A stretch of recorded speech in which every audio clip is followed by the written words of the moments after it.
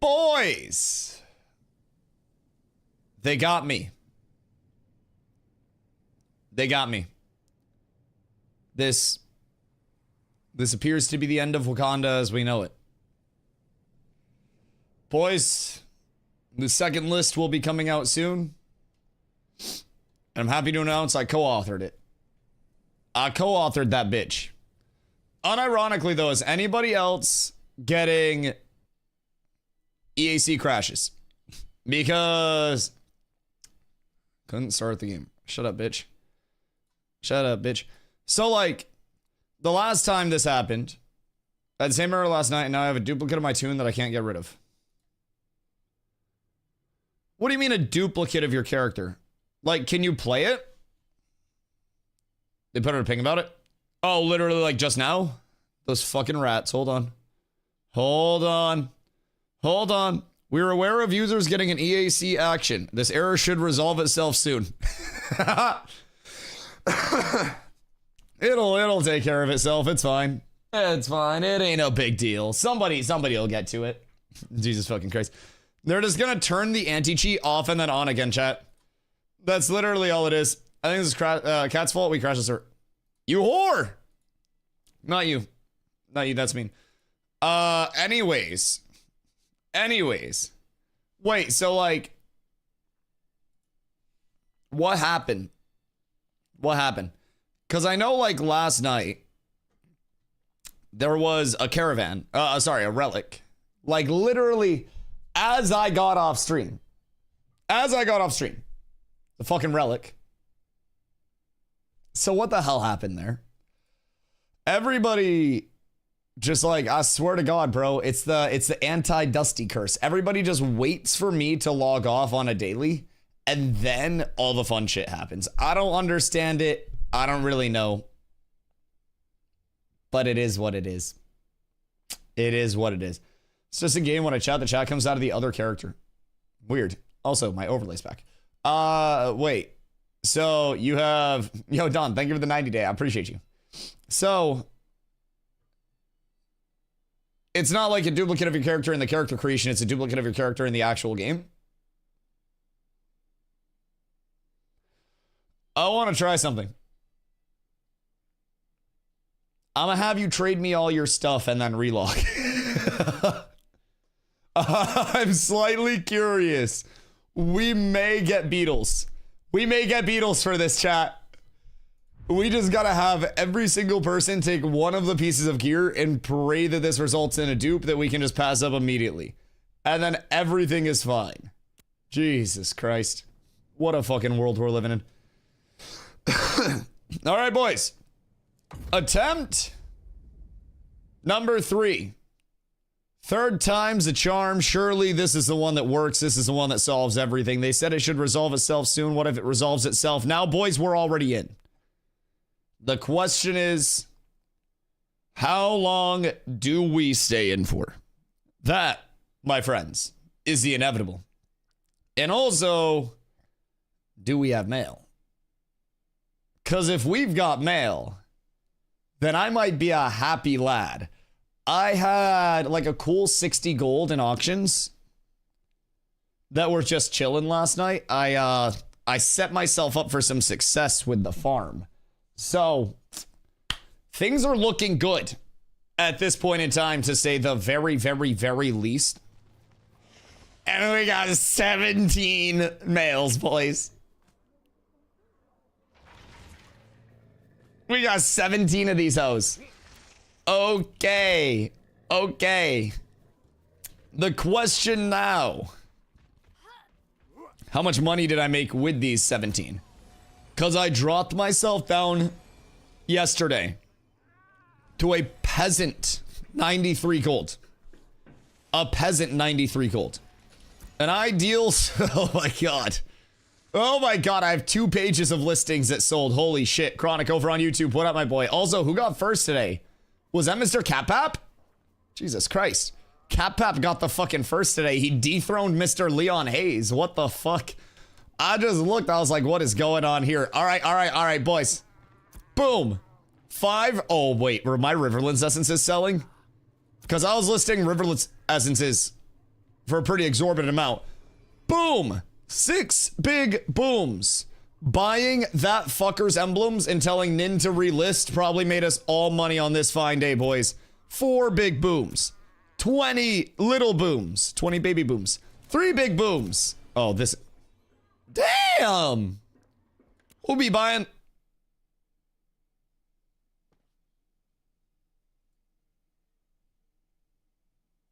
I promise these are legitimate funds. I did not extort anyone. I legitimately, I earned this money. I'm a blue-collar veteran man. No! My money! They don't want to see a young Dusty hit a come-up, chat. They don't want to see it happen to him. They don't want to see me running through the streets throwing money out for the boys. They don't want to see the community stimulus package that is DustyWhy. Jesus Christ. Jesus Christ. Everything's bad. Boomed yourself back to the login screen. I made too much money per hour, bro. I swear to God, I caught an auto flag. I swear to God. How many Steel Bloom emblems are you still sitting on? I usually liquidate at the end of each day, honestly. Like, if things are not spoken for, then I immediately liquidate because I sell in guild for cheap. And then I sell out of guild for like, for example, yesterday I listed at 72 silver and then in guild I sell at 50. So last night I listed like 65 at 72. And then I listed like 80 Riverlands essences at 7 silver, 50 copper. So it's not like it's going to be a generational payout, but like I should, providing everything sold, be up like 50, 60 gold, somewhere around there. Good morning, Oof. Where were you last night? I went to bed. I'd been on the game for like 11 hours. I went to sleep like a normal human being because apparently people only fucking PvP at 3 a.m. I don't understand why. I don't know. I don't know if we're waiting for fucking Australia to get on or what, but hear me out. What about a little normally scheduled programming up in this bitch? Yeah, it was horrible.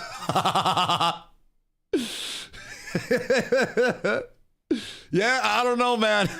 Literally, I'm getting ready to tuck in for the night and go to bed. And I legitimately, people are going PvP versus Pyongyang at Steel Bloom. And I'm like, man, I just left Steel Bloom to go list my shit, right? And then as I'm getting off, I start watching Gundam Hathaway, which, by the way, fucking insane. Fucking insane. Just if you haven't watched Gundam Hathaway, probably watch Gundam Hathaway. Genuinely insane. Very, very, very good. Had me actually like jaw dropped staring at the screen the entire time. It was an incredibly, incredibly good watch. So if you guys are ever bored, you're ever looking for anything saucy, I would highly recommend a nice little Gundam Hathaway. It is, Gundam Anything is going to be solid. Oh my God, dude, the animation was insane. The story was good. It was gripping like a fucking gorilla grip bussy. It was going absolutely insane. It was wild. Can I get somebody from Naps to come pick some stuff up, by the way? Excuse me. Excuse me. But yeah, it was a really fucking good watch, man. I was incredibly happy. Also, overnight oats plus 50 gold, boys. Did your guild get the relic? One of them made it to Mira, but apparently at this point in time does not show up in the reliquary, so it got fucked up. And then I guess, were there 2 that dropped last night? Because that's fucking wild, by the way, because I'm hearing reports that there were 2 fucking relics, which is absurd, by the way. There's no way. Bro, what is with this? Please! I just want to play the game. I should have bought Dragon Tree yesterday. Dragon Tree doubled overnight. I thought it was going to drop and there would be more liquidity. But unfortunately, is cooked. PP was fun, dude. Jesus Christ, why are we fighting at 3 a.m.? Brother, I was fighting my pillow at 3 a.m. Holy shit. The relics self-duped, then both disappeared. Ah! Yep, that makes sense. That makes sense a lot. What are your thoughts on guilds dropping guild to avoid war decks? It's pussy shit. You spend more time dropping guild to avoid decks than you would just running in for the 100 kills. Personally. Couldn't comment on Katsubi using the robo exploit to crash the server. I heard, so basically, I'm going through guild Discord today, and in our general, I see a post that's like, hey, so be careful if you guys are all using rowboats. Apparently, it may or may not crash not just the server, but the server worker, but the entire server. I wasn't there for it, but that sounds funny as fuck. I don't know what happened, but science was done last night, I think, and that's why I log off around midnight. Past midnight is where the demons come out, bro. That's when you got the bots and you got everybody running off the goofy juice. I can't condone what Zombie does with everyone when I'm not around. Not our fault they bugged the caravan. So wait, what happened? We trapped the caravan boat with 20 rowboats. Wait, no shot. No shot. So they had a rowboat, or they had a caravan like boat with the relic. And then you guys surrounded it with a bunch of rowboats, and then the rowboats crashed the server? God damn it, dude. Why'd I have to watch Gundam Hathaway last night? Why'd I have to do that? A beautiful movie, but fuck me, man. That's tragic. We're gonna need to run that back tonight. All I've seen on Linux Discord is the Federation doing this to avoid war with RDM and locked in. Sad to see. Fed or dead, baby. Fed or dead. So anyways, Fed basically like had a little bit of a rough go after the whole like pirate software incident. Like it got kind of rough for them because they very much like, you know, they cooked Pirate Software's group, right? But that also wasn't necessarily an incredibly difficult thing to do. And along the way, there was this big narrative that, like, you know, it was fucking Fed rolling everybody. If they can take down Pirate Software, they can take down everybody. And then Shoal happened. Was it Shoal that we all went to? It was basically like the post-Vyra Lilith time, when Vyra and Lilith were put on the same server. And then there was like the Fepsi Alliance, which fell apart, which was Fed, Polar, who else? Somebody else. Fed talking big, then showing up to 2.5 and getting absolutely destroyed was fucking hilarious. Hear me out. They didn't... No, I'll just fuck myself. They didn't just talk big. Like, it was literally... Hey, yo, Willow. What up, Michael? Oh, the stream was good last night, brother. Thank you for the T1. I appreciate you. Man, I swear to God. I swear to fucking God. Please. I know this shit's gotta get taken, like, care of on its own. It's gotta pass. It's just got belly cramps right now. But bro, I've been getting EAC kicked since I logged on stream. This shit annoying as fuck. They just did EAC updates like a day ago. Why does everything break when we fucking update it? Why? Like, I've literally... Is it not possible they just fixed EAC?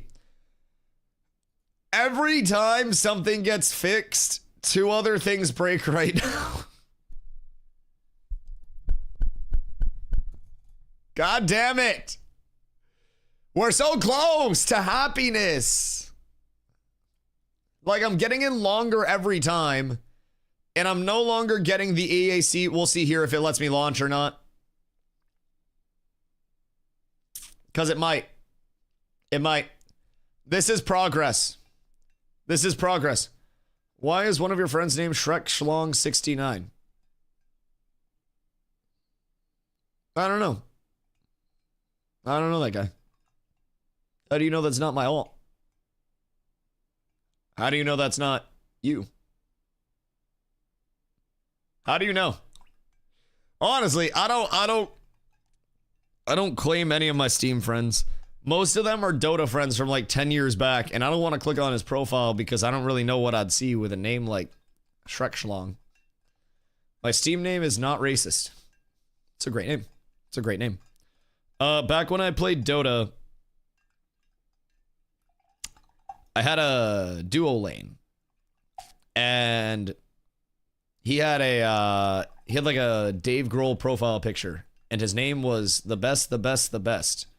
And he would just go into team VCs, and he would hit the whole like Foo Fighters-esque like the best, just over and over again. And then my name for lane was the absolute worst, and I would just say fucking nothing the entire time. The entire time. I would just sit there, and I would just chill. We'd make sick plays. He would screech into the microphone, and it was fucking gorgeous. At one point, my Dota name was the Tear Collector, because all I did was roam around, and I just collected support's tears. I would get slurred like 10 times a day in different languages that I didn't even know what the slurs were until my team and my friends would tell me. It was a gorgeous time with Steam names. A gorgeous time. Don't you pregnant zombie me? I'll pregnant zombie you all I want. I'll pregnant zombie you all I goddamn want. What does it even mean? Don't worry about it. You guys have your internal structure. We have our internal structure. You don't have to worry about it. Our internal structure revolves heavily around zombies' internal structure. Everything is fine. Holding load screen for an additional 22 seconds. What the fuck could you need 22 seconds to do with the load screen? But no, that's fine. Fine, I'll just... So chat, anybody have any plans today? Because honestly, I didn't plan to play Ashes anyways. I was just planning to sit here on this beautiful, beautiful load screen. Oh, wait. Well, hello there. Well, hello there, game. Hold the phone. Hold the phone. Am I in? Hold on. What? Mr. Sir, what you doing down there? I mean, honestly, dwarf advantage. I'm gonna be completely fucking real. Dwarf advantage over and over and over again. Why did Dragon Tree in Heroic go up so much overnight? Did I actually Dusty affect that bullshit? Because I swear to God, Dragon Tree in Heroic last night was literally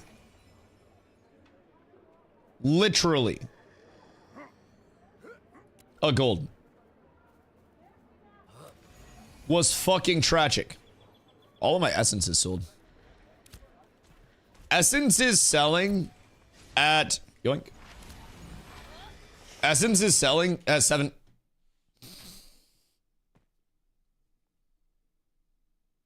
Got 5 emblems for me. I can't even play the game. I literally can't even play the game right now. Also, I need to farm up more. My stock got bought out last night at an exorbitant price. So, I got more to do today. I want to make my one-handed axe. And then I want to go back with the one-handed axe. And then I want to level the one-handed axe. The only problem is... I'm gonna bard until I hit 20, or until you kick me out, / another bard comes. Massive. I need heroic dragon trees. And like, I need 15 heroic dragon. If I get that, I can literally craft my weapon right now. Super easy. I don't think 15 heroic dragon exists right now. But in the event that Heroic Dragon does exist, I need it. Now also, I kind of want to lead an expedition into the Goondark to acquire these dragon trees. And then I will need to hit up Valdred, and I will need to come up on some of his Goondark essences. And then we'll be set. Tried closing and restarting Steam, not having AC issues, but it helped when I had them before. Yeah, I tried that dumb bullshit twice already. I got the tech spot for dragon trees.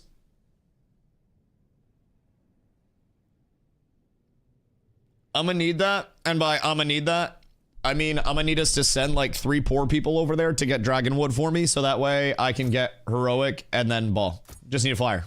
Oh, word. Wait. Can you give me some? I don't know if you have 15 heroic kicking around, but like, stop cheating and you won't get kicked, idiot. Listen, I didn't get EAC issues before you started coming in chat. I'm just saying, man, takes one to fucking know one. The Dusty files are gonna go even harder. My files would be actually so boring. It'd be really fucking boring. I'd basically just be like, man, fuck EAC issues. Dragons are so easy to see from above. Oh, is there because the canopy difference, right?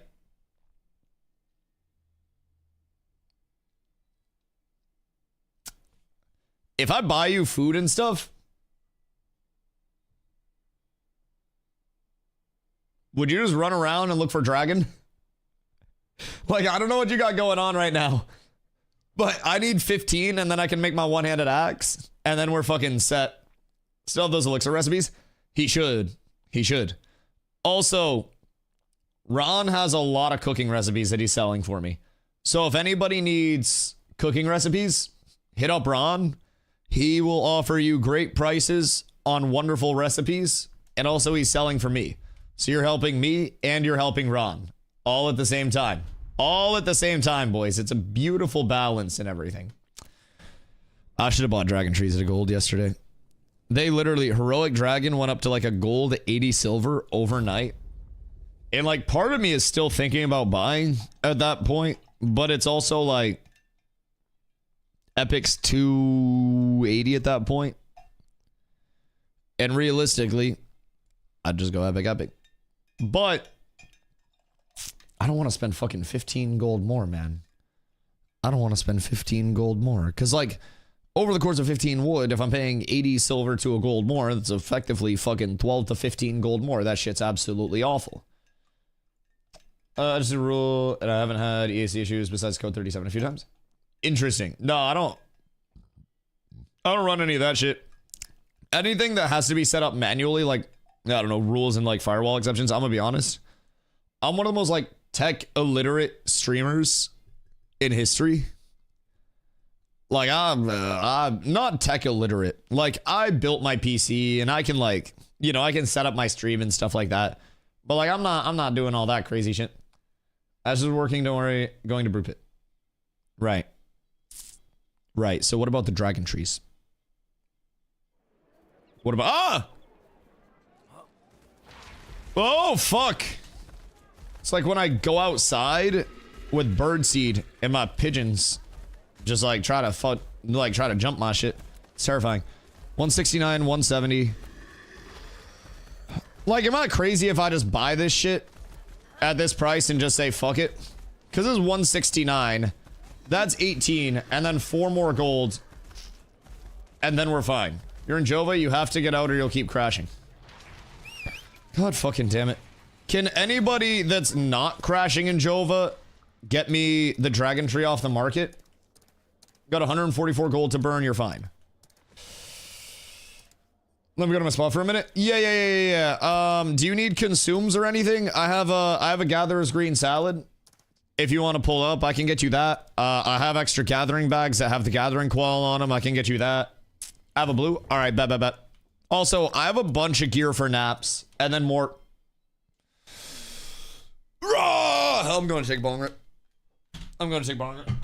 There's no other scenario. Be right back.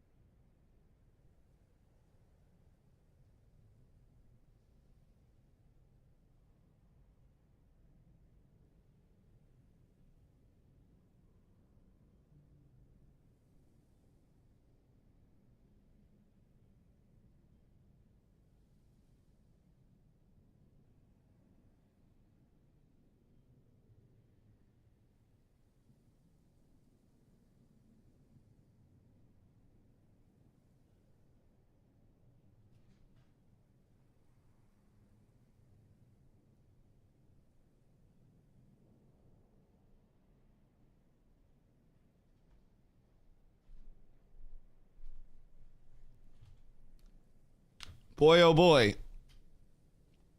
Boy, oh boy. Do I really, really, really love easy anti-cheat? It's easy to piss me the fuck off with it. God damn. What in the goddamn medium well done beef Hellington is happening here? It's okay. We persevere. We persevere. Dusty Leon gave me a couple ideas for emotes. Oh, really now? I got that last night. How many dragon trees? 15. 1-5 in terms of the dragon woods. So technically 3 dragon trees in heroic if you happen to get them. Anything that you don't get, I can just buy. But it went up overnight like fucking 80%. So that's kind of some baby back bullshit. Also, just in the event that you happen to be there regularly, I'm also going to be looking for enough to make a 2-hander. And then I'm going to sell my max HP 2-hander in the guild. And I'm going to roll a Night Reaver Great Axe as well. I'm going to go double Night Reaver. And then I'm just going to enchant the shit out of it. I think. Just get them both up to +6 with the double power roll. And then just scale up like crazy. Because I've got enough max HP and I'm only getting more max HP as I continue to go. And if I'm going double Night Reaver, most of the time I'm going to be on my shield anyways. So I'm trying to get the Night Reaver 1-hand crafted right now. And then the Night Reaver 2-hander. I've already got one of my 2 legendary Juneskosh. I bought one at 22 gold yesterday. Stomps has zinc for me, so I can do Lego, and then I can do common zinc, and then I can do heroic wood. And then I'm at a heroic weapon. And then I just enchant that heroic weapon. And then everything's fine. Got the Ranger 25 last night. Fucking massive, brother. Absolutely massive. So, what are your goals now? Just gear the shit out of me? Because, like, I'm down. I have no oppositions there. Should we hear? Yeah. You chilling, Willow? You chilling? Sentence to be a Hero episode today. I haven't watched Sentence to be a Hero yet. I heard that the second episode was way worse than the first episode.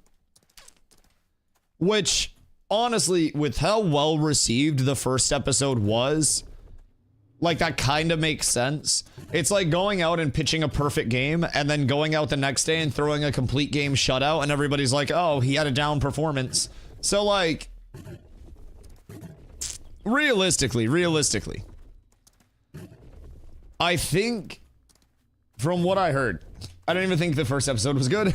I haven't watched it yet, so I can't formulate an opinion. I don't deserve to have an opinion at this point in time. I need to watch before I can yap too much. But from everybody's like feedback in chat, everybody's opinion in chat, it seemed like the first one was just like pure testosterone and adrenaline. And then after that, the second one was like more story driven, so it was like more slow and boring.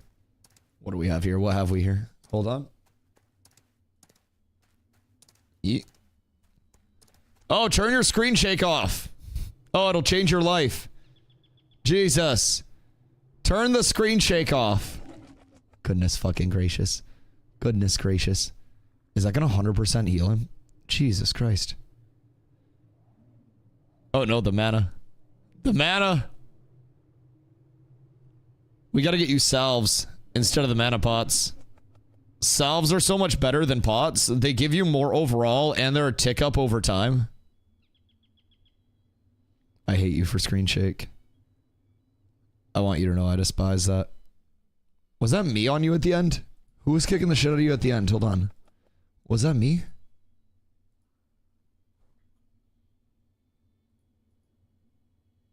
No, that's Steezy.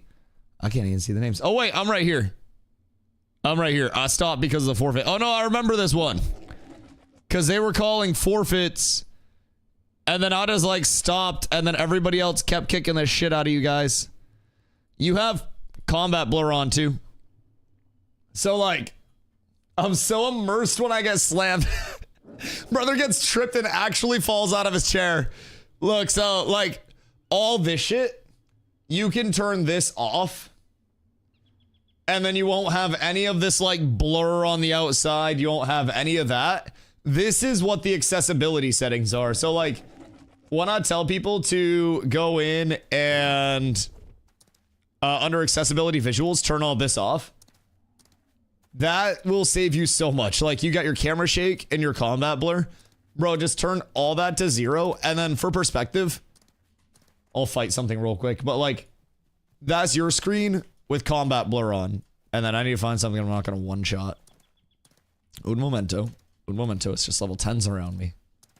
But that's your screen with combat blur on. And then with screen shake on as well, right? We saw the clips. Hold on. Hold on. I'll go over and I'll see if I can get some screen shake action like it's peak 2000s Fortnite montage. Hold on. Ooh, huntable gram. Huntable gram. So like, nothing that I do is gonna shake my screen, nor will I have any combat blur, so it's always just gonna look super smooth and consistent. I also just have all of my AoE shit on right now. I have this like, this tank fantasy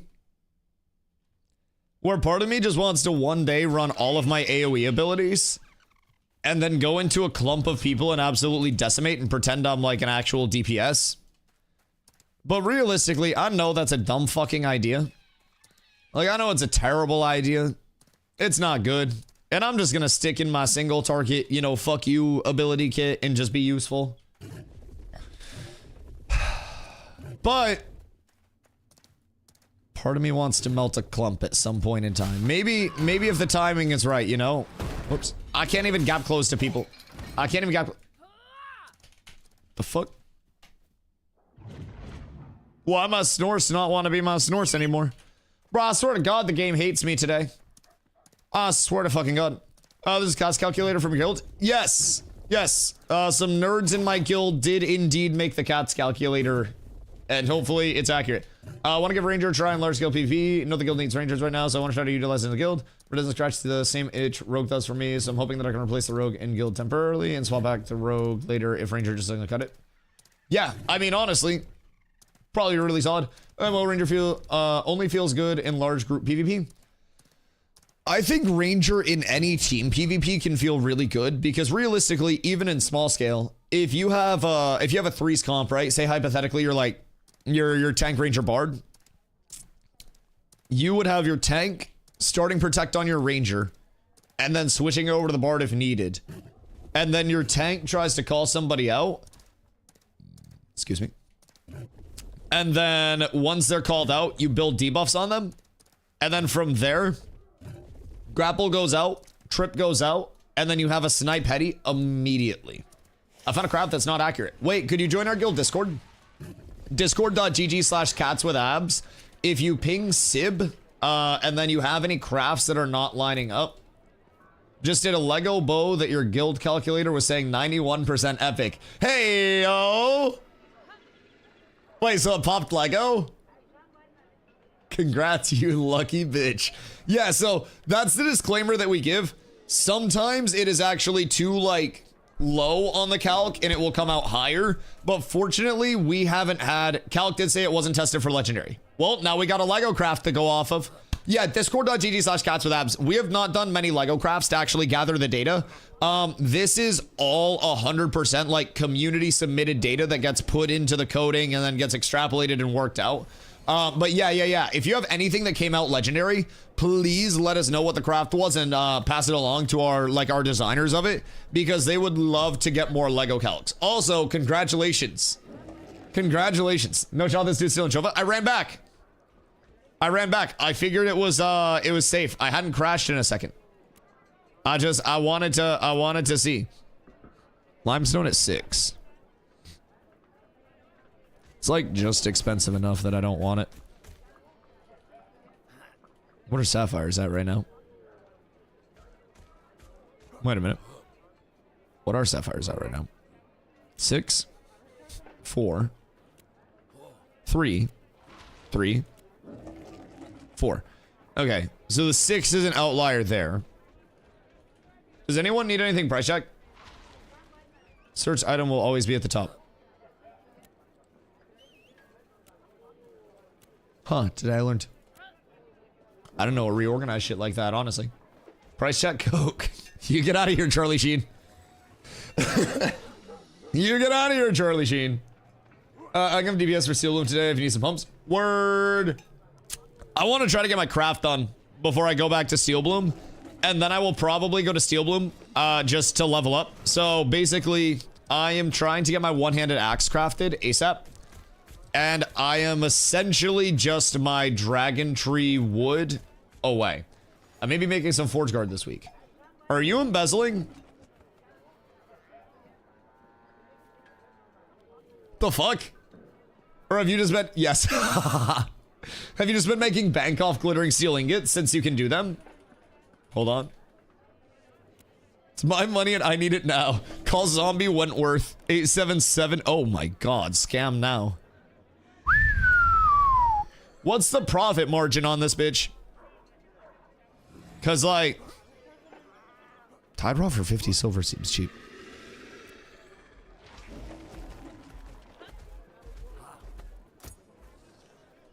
Hold on. Because I know we need Tide Rods. What are they at right now? Okay, that's fair. Probably not the best search, DustyWhy. Alright, hold on.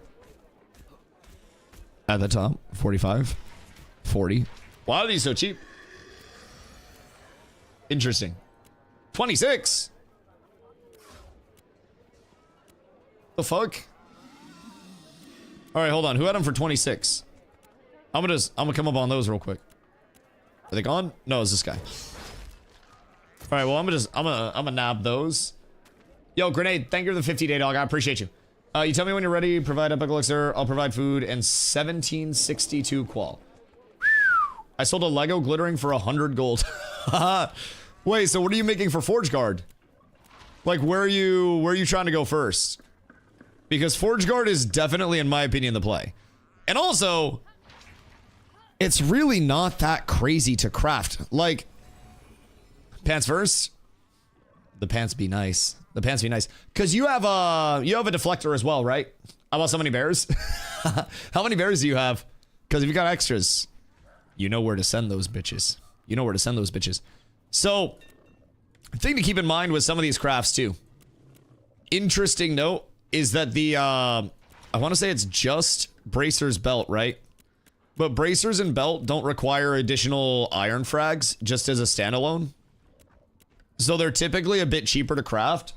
Granted, you can typically get around that, but this would be a super cheap 3-piece for you to get your bulwark at that point. If you have enough to craft Greaves, just fucking slap these bitches on as well. The belt's honestly really not bad, and the bracers are one of the better bracers in the game for us right now. Fizz crit chance, fizz power, and fizz crit power. So like, I say you slap that 3-piece on and then just ball the fuck out. This is where the slate's gonna come in handy. I just don't know which we have at the moment. Bracers, chest, shoulders, gauntlets in my inventory right now. And then I think I've given more over to Steezy. So I was going through my recipe storage yesterday. So in my bank, I have insulated Braith Reach pants, Journeyman Scroll Processing XP, Elixir of Lumberjacking, Weaving, Wisdom, Tomb Plate Hands, Stone Glen Hands, Stone Glen Head, Torn Admin Legs, Torn Scout Hood, Glittering Spall Ring, let's see, Tide Raw Earrings, some Thorn Strike bullshit, Forge Guard's Deflector recipe, a Tide Rot ring. So like, I have most of the recipes that we're going to need. Just like chill in here. So it's nice. Who's the Cat's Elixir guy? Lesh is doing Cat's Elixirs at this point in time. Let's see. Forge. Another Forge Guard's Deflector. No other actual Forge Guard stuff though, unfortunately. So it looks like we need the belts. And then we don't have the pants, unless that's already been given out. Hunter, thank you for the hydrate. Roge, what up, my boy? Hope you're having a good day, dude. I am trying to get crafts done today. At least craft done. I want to try to get my one-hand weapon sorted. And realistically, like, Zombie's doing a loop for me to see if he can find any dragon trees right now.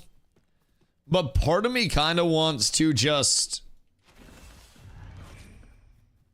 buy it and then call it good and be done with it. Like, but I don't want to be frivolous with my money because I got so much more than just a one-hander that I got to craft. Steaton, thank you for the 90-day dog. I appreciate you. That's fucking massive. So I'm trying to be cautious with my spending and make sure I just don't like blow my money. Make sure I'm econing along the way. Make sure I'm making smart decisions. So I'm trying to, you know, make it last and make more money with my money. Also,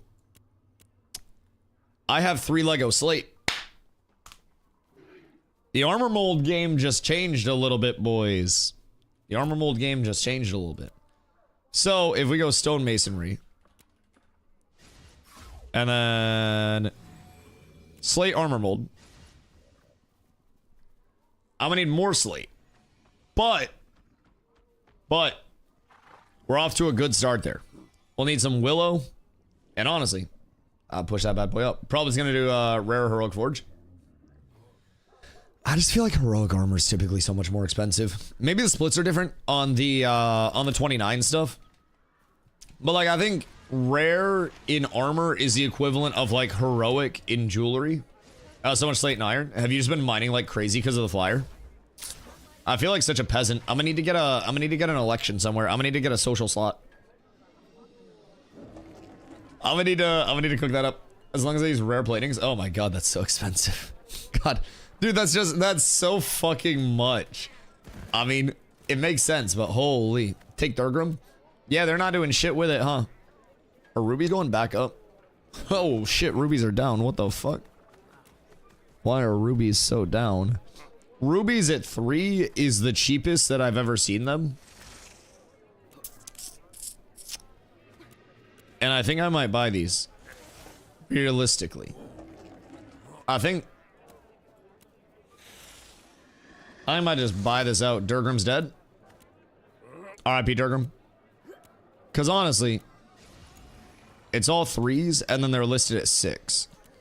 So what I'm going to do is monopolize. So I'm going to grab all of these. Because honestly, this is the cheapest I've ever seen these. This market's getting bought out. And I'm going to relist for a little bit higher. Make my money back. And then I'm going to also have some to craft with. So out of nowhere, plus 17. Oh, I got 1 completed as well, so that's nice. So realistically, I could save this for 2 epic pieces of petal shard. Or what I can do is I can go here and I can sell... Excuse you. Excuse me. These. And I can go 9 on the slider. And then 550. And then I list. And then those will sell before the end of the day. So, I'm going to get my money back on that. And I'm essentially going to be spending 1 gold per Lego ruby that I just sniped. So kind of solid. I could always sell the rest of them at different prices as well, but pretty happy with how that all shaped up. The storage is looking pretty solid too. I have some extra zinc armor platings. I have blue zinc. I have a Lego June Skosh that I'm just sitting on right now. I feel like I'm doing well. I feel like I'm in a pretty good spot. And the fact that I just moved the entire ruby market. Surely that's my bugged login one, right? Yeah, it's my bugged login one. Jesus Christ. I thought that was going to be cooked. So yeah. I feel like things are going well at this point in time for me. The Econ is always an ever-flowing thing, but I feel like 1 Econ move a day keeps all the bad stuff away. What are you selling that lumberjacking elixir recipe for? Wait, I had lumberjacking elixir? Demon, I swear to God, if you're coming to undercut me, I will kick you in the balls. I swear to fucking God. What you selling? What you selling, piece of shit? What you trying to get out your storage, demon cow? What are you trying to do? You trying to list for 549? I'm on to you. I'm on to you, rat. Anyways. Elixir of lumberjacking? Wait. Do you not have it? I don't know. Just give me an amount of money. I don't really, like... need to scam you on it, if I'm being honest. I'm not too worried about making a comeuppance off of you. That's getting destroyed. That's apprenticeship. I'm not too worried about making a comeuppance off of you, if I'm being completely honest. So, I mean, if you want to throw me money, then great. If you don't want to throw me money because you're down bad, then you don't have to. Trade for a jeweler elixir. I need one. I do not have a jeweler one. Jeweler elixirs are cheap as fuck. Isn't it just 10 basalt? What do you need? Let's see. Thornstrike sword. Do I already have that? I got 2 of those. Wait, am I tripping? Oh, that's the caster one. We have the fizz and we have the caster one. Okay, they're both bad, but those will probably sell for something. Divination mirror. Buy. Let's see. Petal shard, rose thorn, halo bound. Buy. Alright, so the rest of this shit will probably sell for like, I don't know, gold a piece. Like a lot of the junk recipes can still be recycled into something in some like mass sale. There are always crafters that are going to want shit. And as long as you can find those crafters that are coming up late. Do you need anything else, by the way? Elixir lumberjacking. Do you need weaving or wisdom? If not, what do those sell for? Also, do you need scrolls? Because I have many scrolls. You can expand your item storage at the top. The item storage itself, yes, but I have to pay gold for that. And I'm not paying 5 gold for that. That's a fucking scam. I could also buy another materials tab down here for 5 gold. But I'm not paying fucking 5 gold. That's fucking ridiculous. It's 1 gold if you buy in home node. Oh, yeah, you see. Hold on. Seen my mirror? Hold on. But wait, there's more. But wait, there's more. But wait, there's more. And this was previously filled with all zinc when I was doing my Rosarium guard. The item one also discounted. Oh, word. What tier rep you gotta have for that? Can I swing that in a little T2 ski situation? Need more zinc? Always need more zinc. Yeah. Yeah, because I mean, the next step in armor is going to be, for most tanks, Forge Guard. And that's going to take a whole hell of a lot of zinc as well. Just an ungodly amount of zinc armor plating for the whole set. It's an expensive craft. And then after that, realistically, back the copper with slag earrings. Which is why I'm holding a good amount of copper. I also think that's a relatively affordable craft and high rarity. The crit with this is great. And also the max HP, max mana for shit is fucking huge. You can, if you want to, go Tide Rot. But this is also going to be 162 rubies, 2 sapphires, 5 tin ingots, and then 60 bluegill. So, it's a little bit of a difference maker there. 30 rubies. Yeah, you craft these probably in like blue. I think in blue, these will probably give like 415-ish max HP and max mana per. So you'll be looking at like plus 800 overall. So it's solid. I think the price point's good. These are traditionally just really good earrings. Tide Rot are very tanky. Defense, max HP, and con on them.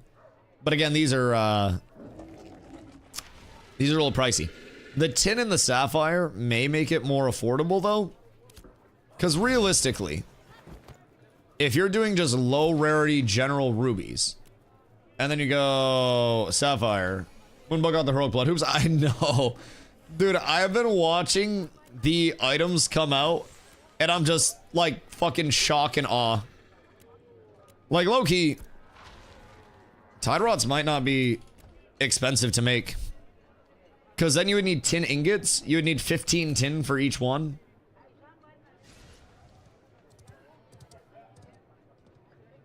Wouldn't be bad. No foam cast.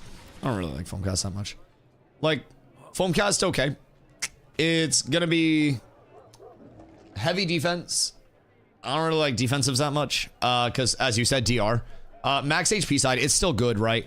I think your big three, realistically, if you're going the defensive side, you're looking as a tank, either foam cast or Tide Rot. Tide Rot, also defense, right?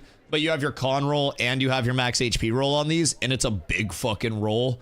So I like Tide Rot more than I like Foam Cast in this situation. Foamy's the way to go for squishy. I would say Tide Rot for squishies. 394 defense per. That's fucking huge. That's basically another bad piece of gear. Like, if you split this into a medium, or like, look at my boots. That's 439. You're essentially getting another pair of boots by putting these on. And then you get 2 more pairs of boots. So mitigation wise, like, I'd say you're going here. Pure max HP, pure con, pure defense. Like, this is your raw defensive.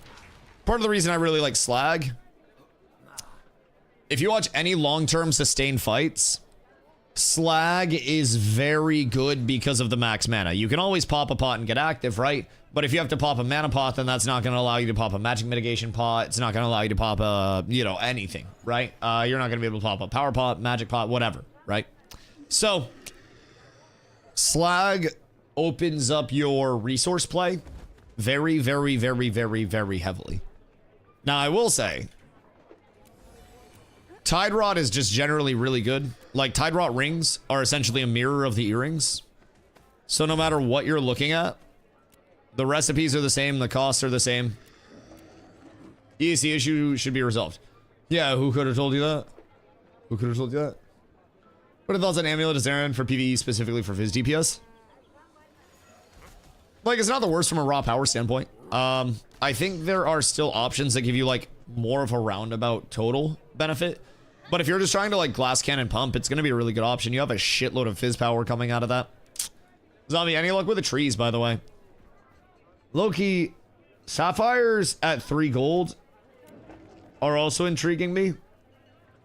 Because they jump up to 6. Like, very quickly. Fuck it, I'm gonna do it. I think I'm gonna do it. I think I'm gonna buy it out. Check Emerald. I think Emeralds were also relatively cheap. Never mind. Emeralds are 10 gold. Emeralds are not relatively cheap. I'm thinking I might buy out the Sapphires. Because these jump immediately up to 6. And if those go, then it's a double up. Goddamn market manipulators. You shut your whore mouth up. Are you coming over to undercut me? What'd you list today? The fuck did you list? You tell me. I'm gonna hedge my bets in some Sapphire futures as well.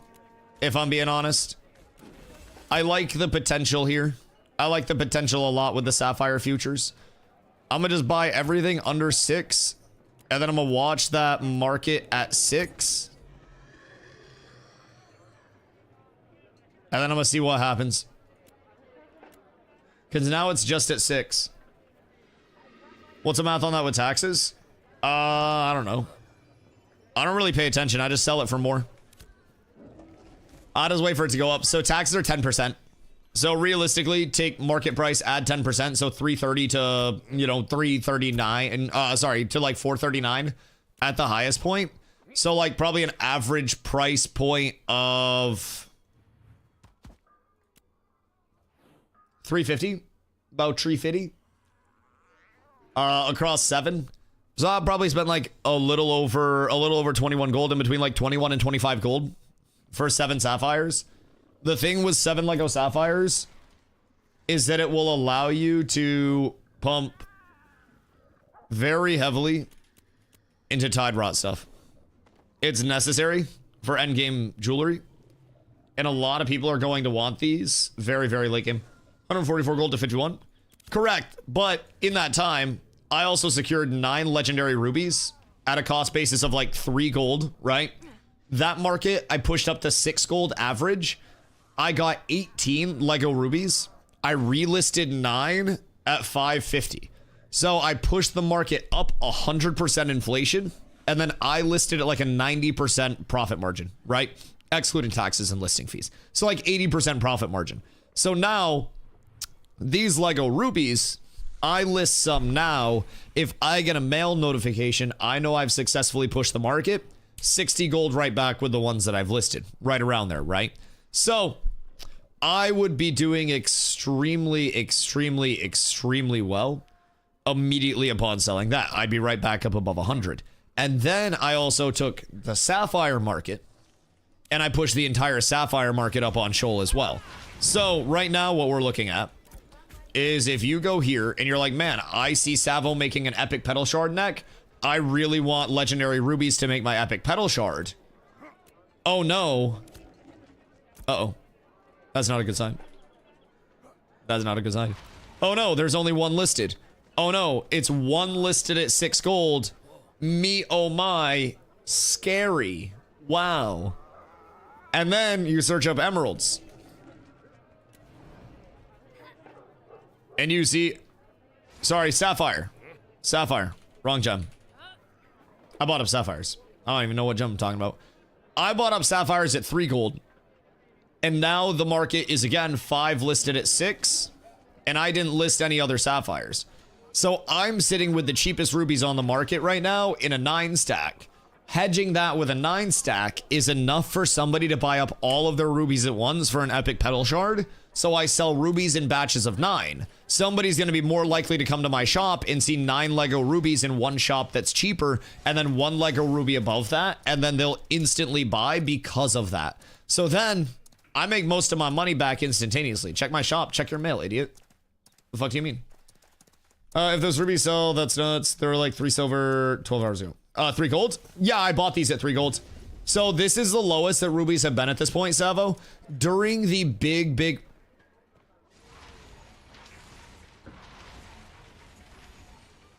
Did I just get booted out by security? But anyways, during the large push where people were trying to craft, like steel bloom jewelry like crazy, right? Or petal shard.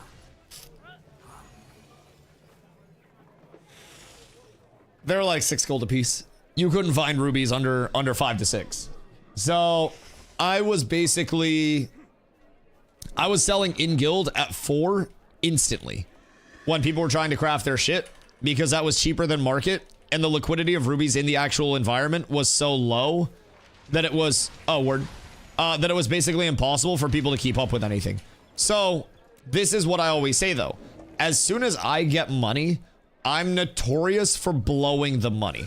And not blowing it in a bad way, but blowing it in a way where like I'm not afraid to spend money to get myself something else that I may need. Like I'm probably going to blow even more money and drop down to like 25 to 20 gold here. So that way I can get the dragon tree wood and start the processing. So that way I can make my one-handed axe and not have to worry about it. And then from there, I can just sell this to get back the funds for the dragon tree wood. So I'll probably drop down a little bit more. Peepnin's shop. I will have to buy this dragon tree. Because right now, dragon tree, it inflated overnight. But also, I could just buy what I need right now. I need 15. So if I go... Goddamn stupid wrong search bar. If I go Night Reaver, one-handed axe, right? I'm gonna need to hit Valdred up for 30 Goon Dark Essences. But I got my zinc ingots. I need my dragon tree processed into boards. And then I can do my June's Caution of fragments.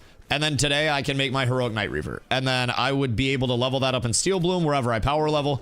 And then just get, you know, more benefit from it again. So I'm going to do that. Broke money and scared money don't make no money. So I'm going to buy the 15 Dragon Tree that I need. And then I'm going to process. And you guys are literally witnessing 100 gold in out instantaneously. Between material prep for the future and everything else.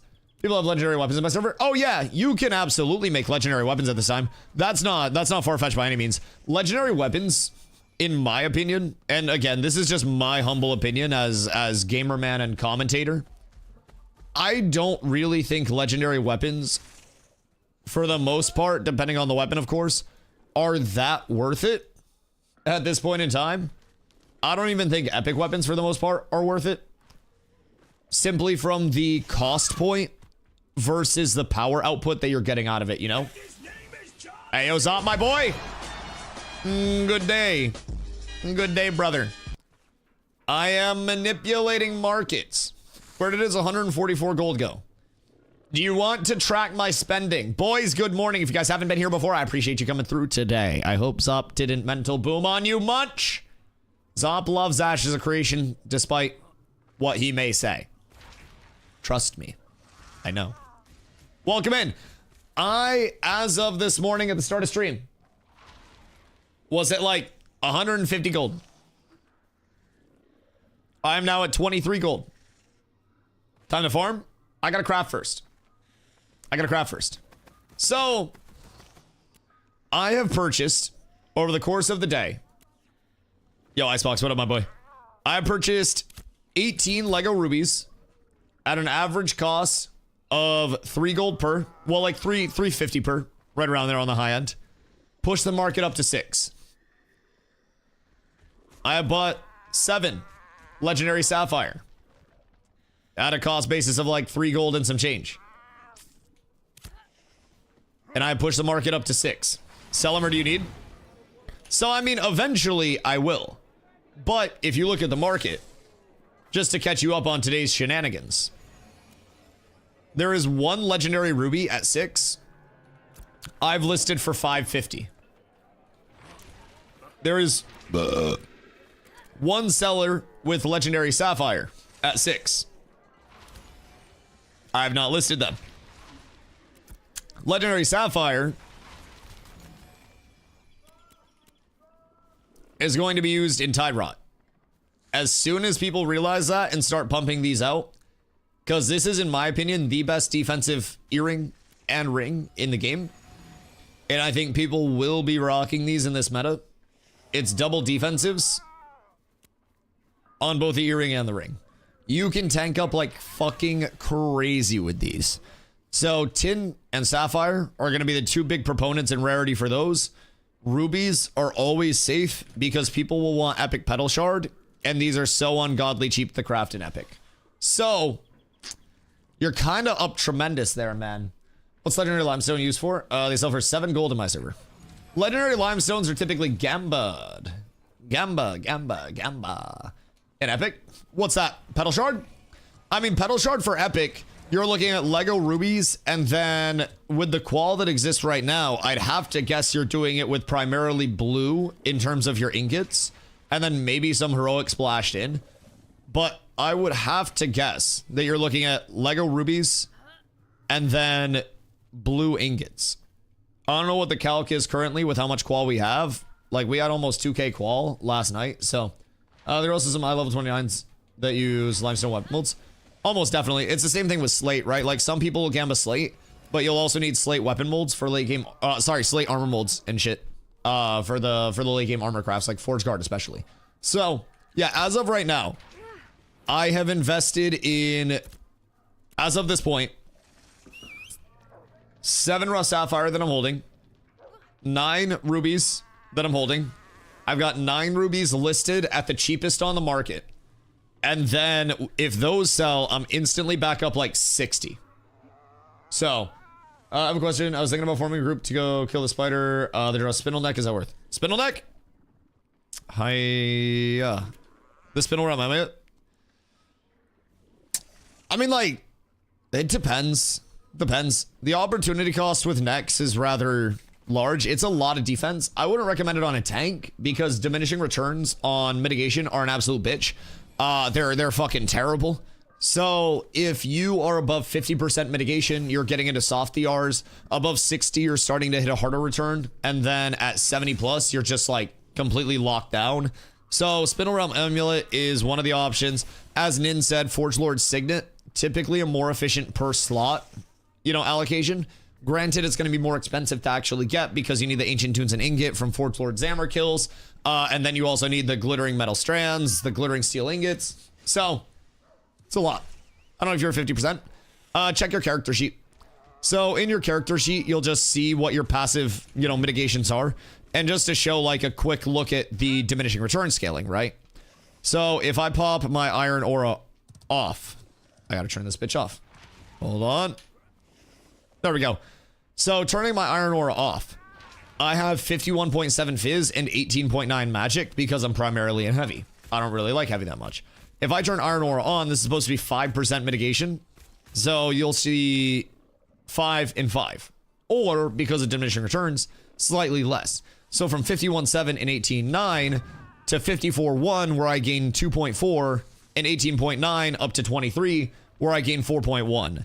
So immediately you're seeing the diminishing returns in action where I'm getting basically 80% of the effectiveness at this low of a mitigation scaling. And then I'm basically getting less than 50%. I'm getting like 40% of the effectiveness above 50. And then on top of that, if I'm like popping cooldowns, then that's supposed to be a 10-10. From my 10-10 there, I'm getting another like 9. And then here I'm getting 4, 5. So it's very noticeable when you start to go up into the actual like diminishing return scaling thresholds. It gets very violent. Also sparks. Do you have lumber milling by chance? Also Jinso, what do relics do? Different shit for the settlements depending on what the relic is. So the relic that dropped last night, if it is owned by a settlement, then that settlement would get, for people that are within its settlement zone of influence, a chance on hit to like poison and wound the target. And then when it's active, I don't remember what the active is. But the one that drops from the bottom of a fallen forge, from Forge Lord Zammer, that is basically a copy of the actual like the anvil itself, which will allow you to craft the things that are typically locked to forge in that settlement, providing the settlement has the nodes. So, not the nodes, but like the building stuff. So it's quite good. It's quite good. With 1800 quality, you need legendary rubies and rare ingots and 4 heroic ingots. Oh, that's easy as fuck. Oh yeah, that's extremely cheap. So people will definitely lean into that at some point in time. Really only a matter of when, in my opinion. Just gonna sell all this flux and then hold those bad boys. Also, Valdred, I know you were lurking. I may need to acquire some of your Jundark essences. I don't know what they currently are or what you would desire for them, but I need like 27 without running around for my one-hander.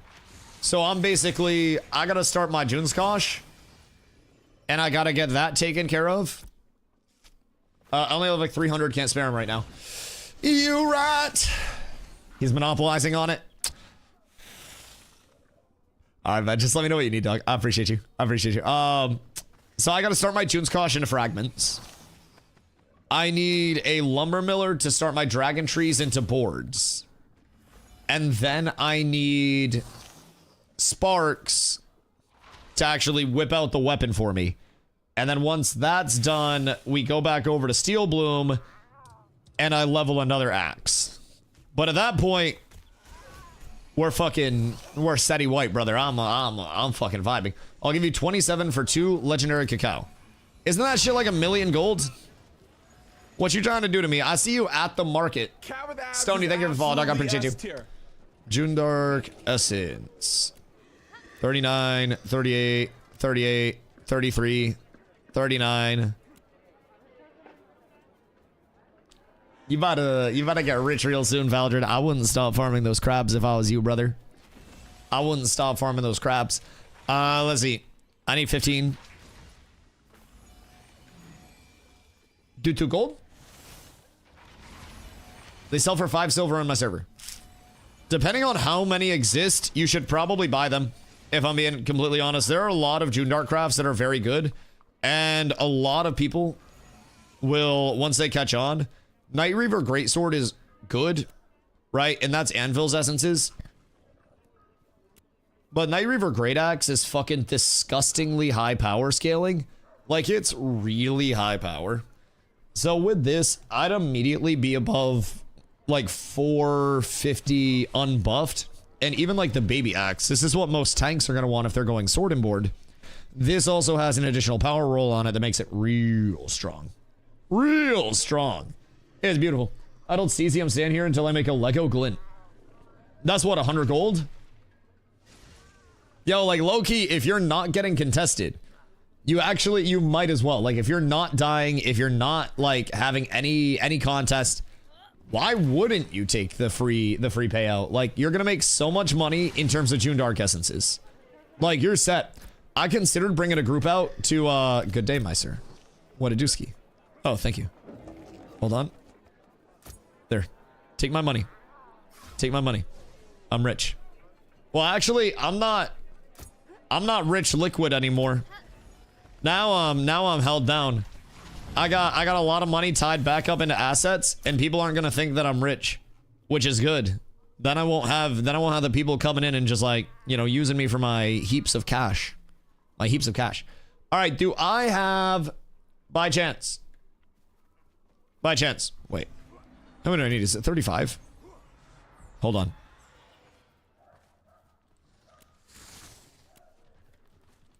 Oh, it's only 30. We're good. I appreciate you. How much is June Dark Essence right now? On Shoal, like 30 to 40. Hovering in that ballpark. What am I epic zinc? The fuck you think this is? Trade chat? What do you think this is?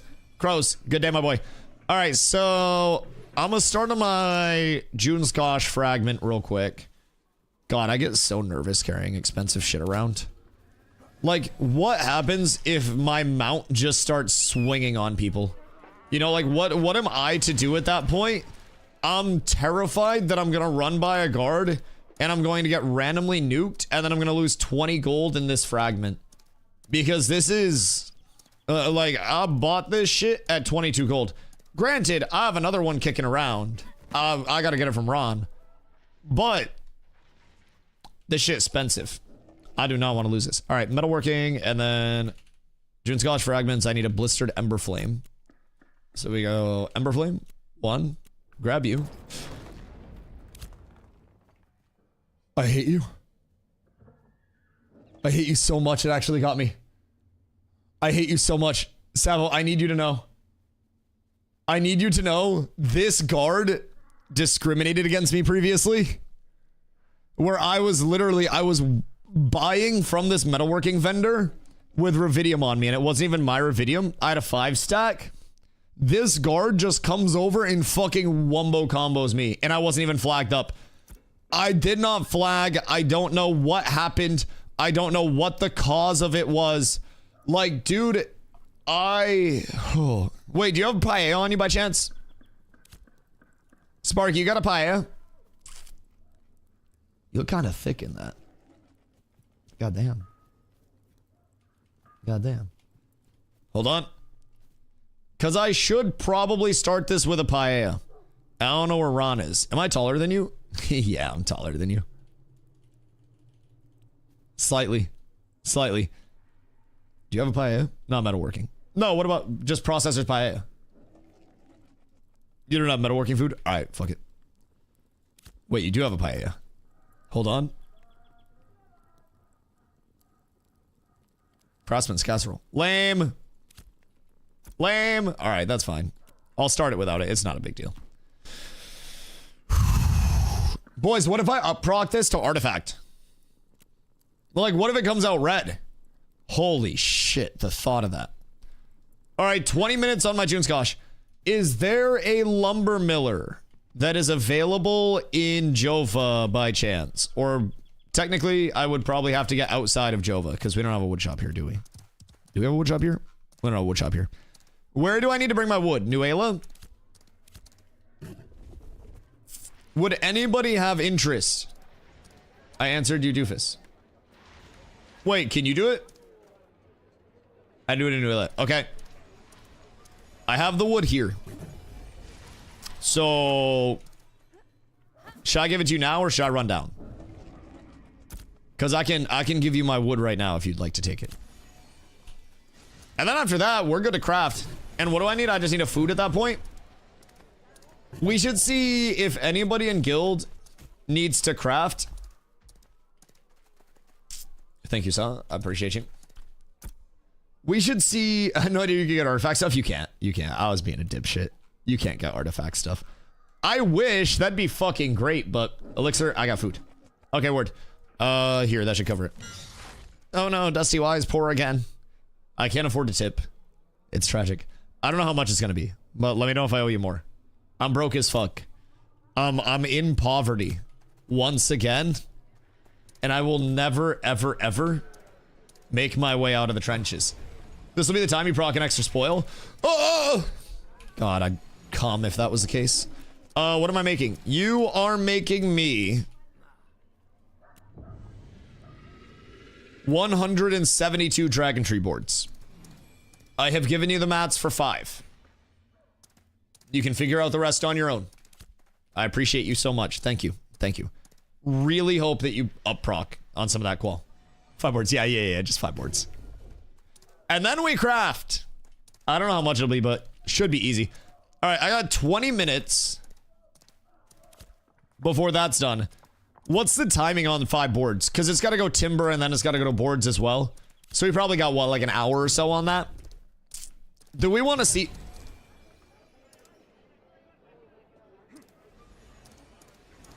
Yes? Can I fucking help you?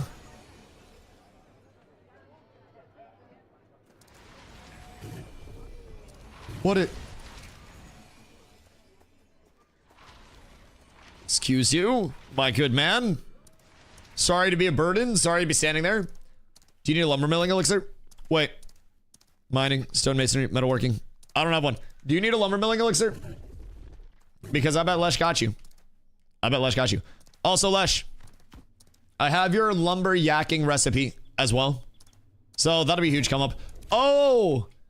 I also have Ron selling like well over 100 gold of materials. Not materials, but recipes for me too. I've liquidated a lot of my storage that was like extra stuff that was cooking at least. And I immediately just sent it to Ron and I was like, hey, sell these for me and I'll give you a cut. So Ron's been working on selling my cooking recipes to his clientele. So as of right now, everything has been going absolutely swimmingly. And I like not having a lot of gold because that means I have active investments. And again, we see a mail noti pop up. We know everything's absolutely beautiful. I don't have any. See Lesh before you go down. Lesh, where are you right now? I could do a quick steel bloom sesh, but also that would only be like an hour-ish. So in that hour...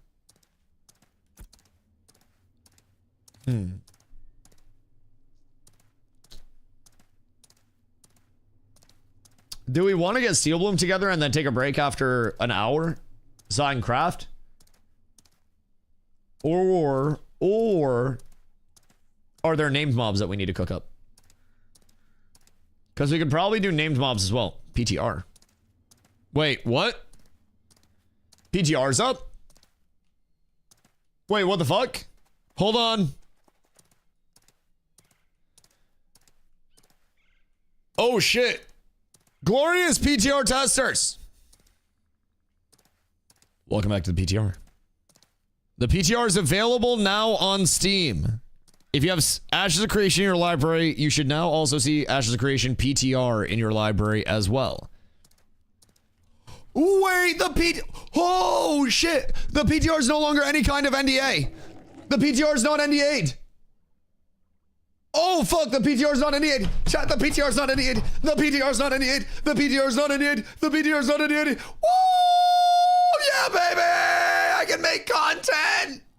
They're not nerfing me! Woo! God, I love Steven Sharif. Oh my god, the PTR is not NDA'd. Chat, you guys don't understand. Anytime the PTR comes up, I have to run a VOD on my screen. Play the PTR. You guys were previously not able to see it because it was visually NDA'd. I couldn't show you it. And now I can. Oh, fuck. Like, that's a game changer for me. That's literally the best news that I've gotten in a minute. Holy shit. Wow, we wah boys. Okay, wait. We can check out the notes then. Because the notes aren't going to be cooked either. Holy shit, wait. I'm updating title. Hold on. PTR up, huge, patch, notes, wow, massive. All right. The title is just clickbaity enough. Holy shit, I'm logging in right now. Oh, dude, I'm actually sweating. Oh, fuck. Wait. I'm shaking. I'm so excited. This is such a game changer for me. I know, like, you guys don't care because you guys aren't, like, having your screen not shared at all. But, like, this is a game changer for me. Boys! Here we go. This is no longer NDA'd. at all, so I can just share this. Oh my fucking god. No NDA for the PTR, so I can share patch notes. Boys, hold on. Before we go through patch notes, everybody smoke a bowl collectively. Everybody get your coffee. Everybody sit down. We have a huge set of patch notes. Huge set of patch notes. Boys, quick smoke break. Please check your primes. There will probably be ads over this. Please check your primes. Make sure that you are subbed on the YouTube side, following on the Twitch side. I'm live on both right now. Shout out my gangs on both. I appreciate y'all. Boys, I'll be right back.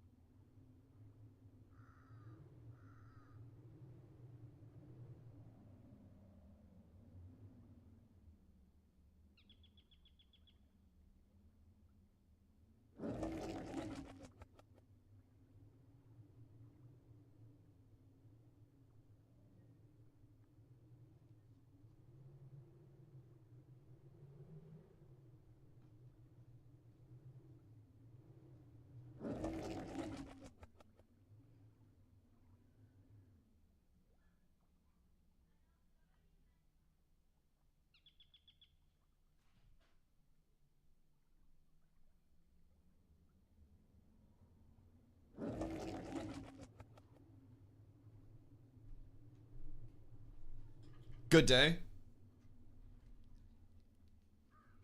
Good day. Boys! Let us peep. This could be a monumental day for the boys. Alrighty. Settlement buy orders have been updated, so they correctly request resources that can be found in each biome and tier. No more asking for things that can't be found. Character, archetypes, and combat updates. Summoner. Changing pets will change the pet abilities that are on your hotbar. Summoners, summoned pets will now adjust their movement speed to stay closer to mounted characters. Can you have your summoner pet like attack somebody or heal somebody while you're mounted? Because I'm predicting a summoner meta now. Used to? I'm predicting, if so, a summoner meta where you have your pet follow somebody around at Mach 9 and then they just can't get away. That's my prediction. Or You have the tank that's going to AoE pull, and then you get threat on the tank summon, and then you have it follow you, and then you just run it around in a circle because now your pet's gonna be super fast. That's my prediction. So, all new characters will start with rations. The character appearance at the character lobby menu and in-game character appearance are now identical. Options selected during character creation will now display properly. New idle animations have been added for each archetype. So tank's gonna be all... Wow, sick. Sport fishing. Fishing near the boundary of server workers will no longer cause a single cast to consume multiple lures or spawn many fish that can't be caught.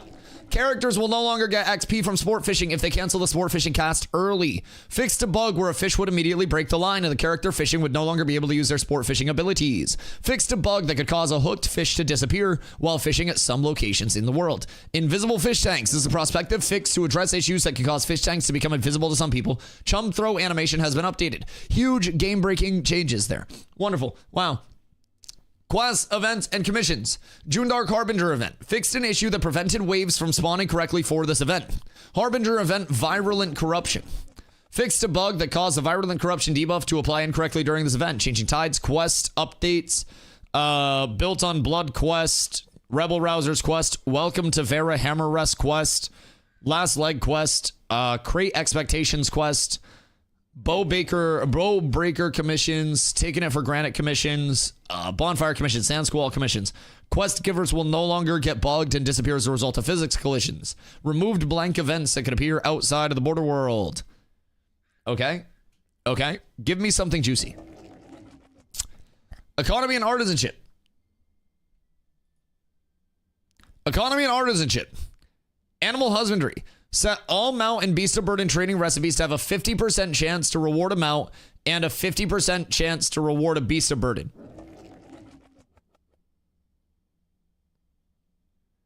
Were these not 50-50? Or does this mean for things like broodlings? Broodlings getting Bob. Baby Bob do. It's gonna be so little. All right. And then removed items from animal husbandry recipes that are no longer available. Enemies, NPCs.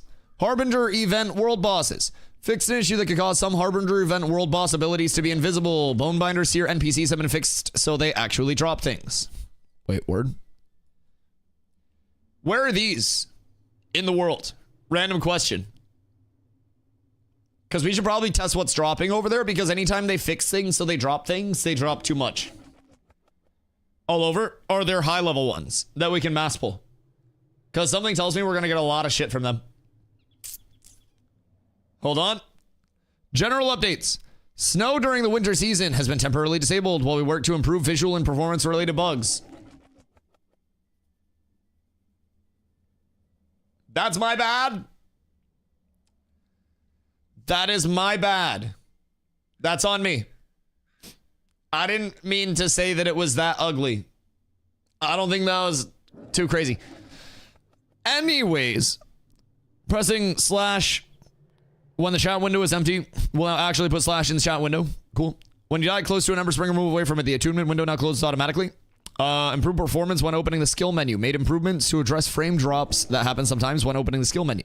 Show none has been added. Jesus Christ, they fucked up, not me. Show none has been added as an option for character visual effects. Show none will prevent VFX from being displayed for the category selected. Performance buffs.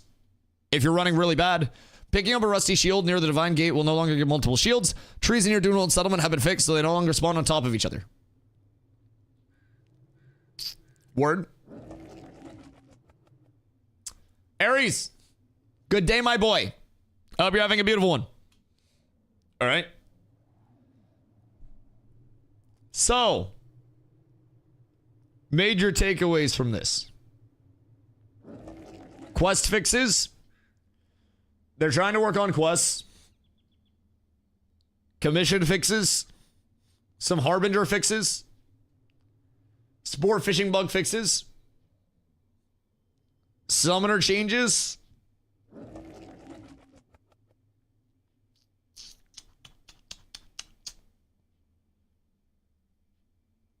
And then performance updates. So less changes than I hope for, but it's better than nothing. I'm wondering if this is just part one of it. Something tells me that there's probably more. If this was a huge bug fix patch, this is like a good amount of bug fixes and changes, but this is also definitely not like a groundbreaking patch. This is definitely not the most that we've got at one point. So, swear to God, this is all of it. I'm quitting. Just play on the PTR. No quality of life updates, like easier selling, stuff crafting, and so on. I mean, quality of life updates will probably come in major updates. This is more of a bug fix period, and I don't think we'll be getting a major update, like an actual like milestone update, for probably a couple months yet, based on how the pacing has been with this update and how many things are still, you know, kind of cooked with it. I think this is a baby step needed to just get it in a Steam. Yeah. Hopefully. Message from Roshan. Generally, we continue to add things to the PTR before the build is ready for release. I also suspect not every change that's on the PTR build is in the update notes. We'll get things fixed up before this update is ready for Elf 2 release. Yeah, I mean, I'm hoping that they have definitely shadow nerfed or shadow changed a few things as well. It's hard to get everything in. We'll see. I would hopefully expect more. Hopefully.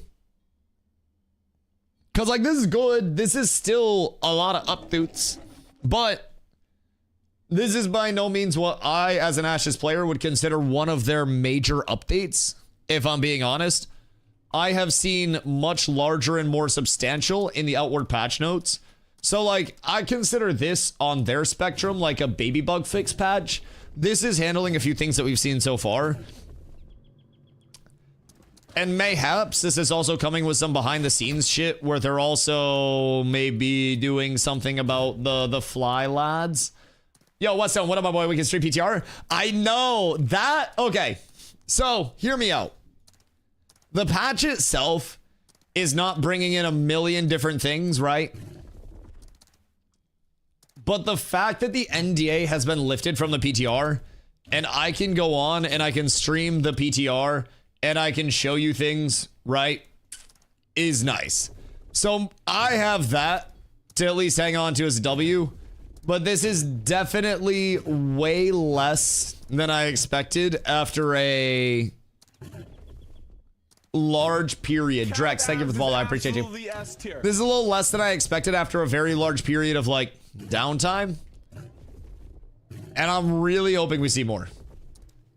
Major update should be a major update. Yeah. No, I mean, I get it. I also feel that. Like, I'm definitely not saying this is the largest update they've ever put out. I'm actually saying it's by no means the largest update they put out, you know? We got cats out here gathering everything. Goodness gracious. It's all cats on cats. I was thinking that they'd be adding node sieges. Node sieges exist. Node sieges have existed for like 3 phases now. They're bugged right now to where they're starting early, but like sieges still happen. They're just, oh, sieges with destruction. Oh, yeah. I wouldn't expect settlement death for a while on that side of it. Like, Steven said a while back that they were redesigning the concept of settlement death and like re-looking at the structure, re-examining the structure of it. So I don't necessarily know what route they'll be going with that, but I wouldn't expect to see that soon. I think they've got a full plate right now. But yeah, no, Valder, I mean, I feel you. The reason the NDA has been lifted because there's shit actually being changed for the most part. I mean, I also think part of the reason the NDA is being lifted is probably because of Steam and NDA stuff, maybe. But I also feel like other NDA titles have been present on Steam before, so I don't really know. Maybe lifting the NDA is easier than just like chasing down people that violate the visual NDA, since there is such a wide player base with access at this point. But is it playable for all or just chosen ones? The PTR, it's playable for everybody. So I will probably download the client and pop over there for a little bit today and check it out. We are waiting right now on some of my material processing to be done, but I'm thinking about popping over there. I don't know if they have boost vendors active or not. Hold on, let me see if they specify. Focus testing for the day. We've had many changes and fixes for quests, events, and commissions. There are no boost vendors set up for today. No boost vendors. So today will not be a PTR day. Basically, if they have boost vendors, I go over and play on PTR and check it out because I can just poof in a gear set. And then I'm good to go. And I can instantly level and then I can test shit. But I got shit to work on over here. I gotta pop out a Lego Willow real quick. Oh my god, I'm dying. Goodness, I just choked on air.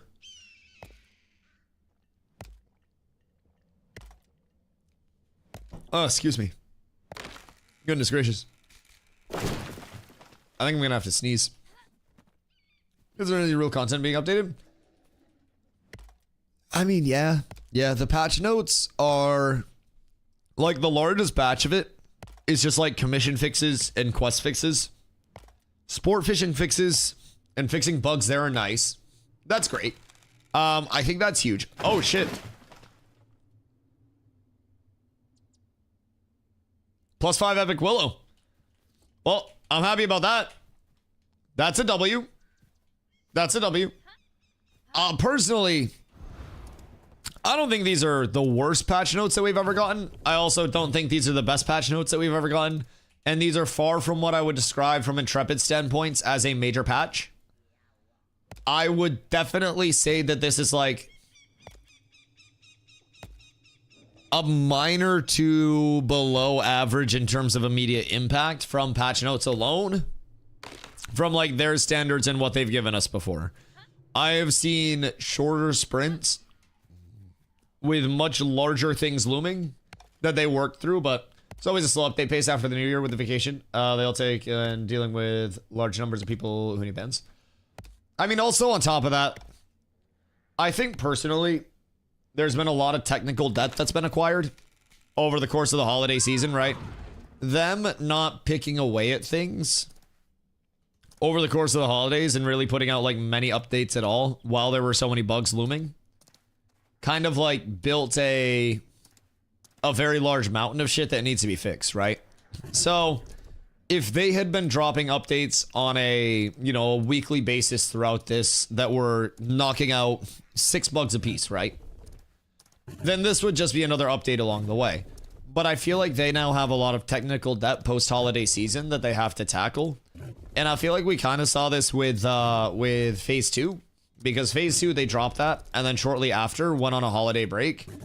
And Phase 2 had its own fair share of jankiness, bugginess, you know, all of it. Honestly, more than this phase has. So, I'm hoping this is not the last that we're seeing. That's my hope. I have no insider info. I have nothing that gives me any info that you guys are not privy to. But I'm hoping that we see relatively frequent PTR pushes. Even if it's just like these notes. Because this is... they didn't give us a build version. But we have these notes right now. If tomorrow there's another post that goes out that's like, hey, today there are boost vendors up. Because they did say they plan on having boost vendors later in the week, right? So if we get another ping tomorrow that's like, hey, we've got some, you know, general whatever. I don't even know what the fuck they'd cook up. But we're testing late game functionality of this, the other, blah, blah, blah, blah, blah, blah. Then, you know, I think that's going to satiate a lot of people. Honestly, at this point in time, what are the things that we're looking at for bug fixes that you guys are really concerned about that's like not hitting with this? Nothing really matters at the end of the day, but if there isn't anything of substance, put it on the PTR.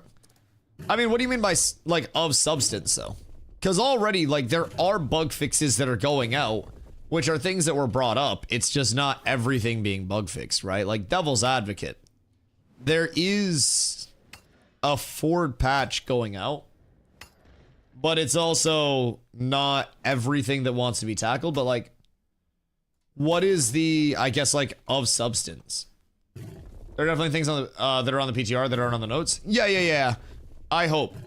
There always are. Yeah, Roshan kind of hinted towards that as well. I'm hoping that this is just the first of multiple passes to tackle bugs. And realistically, they have a lot of bugs. I don't expect to see them building forward with more systems.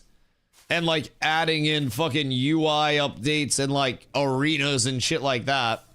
When this entire patch has so many bugs.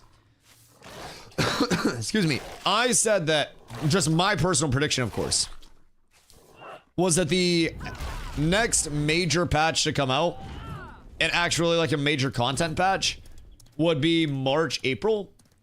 And I still stand on that. I think in terms of anything that adds or changes substantial amounts of content, we are still probably a month plus away in that regard. Personally, that's my take. I think this is going to be a huge set of bug fixes, not just this patch, right? Because this isn't huge. This is a set of bug fixes.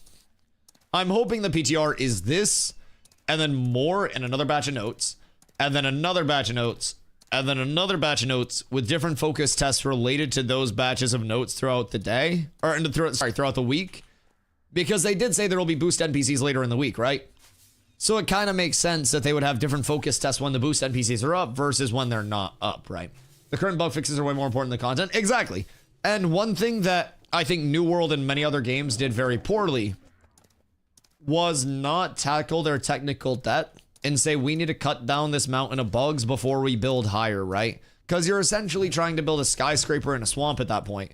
And Ashes has always, sometimes to their detriment, very heavily valued the foundation of the game and like that incredible, like the incredibly strong baseline that they're trying to build out for a lot of systems. Because if they don't, then the tower is going to collapse, right? I feel lucky today. So I'm hoping that there are different patches of bug notes, like bug fix notes, different implementations throughout the remainder of the week. And then we see like a cumulative patch, potentially. I wish those emeralds were Lego. That would have been beautiful. Doing good today. I appreciate you, dog. I appreciate you.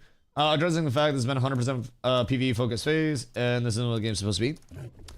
I mean, I also think that they acknowledge that all the time. Just personally. They say all along the way that everything is going to change and that things will come in that aren't necessarily hitting the first time that they come in. Like one thing that Steven said around the time that I was first joining in a dev stream is that sometimes when like the puzzle is being built, you don't necessarily see the total puzzle until all of the pieces are in. And then once everything clicks in, it kind of makes sense, right? And Ashes has so many system intertwinements that when something as simple as like, you know, for example, mules are added in, that's us only having a portion of, you know, the total view of the puzzle. And that's also them putting something in without it having all of the testing that, you know, we're doing right now. This is the first iteration of things. It'd be like they add in a world boss for the first time, and that world boss is bugged, and then eventually they have to get the data and figure out what's going on with the world boss itself, and they have to fix everything that's associated with the world boss bugs, and they've just gotta, you know, they've gotta go through the steps with it. And mules are a huge proponent of not seeing caravans, right? Caravans got nerfed, and then mules came in at the same time because they stopped outside of the Riverlands Wood from making larger caravans. So they killed the inventory size on larger caravans, and then they also added in mules and kind of like bridge the gap between those. So the ramifications of doing that at the same time are clearly more than intended in terms of taking friction away. And I'm hoping, again, you know, the dev stream is typically when they discuss and acknowledge these things more than just like patch notes. And I would expect that in the dev stream. If the dev stream is just a bunch of fluff and it's basically like no acknowledgement of anything right now, and Steven's like, oh yeah, we're going to try to target beta, you know, by the end of this year, and then they just log off, I'm going to be like, all right, man, please give us something, a little breadcrumb. Like, I have fun regardless in the game, right? So until I stop having fun, then it is what it is, right? Community's still going to be active, game's still going to exist. It's all going to continue, right? But overall, I really hope that this dev stream is one that is going to have a lot of substance, is going to be a good point of catch up for people that are wondering what's been going on behind the scenes. And Steven originally hinted that they'd be talking about betas and launch. Like, low-key, I really hope that they kind of scrap that and they just talk about what their approach is for the next few months. Because I don't think that's beta. I don't think that's beta. I really hope that we see, obviously, like a forward-looking prospective outlook, and we know what's coming in the long term. But there's so much immediate right now. Like, what is the stance they're taking on the botters? What, you know, are they working on a long-term change that's actually going to lead to all of them disappearing in a wave? Or are they going to go the approach of brute forcing and investigating all the botters and a GM just boop, boop, boop, boop, boop, and then dealing with it that way? Like, where will they lean with that approach? Because right now, a lot of people are just annoyed no matter how much of a statistic impact on the economy bots have. Simply seeing bots out in the streets is like walking down the street and you're seeing a bunch of people smoking crack on the sidewalk. If people are smoking crack in their house and it's $1 million house, then they're just a celebrity, right? They're probably just really well off. Honestly, $1 million house isn't even that crazy. I live in Maine, so it'd be a mansion. But like, people are smoking crack and they're like, you know, they're mega mansions. They're a really well off person. That looks like a good neighborhood because there are a bunch of mansions there. But if they're smoking crack in the sidewalk, then it makes the entire neighborhood look bad, right? Bots existing in a fully open world economy, a fully open world, you know, game with a fully player driven economy and just being out here and, you know, existing is bad. Like, honestly, crazy take. But if the hackers all found a way to turn their phishing bots invisible, people would be freaking out less about bots because they physically wouldn't be able to see them. I know that's not like the solution to hope for or anything. That's worse. But just hypothetically, if the bots turned invisible in all the phishing spots, then people would just be none the wiser. Like, no clip them and turn them invisible. And then people would just be like, oh, huh, empty over here. Something as simple as the bots being in instances, like World of Warcraft has a lot of the time, where people will find out how to bot their way through X or Y instance, and then they just run that on repeat. A closed loop economy like WoW, where things aren't just immediately all going into the player econ, right? It changes things. Still all the time, though, for every dev that works on the game, there are 10 people trying to exploit the code. Oh, God, yeah. Oh, abso-fucking-lutely. Absolutely. How long till they're crafting? I am just waiting for my wood to be done. I don't know what the wood's at right now, but I'm waiting for my wood to be done. Sparks had started that, and then I need to get an epic food from Mr. Ron. I haven't seen Ron today. I don't know where he's at, but also, if you're trying to get something crafted, bring the food. I'm broke. I'm broke as shit. No, not epic food. Blue food. Heroic food. Epic elixir. Ah, epic elixir. Okay, that makes sense. That makes a lot of sense. You're broke. I'm at 6 gold. I'm at 19 gold. What do you mean? I'm down horrendous. I'm absolutely broke. With no econ whatsoever. No hope. No sustenance. No anything. You got 100 plus? I may or may not have spent a lot of money today investing. So I'm now the proud owner of 18 legendary rubies that I bought at like 3 gold per. I also have 7 legendary sapphires, which I pushed the market of both of those from 3 gold up to 6 gold. Bought everything under 6 gold out, and they're very low liquidity now. So a lot of people are going to want either Tide Rot earrings or Tide Rot rings because realistically they're achievable crafts and they're not that expensive for at least item level 29 stuff. You can do low rarity on your rubies, just commons, uncommons, Lego Saph, Lego Tin, and then lower rarity bluegills. And then you're still going to get like a heroic output with the amount of qual that comes out. At least I think. So it's definitely workable. So I now have enough sapphires to do 3 pieces of this jewelry set, should I want to, or just, well, 3.5. Or just resell those bitches when the market goes up. Because people will absolutely push that market up. You have the elixir? No, we need the elixir. We need the elixir. You get the elixir, we have the food. And then we ball. What are you crafting, Bake? Are you making a 2-hander?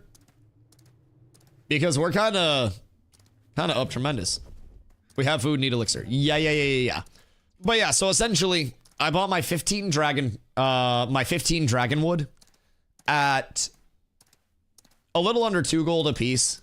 The market wasn't kind for it this morning, if I'm being completely honest. It went up overnight. I should have bought last night. But the market pushed up overnight. Makes sense.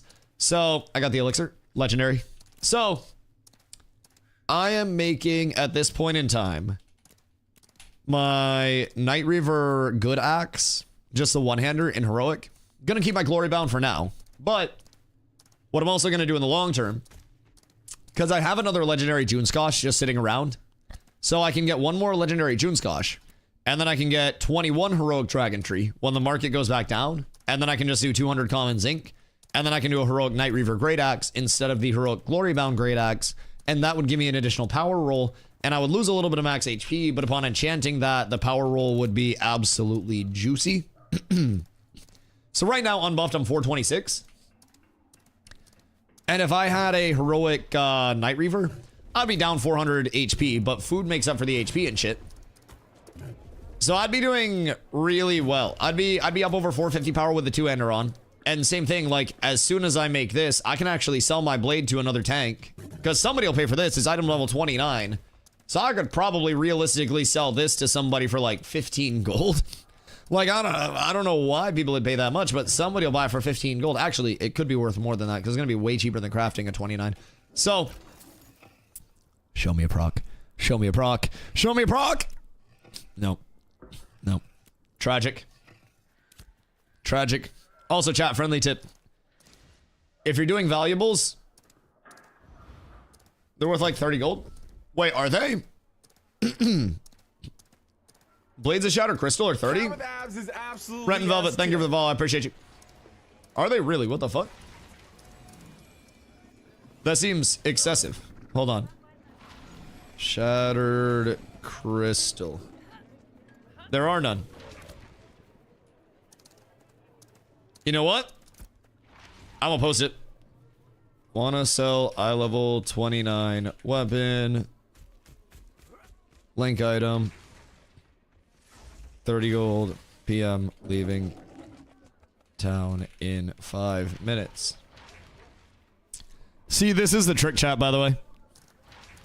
So basically, you in your selling post /yell and then say you're leaving town in 5 minutes, and then people will feel like it's an urgent buy, and then they'll be more likely to buy your shit. That's the big trick of it all. RIP my lightsaber. But honestly, the axe is so good. That's some next level tech. Brother, it's the Black Friday tech. What do you mean? We used to hoard to stores and wait outside in lines in the fucking freezing cold up in Maine for hours to save 20 bucks on a microwave. Hold on. I'm gonna get a hoodie. Speaking of which, blistering cold. My nips are hard. Dusty using FOMO to sell stuff. Wait until I sexualize the product. Yup. That's round 2.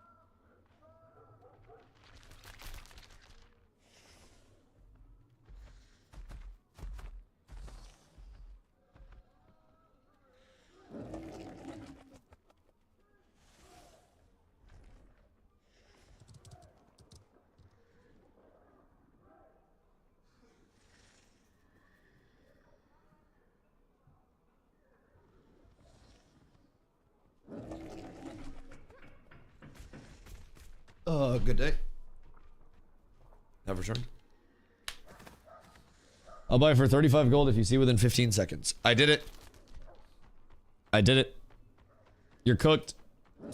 Actually cooked, buddy. I don't know when that came out, but I think you might be cooked. My counter offer. Buy it for 25. There's a timestamp. Well, that's a minute timestamp. You didn't make it at all. How do I know this wasn't sent at 16:12, 59, and I got back at 16:13:02? You never really know unless you know. Hey, what are you doing? Also, hi, Glow. Hi. You asked for a catch up on the day. So, catch up on the day. I'm actually gonna update the title. Hold on. PTR NDA lifted. Patch notes mid. There. I've updated title. So basically, they dropped patch notes for the private test realm. The private test realm build got approved for Steam. Fixed huge patch notes. I didn't look first. I don't know, man. Listen, I was told that it was gonna be big. Forgive me for believing that it was gonna be big. If I'm told it's big and girthy, forgive me for expecting that shit. My bad. In need of Forge Guard's deflector. I has.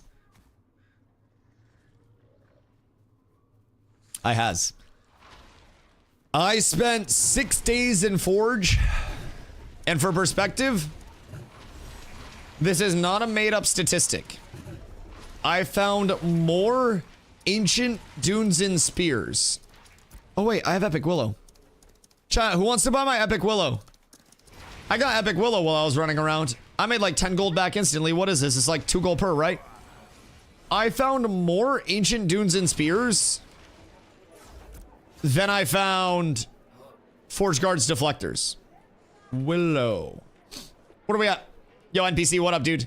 I did not update that. I should make Nin update that. Nin! The PTR app approval is kind of huge. No, they can't use it as an excuse anymore. They're eliminating them.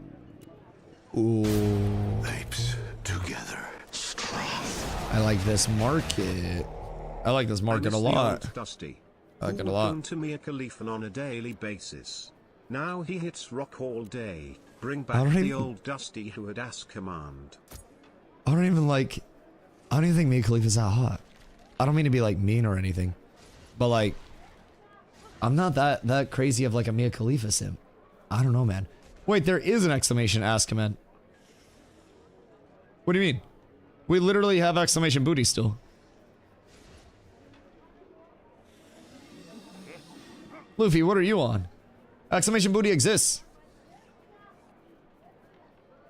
Brother's convincing himself of things that don't exist.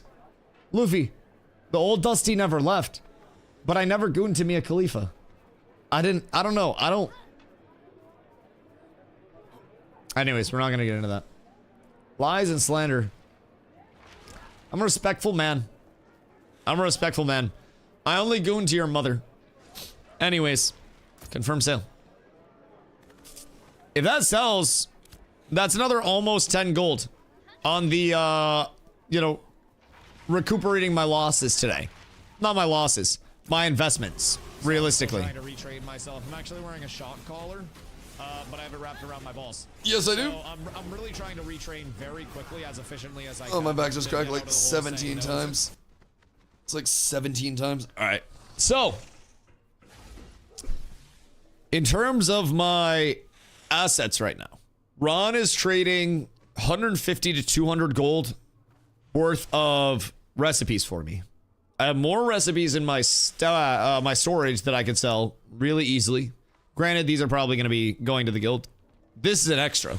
So I do have an extra Forge Guard's chest that I can sell. I have Forge Guard's deflector that I can sell because that's the debate. Torn Admin, Torn Scout. I have extra Rosarium Guard. I have Stone Glen 2X. I have Tide Rot shit. So I've got a lot of just general recipes and stuff. I have this for Lesh, but Lesh hasn't come to see me yet. Ron's selling, like I said, 150 to 200 gold of cooking recipes for me. I invested in 18 Lego Rough Rubies today. 7 Lego Rough Sapphire. I bought my 15 Dragon Trees in Heroic that I would need. That actually just like minus almost 30 gold from me. That was kind of cooked. But that's okay. I'm glad I have it done now. So, overall, it's been a good day and the investments have not been the worst. Only problem is, my mount just fucking tweaked. Only problem is, I haven't sold anything back yet. So I'm kind of in like a spot of limbo at this point in time. Wait, also, how long did Spark say on the wood? I think he's at like 20 minutes, right? Or was it longer? Am I impatient? I might be impatient. I did like one gathering loop. I hit Epic Willow, and then I was like, surely that's good enough. It's kind of dope. 20 now? Okay, word. What's Val grinding for crabs? Everything. Honestly, moneymaker. So right now, June Dark Essences, and don't go over to crabs or I will kick you in the nuts. June Dark Essences will go up in price, and they're currently being driven down because I brought up the price. I talked about the price a little bit. So they were 30 to 40 at the start of stream, and since talking about it, they've gone down to 20. So the price will be driven down. People will sell cheap, but these are used for a good amount of crafts overall, especially like anything Night Reaver is going to use those. A few other crafts along the way that'll use those bad boys. So those will continue to go up. Certain essences, certain emblems will just continue to go up over time. Tide Rot emblems are another good buy right now, in my opinion. Those are relatively cheap. And Tide Rot emblems are going to be used in abundance to make Tide Rot earrings and Tide Rot rings. So Legendary Sapphire, there is essentially nothing available on the market because I bought it all. So with the Lego Saph, I pushed the market up to 6 gold. With Lego Rubies, see if anybody undercut it yet. Nope, 6 gold. So I have 9 rubies listed at 550, so that way people can make a steel bloom piece with it. Or a petal shard piece, I should say. But other than that, we're cooked. Dusty buying off the market. Dusty monopolizing a corner of the market. Just clutch RNG with a 5x like a willow. Goddamn! Goddamn! Wait, this is really good. Bruce enjoyed the game for about an hour and it was atrocious. Horde UI, mid-combat, bad optimization and graphics. What would you say makes this game special and or stand out? Honestly, most of the things that you don't like.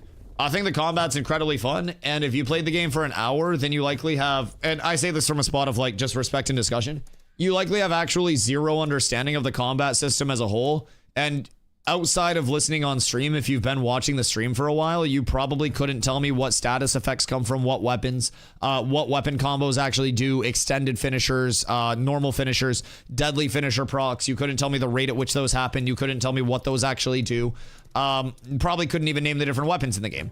So realistically speaking, in an hour, if you played WoW for the first hour, way back in the day, before it launched or its OG launch, it's an incredibly slow start. The first hour of that, brother, you're gonna have like 2 abilities.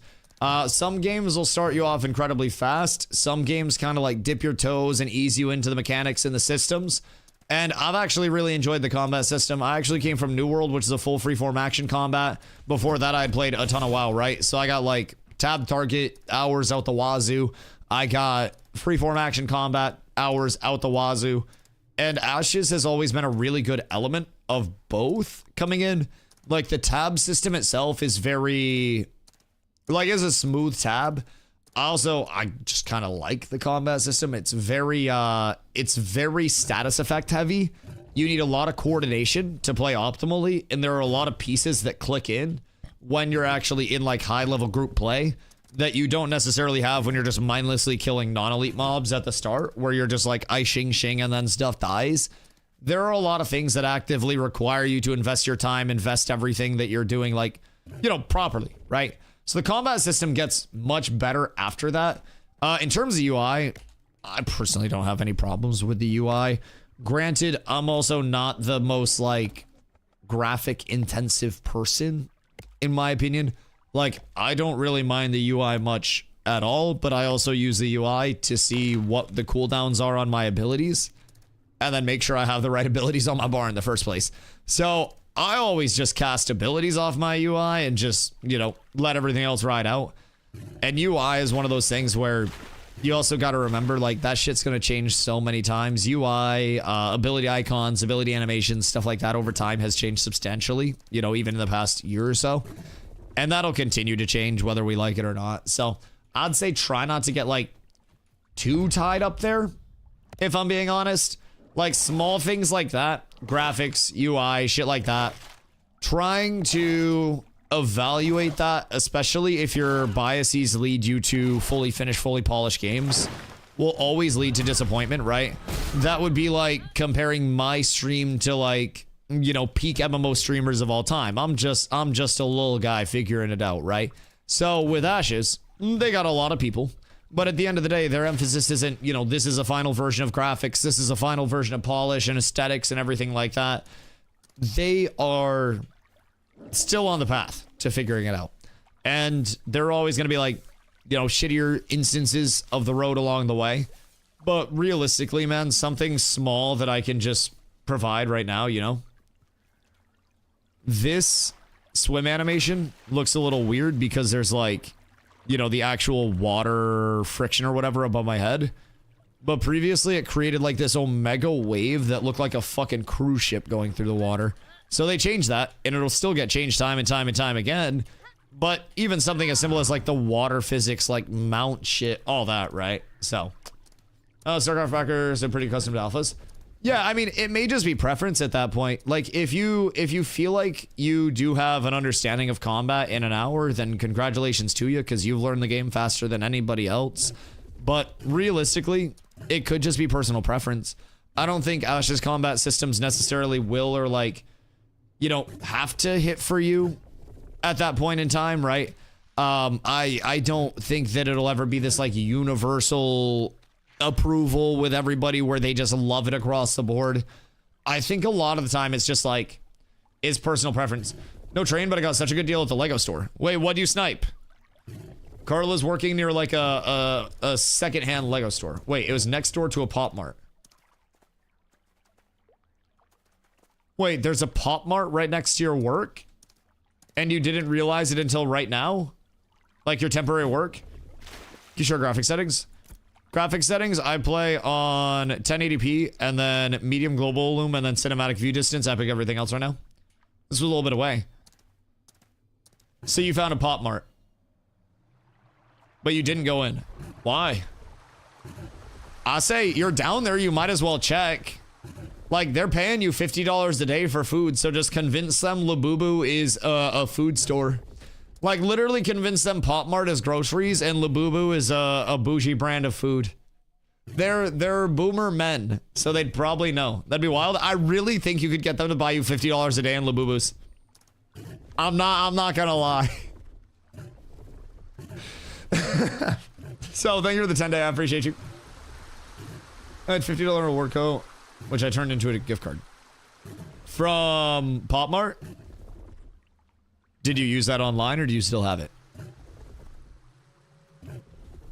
Oh, from work. Is it a gift card for Pop Mart? It's a new boba tea. Labubu tea. Jesus fucking Christ. Labubu tea would go so hard. I used to the Lego store. Oh, you got like one of those prepaid gift cards. Right. Like one of the little prepaid visas or whatever. What do you get? What was the haul? I got like 10 million things for 200.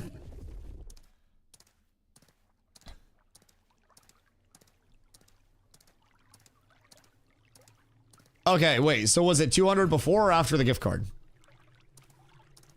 Just one train for 300. Are these like completed sets that are all like validated and stuff? After? I mean, that's still a banger. No, before. Before. Okay, so 150 after? Okay, that's a W for a lot of Legos. Wait, so what did you actually get? Like, did you just get a lot of sets? Or are they like, they're not pre-constructed, right? Are you buying Legos that we have to build? Or are you buying Legos for display? That is the question. Because we got a lot of Legos right now. 1 hour's not enough. Yeah. I mean, I agree. I think with any MMO, Pablo, it's important to keep in mind too. You're flooding this? No, it's okay. It's important to keep in mind with MMOs, a lot of them are relatively slow off the ground to catch up, right? Or not to like catch up, but to like get going in terms of combat systems.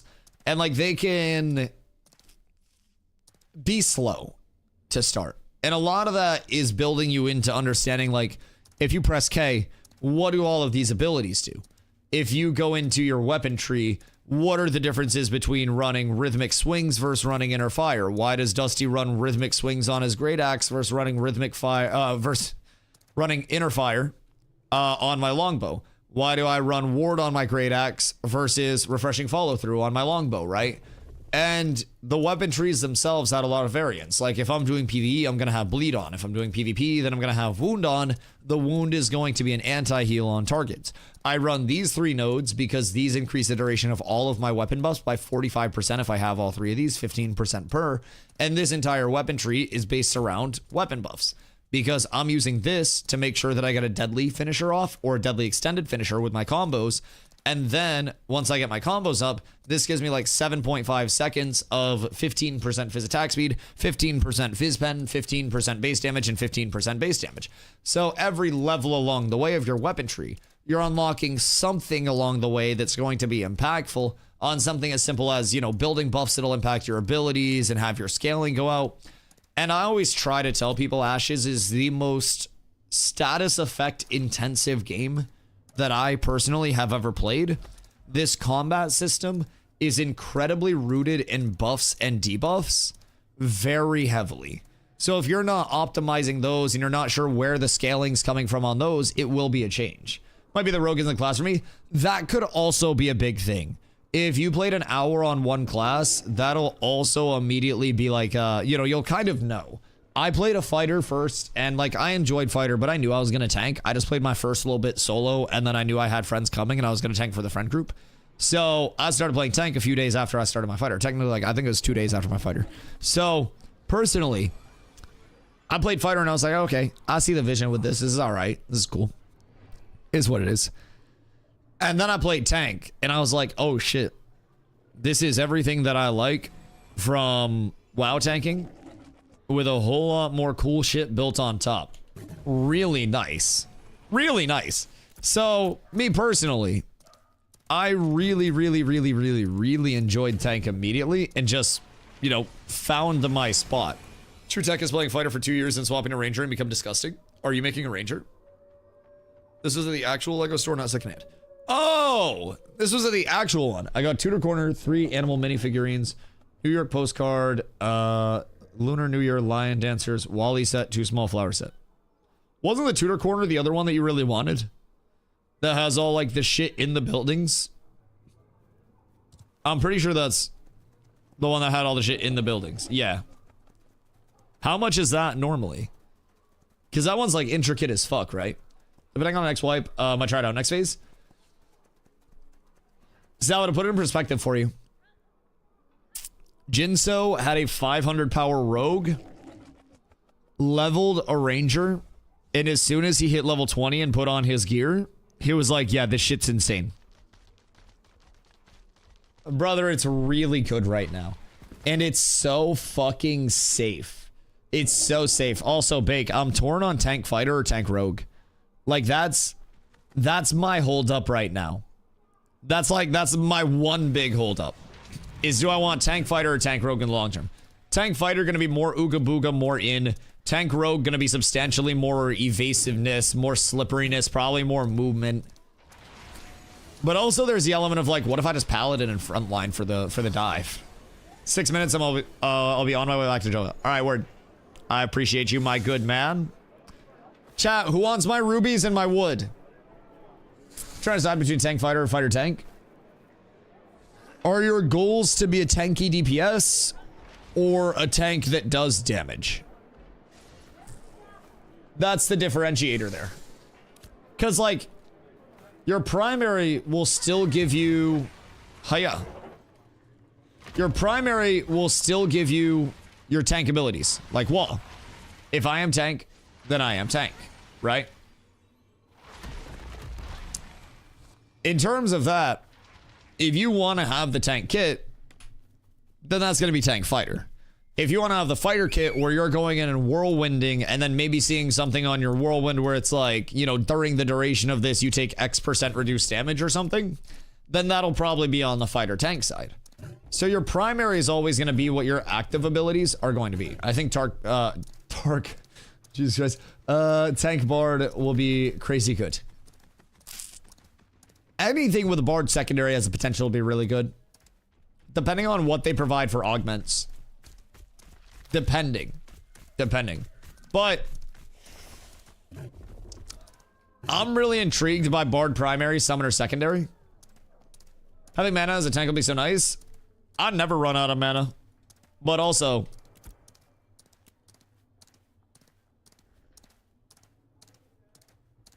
this is your hidden tech. Just do this and you never run out of mana in PvP. You don't need salves. You don't need anything. You don't run out of mana. We generate so much mana passively.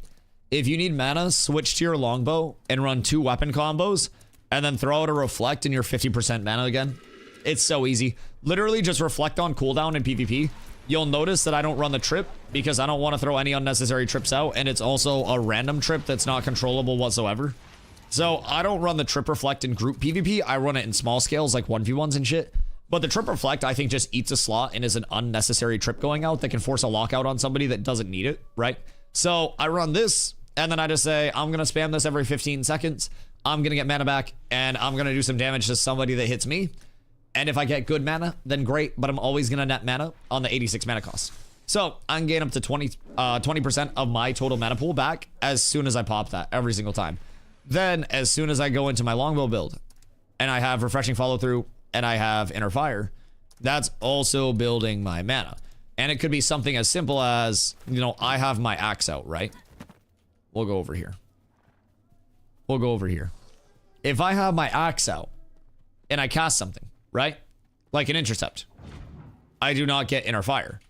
If I'm casting something like an Intim Aura or a Fortify or a Banner and I want some mana back, I can switch and then you cast and then you get your refreshing follow through buff. And then if I'm switching to my, you know, say I'm on my axe and I need to pop an Intim, go through a combo, switch, Intim, stack, 15 seconds. So even if you're in melee, you go up and you just throw out one ability every 15 seconds with your bow, and then you switch back, and you never want for mana ever in your life. Because watch, look at the tick up. Passive. Literal passive tick up. So I can just spam whatever I need to. I can spend as much mana as humanly possible. And then we just tick, tick, tick, tick, tick every second. Super simple for tank maintenance, man. You really just, you shouldn't run out of mana at any point. And you'll notice I just cast that with my axe out. Doesn't do it. Watch your buff bar. Switch, cast, switch back. You have a stack every 15 seconds. That's now going to keep your mana just pretty much perma-topped in the first place. You run out of mana, you're going low. Boop. Reflect up to 20% of your max mana. Tank has 0 mana issues. All you need to do is know how to manipulate your mana buffs. And that's also part of the reason why I run this. Just 3 full points, right? So this on both of my weapons takes all of my buffs, all of my debuffs, makes them 45% longer with the full 3 points. And that is fucking huge. It's big for inner fire. It's big for literally all of the buffs that I'm putting out, all the debuffs I'm putting out, the wounds, you name it. So I run that. And that is a huge point of sustenance for me, right? So anytime I need just a little bit of mana, you switch over your refreshing follow through with 2 abilities. And keep in mind, you don't even have to spend mana for those. If you have courage and you're in combat, switch to your bow, grit once every 15 seconds. Mana tick, tick, tick, tick, tick, never out of mana. Never have to worry.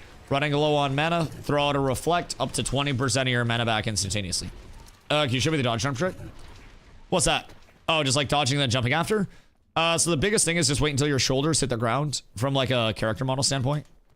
And then once your shoulders hit the ground and you tuck into the somersault, then you just like spacebar tap and then jump up. Just like a basic momentum carry. It used to be a lot more noticeable back in the olden days, but Corey, thank you for the follow. I appreciate you. But yeah, just you basically wait, shoulders hit the ground, and then once you actually come in contact with the ground, your character kind of like reaches out and then tucks. You see the tuck, and then you go. So from the back, it'll just be like once you start to see your head go down, then you'll just wanna hit spacebar, and then that'll take you up. It's just a little momentum carry. And then there are ones like if I charge, I sprint before I charge, so I move faster, and then I charge and I can jump after the fact, and then I can carry my momentum as well. Invis tank as rogue. That's kind of what I'm thinking. This is kind of what I'm thinking. So something I'm hoping for, right? As tank rogue bake. I intercept to a target, and when I collide with that target, rogue fart cloud, like the smoke bomb, would be disgusting, right? So if I intercept, I give the ally and myself 10% HP and I move to them. So say I want to intercept over to, I don't know, this guy. Takes me to him, gives me and him both shield, according to my max HP. So what if I got over to him? And then once I got over, the little rogue like smoke cloud came out and bailed me out. Do we get all the rogue abilities also as well as tanks? No. So it'll be different augments. We don't really know what it's going to be for augments. But Steven has said there will be different augments scaling from like, you know, 1 on the power scale or the change scale all the way up to a 10, which will, you know, 1 will basically be a small change to the ability. Maybe like a different elemental scaling or anything like that. And then from there, a 10 is going to be something that completely redefines, you know, what the ability is. So an example that he gave of a 10 would be like a tank movement ability gets changed from, you know, a jump in movement ability to potentially a blink, where they just instantly blip in instead of having a travel time associated with it. So out of work, I'm going to go do some grocery shopping, but I don't know how it'll hold up until main if I buy Schmeat. It'll be fine. It's a 3-hour trip. And also you have freezer bags in the car. So like you could just get that and then put it in one of the cold bags and then it'll be fine. Just put it in the hotel fridge, and then just put it in the back of the car, and then it'll be fine. You'll be chilling for the entire day. Shows how big the full map of AOC will be when it's all done. I don't have the tab pulled up right now. Surprisingly enough. I usually have the tab pulled up. I don't have the tab pulled up right now. I see. But also, all of this is kind of susceptible to change over time. And there's been talk about like the second continent being scrapped or the Underrealm being scrapped before the launch of the game. And, you know, some things changing up in terms of the grand structure and the schema of it, right? I just searched World WAP instead of World Map. I'm actually disgusted with myself. God fucking damn it. I hate it here. I have changed. The money's changed me, chat. So like pure classes will have some cool stuff. Are you on Zop's like class purist movement? Cause I don't approve of that shit. Is it crafting time yet?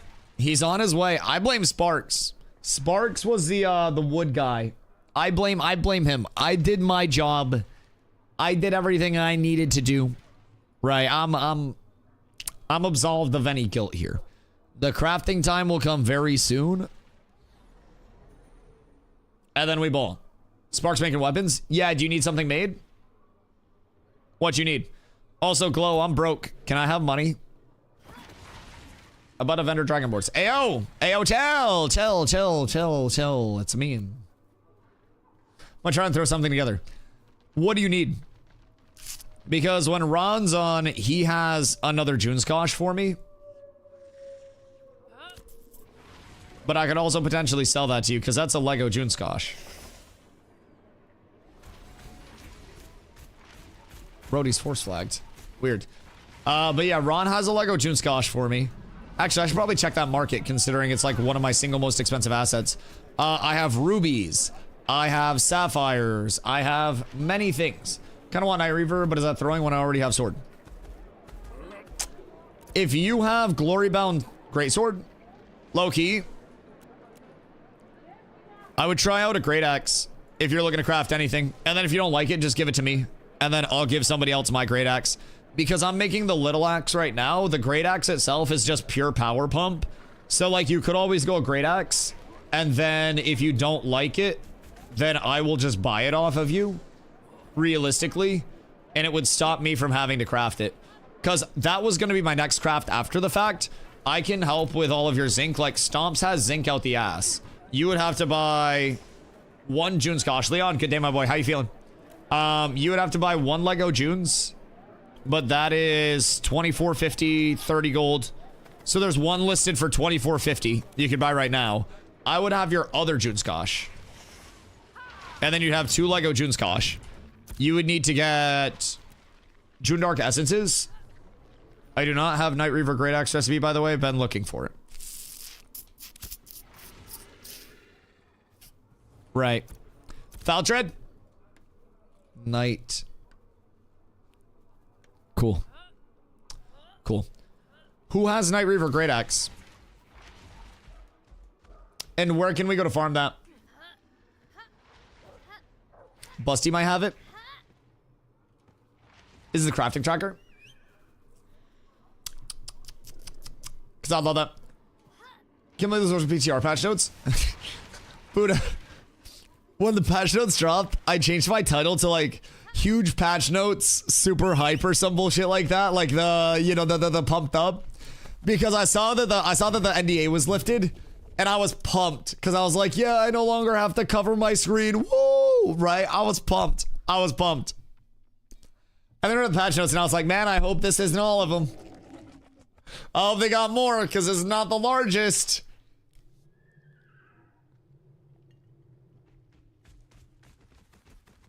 This is like, in terms of these patch notes, it's like trying to type in twitch.tv/sodapoppin and then somehow getting redirected to my stream instead. It's like, it's not the worst, but you're also not happy about it, right?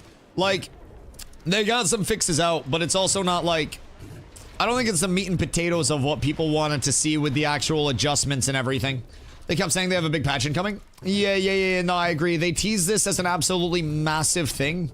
And in terms of the Intrepid side, I have seen large impactful bug fixes from them before, and I've seen their large patches, and there are genuinely patches where I have been like, oh fuck, I can't believe they got so much in. This was not one of those patch note deployments. Now, as Roshan said, there are probably more things that are in that aren't on the patch notes, but with them hyping up like this huge patch on the PTR, like I expected to see maybe like crate rates adjusted and some things adjusted for friction. Maybe something as simple as like, we've lowered the cost of Guild vs. Guild Wars. We've lowered the payout of these tiers of crates, adjusted diminishing return bans by this much, crate deterioration, or I want crate deterioration really bad. That's a more out there thing.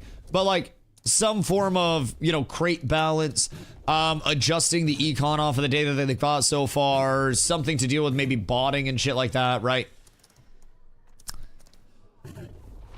I don't think this was very, excuse me. I don't think this was very massive. I'm at the smithy. Oh, it's time. Oh. Hello? How can I help you, my good man? Mysterious traveler? Am I gonna get the shit kicked out of me? I feel like I just got pulled into an alley and like Steven Planendorf, like GM John, and then like fucking Bill and Maggie are just gonna pop in and just start kidney shotting my shit. I'm scared. I'm gonna get the fuck out of here. I don't like it here at all. I'd be critiquing the patch too much. I'm sorry. I still think it's good that you're putting out bug fixes. I just expected more. No more NDA. See, that alone is the largest W of the patch for me. But that also is not going to be something that impacts everybody nearly as much as it impacts me. Like, honestly, this was a Dusty patch more than it was like a normal, like, Ashes patch, right?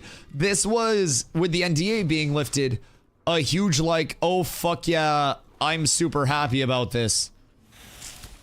But outside of that, I don't think normal players are going to be too excited there. Glow, do you have gold and extra enchanting scrolls? Because I burnt all my gold until later notice. Wait, Glow, do you need rubies by chance? Because I got a great deal on rubies. They're 6 gold market price right now. Let me tell you what. I got them for 5. I got them for 5 for you. I might have bought up all the rubies on the server before you got on. They were 3 gold a piece and I pushed the entire market up to 6. And I regret nothing. How many do you actually need? I think that's all that you need, right? Hold on. God damn that stupid fucking second search bar. Bro, it always gets me. 135. Am I down a stack? 20, 40, 60, 80, 1. Oh, fuck. Oh, fuck. Hold on. Hold on. I gotta go get another stack. 20 more zinc. I know. I looked and I realized the error of my ways. That's my bad. I only learned yesterday that raw power applies at 2x the amount of magic/fizz power. What do you mean? raw power is 2x the rate of scaling? Because that seems very off. Because that would mean if I have this Blade of Shattered Crystal on, I'm 377. If I take this off, I'm 318. Because that's fizz power, right? So this is roughly 2k fizz power. This is like 2600, right? So by that bracket, if I took off my earring and my neck, that would be 1600. So that would be very good as well. 341.2 without those.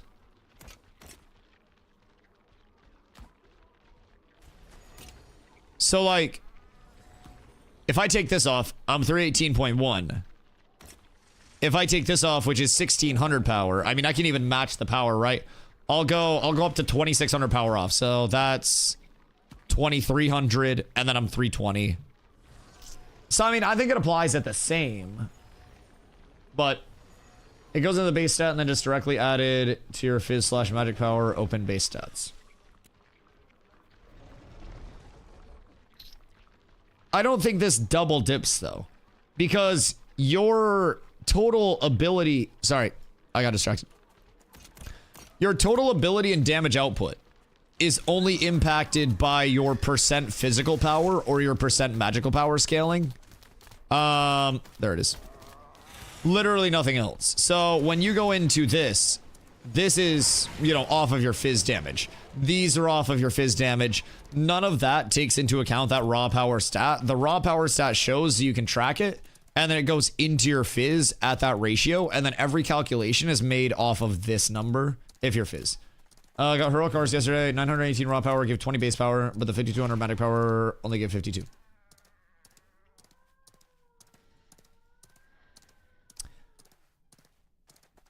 Are you comparing it to like net gain? Or what are you comparing it to? Because unless DRs are in, that shouldn't be a thing. Shouldn't. Because like I just showed by taking my stuff off that equivalent power is completely different, right? Like it's scaling similarly, but it's definitely not scaling at a 2-to-1. Oh wait, and then how much is a crafting feat? Reaver. Hold on. X. 25 silver. Hold on. That should cover. That should cover. I lose 147 power taking off a book that has 4225 magic power, 318 int, and 918 raw power. Right, so you're going to be losing another 900 and almost 60 magic power off of the 4K, or off the int. So then you'll be at like 5100 power plus, honestly, almost 5200, and then 918 raw power off that. So like, if I were to, I mean, shit, this is 3927 with 314 strength, right? So I go 318 up to 426. So I get 108 here, right? If I have this on, and then I take off all of my steel bloom jewelry, 700, 1400, 2300, and then another 800. This is like 3300, right? So 3300, I'm still at 348. This isn't like double dipping or anything like that, right? You see a raw power stat and take something which is raw power off. Right, but raw power doesn't do anything. Like raw power just increases this at a ratio. Like raw power is at the top, and then raw power goes into fizz power, and then it goes into magic power, and then magic power waterfalls into healing power. So it's like raw power splits into those two, impacts those two, and then magic power waterfalls into your healing power. But the raw power doesn't impact like the damage of your abilities just from existing. It improves your fizz power or your magic power, which is into that. It's directly added to the converted power. You're not double dipping on it. You're not double dipping on raw power. I can promise you that. Every calculation in the game is made off of your physical or magical damage. Every calculation in the game is made off of this. That is this number. So nothing else impacts it other than this.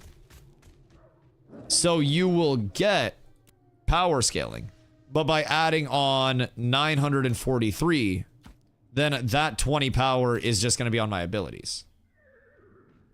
1000 raw power adds a direct 20 fizz and magic power.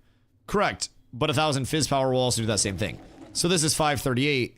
And if I take this off, I lose 12. So if I had 2 of these, then that would be the same conversion rate. It's based on the converted.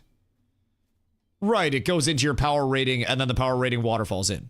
Yeah, this has been known for a while. So like in terms of... Whoops.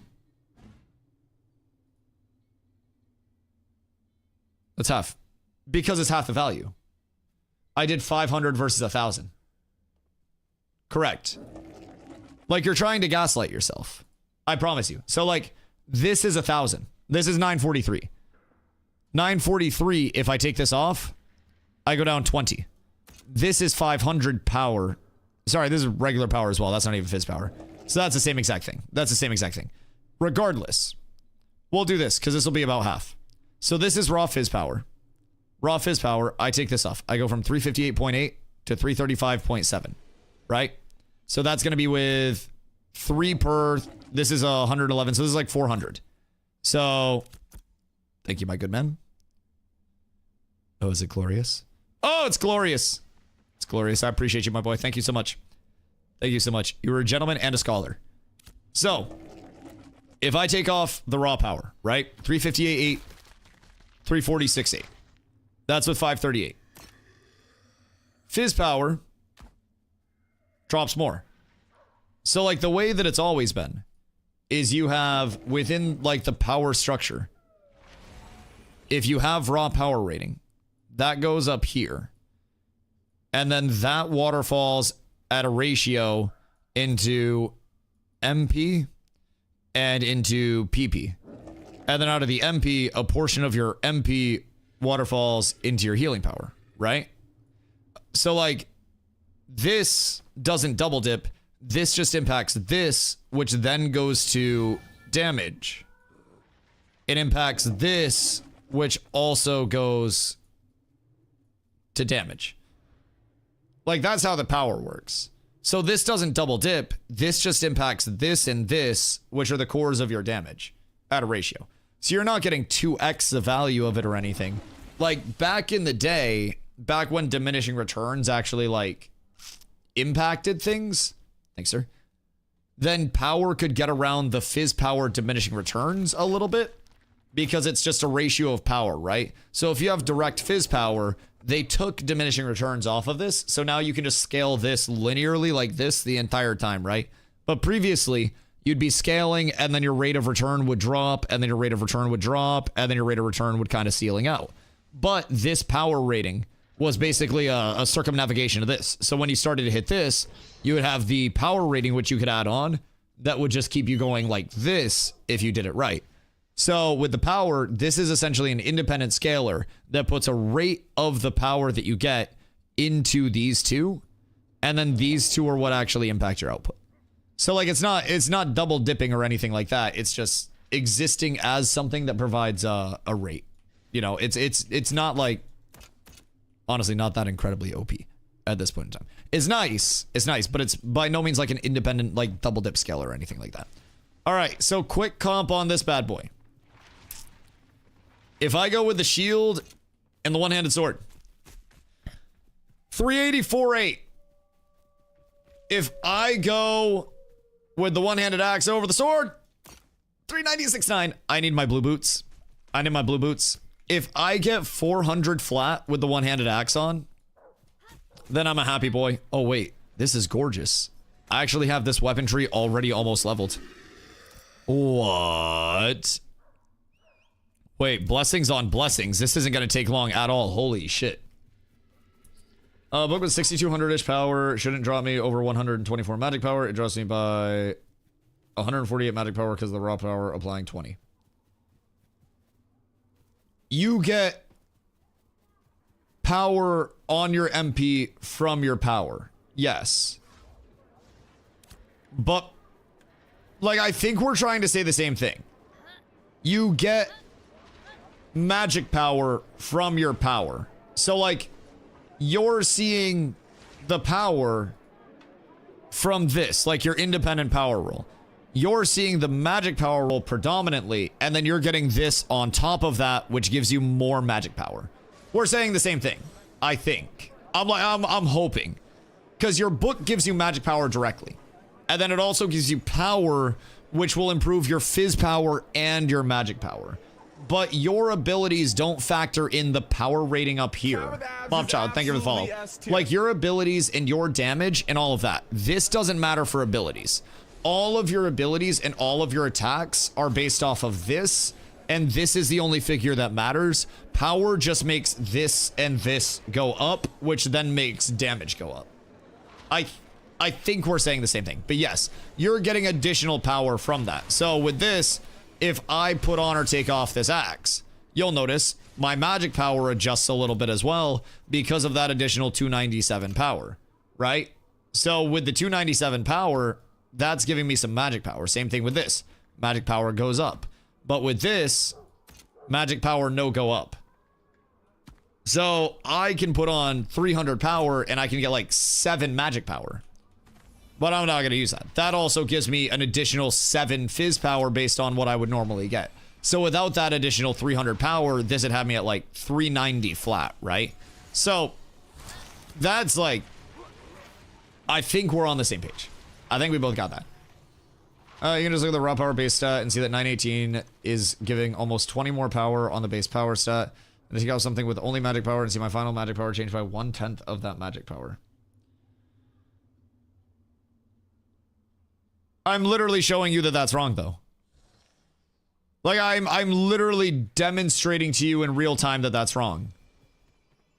These are, like... This is fizz power, right? So in real time, this is fizz power. This is 121 additional fizz power from the strength. So this is 411 fizz power. I will take this off, and I go to 373.8. Right? So 373.8 when I drop my Rosarium Guard Helm off with fizz power. When I drop my power, my 443 power, right? So from 411 on the fizz power to 443 on the power, I go from 373.8 taking off the fizz power to taking off the regular power and being 387. So power is actually scaling like half of the rate into your power that fizz power or magic power is because of the no diminishing returns. So taking off 411 fizz power gives a delta of about 26.1. Wait, no, 23.1, sorry. 396.9 to 273.8. So 23.1. And then taking off the equivalent amount of normal power brings you down from 396.9 to 387, which is 9.9. So it's 23.1 versus 9.9, and the power itself is actually slightly higher than the fizz power is. So technically, you should, with no diminishing returns, see consistency among that scaling the entire time. If you're taking off a book that's 5k magic power, then you would theoretically need 10k power to provide the same amount of power benefit to your overall power scaling as that, you know, that 5k power would. So regular power is worse but more versatile, and if you want to max fizz power, you stack fizz power and not regular power. Correct. Correct. So flat power is calculated in its own bucket, so it has its own diminishing returns calc. That is correct, but they recently removed, with this patch, diminishing returns on fizz power and magic power scaling. So previously, when you were hitting the point of diminishing returns where you were no longer getting the most efficient rate of return on your fizz power or your magic power, that's where Steel Bloom stuff, Petal Shard stuff came in really good, right? That's where it came in really fucking handy. But if you go on the jeweler side and you look at something like an Amulet of Zarin, which is 1602 fizz power, you would need roughly 3200 based on the current conversion, regular power to equate to this 1600 fizz power. Which, honestly, I kind of want to try to go out and farm one of these and see how high the power scaling actually goes. Because I think this might be a key to getting glow up to, like, 550. Because this is a lot of fizz power scaling. So, essentially, no diminishing returns here. No diminishing returns and raw power is better than just stacking your fizz and magic power. No, that's backwards. Tam, that's literally backwards. And I'm showing that right now. Fizz and magic power is scaling twice as optimally as your actual raw power is. I just showed in real time on stream with the gear and the numbers that fizz power scales twice as optimally as regular power. And there are no diminishing returns on fizz power, so this is always true. Regular power scales half as good as fizz power. Your ring has 400 plus power, giving 8 fizz power. Correct. And my helmet has 411 power, giving 23.1 fizz power. So 400 fizz power gives 23.1 actual fizz power. And then 1 point of power gives less than that. 1 point of power gives 0.5 magic power and 0.5 fizz. Thank you. Power scales half as optimally as fizz and magic. You are better off stacking fizz and magic than you are raw power. You would need 2x the amount of raw power to actually get that up.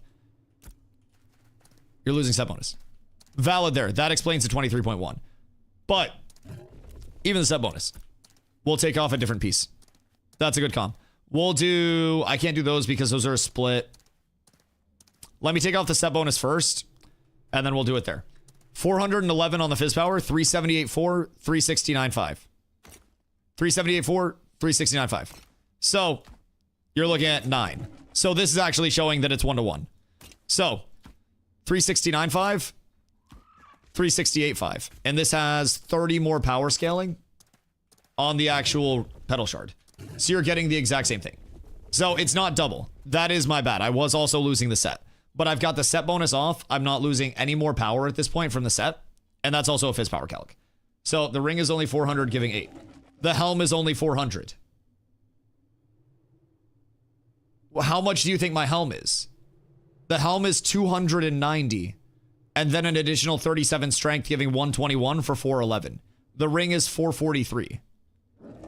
I think that's what you're missing right now. I'm losing 411 fizz power. And I'm losing... I'm going from 378.4 to 369.5. So I'm losing 9. From 411 fizz power. And then from 443 power, I go to 368.5, therefore losing 9.9. So it's literally the same. It's not a double dip. It's just 1-to-1 right now. So this is literally the entire structure. Power, magic power, fizz power. This impacts damage. So your power is impacting it at the same rate, basically. Right now. Not a 2-to-1. I gaslit myself with the set bonus. It's impacting it at literally the same rate. It's not a 0.5. It's a 1-to-1. As of right now. So power scaling is just as good as regular fizz and magic power. But yes, good comms on the set bonus, because I was gaslighting the shit out of myself. That was a huge drop. But yes, right now, 411 minus fizz power is a change of 9. 8.9. And then 443 regular power is 9.9. So an increase of 32 power is a difference of 1 fizz power rating on the character sheet right now. So, as of that, neither of those should have diminishing returns. Like, you're not getting an increased benefit. You're not getting, like, extra scaling. You're just getting, like, the same scaling that you were previously. Boop. Sorry that was so convoluted. The gaslighting with the set bonus definitely cooked, like, 10 minutes of that. But yes, it's literally, like, tried, true, tested, everything, just 1-to-1. What's that armor? Which one? Does fizz speed affect your auto attacks? If you're a fizz damage dealer. If you're using magic weapon, you'll want magic speed. Yes. I had to take my gear off and put it back on, and my magic power went up. Like, you just got naked, and then put it back on? Weird. How do you get brine beer boots? Brine beer boots are out here. Magic speed doesn't seem to be affecting my short bow speed. Some of them are fucked up right now. There have been rumors that if you're a magic damage dealer and you're using like a magic short bow, it's converting your projectiles on damage to the actual like fizz side and not keeping it as magic. Because you're supposed to have weapons that are impacted by all that. Fizz speed is auto speed for cleric release. Is that on all of your weapons? Because the bug is supposed to be that it's only on Fizz weapons that are impacting it. Because whether I am like using abilities or anything like that, it impacts like Fizz attack speed, impacts cast speed, and attacks cast speed. Attack speed. So the main weapon's IE bow. Yeah, so there's a bug with bow right now where like, honestly, I don't know if the damage part's like an actual bug or not, but even if you're using a magic longbow, your mitigation scaling like goes off of their Fizz and not their magic. So if you're a cleric using a longbow or a short bow, then you're going at that point to get mitigated by Fizz. And then from there, if I'm a tank using a spellbook, it would, for whatever fucking reason right now, not speed up the attacks of the spellbook, even though it's a Fizz spellbook, unless I had Fizz, magic speed, and then it would also go off magic mitigation because it converts it to a magic projectile. So, this is going to be Fizz damage converted from magic damage. Short bow is hard to see the difference with attack speed. Yeah. It's a weird conversion. I feel like that's how it should be for damage. If it's a physical seeming weapon, it should be Fizz damage. Yeah. That definitely makes sense. Take your magic number and then convert it. Yeah, that part makes sense. I think the attack speed is more the unintended bug-inski overall, but you playing PTR, and does PTR opening mean wipe soon? No, PTR opening does not mean wipe soon. Don't let anybody tell you that it does. PTR opening means that they are testing stuff that they want to put into this in a cleaner state, and they just want extra testing on it before it goes live. The PTR is not an indicator for a wipe by any means, and anybody who says it is fucking lying to you, if I'm being honest. Patch notes seemed extremely mid for being the first large patch for post-holiday season. I feel like the fixes and changes are cool, just nothing really impactful. I hope that they have more followed up. Also, Fubo, good day, my friend. I hope you're having a beautiful day. I hope they have more patches lined up. So with the PTR in the past, when it's up, they traditionally have different like focus tests throughout the day. Not throughout the day, sorry, throughout the period that it's up. Where like day to day, they'll change the goals of the testing. And they'll have something different for everybody to lock in on. I'm hoping, especially with us hearing that they're planning to have boost NPCs up later in the week, that they will have more patches and more patches cascading on top of that. Because like this as a one-off is going to be way less than a lot of people expected. And there weren't a lot of hard hitters, right? A lot of people really want that like hard hitter, right? We want the Econ change. We want the, the guild war balance. We want the drop rates to be looked at. We want the crates to be looked at, and the sport fishing and the boat costs and the this and the that. And there weren't a lot of hard hitters in this set of fixes. Are they necessary fixes? Sure. At some point, they got to be taken care of. But I think a lot of people, with the emphasis that this was a huge patch coming in, were expecting really heavy hitter patch notes. And it was like, all right, cool. These are fixes. Great. But a lot of people wanted a banger, right? Hoping or coping? No, I mean, I think it's reasonable to expect that over the course of a live service test that there will be more updates. Personally, I think it's obviously optimistic. If they won and done this on the PTR and it was just like, this is all that there is, buddy, GG, then I think a lot of people will rightfully feel like not much progress has been made since the holiday season and the deployment of this, because there are still so many pressing things, right? There are econ changes, there are drop rate changes. Granted, pulling those in the middle of a live service phase is also going to create a power vacuum if they do nerf stuff. So that's a slippery route to go, and we saw that earlier with... Fuck, what was it? Oh, it was equality from consumables. That was the last power vacuum, and then they rolled that patch back. So... We'll see. We'll see. I feel like they're definitely a little... maybe cautious at this point, that they don't overly fuck anything, because they don't want to have to force more rollbacks. They don't want to have to wipe early. Like, it's tough throwing as much into the game as they are and having as much scope still left to execute on as they do without fucking things up along the way. And with so many eyes already on them in a critical manner, every fuck up is going to be weighted like 5x heavier, right? Which, honestly, people need to hold them accountable. But at the end of the day, I think they're going to be a little gun shy to just drop like a huge change mid-live service, especially after already having to roll back one of those large power vacuum changes that they were going to throw in. We'll see, though. We'll definitely see, though. I want less common. I'm getting a whole lot of common at this point in time. Oh, custom weapons that have physical damage as part of their auto attack, but it's a magic weapon. For example, a mace versus scepter, both one-handed, but mace does physical damage auto attacks, and the scepter does magic damage auto attacks. As a caster primarily using melee weapons, for example, would one be better over the other if stats are equal? You want the proper scaling. So if you are a magic damage dealer, right? So if you're a mage or a cleric or something like that, if your abilities are primarily saying like magic damage for your scaling, you would want the scepter version.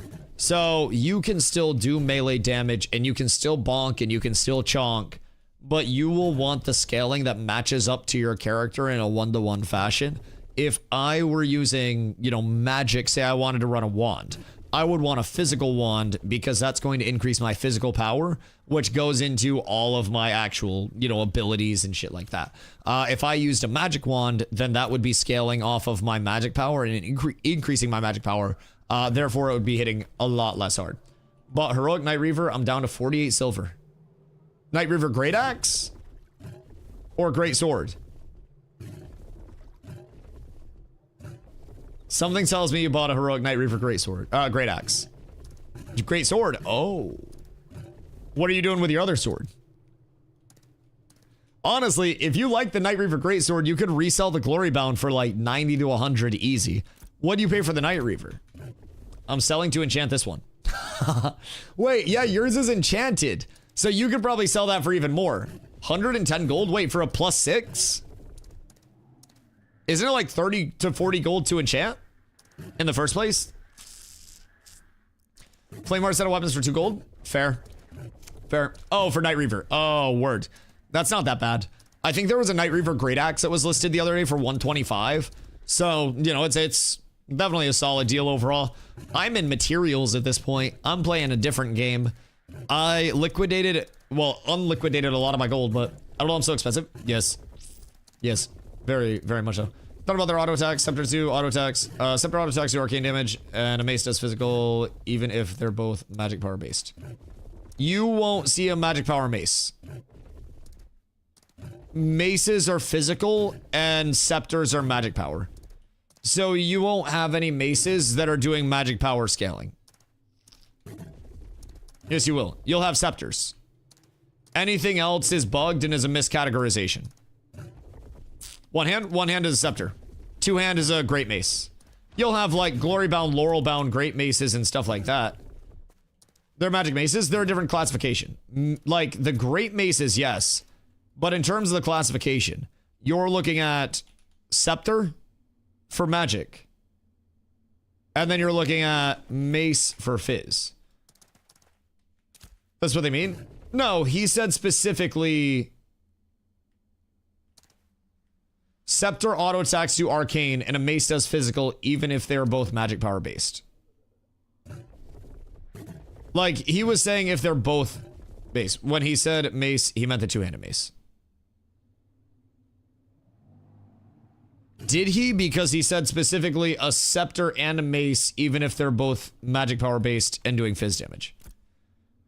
If he meant 2-handers, then still the same thing applies. You just want the magic power one. Because then you're going to have, in 2-handers, you'll have like your Dawn Bound or your Laurel Bound or like your, you know, a fixed one. Talking about their attacks, hover over the icon. Right. That converts off of your magic power. So you would do substantially less damage with a fizz mace as a caster than you would a magic mace. I guess I'm missing it. So this, if you use it, will do bludgeon damage.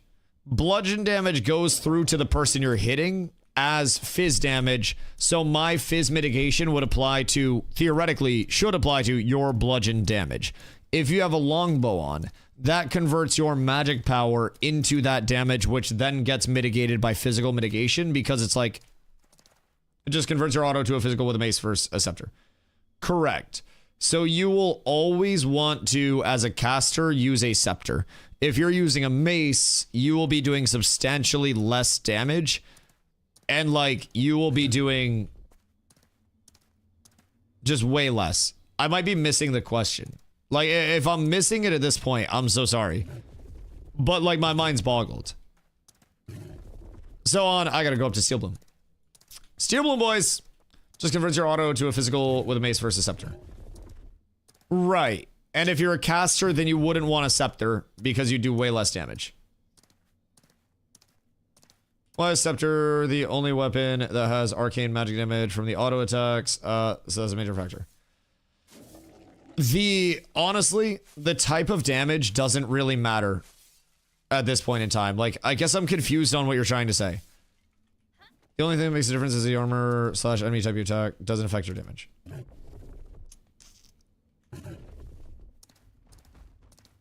You're not seeing...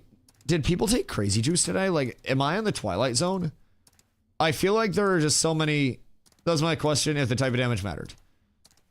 Like, not really at this point. For example, like, I guess the example I can provide is with wands, you would be doing magic damage that gets mitigated by magic. And right now, people aren't really sure if it's bugged or not. But if you're a caster using a magic longbow, like a longbow that gives magic power scaling, then that is still being mitigated by fizz damage. So, like, that is bugged, but that's also what's happening at this point in time. And it's supposed to convert stuff. Need another base hit and it might make sense. Like, am I too sober to understand this? I might be way too sober. So easy to test, get a shield if you block, then it's fizz. Well, that's also incorrect. That also doesn't check out. Because a shield gives you a passive 15% magic and fizz block chance and block defense.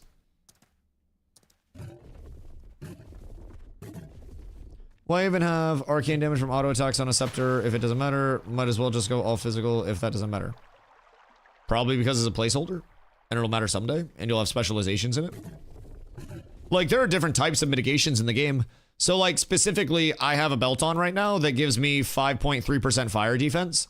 So anytime I get hit with fire, I have an additional 5.3%. That's just because my belt actually does. So there's a reason for those things to matter, but some of the weapons in their baseline auto attack damage are converting into a different type of mitigation. So, like, you're still technically doing arcane damage, like with a longbow, a magic longbow. You're still technically doing the type of damage that magic longbow is showing when you hover over down here, right? That's still technically that type of damage.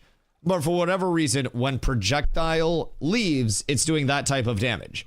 When projectile hits me, it's mitigated by my fizz mitigation if you're a caster using a longbow or a short bow at this point in time. As a bard, my longbow does physical piercing damage that scales off my magic power. Oh, does magic longbow say fizz pierce as well? Okay, good. But yes, if I use fizz wand as a ranger, I can heal magic DPS and bypass all this heavy armor bullshit. Yes. Yes, same thing with book. So if we as fizz put on a physical book, we would take our physical power scaling, and then it would apply that damage, and it would go through magic mitigation, which is going to be substantially less than it will be on the heavy side. So, like, if I'm dueling a fizz and they have a fucking wand on, and it's a physical wand, then they're gonna go through my magic mitt instead of my fizz mitt. No wonder I'm enjoying my fizz book as a ranger. Well, that's because you're a fucking freak.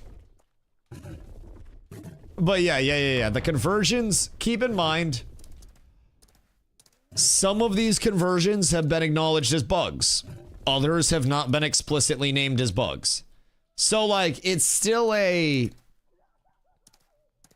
up in the air at this point in time on what's actually bugged, what's not actually bugged, like, what's supposed to be happening, what's not supposed to be happening. All of that shit is genuinely up in the air. Should stay that way, TBH, it makes sense. I do agree, actually. Like, it does make sense. It does make sense. Like, if you're using a bow that shoots an arrow, even if that's a bow that increases your magic power scaling, that should go, if it does fizz damage, through fizz mitigation. If you are using a book, even if it's a fizz book and it's shooting a magic projectile, then it makes sense that that would go through magic mitigation. It does kind of make sense in that regard. So, I don't really think it's the worst. I don't really think it's the worst at all, if I'm being completely real. Sucks they only have one magic-based auto attack melee weapon. Makes melee-based casters' weapon variety very limited. Yeah, that's fair. That's fair. We're on the same page now. Okay, I'm sorry it took me so long to actually pick up on that. I was, for whatever reason, my brain just wasn't grasping the concept. Like at any point. I just couldn't fucking wrap my head around it. It might be I might have had the stupid juice. Jesus Christ, that was such a difficult, like, the last 3 discussions on scaling have fried my brain, and I just want to do some goddamn Steel Bloom. So if anybody needs to come over to Steel Bloom, I gotta make some money. I gotta get a couple levels on my one-handed axe. And we can also Omega pull. Glow, I know you're broke. So I'm gonna get Glow in to pull again. Which cleric wants to come through and heal? I need a little, yeah, I got you. Which cleric wants to come through and heal Steel Bloom? What level's NBA? 25. Tragic. Cause I need a healer, and then I need people that need to get power leveled. I'm joining for a bit, but I need like 10 minutes if you need Bard. Yeah. We'll be getting stuff scored away. 22 here. Message me. I'm not getting you a split, but you can join for XP. I heard Korea wants to beat people at Steel Bloom again. I think that's propaganda. I think it's propaganda, if I do say so myself. Is it 16 or 17 min level? 16 bare minimum, but 17 is going to be a lot faster if you can get here in the first place. It'll be much quicker. Oh, TQR 8 gold. Only had 102 and he let me buy anyways. Haha. Massive. Crab XP is so much better. Well, yeah. This is a power leveling spot that also doubles down as an econ spot for people. And there are plenty of spots that are going to be better XP, where I could do people 16 to 21 in certain spots. Like I could take people level 20 out to snakes in Jinnah after this, and we can farm up sand squall essences and shit like crazy, and then just be completely set up. You know, it's a lot. Are you on Resna? I am on Shoal. We're all on Shoal. So I'm gonna be doing a little power leveling for our lobies in the comm. Can someone post in naps and let them know? Need DPS for the grind. I believe we'll be good on DPS at this point. Level 18 Ranger in naps outside Steel Bloom. Message me and I'll get you in. Is it same end game? Lemon. Got you. Beautiful. And then we'll need stomps. I can come, but it'll be a few minutes. Perfect. I'll get 17 Bard naps if you need. Okay, message me. Stomps, you're on the sideline for now. You're too high level. You're too strong. Because I need Sparks in for the carry spot, and then I need that other Bard in. I want the 17 Bard. So, what do you need, Stomps, for gear? Because I can be on the lookout for stuff. 17 Bard naps is absolutely beautiful. All right, message me, and then I will get you guys in. I'm going to convert from coffee to water at this fine point in the day. And then we ball. I'm good now. We're still waiting on a couple of the power leveling people to get over here. So it's not like a rush, but I'm working on Heroic Pedal Shard. Do you need Lego rubies? Because I got some cheap. You want epic, by the way. Don't buy my Legos. You want epic. All right, I'll be right back. Running into Jova then over. All right, cool.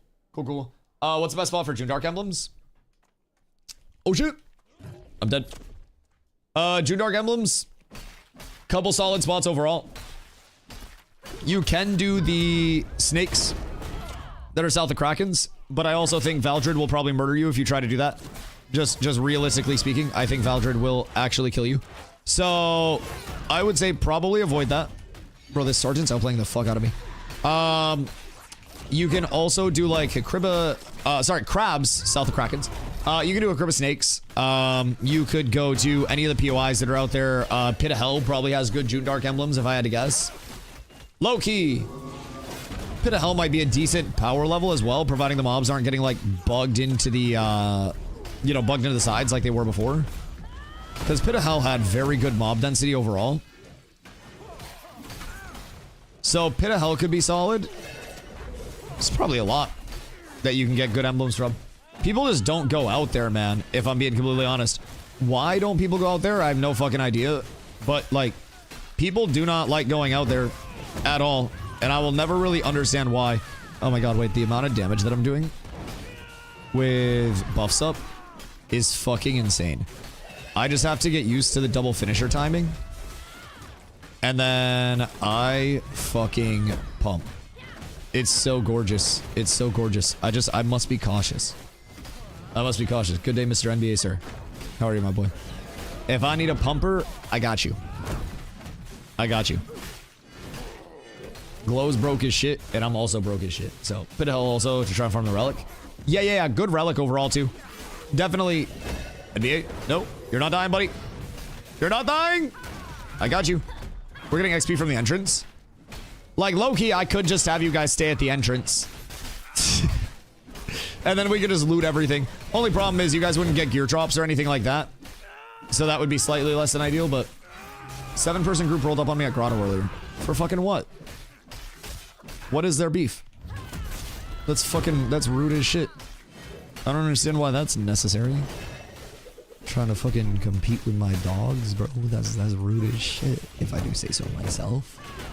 And then, people are out there, just not many. Yeah, that's fair. That's fair. People go for certain things, but where's Pit of Hell? It's an unmarked POI. It's east of Wildport, so like in this area, and then you have like a cave entrance around. I believe it's like right here. Maybe it's like up here, but it's just in that east of Wildport area. It's one of those like weird unmarked POIs. So isn't Lighthouse a good power leveling spot to the PvP XP bonus? Yeah, Lighthouse is great, but Lighthouse also doesn't give Steel Bloom emblems, and I have made multiple hundreds of gold off of Steel Bloom emblems. Just for perspective, I am doing incredibly well off Steel Bloom emblems. So I basically I come out here to power level because it's still better XP than people get anywhere else. And I bring 2 other level 25s out with me. And then we split the Steel Bloom emblems 3 ways. Any emblems, anything like that. We are constantly splitting those bad boys. Why not Carf? Less XP per hour. Way less kills per hour. Less of a market for the emblems. And less gold per hour. So, overall, it's basically either like... Oh, Sin, what you got going on? It's basically, in my opinion, either Steel Bloom or realistically just... I don't really know at that point, if I'm being honest.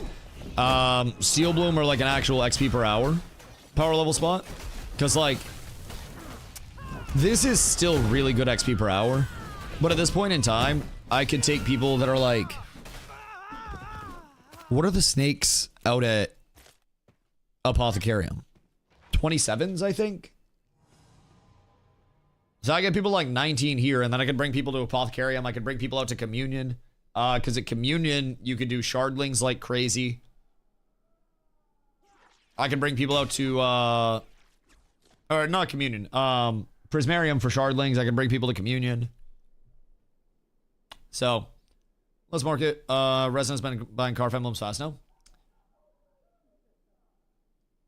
Seems like less market. Maybe you're getting that initial push though, because Carf and Alumnus rings are going out, so they'll sell. I just feel like more people and like more casuals especially are on their like secondary wave of crafting. Not theirs, but like the server secondary wave of crafting, right? We're still using Carf emblems, but I feel like your first timers, your casual players are getting into their like Petal Shard, into the Rosarium Guard. You're like your post-Steam joiners, stuff like that. So, I think it's really promising. Any idea when they'll wipe? Hopefully not for a while, but it could be any point in time. Servers went up a little over a month ago. It's traditionally a 3 to 5 month cadence before wipes. Their goal is to not wipe much at all, but things get a little wacky sometimes. All right, I'll be right back, chat. Un momento. Quick trip to Dr. Bonger Pinsky, and then we pump.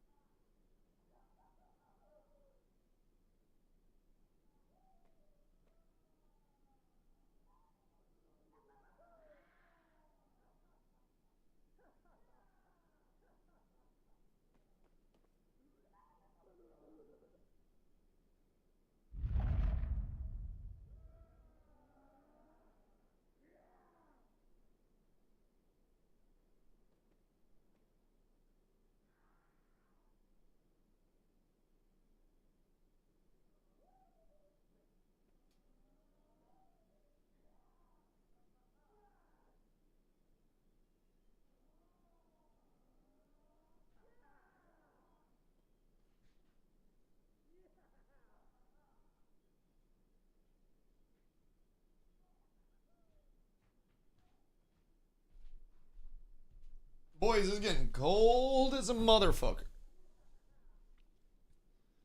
Cold as hell. I don't know why, but can I get a guild invite? I'm not allowed to invite people to guild. That goes through ticket stuff. Make sure you're all good in your ticket for that. That is, that's like the logistics side of things. I am just the recruiter. I just tell people where to go. Level 29 with 26 mat requirements. Yeah, how long do we expect things like that to actually last? Random question. Because this is so cheap to actually craft. Like, it's kind of disgusting, if I'm being honest, in terms of the efficiency. It's really good. Queue up with a weapon skill tree for two-handed sword. I do not have a two-handed sword on. I use a two-handed axe. But essentially, it's like, it's the same thing, just in general, I'm gonna be honest. This is what I run for pretty much every one of my weapon trees. So, I go Deadly Finisher, Trigger Chance, then I go Wound for PvP, Bleed for PvE, Pen. I take Disable Power, Pen. Wait, I'm not supposed to have Pen. Crit Hit Avoidance is supposed to be there instead of the Pen. I don't really like the Pen, if I'm being completely honest. Crit damage, and then Wound or Bleed. 2 points here for the Trigger Chance. And then I go here, here, and then I go Final Point in the middle if I'm solo. If you were in a group, it can be very nice to have the aura. Excuse me, down to the bottom here. Pen doesn't even exist on the paper at all as a stat. Yeah, and I notice effectively 0 difference. Like, Clam, what am I go? I notice effectively 0 difference on whether I have Pen or I do not have Pen. Just being completely upfront. Like, I notice next to nothing. Now, I will say, 2.5% Pen, I don't really notice much of a difference. 15% Pen from my weapon tree, I absolutely notice a good difference. Now, it's like, I noticed 15% Pen was like 8% more damage when that was up. So, like, do with that information what you will. It's probably not that much of like a 2% Pen. It's maybe like a 1% damage up. So, they got more important things to fix, like jump throw animation has been updated. Listen, we're gonna have a beautiful, girthy, chummy animation out here, man. Let me tell you what. Also, Glow, you'll be happy to know I have my shield on today. So I got the one-hander crafted. So now we're back to that. And it's time. It's time. You want to use the stat? Healing received 500 rating increases heals you by 2%. Wait. What do you mean? Increases heals you take by 2 or by 2%? What do you mean by that? Not 2%, 2. Where does that rating come from? Because, like, I have healing received increased by 20%. And then I have, on my block, I get Iron Reprieve, which is 20% if I block 5 things. There's a food? Oh, no. Shima cow. Oh, that seems bad. Yeah, that seems really bad. Should Rangers focus on dex and crit chance? Strength, like just power scaling in general, and then attack speed is a really good scaler for Rangers as well. Crit's kind of like your tertiary scaler. I would say power and attack speed for your top 2, because you have a few like longer casts, a couple of things like Scattershot that you can charge up for more damage. So overall, I think attack speed is really well loved. What's your best tip for a new player? Feel free to ask questions. First things first, also explore. Ashes has a lot that it's lacking, but simultaneously a very deep learning curve. There's a lot of systems, and there are systems that are incredibly, complex to grasp the concept of already. Not necessarily like you need to be a hacker or anything to get them right. You don't need to be the world's smartest man, but something like knowing that you don't need to use all heroic materials to craft a heroic weapon, and you can use different tiers of materials to get it cheaper. A lot of those small things. So for a new player, I would say take your time, explore. Don't worry about min-maxing anything, especially your first time around. Everything's going to wipe. So almost approach it as like a seasonal standpoint more than anything else, because progression is going to get reset probably multiple times in between now and beta. Other than that, just, enjoy. Some of the like combat, especially endgame stuff, very punishing along the way. You will find mobs that hit very hard. If you have bad gear, you'll get one-shotted by some mobs. So you'll definitely have some oh shit moments, but What's decent mid-tier power we should be looking to hit? For PvP?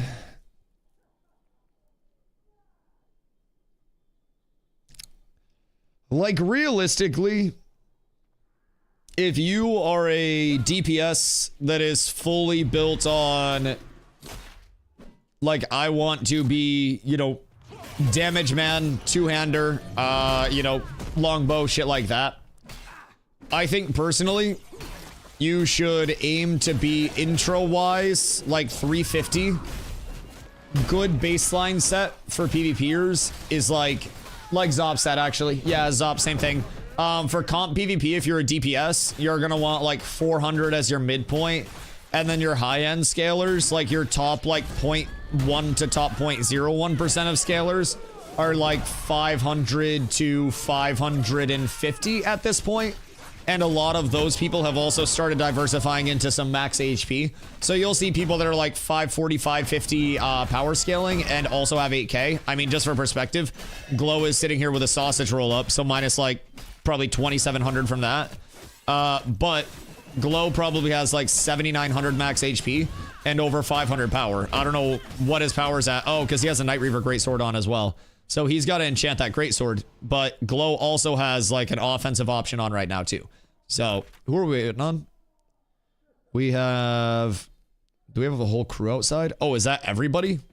Well, alright, off we go. 500 base, like 7,400 HP with Night Reaver.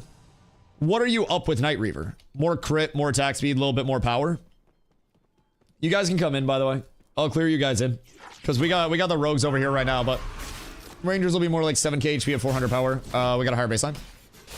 Yeah, a lot of the stat scaling as a whole just kind of got cooked, if I'm being, or not the stat scaling, but like the stat building off of actual like class levels and shit. Kind of got cooked. Oh my god, I'm hitting so hard. The fact that I have a one-hander on and I'm doing the damage that I'm doing, also it's not a fully upgraded one-hander at this point in time. Really nice, if I do say so myself. I still have many more things that I need to get. And I have my shield on. So we can just pull dumb as shit today.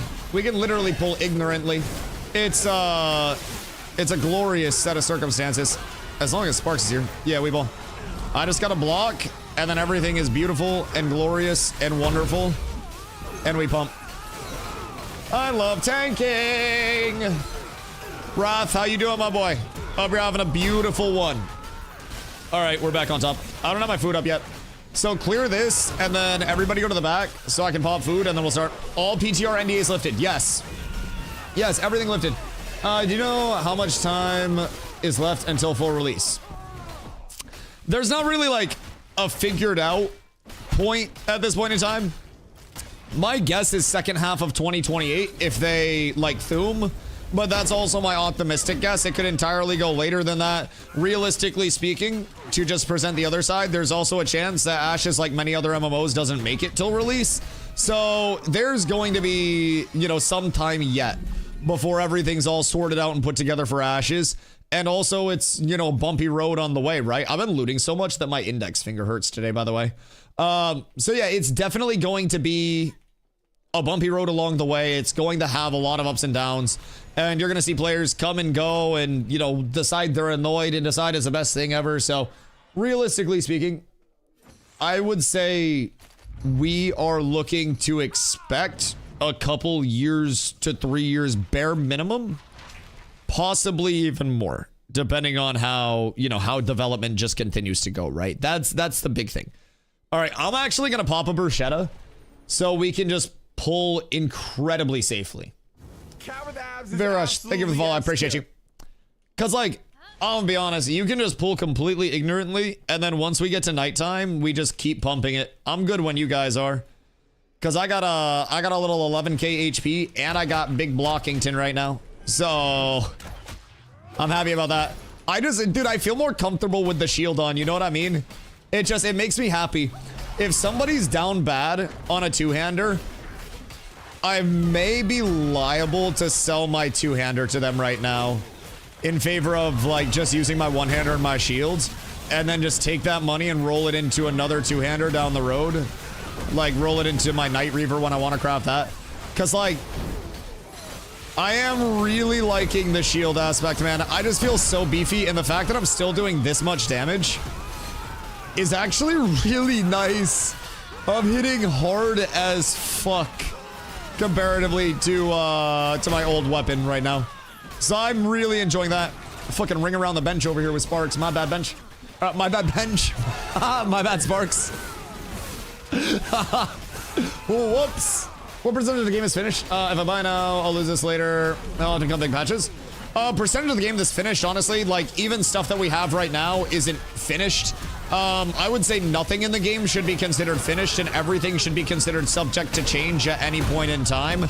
They're adding in more stuff as they go, but a lot of shit needs bug fixes. A lot of stuff, you know, comes in janky, needing a little bit more love along the way.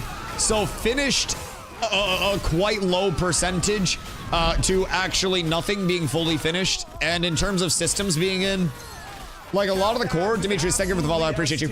In terms of the core of Ashes, like you have enough of the core to understand that this is supposed to be, you know, a player-driven world, a crafter-driven, best-in-slot gathering experience, right? But along the way, we've seen points where that becomes, you know, more PvP-based. It's currently less PvP-based than it's been at certain points in time. So there are always changes.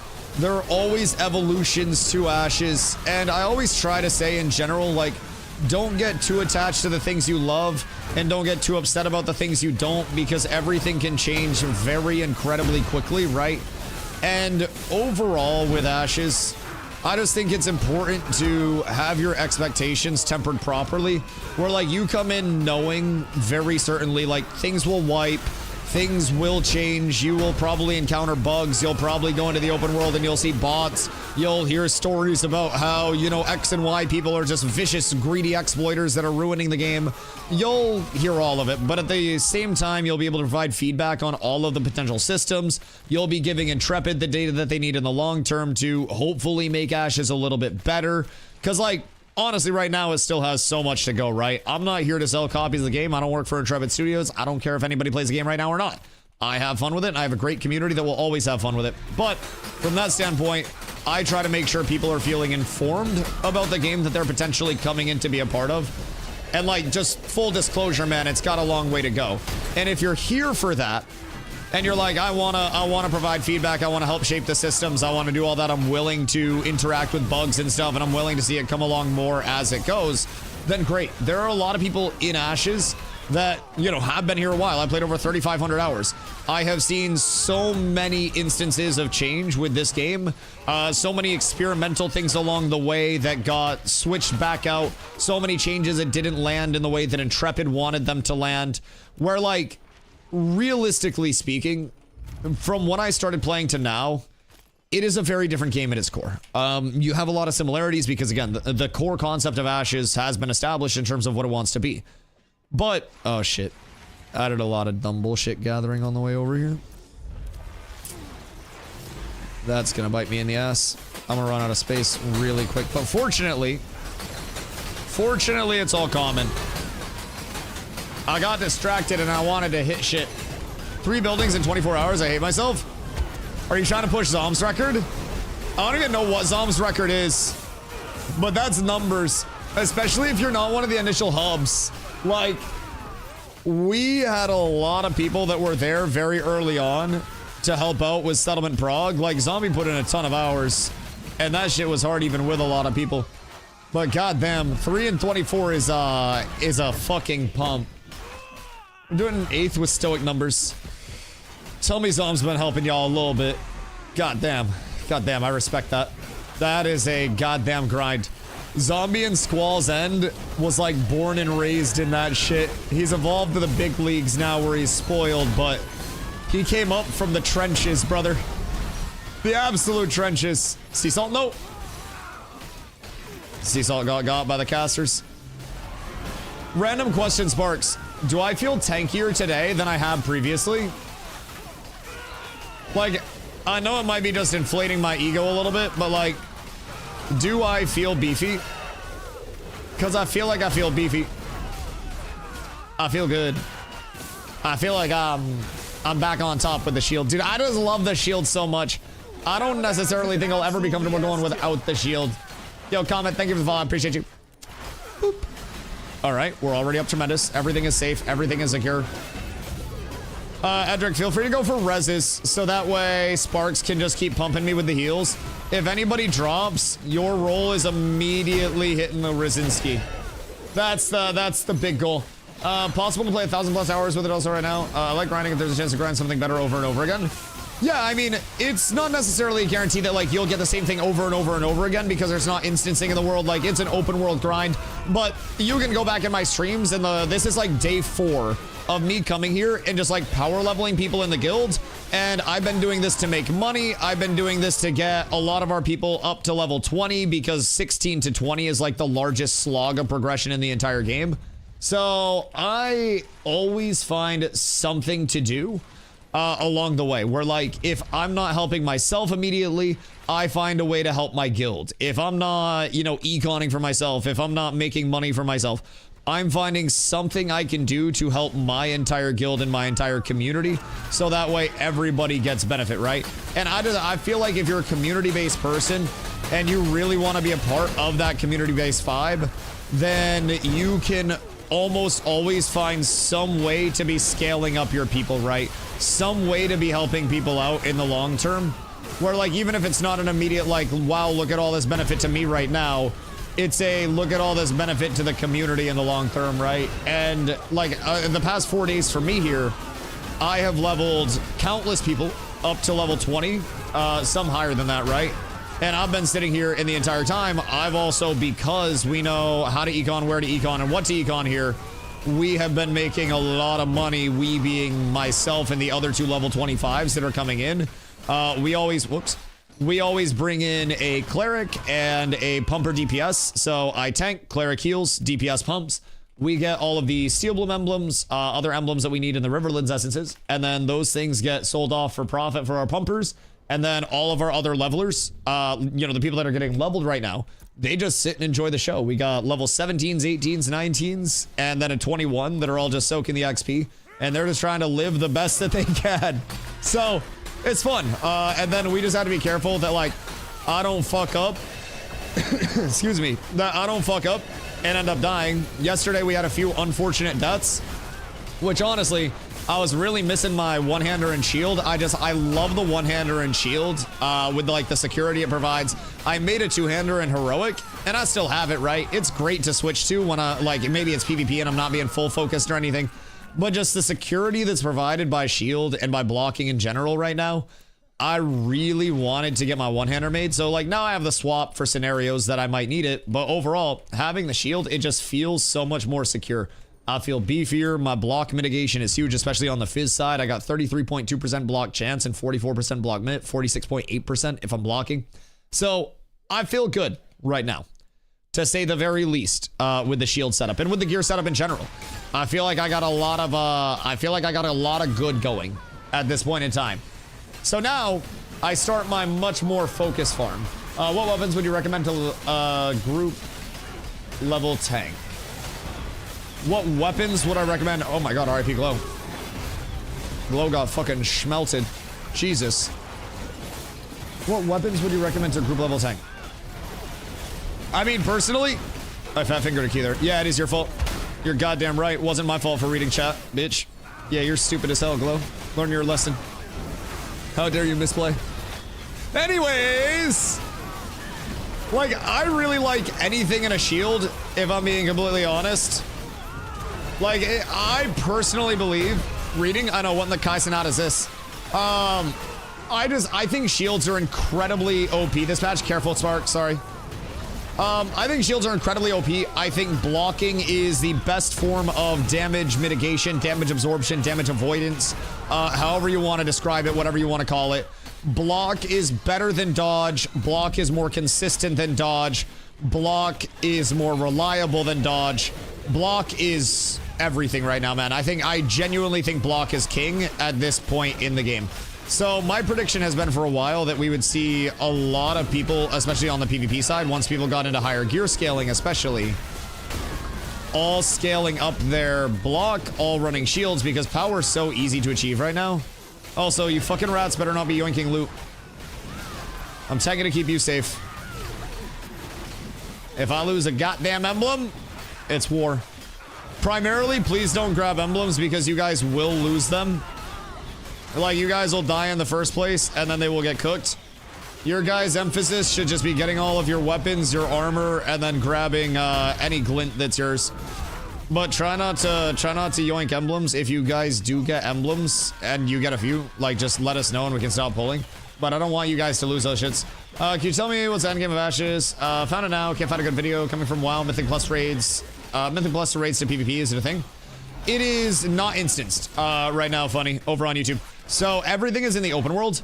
And with that, like, you do have raid content in the open world. You have world bosses. You have, like, open world grand dungeon build-outs that you can go to complete content. But, like, overall, it is very different than WoW structurally, right?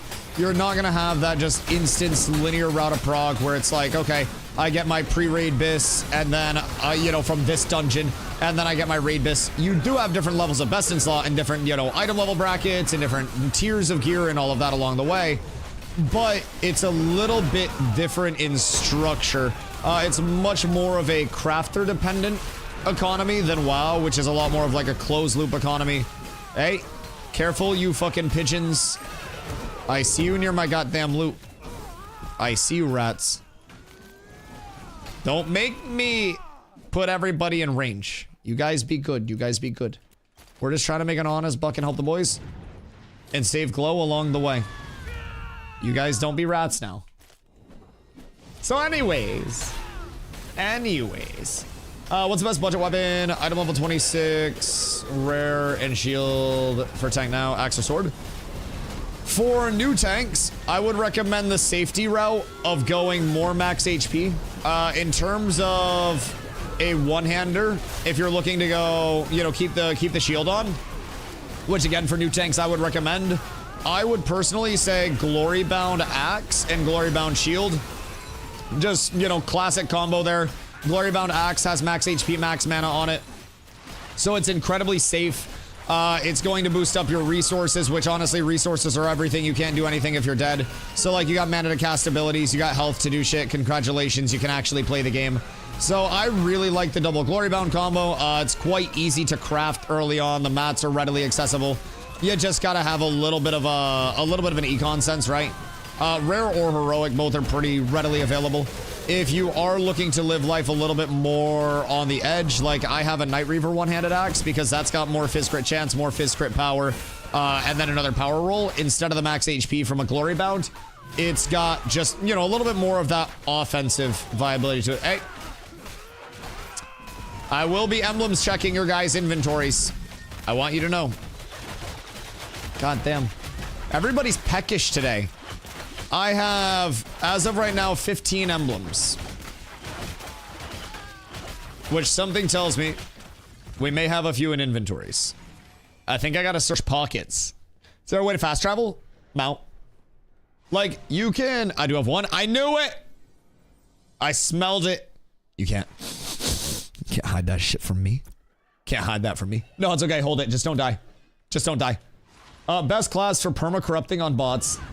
My fucking goat. I like that mentality. I like that goal set a lot. Honestly, anything? None here. All right, fine. Honestly, 15 is quite good, if I'm being real. Like, we haven't been grinding it too long, and like, we're just demon pulling right now too.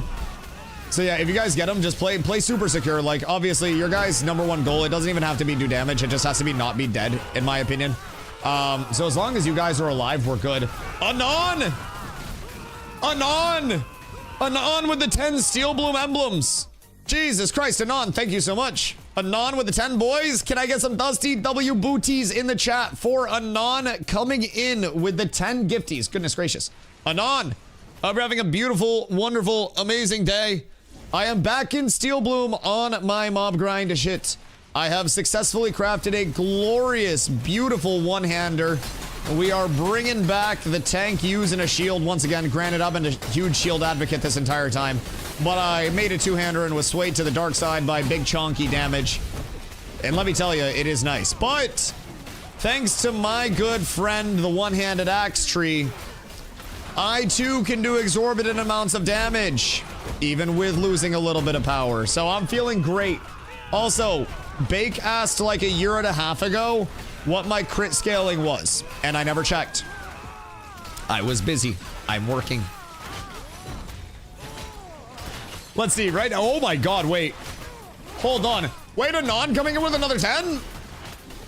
Excuse me? Pardon moi? Anon, thank you. Thank you, thank you, thank you, thank you. Anon's making it fucking rain. Chat, somebody get a primer in this bitch. If you're dodging all the gifties, check your prime. See if you got it available. It's free once a month, does not auto-renew, and saves Anon $5.99, providing they're gifting from PC and not mobile. Got any dono emblems? Motherfucker, I'm broke. Together. I'm broke. Ron told me guild would buy emblems. Other than that, I've been selling in guild at 50 silver and then out of guild at like 80 silver to a gold. I sold some overnight at like 73 silver per. So do you have the money? Yeah. We can work out a wholesale price because I would rather exclamation guild Wamba. But yeah, we can work out a wholesale price. I'd rather them go into the guild than like go outside of the guild, especially if we're cooking. But how many subs for top of the invite list? RMT is bad in every form, okay? I cannot condone RMT. If you want to get on the invite list, make sure you're in the guild Discord. We do things ethically here. You can bribe me, so I will like you more and read your message because you'll have a fancy sub badge, you know, a gifter badge so you stand out among all the peasants that are also asking to get in. But that does not improve your odds of actually getting into the group. I'm too ethical. I paid for my invite. Shut the fuck up. They don't know before they don't get in. Hupsy! Hupsy with a 5 of his own. Boys, get out the banjos because they're dueling. Anon, or one Anon, or two Anons. I don't know. But Anon coming through with the double stack of 10s. We got Gravon coming in with a 5 as well. Oh my goodness gracious. God, this is a beautiful day for bribery, chat. A beautiful day to win some favor. God, I'm so grateful for like potentially 4 of you right now. Also, Sea Salt came in with a prime. 5 of you. Sea Salt, thank you for the prime. I appreciate you. Much love, much love, much love. Thank you guys. Truly legends. Who got emblems they don't need? How urgently do you need them? Because like, we haven't done an emblem split yet. At this point, we only have 18. Check back in like 2 hours. And then we'll do a split. We don't have many right now, and they're not split. We just, we stack them on me, and then we distribute after. So, me, Glow, me, Glow, and Sparks will have the emblems. It'll just be a 3-way split between us all. So just, yeah, just stay tuned on that. But like, I'll sell mine in guild. Glow will also probably sell in guild, if I had to guess, just for like the ease of access and keeping it in-house. Because I'm gonna do 50 silver, just throughout. I sold almost 60 from yesterday's grind for 72 a piece overnight. So Glow selling gold. Sparks, are you gonna sell in guild? Are you gonna sell in guild as well, Sparks? Or do you want to scam others? Because I don't blame you for scamming. Sometimes I scam others as well. Solo or dual leveling viable? You can. Okay, all 3 of us are just gonna sell in guilds on. So we'll sell in guild at 50 silver per. So I'll just let you know what the bill is at the end of it. But how many do you need? Like, is there a total amount that you're looking for us to satisfy with the quantity? Or is it just please as many as you possibly can type shit? Just any? All right, bet. Just for general crafts. Works for me. Oh shit. I actually I got stunned as soon as I went to buy my intim there. That was almost slightly annoying. Dude, I feel beefy. I feel like I'm still doing so much damage too, as long as I'm making sure I have my sword masters up and everything. Like I got 7 seconds, 7.5 on a combo of just raw, unadulterated pump. And it's not even fully set up yet. I'ma still get more additive base damage, more proc chance on it. It's gonna be fucking glorious, to say the very least. Since we haven't done a Steel Bloom raid with guild, wanna keep the water flowing? Yeah, I got you. I probably have a lot. Like, if all 3 of us are selling in guild, we usually pull like a 30-ish, sometimes more an hour. Some hours are good to us. Our highest hour has been like 50. Our lowest hour has been like 15. So we usually average out somewhere in the 30-ish an hour range. And that was also with like some conservative pulls yesterday.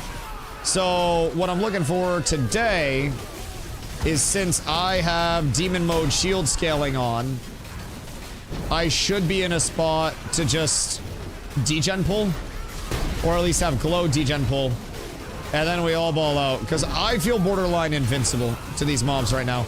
Yesterday, I was still getting hit very hard. Today, if anything goes south, I legitimately just block, and then I take no damage, dude. I feel disgusting right now. This is fucking huge. This is a glow. I don't know.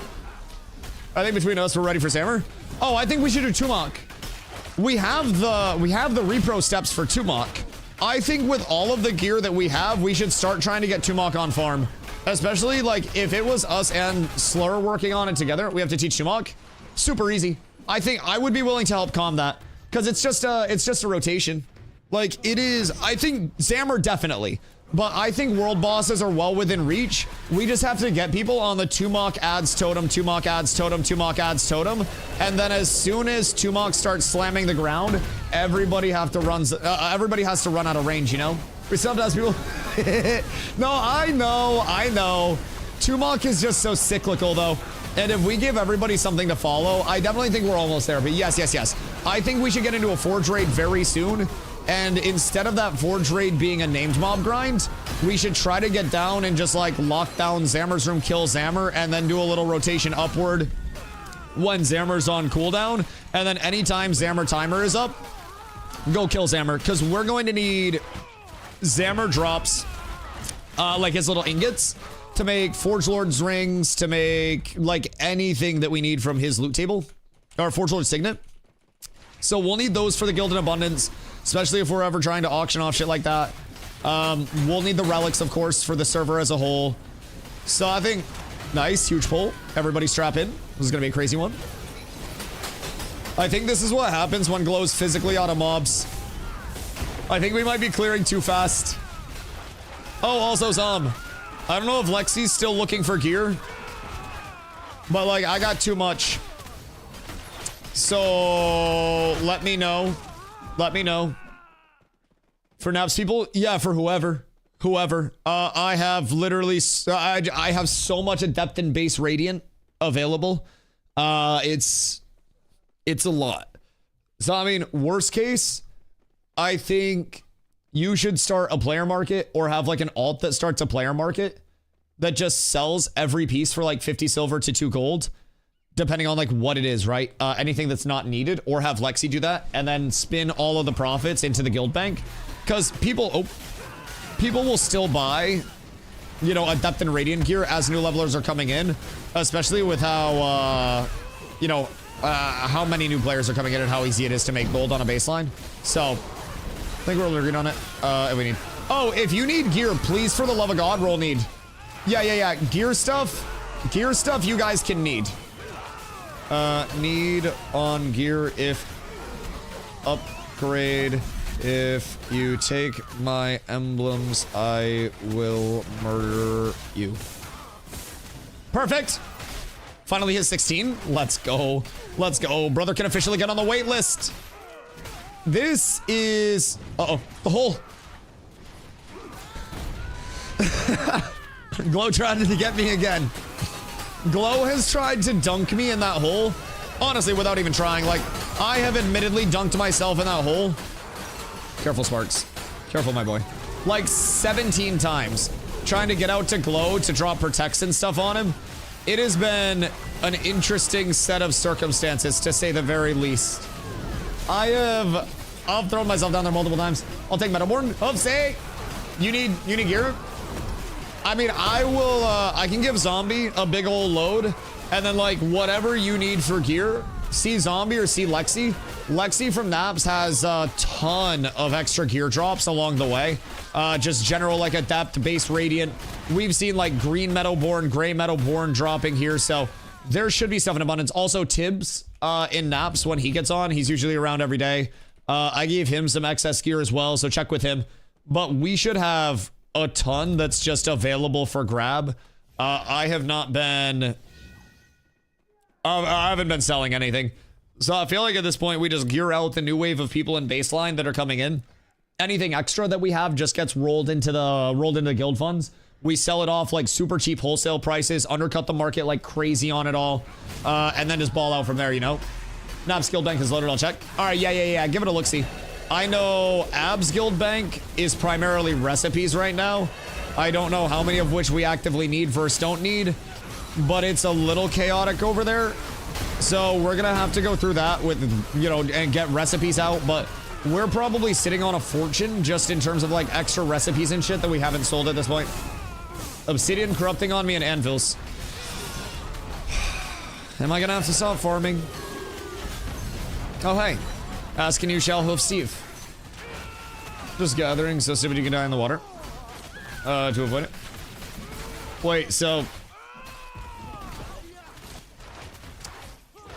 they corrupted on you in the anvils, and then... died in the water? Like in a spot where they can get their their body back? Because Nin did that once and then wasn't able to get his shit back. Nin cooked himself. Absolutely rolled himself, played himself. It's terrible for Nin. Terrible for Nin's self. Sparks, I got you, buddy. Everything's fine.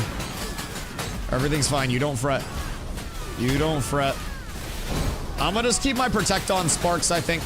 Because if Sparks dies, it all goes south. And if Sparks lives, then everything is perfectly fine. If Glow dies, we're just down a little bit of Glow's glint. So we should be fine. Nothing in the bank. Nap skill bank for me. Okay, cool. We'll have plenty. I mean, we already got a piece of Metaborn to drop, so by the end of the day, check with Zom, check with Tibbs, check with Lexi, see if any of them have extra stuff as well. Because we just, bro, we have so many drops out here. Like, I physically do not have enough space to grab all this shit. So there should be physically no shortage. At least I fucking hope. I hope. Who wants a dicking? Bro, I need an Econ. I spent all of my gold, and now I'm gonna need to enchant my one-hander so I can get above 400 power. I need to power scale this bitch up just a wee bit more. We're down bad. Can we get heals on the bird, please? The birdie needs a little bit of love. Edric, that's your off roll. You heal the bird and you res. He's like the pit crew. It's fucking beautiful. Oh, excuse you. Don't need to be aggressive towards the burb. I think that's extremely rude and unnecessary, if I do say so myself. And I don't want that. I think that's extremely rude. Boop. I just need to make sure that I'm keeping my weapon buffs up.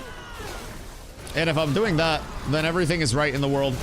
And honestly, my weapon XP is going to get taken care of very quickly here too. I got my great axe to 25 here over the course of a couple of days. And so I'll have my baby axe to 25 probably in a couple of hours here, considering it's just the last 3 levels.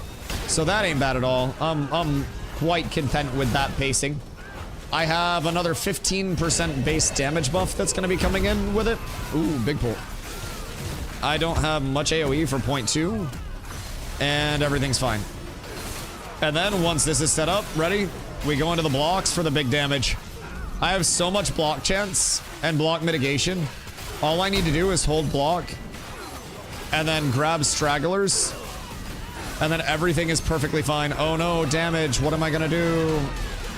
Oh right, I just block. And then we get buffs up and we pump, boys. We get our finisher buffs and double slam, and then we see 1,000 damage pop up. Oh, it's so beautiful.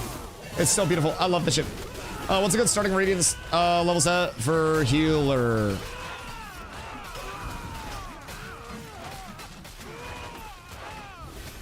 Is it great plate that y'all bitches were going? I want to say for intro, a lot of people were going great plate. If I'm not tripping. Great plate? Okay, cool. That's what I thought. Ni hao, Dossington. How are you, my boy? I hope you're having a beautiful one. Great plate's recommended. Okay, cool. DustyWhy, Cleric Knower. Absolutely insane. Wish I had Crypt Ward. What stops you from getting Crypt Ward? Is it recipes or like just availability of shit? What's up there? Costs like 5 gold for a set. Great plate. Oh my god. Oh wait, pick up a full set of white Great Hollow first. Yeah. Grit Mantle, Great Hollow, and Hollow Shade was the combo of 3 sets that I used when I first hit 25 before I crafted. Then as a tank, I saved up for my Rosarium guard set, like after I had weapons and everything squared away. So I can't recommend like those enough. Salmon salad, that's nothing crazy. That's Apprentice. So yeah, overall, I would say just try to grab whatever like early item level 23 set you can get your mitts on. They will typically be quite cheap, especially in a common baseline, and you shouldn't have to worry about too much there. And really can't go wrong. Yo, Carl, thank you for the follow, dude. I appreciate you, welcome in. Oh, what leveled? Was that my axe? My axe leveled, boys. Aw, shit. Aw, shit. All right, well, welcome in, Rhythmic Swings. This is the axe tech that they don't want you to know. Oh, shit. There we go. That got a little stuck on the screen. Didn't really want to go away. Wanted its 15 minutes of fame. Fucking stream snipers out here. They run in abundance. All right, beautiful. So Rhythmic is basically going to ensure that I always have my weapon buffs up at all times. So in terms of Sword Masters and Unstoppable, those happen when the last 2 hits of my weapon combo, my finisher and my extended finisher, get the RNG chance to have what's called a deadly proc. That's increased here to a 45% chance and here to a 55% chance, right? So with that, Rhythmic Swings makes it where if I don't proc the deadly, I get a 25% increased chance for the deadly proc on the next finisher or extended finisher, and it stacks up to twice. So in the event, since my great axe or my baby axe, like whichever axe I'm using, is so dependent on having those buffs up to really be the best weapon in the game, I really like to ensure that those are up. And then if I ever need mana, I was going over this earlier, but like my longbow runs refreshing follow through and inner fire. So if I'm ever like low on mana or anything like that, I can instantly like, I can pop a reflect and get some mana back. I can pop my longbow out and I can do some spells out there to get my buffs up. It's nice. What's the meta for tank? One-handed axe or one-handed sword? I heard maces are mid. Yeah, maces less than ideal. I think maces primarily, like, what really cooks them is the fact that their status effects are so weak. Like, I very frequently talk about how status effects and ashes, like, make or break the combat. Lumberjack. How status effects and ashes will genuinely make or break the, you know, the PvP combat experience for people, especially newer players that don't quite understand how important those status effects truly are to pump out. Like, Mace's biggest thing is that it only has, I don't know, what are those worth? Like, are they expensive? Mace only has stagger and daze in its weapon tree, so like, the weapons itself, nothing really wrong with the maces themselves, but we put out stagger anyways with a lot of our, like, you know, just natural abilities in existence as a tank. And then daze is an attack speed slow, so like that can be good situationally. But overall in PvP, most people are definitely going to want to have wound going all the time, right? And if you don't have wound, which is the anti-heal, then like you're going to be pretty down bad as a result of that. Bright Grove is... Why do I feel like Bright Grove is decent? But yeah, so in terms of... I'm already full on Glint. Alright, well, you're going bye-bye. I don't have the time for that. I need space more than I need you. And destroying all of this will make me more money than having it. R.I.P., R.I.P., and hello darkness, your old friend. Goddamn, I can't have my mats going full. That's fucking tragic. Anyways, what's staggering in days? So, stagger is a status effect that when somebody is staggered, they have 30% less disable evasion. Disable evasion is, as it sounds, your chance to evade, you know, CC abilities. So trips, stuns, stuff like that. It's your chance to not be hit by those. So you make people... Oh, my bad. I always like to iterate. But yeah, for those that don't know, since I'm already on it, stagger makes people more likely to get hit by CCs. Crowd control effects, stuns, shit like that. Less likely to evade them. And then from there, you have daze. Daze is a cast speed reduction. The thing with stagger as a tank and why we don't really worry about it too much is because tanks naturally put out stagger on targets on the weapon combo finishers. which will be, you know, just things that we naturally go through in our rotation. So every target that we're on, the fuck? Glow, what did you do to that Marauder? Brother actually just sent him through a loop. I don't know what you did, but I've never seen a Marauder behave that way before. That man just hit the craziest bounce. Holy shit. You play sports? Oh yeah, I mean, I'm old now. So like, I don't really like actively go play sports, especially considering it's like winter right now. But I grew up playing a whole shitload of sports. I love sports. I love getting active. To this day, I try to get active as much as I can, but like, I stream so much that I can't really like just, you know, go hoop like I used to. But basketball is my favorite sport by far. I love playing basketball, love watching basketball. I think it's super exciting. I think there are so many like small things in basketball that can impact the overall, you know, the overall product, right? Team sport where everybody plays their role, everybody knows exactly what their role is, and there are people that are making millions upon millions of dollars, not because they put the ball in the hole, but because they are a rebounder, or they're a space creator, or they're a very good defender, or they're a facilitator, right? So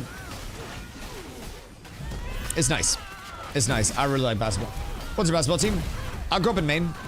So everybody around me and my family, always big Celtics people. When I was a kid, I was much more a player enjoyer than a team enjoyer. So I always really originally, like, Tracy McGrady is my favorite player of all time. I loved watching Tracy McGrady play. Still think, you know, injuries, you know, not existing, Tracy McGrady would probably be considered in the GOAT conversation. Disgusting player. One of the best, just like, you know, raw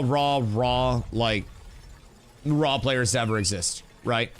So huge Tracy McGrady enjoyer. First pair of basketball shoes that I ever wore in Rec League were T-Max. Were broke as shit, and my mom found them at a thrift store, and she didn't even know what they were, and she brought them home for me, and she was like, "I got you new basketball shoes," and I freaked out because they were T-Max, and she was like, "Oh, what the wait, actually, it worked." So like, I had the T-Max on, like, T-Max 1 and 2s were so comfy. Oh, dude, they're so beautiful. The white and the navy with the navy on the toe that like wrapped up across.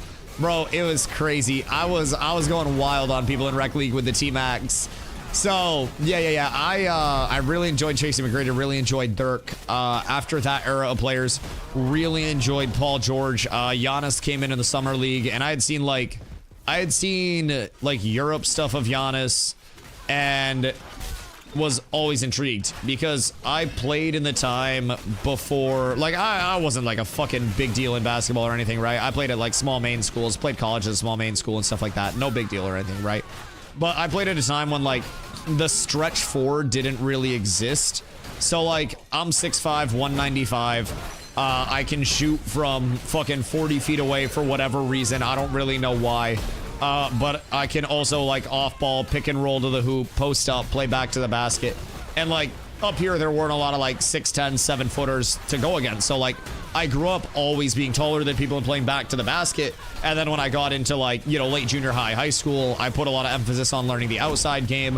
You know, ball handling got better, spaced the floor more, and was just like matchup Hellington, right? So I saw Giannis and I was like, oh damn, wait, I really like this guy. He came over first year in the summer league and had a negative assist to turnover ratio.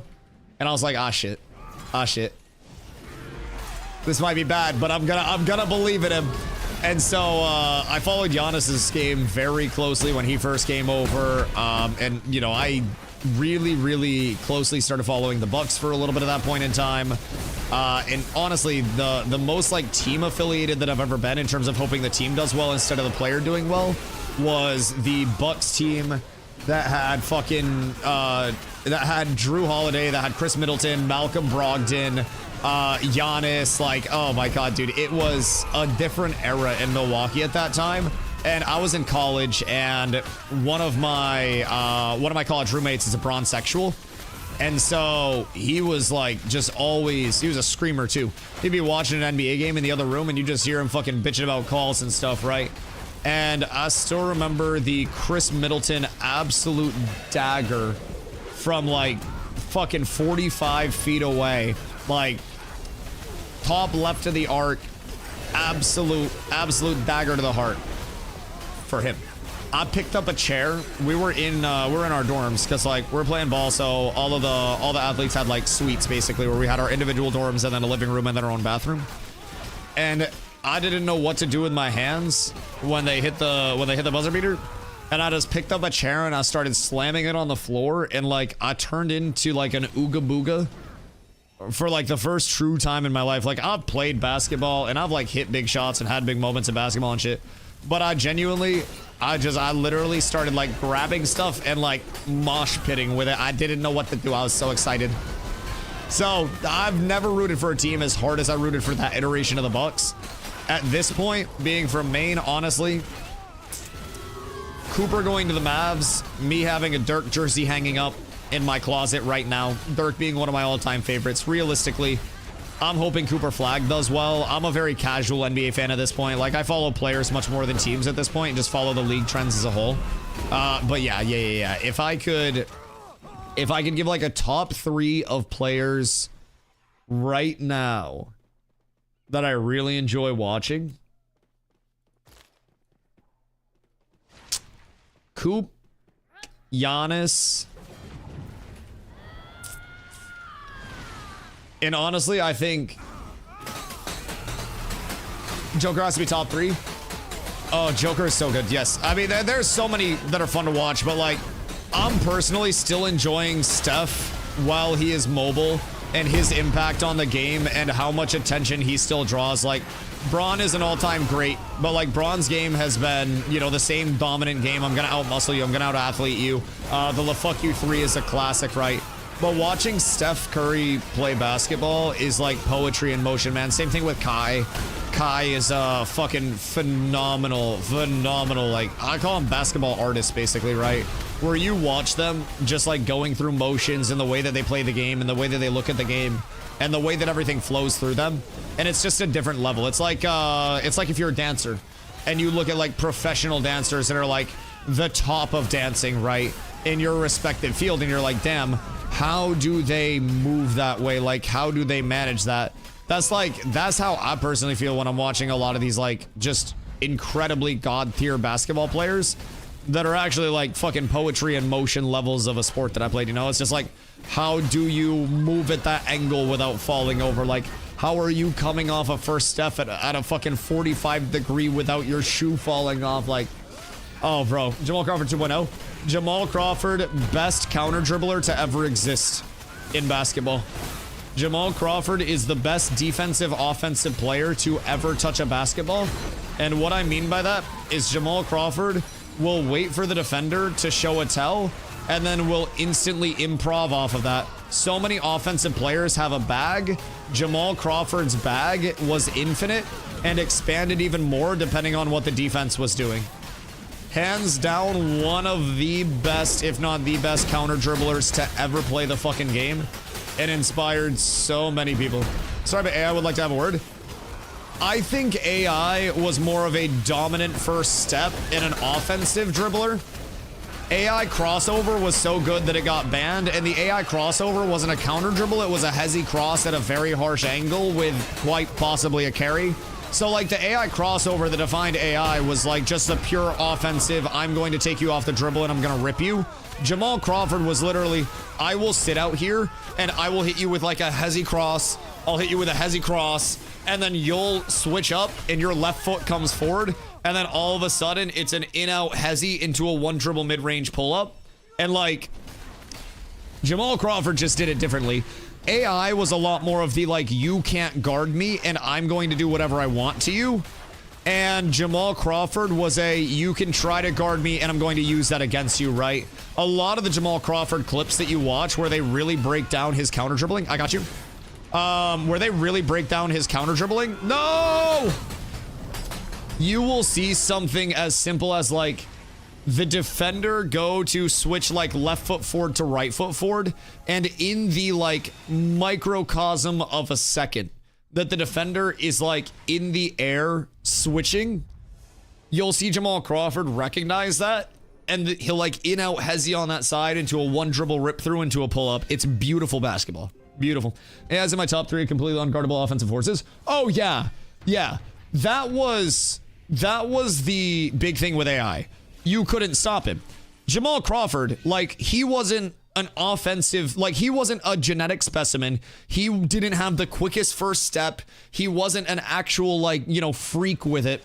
But he had the ball on a spring, and I think if you tested, like, you know, if the human benchmark existed when Jamal Crawford played, and you had a defender that was basically like, you know, in a vacuum, right? You have a defender that basically makes a movement, and then you have the dribbler react to that movement. I think Jamal Crawford would have one of the quickest registration and counter times of any dribbler, right? So it's like if you have, you know, you have a pitcher that delivers to the plate, how quickly you react to that ball being thrown. I think that is the same level of like what Jamal Crawford had. It was an insane level of like registration and comprehension immediately. Massive ball IQ to be able to identify and counter dribble in the first place. And a lot of people that are ISO players came in the wake of Jamal Crawford showing what patience and counter dribbling could be. It's not necessarily the ISO evolved from a straight standpoint of like, you know, Giannis and LeBron existing and just muscling people. ISO ball and like fucking ISO Joe and Jamal Crawford, those were counter dribblers, dog. Your pure scoring threats and your setup people, those are your offensive threats. Like AI could create his own bucket, but AI could also kick it out to somebody, and AI could easily drop a 10 plus assist a game like it was nothing. Someone like Jamal Crawford or ISO Joe, you can give them the ball and then everybody can fuck off and take a break for 15 seconds, and then you come back and they've somehow scored. Like, you're looking at a fucking 3v1, 4v1, and they're working through everything. Like, the scorer mentality in basketball is, I'm not worried about what my defender's doing, I'm worried about what the help side's doing, because my defender can't guard me in the first place, right? You know that you're gonna score, and you know that you have matchup hell, and that you got a fucking mouse in the house, and it's just, it's over before it starts, right?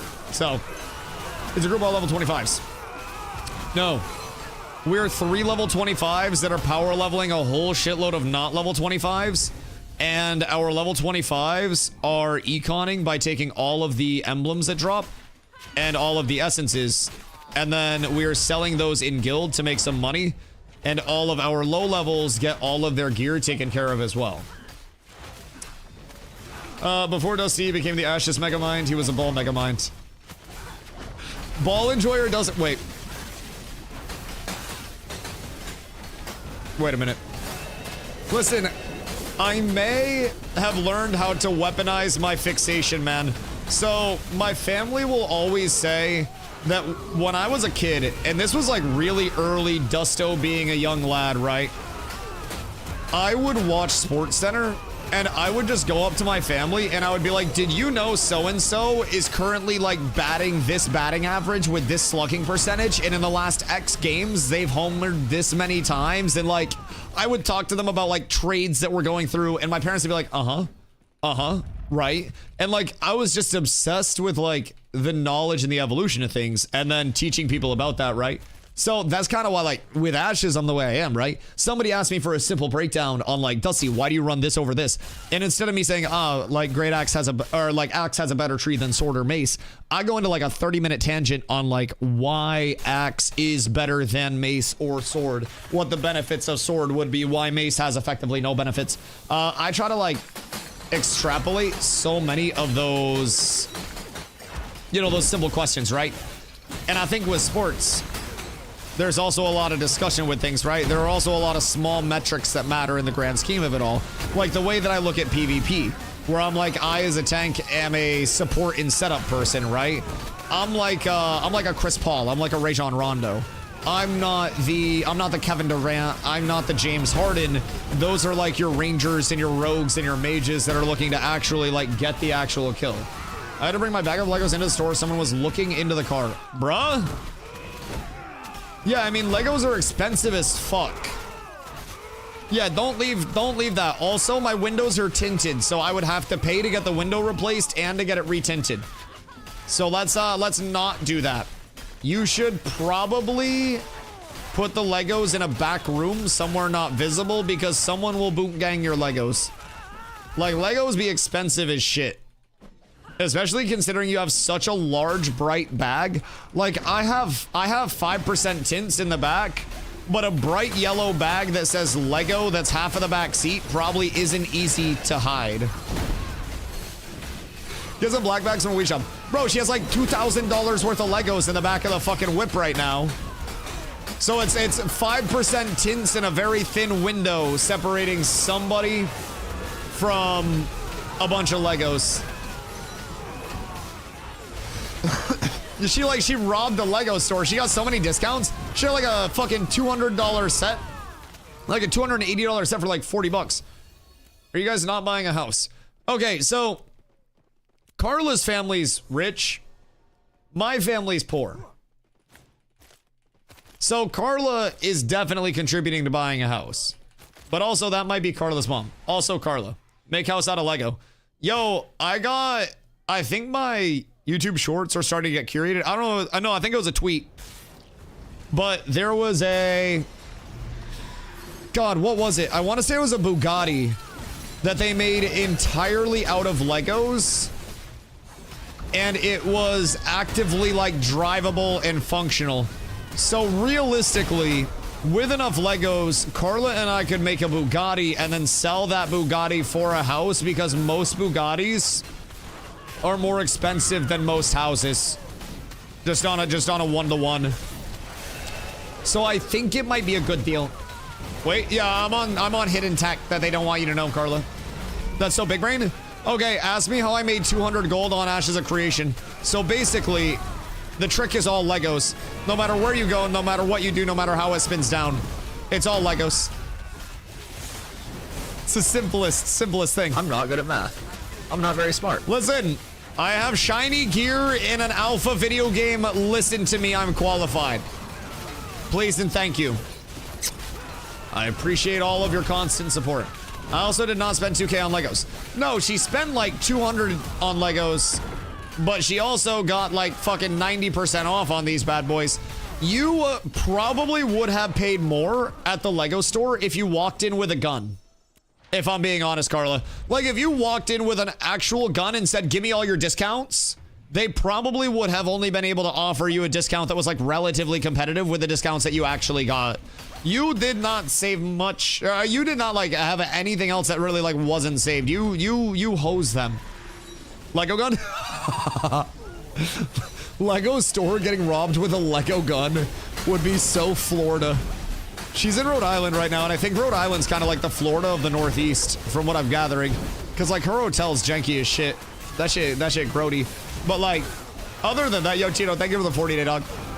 A Lego gun robbing a Lego store would probably be kind of funny.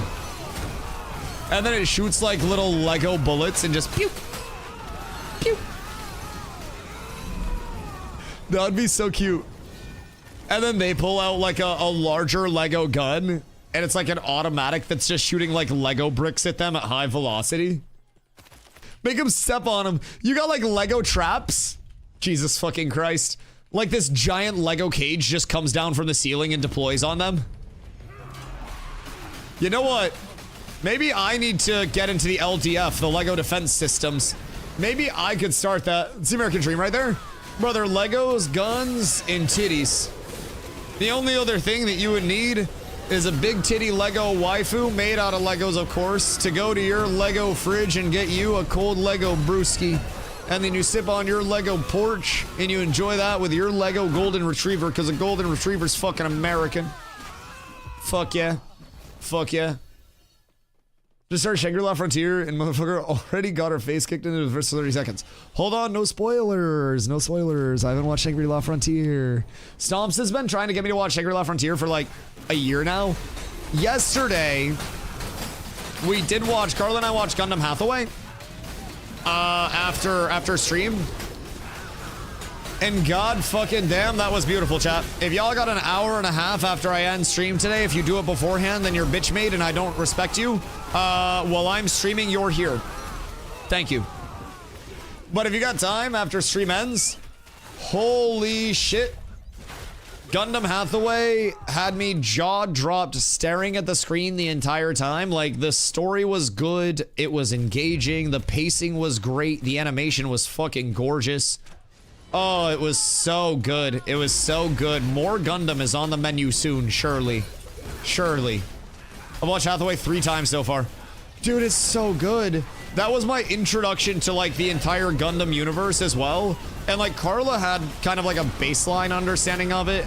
But, like, that was... I hadn't watched other Gundam titles. I know. I'm an anime casual, and I'm willing to admit that. It's just that I stream so much. I don't really have time to watch a shitload of shows in general. So, I try to do what I can. I'm not going to be like Mr. Beast and pretend that I'm a huge anime fan and not be. But, I like anime. I just don't have the time. So, that was my introduction to the, like, the whole Gundam universe and the Gundam cinematic aspect, right? That shit was great. And if that's, like, just, you know, another part of the whole universe as a whole, then, brother, let me tell you, I will be reporting back on much more very, very, very quickly here. Incredibly quickly. I'm stunned, player life for a sec. Oh, shit. Oh, my God. Everything's bad. Oh, my God. There's no fucking way. We play it. We play it. We play it. Everything's fine. Everything's fine. Sparks, I got you. All right, Sparks is down. I'm resetting. I'm getting out of this and resetting. Bell, bell, bell, bell, bell, bell, bell. Everybody out. I think I'm dead to dots. I might be fine, though. We're going to try something risky here. Actually clean. Actually clean as fuck. Nothing of value was lost. DustyWhy wins again. Holy shit. Shield actually just saved my life. What a fucking effort by Sparks. I want to say, Sparks, you died a fucking hero there, brother. You did legitimately every single thing that you could to keep me up, and I respect the fuck out of that. You were a goddamn soldier, and your country will never forget your sacrifice. The stick mount trick. I like to pop stuff in the air. So, like, you can throw your mount, you jump and then dismount, and then you pop an ability. So, like, jump, dismount, T, and then you can get back on after. All right, hold on. We'll do a... Oh, Sparks, no!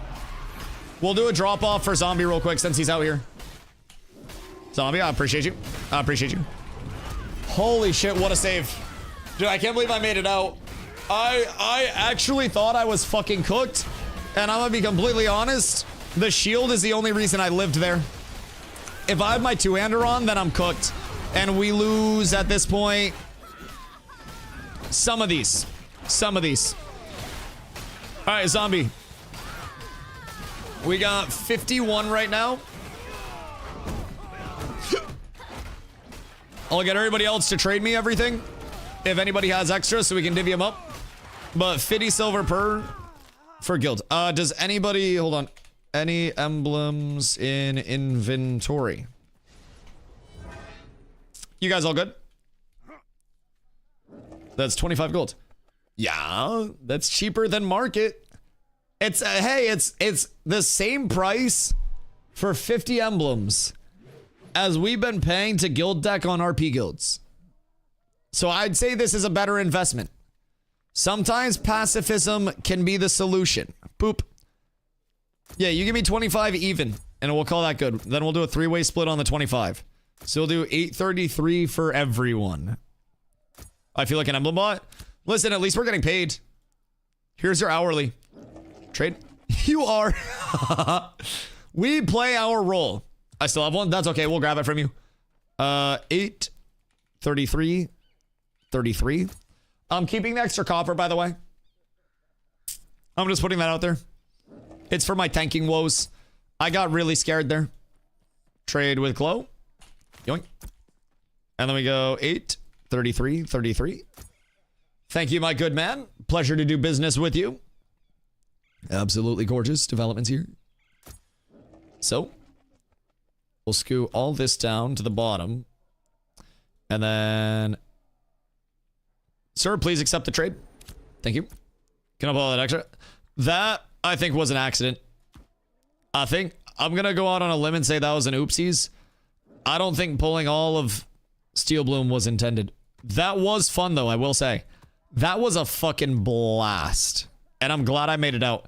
Like, I try not to roach until the absolute last possible second. And I think that I held it in for as long as humanly possible there. And I'm proud of myself for that. I'm very proud of myself. And I get gold. Wait, did the trade cancel? God fucking damn it. God fucking damn it, Sparks. Did you cancel the trade? Because I blame you. I blame society and the patriarchy. I was chasing a flagged player who stole loot. Jesus Christ. How much you want for that Angler's Delight recipe you gave Ron? I believe we're trying to get... Yo, Lurchy. Together, strong. Thank you for the prime, dog. I appreciate you. Much love. And the 2 months. Here's some many more, dog. I think we're trying to get like 70 out of it right now. Because there are none on the server. Gathering Greens respective, just for perspective, sold for 55 gold the other day. So we're trying to get up around there for it. Ron said it'd go for 100 if I was patient. I'm not trying to get 100. I think that's overkill. So if we got that, then we're happy to get rid of it. I do also have a corrupted chili flakes that I gave to Ron. Somebody was looking for that earlier in the day. Mine's been up in 25 gold in Jova for 25 gold for over a day. Why? That shit should sell instantly at that rate. Well, maybe we drop ours then. Yours should sell fast. Really fast. There weren't any on the market last we checked, but if it's that cheap, I gotta drop mine. List yours for more. And stop undercutting me. Ron has sold those before for upwards of 100. And like, has seen them going for 100 actively. So, price may be coming down though with more people having it. Alright, maybe we go like, way less. Way less. Ron gave me a price list in all fairness. Blame him for the inflation, not me. What's this? Discord? Exclamation guild, brother. I'm gonna dungeon in the anvils. Which one? Alright, hold on. I'm gonna get water real quick. And then we pop back in. Because I got a piddle. And I'll be on selling. Somebody asked how much for the Angler's Delight recipe. And I guess somebody has one up for 25 gold. And it hasn't sold. I don't know why. Oh shit, wait, zombie, come back. Zombie, come back. I'll buy it for 25 gold. It's in Jova. Not ours, somebody else, but... Wait, where's zombie? I need somebody to grab this. I'm gone. Fuck! My inventory is so full. Right. Who can I... Sparks, you got inventory space? By chance?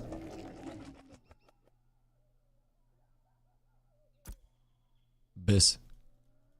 Alright, I'm giving some of it to Sparks. I don't know how much you have. But I just naturally get burdened with this shit. Maybe. If you take all that, we're up tremendous. Oh my god. Oh, we're so blessed. Alright. You see Sparks? You get gear from Sparks, boys. Alright. I'll be right back. Un momento.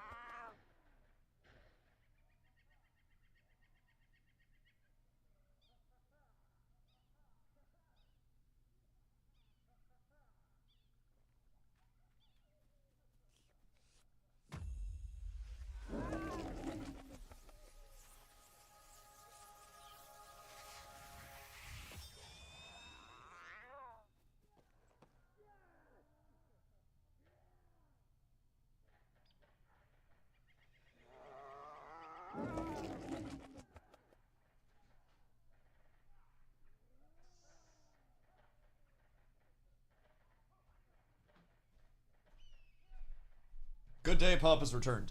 I had to pee, and then we got the smoke. And now everything's beautiful. Back in we go. Everybody's here, right? 21 plus grind. Crabs. Go over here. You do Prismarium. You do snakes. You do snakes. You do communion. You do a lot. You do a lot. There is genuinely a whole shitload that you can pump in terms of that grind. All right. The bruschetta. The bruschetta is popped. This guy's been dead for a year. Harbingers are indeed down bad, boys. Indeed down bad. All right, so fortunately, I now have inventory space. I've got material space. I've got very much all lining up for me. I am sad that I no longer have my lightsaber. I will say, like, the lightsaber was dope as fuck. It was probably the single coolest weapon mog in the entire game at this point in time. But like, man, oh. Hi, Jinso. I had to see Jinso standing over a pile of fucking corpses. He hasn't moved since the accidental overpull. He just be standing there. He doesn't want to pull anything else. Desert Harp was up around 10 a.m. Did anybody go out there and do it? And have we noticed a cycle so far? Because they said it was on a timer, which means that it'll be replicatable, and then if it's on a timer, we'll be able to discern and predict when everything is up with that timer. Because they specified that it was a timer and not a random thing. So, like, in theory, we should be able to figure out what happens. 2 Lego Granite Gamba, Lego Ruby acquired. What do you spend on your granite? Or did you just get it? Because that's not bad at all. You'll be happy to know on that topic, I drove up the, 1 gold. That's good. I drove up the ruby price to 5 gold, 50 silver on the server earlier. I don't know if people have undercut it since then, but I have substantially increased the cost of rubies. They were 3 gold a piece earlier today, and I bought out all of the rubies and all of the sapphires that were 3 gold a piece and pushed both of those markets up to 6. So I listed 9 rubies at 550. None have sold so far. But then I also have 9 more in my storage, and then I also have Lego sapphires in my storage. It's a glorious day, boys. It's a beautiful, beautiful, glorious day. I am grateful that I spent a lot of money efficiently. Also, I got my axe made today. I gotta enchant this bad boy now, and then we're gonna have even more scaling. I'm gonna be incredibly excited about that. More scaling, best scaling, in Dusty's humble opinion. So I got 2 weapons to enchant. That's gonna be a little expensive, but all things considered, I must +6 that bad boy and then call it good. So Lesh, are you in Jova right now? Is that us? Who that? Who was just? Oh, it was Jinso. Why were you in my butt? Oh, that was so weird. That's so weird. You body blocked me. Can you check and see what are rubies at? Is it still my rubies and then the other dude's like 1 ruby at 550? Because if so, just list it 550. And then we just stabilize market at 550 until they sell. And if anything's cheaper, then we can just buy them up. Granted, I bought up 18 rubies earlier today. I bought 15 dragon wood. So how does one enchant weapons? You will want to, hold on. Glow is in trouble. Let me get this pull stabilized. It's under scribing. So under scribe, you can search up enchanting, and that'll bring up novice, apprentice, and journeyman enchanting scrolls. So basically, oh, that's beautiful. Look at that setup. Look at that clump. And then I bring them all right into this corner. Brother, we could pull the entire world if we do that. That was just so clean. Like, that is the optimal pull every single time. That was fucking disgusting.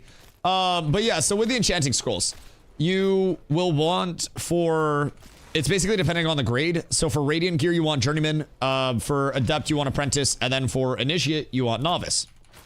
So as you go up into the tiers, scrolls get more expensive to make. And enchanting becomes relatively more expensive all along the way. So depending on the slot that you're enchanting and the level that it is, you'll have a different cost to the enchanting, like gold associated. And then as you go up in enchanting levels, you're also going to be looking at increased risk associated with the enchanting itself. So in that regard, if you are enchanting up to +6, then you are safe, basically. It is just a chance to like fail the enchant. Once you get above +6, you have a chance to lose. No, it's not +6 that you're safe. It's like +3 that you're safe. And then I haven't enchanted in like 3 phases. So you have basically like a safety period. Bullies, what up, my boy? And then once you're above a certain level, you have the chance to lose a level or fail the enchant. And then once you're above +6, you have a chance to lose all of the levels.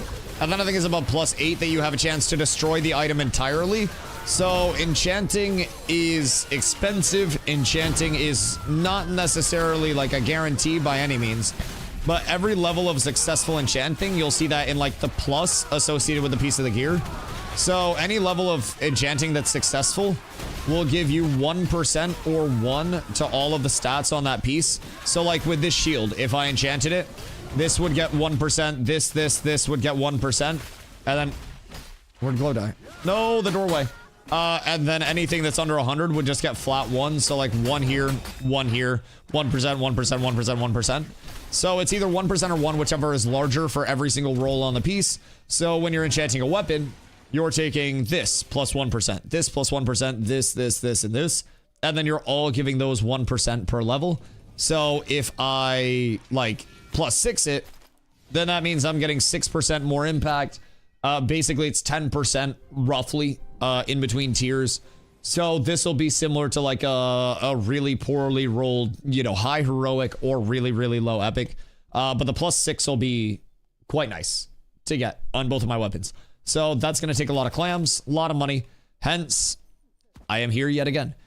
Now, this is also going to be one of the last days. I keep saying this, but this will probably be the last to one of the last days that we're actively here. We're physically running out of people that are like in guild that are all set up that are 16 to 20 to actually push up to this point.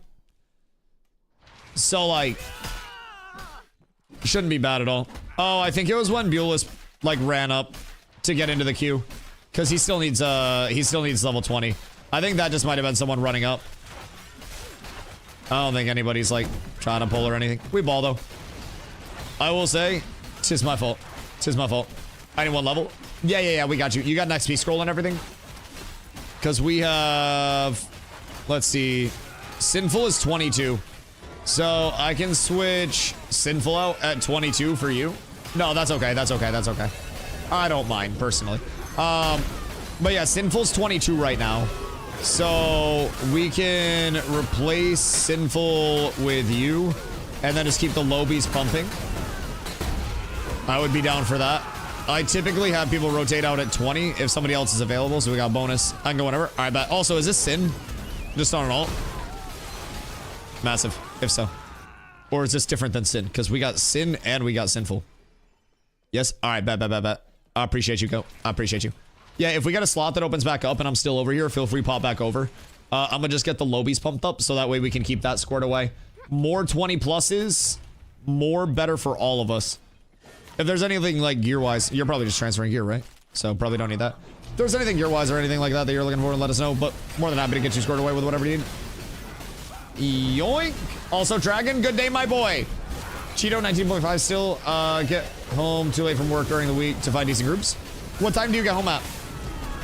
Because like I'll probably be here a majority of the day doing this. I think there's a non-zero chance that it probably gets disturbed at some point throughout the day. Either zombie goes on a fucking crate war deck of doom, or, you know, somebody tries to come over and mess with it or whatever. But either way, we're probably going to do the same thing we did yesterday. Just try to stay here as long as we can for the remainder of the day. I'm leveling my one-handed axe, so I still got a little bit left on that. And also, I'm back on my shield. So I made my new one-hander today. I had a heroic one-hander all ready to go and all made. So that was a huge W overall, in my opinion. Very happy to get that thing squared away. So I'm trying to get that all leveled and also just like enjoy my existence back on shield as a whole. It's glorious. I'll top that. You're good. You're good. And I'm feeling really beefy on shield. Honestly, it kind of like made me remember why I enjoy running a shield so much. Because I just feel unkillable. Like, it's cool to hit people for a little bit more in PvP. But realistically speaking, with a one-handed axe, I hit hard. I hit really hard. I sit here and after enchanting or after getting Brinebeard boots, like no offensive buffs whatsoever, I'm just under 400 power right now. And that's with a shield, that's with a lot of HP. That's you know, beefcake status, right? So once I get my remaining buff up, I still need 15% more base damage when I have my weapon buffs up. And those two nodes are a huge facilitator because those are two 15% like, you know, base damage modifiers that I scale on. It's part of why I like Axe so much. So once I get that scaled, that's gonna make me hit even harder. And like my numbers are just, they're gonna fucking explode. I really enjoy it. So Axe one-hander is enough for me, honestly. Like I'm considering selling my two-hander in guild and then just like calling it good and going back to the axe full-time, or the one-hander full-time. Like the two-hander is a fun thing. I think if I go a two-hander, I may just fully embrace it and go a Night Reaver two-hander as well. But I think there's a dichotomy where like I can make myself a few gold on the one-hander, right? And then also somebody in guild can get a really big weapon upgrade. And then I can roll that into other, you know, other things that I want to pursue with the gear set, right? I think that can work. So come around. Oh, that's like 1 a.m. EST, right? I mean, honestly, anyone that's on at demon time right there could probably just come over here and get it free. Also, Boo, you asked when we're gonna need tanks. I mean, like, the thing with tanks is you don't really need a ton of them in PvP. Like, it's nice to have one per group. If you're really trying to run some crazy shit, then you can run 2 per group, like if you're really trying to go wild on it. But I mean, I think overall, most standard group comps are just gonna be, you know, 1 tank overall, right? So it's never a bad idea to have more tanks, but it's just some 2 in action for 1 or 2 pulls. You want to see the big damage numbers? All right. Just for a couple, and then I gotta go back. I gotta level the one-hander. So the two-hander's leveled, same thing basically, but over here I have the 15% base damage. So I'll go through a weapon combo. I'll make sure my buffs are up, so you'll see that as like a yellow buff on the bar. So once that's up with the 5 seconds, it's basically just into pumping time, where like everything's going to hit a little bit harder, right? But the safety and security of the one-hander, I think, is, you know, something to definitely take note of, right? And like the damage numbers are still great over here on the two-hander, right? But on the one-hander, like it's really not that noticeable a difference. And keep in mind with the one-hander as well, I have a shield on with an absurd amount of like block chance and block mitigation. I'm still missing that second 15% base damage node. So once I get that notable, that's going to be huge as well. So my one-hander is going to actually do like really comparable damage. It's, you know, essentially 2300 fizz power. And then, excuse you, you will not die. Maybe you will. Sorry. That's my bad. And now I'm fucking up the pool. That's on me. So anyways, my one-hander is 2300 fizz power and then another 300 power on the baseline before enchanting shit. And like, that does great damage. That's awesome. This is sitting at 3900. So, I mean, and a lot more strength, right? On this end of things. So, that's what I've seen in the same place for the past 2 days. 3. And then the 5 days or 6 days before that, I was in Befallen Forge. Now, the good news is, over the course of the past 3 days, I have made a heroic glory-bound great axe. I have made a one-handed heroic Night Reaver axe.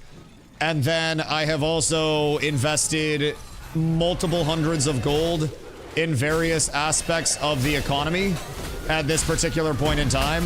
I have 18 legendary rubies that I've acquired. I have 9, I believe, no, I have 7 legendary sapphires.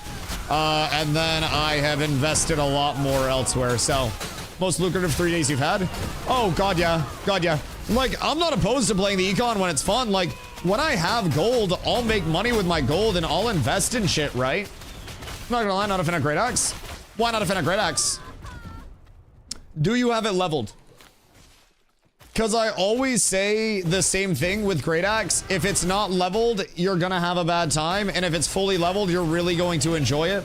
It feels incredibly slow and incredibly clunky until you get all of these nodes up at the top. And then that's where it activates, because you're getting two 15% base damage bonuses. Level 15, but I feel the speed diff. Well, if you're level 15, then you're also not gonna have the attack speed notable yet.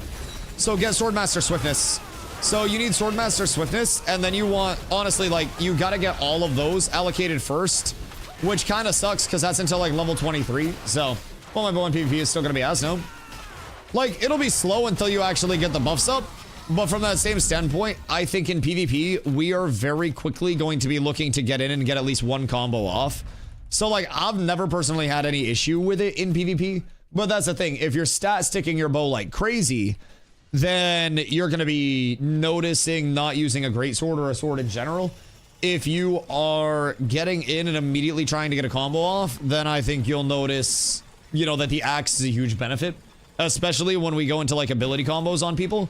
If we are going, you know, full dump on somebody and we have two 15% base damage buffs, and then we also have a 15% fizz speed, and then we also have a 15% pen, then like that's going to be a huge damage modifier, right? Overall, we can put so much more effective damage down on somebody with those buffs up. So, I mean, it's a little bit different, right? But I also think that there's not necessarily one correct option one way or the other. I think swords are still fine, because swords, you're still looking at the, you're still looking at wound. I think the only one for me that's like, that's up in the air is mace.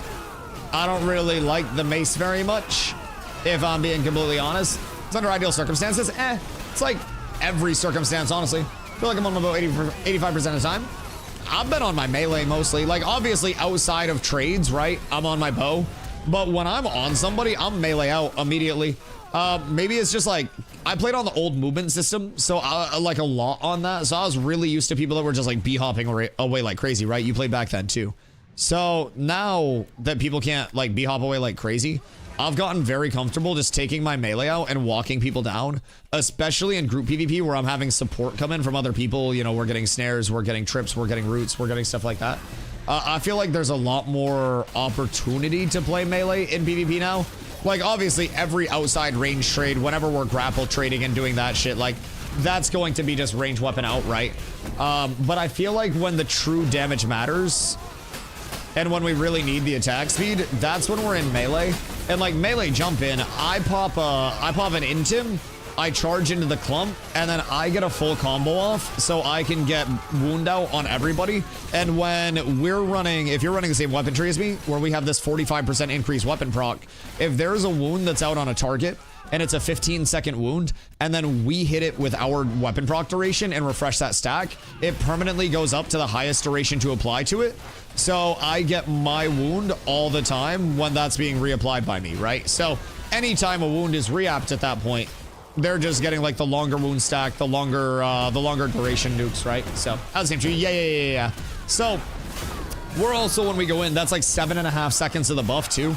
So even if you go into an all-in and you shing until you see the 2 bright yellow buffs pop up on your bar, and then you switch back to your bow for 7 seconds, which is like a combo and some ability dump, I feel like that's going to be something that you notice as well, right? But yeah. With the axe, the biggest trade-off is that like outside of melee, it feels worse as a stat stick. And that's also why I tell people that are like, you know, rangers, great sword over axe, because you're simply not going to be using your melee a lot. Rogues, where you're not necessarily going to have a full combo build-up necessarily as much, probably great sword still. Like, great axe starts off slower and ramps, and where tanks are like a ramp type, you know, builder-spender system, where we're more dependent on getting those, you know, getting those big combos off with buffs in the first place. I think the axe complements us really well, but it's definitely different. I like feeling super quick all the time. I feel that.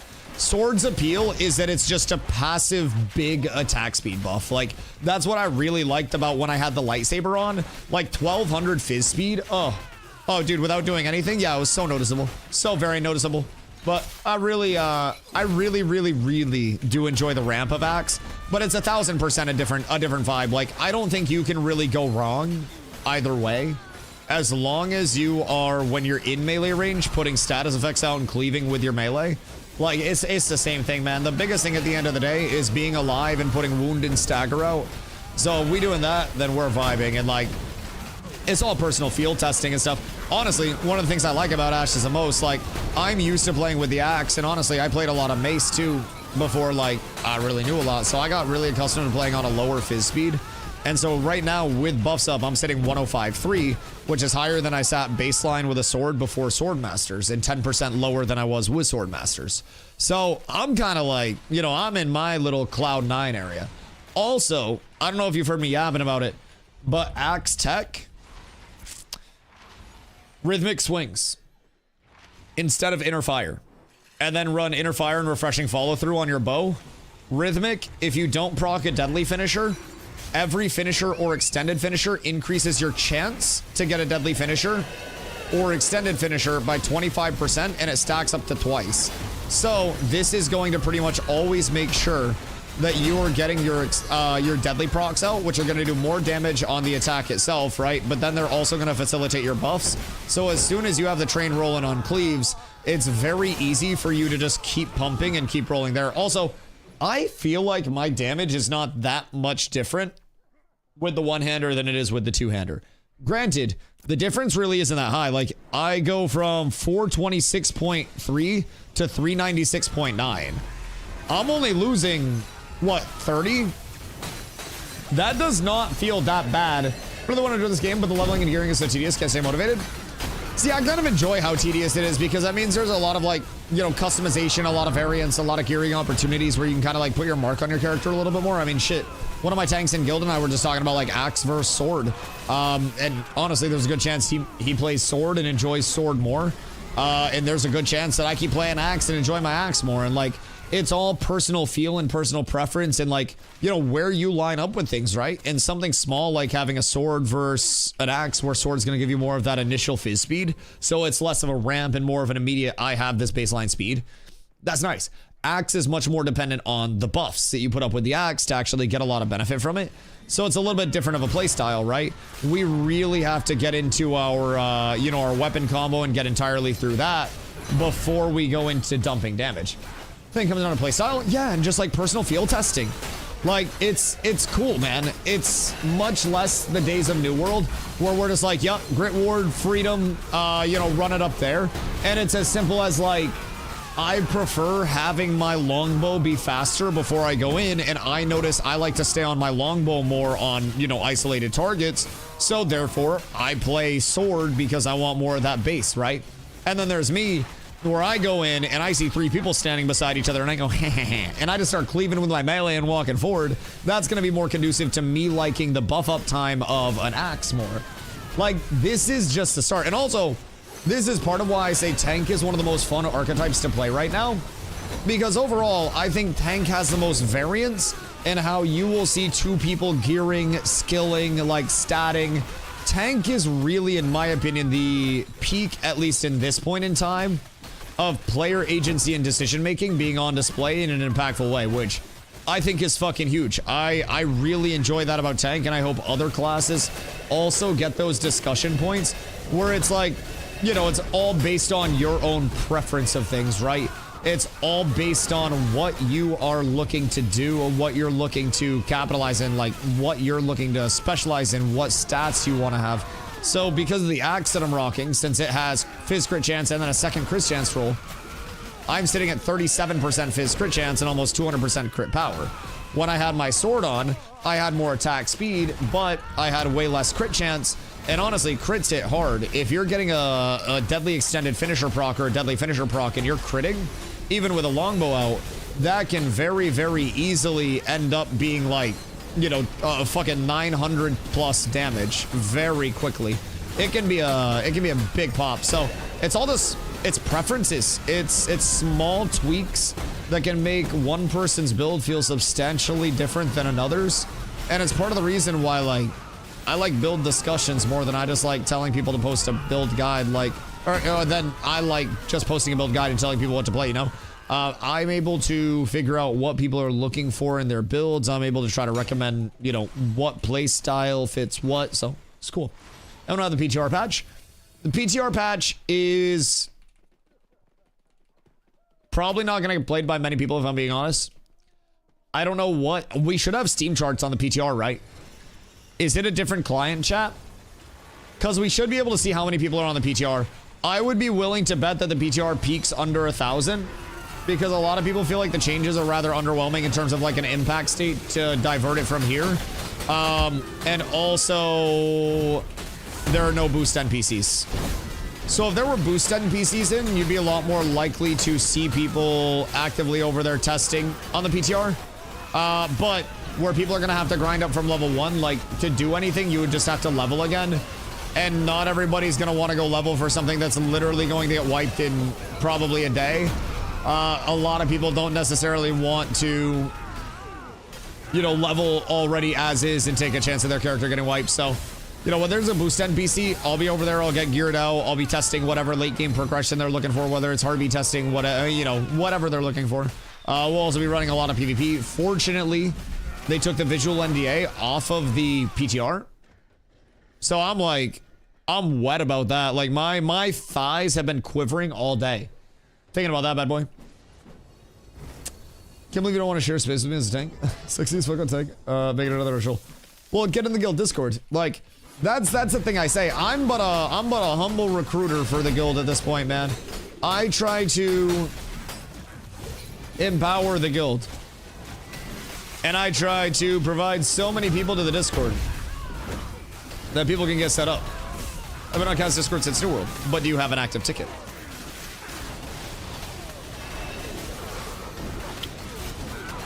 If so, you must post there. All right, also, what level are people at? All right, Sin, I'm gonna switch you out so we can get Bullies in, and he can finish up his level, because I don't necessarily know how long he's gonna have. And then when a slot opens back up, I shall get you back in. About at 19. Word. All right, so I'll switch Sin out. And then Sin can go grind elsewhere. Or wait for spot. Sin, I appreciate you. Bullies. Come here, my boy. 17% from 21. Who is not currently level 20 in cats or cats with abs? Well, I guess it'd be cats with naps or waitlist probably. But who's 16 to 20, has a ticket in the Discord, has perms in the Discord, and needs to be leveled? Because I really want to get everyone to shotgunned up to 20 so you guys can all grind together and then go do other fun stuff. But honestly, I'm enjoying this. This is the world's greatest econ for me on a daily. Me? All right, cool. You will be next up after Leo or Bullis hit 20. I'm prioritizing bards as well because obviously we need bards in groups. But I'm a little more likely to allow bards to get wait, what class are you? BU bard? 24.66 at the moment. Cool, so you need that last little pump. Listen, I'll probably have a slot. Today is the day where a lot of people are going to be finished up. Cleric? Oh, even better. Even better. Clerics are fucking beautiful. Good. What level are you? You a 16? And do you have an XP scroll on you? I'm a level 60 cleric. Hey, yo. Welcome in, brother. Welcome in. He said, new around these parts. Enjoying Ash's Sun. Happy to hear you're enjoying it, dude. Happy to hear you're enjoying it. Right now, we're doing some guild power leveling. So, we have a very large guild over on Shoal for our server. And this guild has been here for multiple, phases. Very long time in Ash. Well, not a very long time. We've been here for a little over a year as a community. So, right now, we have our second wave of players. Yo, Beatron. What up, my boy? Thank you for the 145-day streak, dog. I appreciate you. We have another wave of players that are pushing up very heavily to try to get into the PvP scene, to try to get all geared up. And we have a wave of players on the top end that need money and have a lot of time. So, we have a few level 25s that have come out, you know, across the course of, honestly, the last 4 days now. And we've just been power leveling people like crazy. We've been making very good money on our level 25s that are spending time out here. And it's been a fucking blast, if I do say so myself. So this has been, honestly, some of the most lucrative Ashes that I have ever played in terms of me actually getting my gold up and being able to square away the guild too. Like, it's been a gorgeous period. So we're gonna have a whole other wave of 20 pluses coming up incredibly quickly. Well, the place on toolkit is tank, but another roller tank is tank viable in other roles, or just for leading group in tanking face damage. The thing with tank is we don't really have any way to turn off our threat modifiers. So like we passively just pump out a shitload of threat. So the only way to like not tank as a tank would literally be to like be bad at the game and not be able to like, you know, hold aggro. So it's kind of tough at that point. I've always thought that personally, tank canonically like should use a shield in PvE, right? Just in terms of most people's expectations. I've always said I wouldn't be 1000% opposed if they made these additional threat modifiers only when you have a shield equipped, and then when you have a two-hander equipped, the threat modifiers aren't actually active on those abilities. So that way you can go off tank by simply having a two-hander on and then pumping DPS. Main tank off tank is a really big struggle right now. We were trying to do, like, for example, when we were doing fucking Tumok, Zombie was supposed to be main tanking, and I pressed my buttons, and then out of nowhere, I have threat, and I'm getting yelled at, and I'm told I can't press abilities anymore, and I have to go use my longbow. So then I got sad, and I went and used my longbow, and I cheered when we all died. I was praying on our downfall. Very heavily. So, personally, I feel like the lack of threat mod is something that should definitely be kept in mind right now as a tank. We don't really have a lot to turn it on or off, right? It's just, it's omnipresent. It's always there. There's no like if, ands, or but about it. It's all threat all the time, right? So personally, we don't really have much of an off tank role right now, but that's also probably something that could be added in the future, right? Through some form of a threat modifier. I don't really know what they'd work in with it. But like these are all just static, and we have no abilities really that don't give that additional threat mod, so it can be tough. I'm trying to put in a ticket for a few days. You know what the ticketer is? Channel limit server at channel limit of 500. Did we hit ticket cap again?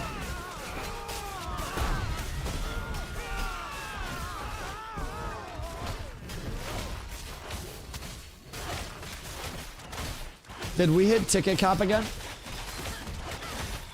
They were going through. Holy shit, a Rosarium Guard piece. Boys, that's going to this auction. This is the third one we found. Pass on that. You guys will be able to bid on that through the guild very cheap, very soon, please, and thank you. Any other piece of gear, completely okay. Rosarium Guard, Rose Thorn, Bloom Warden, those go to the guild, and then those get distributed from the guild side. So that way everybody has a good shot at those bad boys. I don't even sell those to the guild, by the way. That's instantly donated to the guild. And then keep in mind, if you guys have perms in the guild Discord, right? The auction house tab is where we do our guild auctions. Things are substantially cheaper in the auction tab than they would be anywhere on the marketplace or to craft. The guild basically looks to make things, put them out to the guild for an opportunity to get them super cheap, get scored away for certain pieces that they need, and then any of the funds there are used to power up our crafters, fund guild versus guild declarations, different guild events, right? So the guild needs funds to operate. We don't tax our people, and we try to fundraise, honestly, through things like this. The generosity of our gatherers who are so kind to like sell their materials for cheap, and some who have donated hundreds upon hundreds upon hundreds of gold and materials to the guild to get us scored away. Like, everybody tries to play their little role. So it's beautiful. We have to switch the way we do tickets. Logs officers talking about it. Beautiful.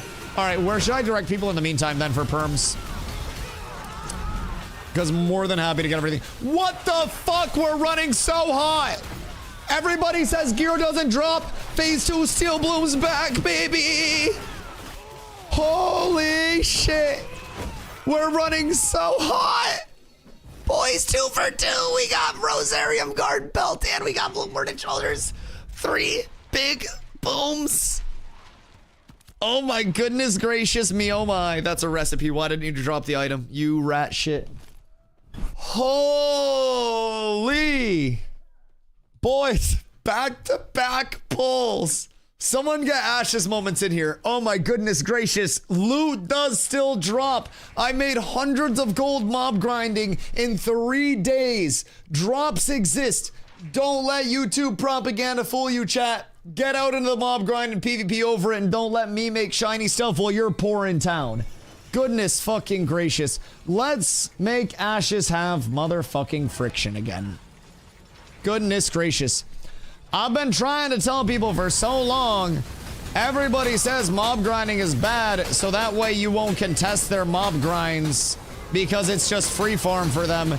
And people always wonder how so-and-so has so much money so replicatably every single phase. Well, brother, it's because the inevitability is either gathering or mob grinding. And whatever people don't want to do, people will do that and they'll make a whole lot of money. Whole lot of money. So, I'm just saying, Glow's over 500 power, specifically through mob grinding. Like, I got a 2-hand swap, I got a 1-hand swap, I got investments, I got pretty much everything I would fucking want on this character at this point in time, and now I'm starting to scale up into like my luxury pieces, which is huge. Like, my baseline is every single piece that I want, except maybe a Stone Glen cape. So I could realistically craft a Stone Glen cape as my like last, you know, baseline piece. And then that's my entire baseline setup, right? Realistically. Emeralds are expensive as shit. So that'd be tough in Lego. Grave threads also probably expensive, but I don't really know what I would need in terms of rarity. But I think Glow got a goddamn heroic in that bitch. So like that's kind of crazy. That's kind of sicko mode. No Travis Scott. So I'm trying to figure out what I got to do to get me one of those at some point. And then that'll really be my last baseline piece that I'm worried about getting, that I'm like, you know, obsessed with getting really. Because everything else, like it's like I said, it's luxury. It's the item level 29. It's the big compliment to everything. Like, this is a really good functional set, man. Especially at this point in the phase, I'm doing real well. Real well. Why are mounts so expensive on Shoal compared to Resna? Probably because all of our mounts aren't duped. Who wanted to buy chili flakes? I did not get their name. So funny enough, I went to message them. They were posting in trade, and it was before I got on stream, right? And somebody posted in trade, and they were like, want to buy chili flakes. I messaged them, and then I got an EAC error, and I got kicked. And then I never heard back from them when I got back onto the game. I'm going to sell these recipes cheap to just get the liquid. Honestly, not a bad idea. Because, like, with how much we farm, we're probably going to have duplicates, and we can probably make more money in that time. Like, crafting shit, putting it out for profit margins, like, doing all that, right? I think we're good there. Also, Lag, what up? No news in January for Ashes. Dev stream should be coming last Friday of the month, typically. I don't know if they've announced the dev stream date yet or not. But typically last Friday of the month. If Gullies want it, how much discount?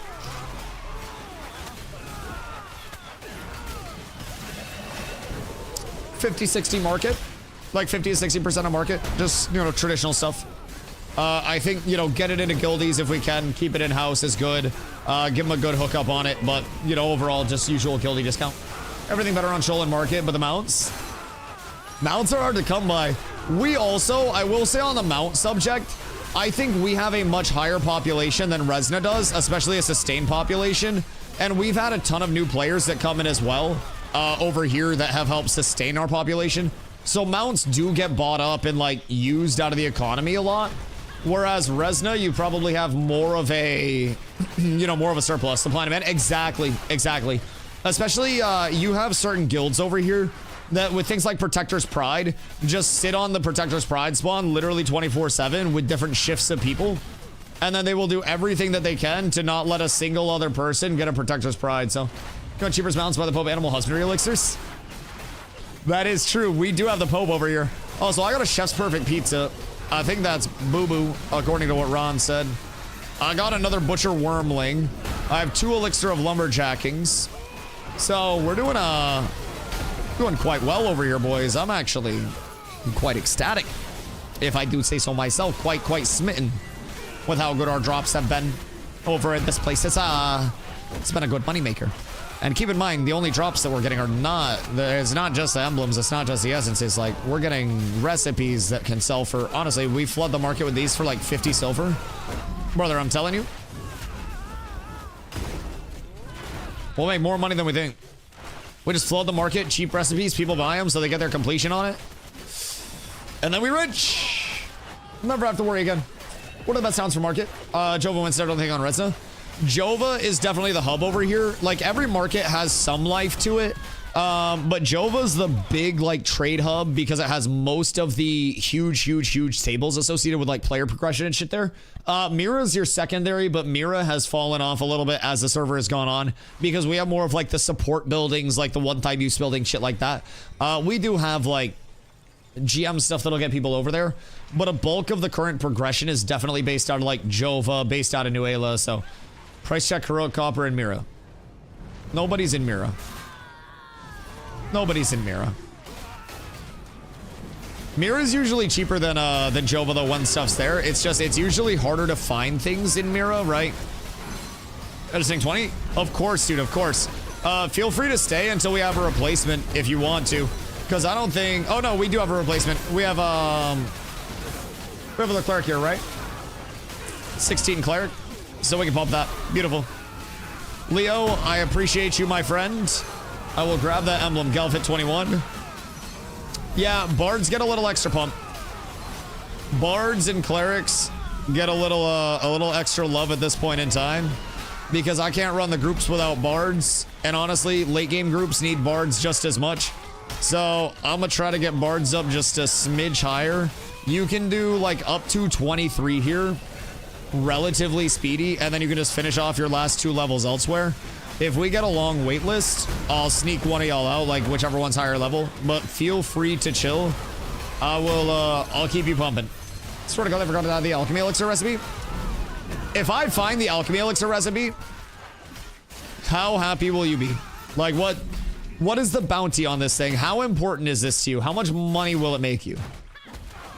And does it exist yet on the server or no? Like, surely somebody has it at this point, right? Said 50 gold, but I'll pay 60 gold. What was your bounty on the lumberjacking? Get me your price list. I'll hunt this shit for you. I think only one person on Lilith has that. God damn. You mind me asking how to get a faster mount? Oh, dude, literally ask whatever you're wondering. More than happy to yap about stuff. So mounts are through animal husbandry, which is one of the 22 trade skills. Do not try to take that on yourself. That is a hard and expensive profession. So the best thing for mounts right now would be buying them through the player market or through trade chat if you see an animal husbandrist that's selling them. Different tiers of mounts, you know, you hunt them in the open world at certain spawns. You get the animal and it's an RNG if you get like a carcass and kill them out, or if you get the trainable version. And then it's another RNG typically if the animal comes out as a usable mount or as a beast of burden, which is meant to pull caravans that can't do anything mount related. So the RNG aspect of it is something that makes it typically quite expensive, especially as you get into the more rare mounts. Oh shit. But there are... Good shit, Chloe. I got you, my boy. I got you. Fear not, brother. But the RNG side can definitely keep, you know, mounts expensive and inflated, especially on servers where people are always coming in and people are going to be, you know, using those mounts frequently. New players coming in. Every new player that comes in will typically consume multiple mounts over their lifespan here. So it's definitely a tough thing to keep supply up with. So I would say overall, just look on the player market for mounts or in trade chat. Do not buy a Beast of Burden. A Beast of Burden will not be usable as a mount, and you will have a bad time if you're getting a bomb. That will not be ideal. So what's a good mount for a fresh 25? I would start with a Broodling. Scorpion Broodlings can typically at this point be found for, as far as I know, still less than 5 gold rather consistently. So that is a 165% movement speed novice mount. So a lot of people made bank selling those like day 1, day 2, day 3, but they are incredibly low level, thus incredibly squishy and don't have a lot of HP on them whatsoever. So, on that end of things, I would say start with a Broodling, and then maybe try to get yourself into like a Terror Bird in the long term. Also, make sure that you buy yourself a Shoal Skipper. A Shoal Skipper is this guy. He's a little walrus type beat. But this is a water mount. So this gives you underwater breathing, and then also gives you faster water movement speed than you would have on like a, you know, on a ground mount or especially swimming. So you will definitely want to get yourself a shoal at some point, because that is going to help out immensely. Goddamn, what is wrong with my... Why is my material storage so full at this point in time? Because I have a bunch of junk. I'm gonna probably start vendoring the river runes. I don't think we're gonna enchant enough to ever possibly use those fucking things for anything. Like, realistically, I don't necessarily know that we would ever need this many. So I'll probably just start to vendor greens. Yo, Ragnar? Yeah. Yar. What up, brother? Thank you for the 20 months. I appreciate you. I appreciate you. If I want Heroic Briarhold with Force, would it be more power than 6-piece Rosarium?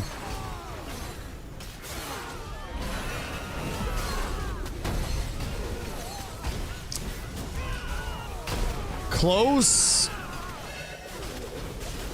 Take your attributes, especially your strength. Add 15%. Or like take 15% of that, right? So if you have 1,000 strength, then figure 150 strength. And that's going to give you an additional 3 fizz power per point of strength. 22% of heroic. Yeah, 22% of heroic. That's good comms. So 22%. So 220 at 1,000. And then at that point, you would be getting 3 per, so 660.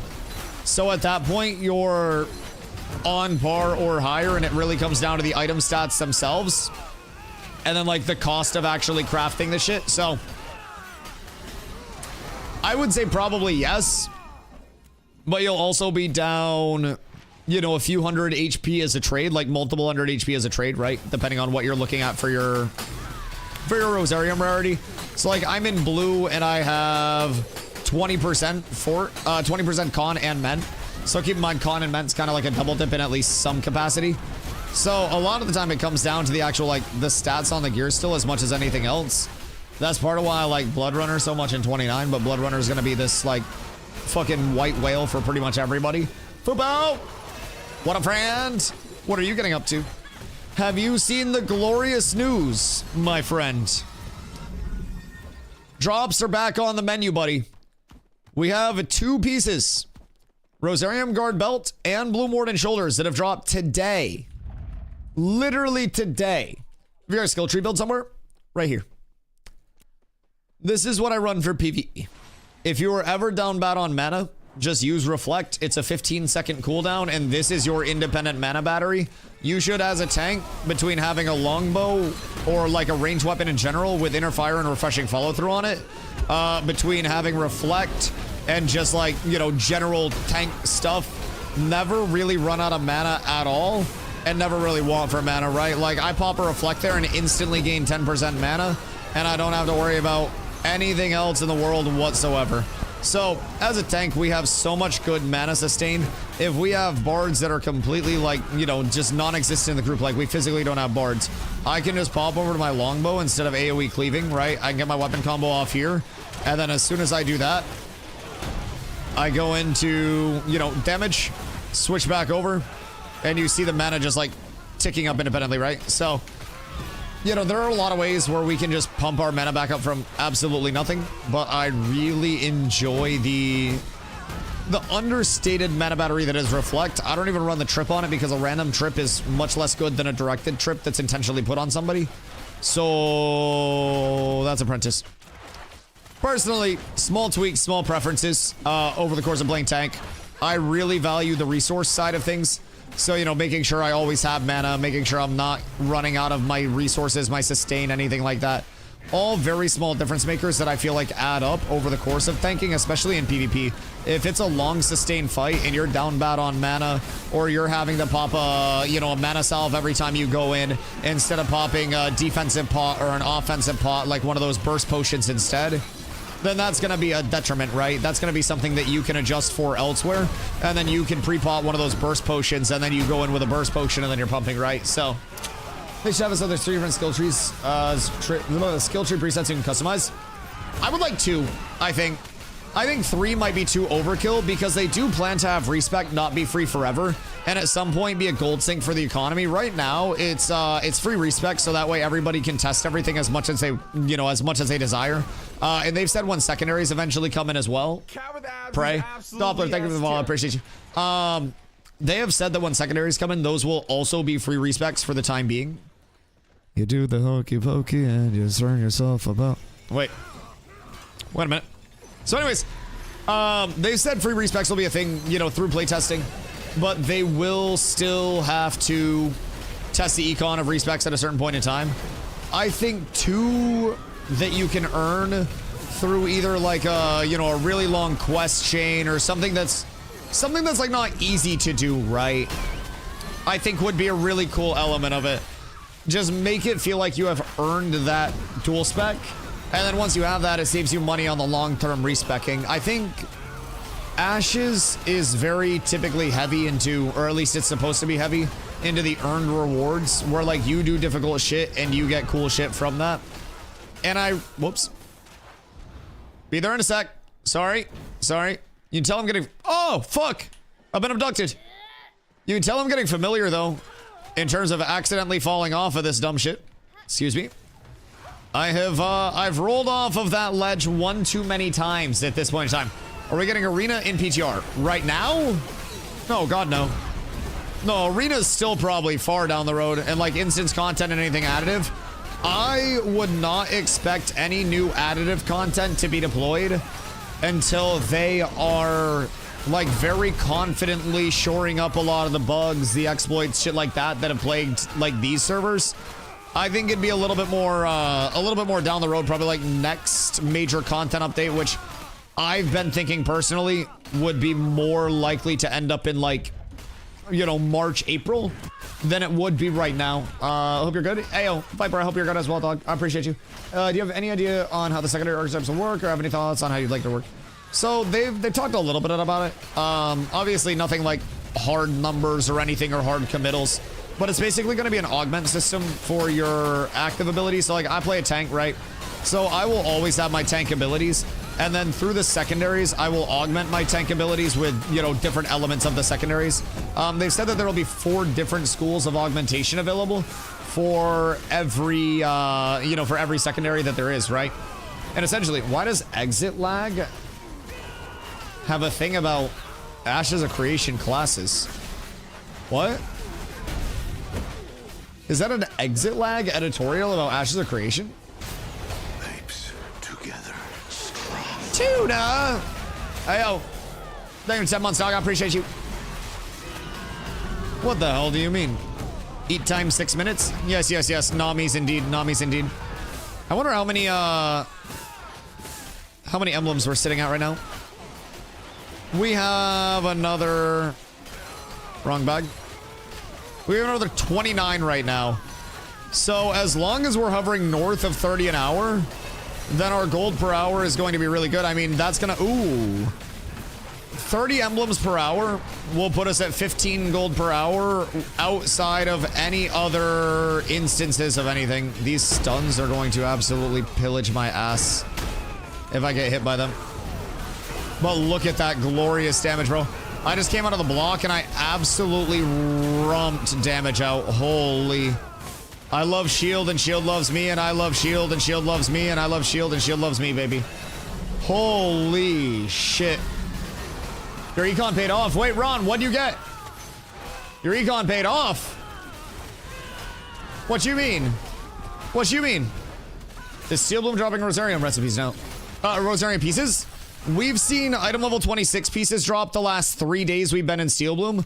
Granted, we are killing thousands upon thousands of mobs. Like, we are killing hundreds of mobs, probably thousands of mobs per hour at this point. Like, we're killing a lot, to say the very least. Like, just an exorbitant amount.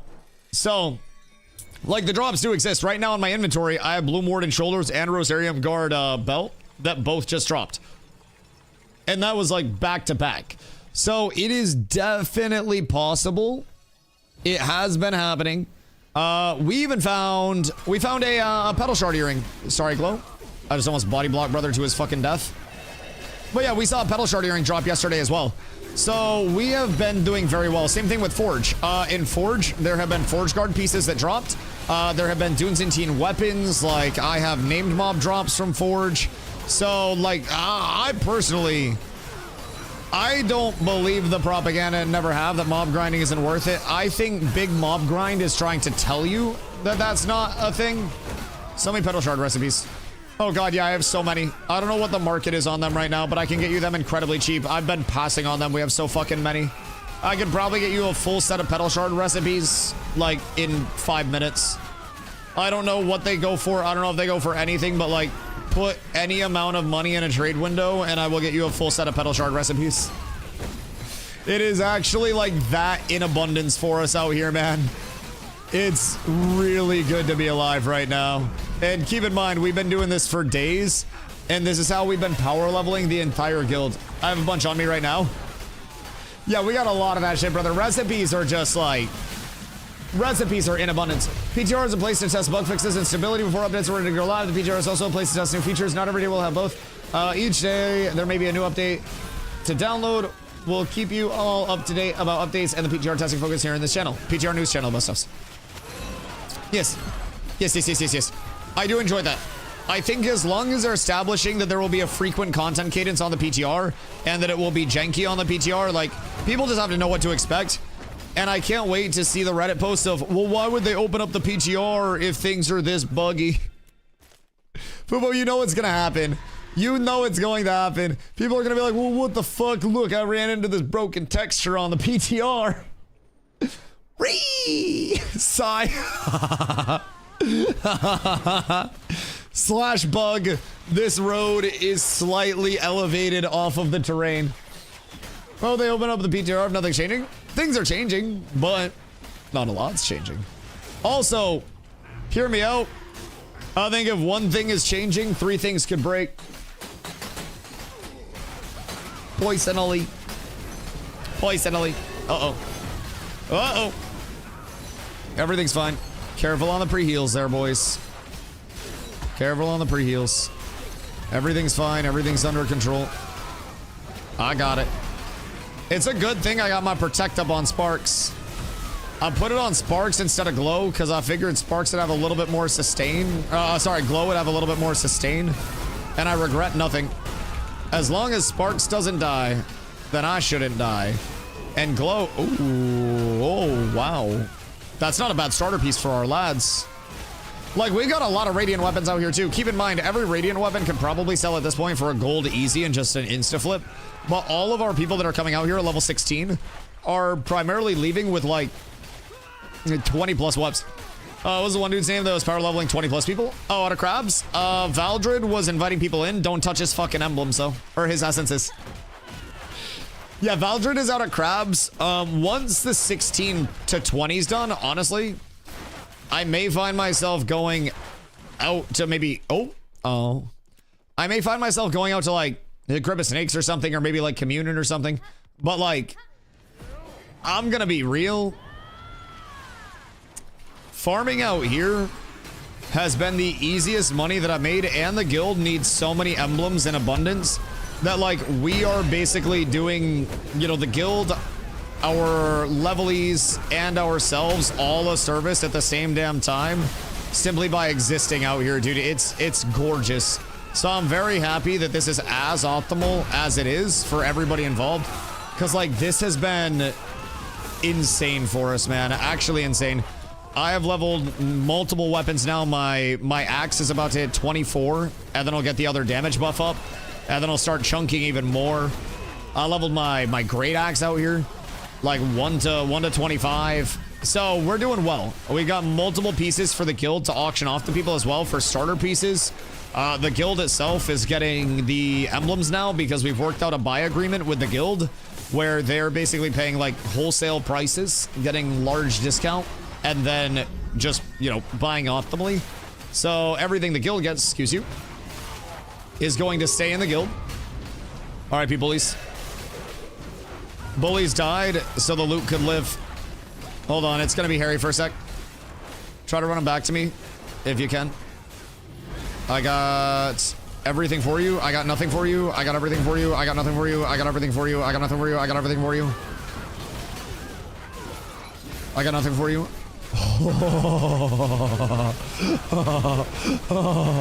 Oh, Sparks. Oh, Sparky boy. Holy. Oh, goodness gracious. All right, let's pause on pulls to re-eat for a sec. What were the swabs? Listen here, let me tell you, I like not having the swabs. I'm not even close. I went back and forth so much. I simultaneously thought you were like Schrodinger's healer, brother. You were both alive and dead half of that fight. Holy shit.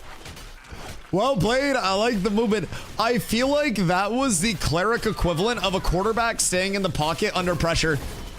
I feel like that was you staying incredibly smooth and then me as a lineman just shoving people off, being like, oh shit, oh shit, oh shit. Walk with Leon. What up, my boy? How's PvP? Don't know much about the game. PvP is phenomenal, brother. I really enjoy it when there is PvP. It is all open world, so like if someone comes up to me, there is a PvP flagging system where like non-consensual PvP is very punished.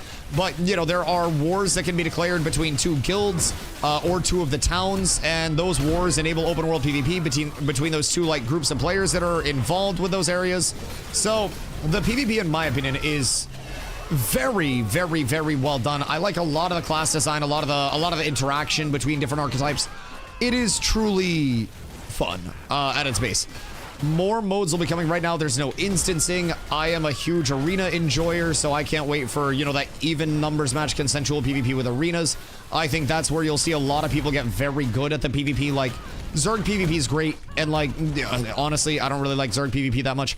But with Ash's systems, you're very incentivized to have a Zerg. So like, for me, having a large community, Zerg PvP is great. Being on the other end of it, and having died to Zergs many times in my early days here, Zerg PvP kind of sucks. So I can't wait for arenas and stuff to have actually, you know, some form of repeatability in the game, some prevalence in the game whatsoever for any of the systems.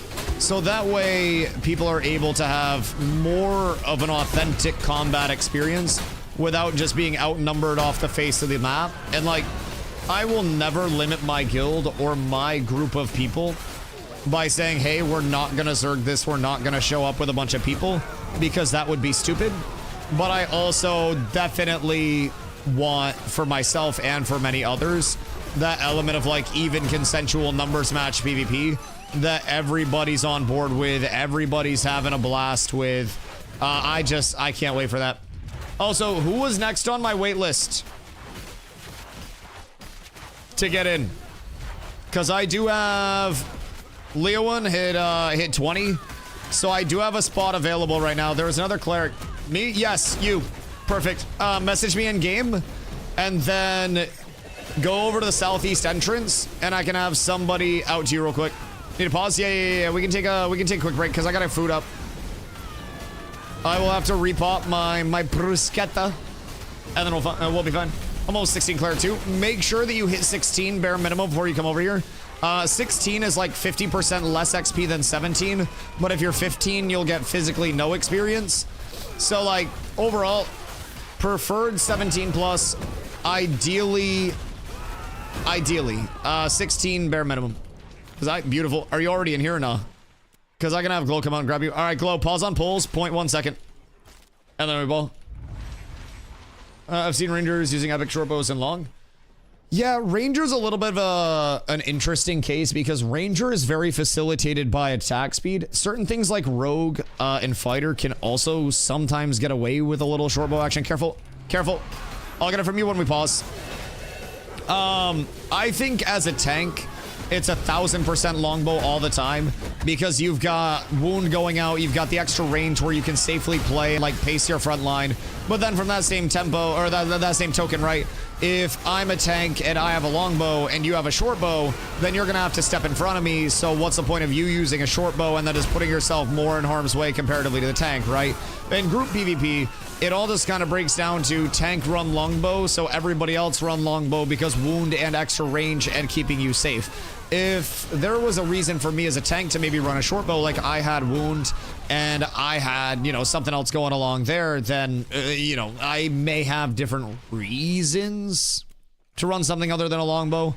But anything right now other than a longbow, it's this weird scenario where outside of any abilities, outside of any status effects, in PvP, very simply put, it puts you out of position.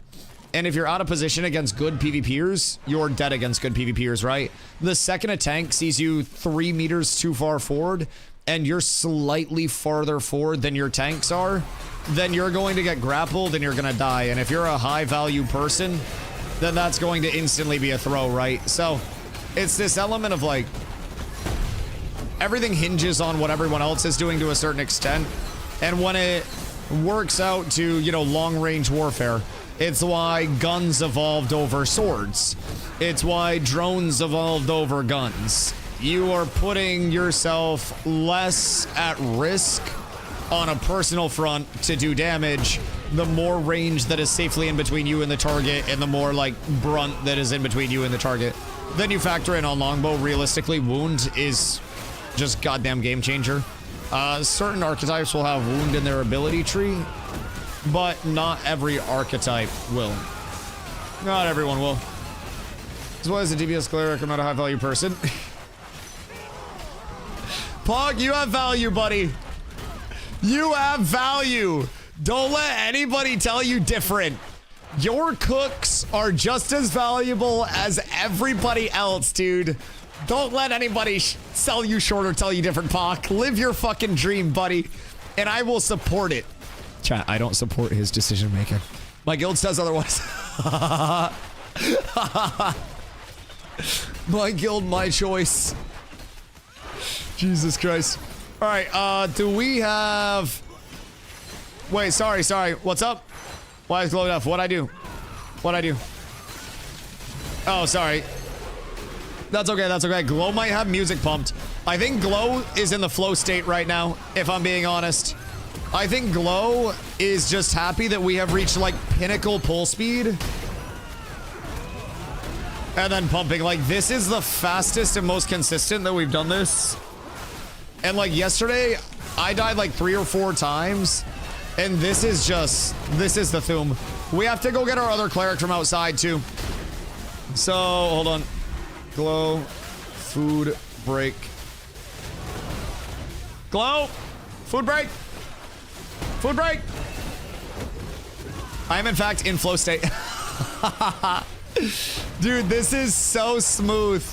Like, Glow, I'm not even gonna lie. I don't know where you're finding all these pulls. But brother, this is redonkulous. This is faster than any day that we have done it yet. And we are just shredding right now. So that hour and change, we'll call it, we're at like a consistent 30 MBs an hour. Which is really good. Really good. Glint's looking great because deaths are minimal. You're not dying on the pulls. Oh, dude, it's beautiful. We are finally getting that, like, that rhythm down. And honestly, I'm gonna be real. A good part of it is because I'm back on shield as well. And with a shield, we can pull so much more. And we can pump.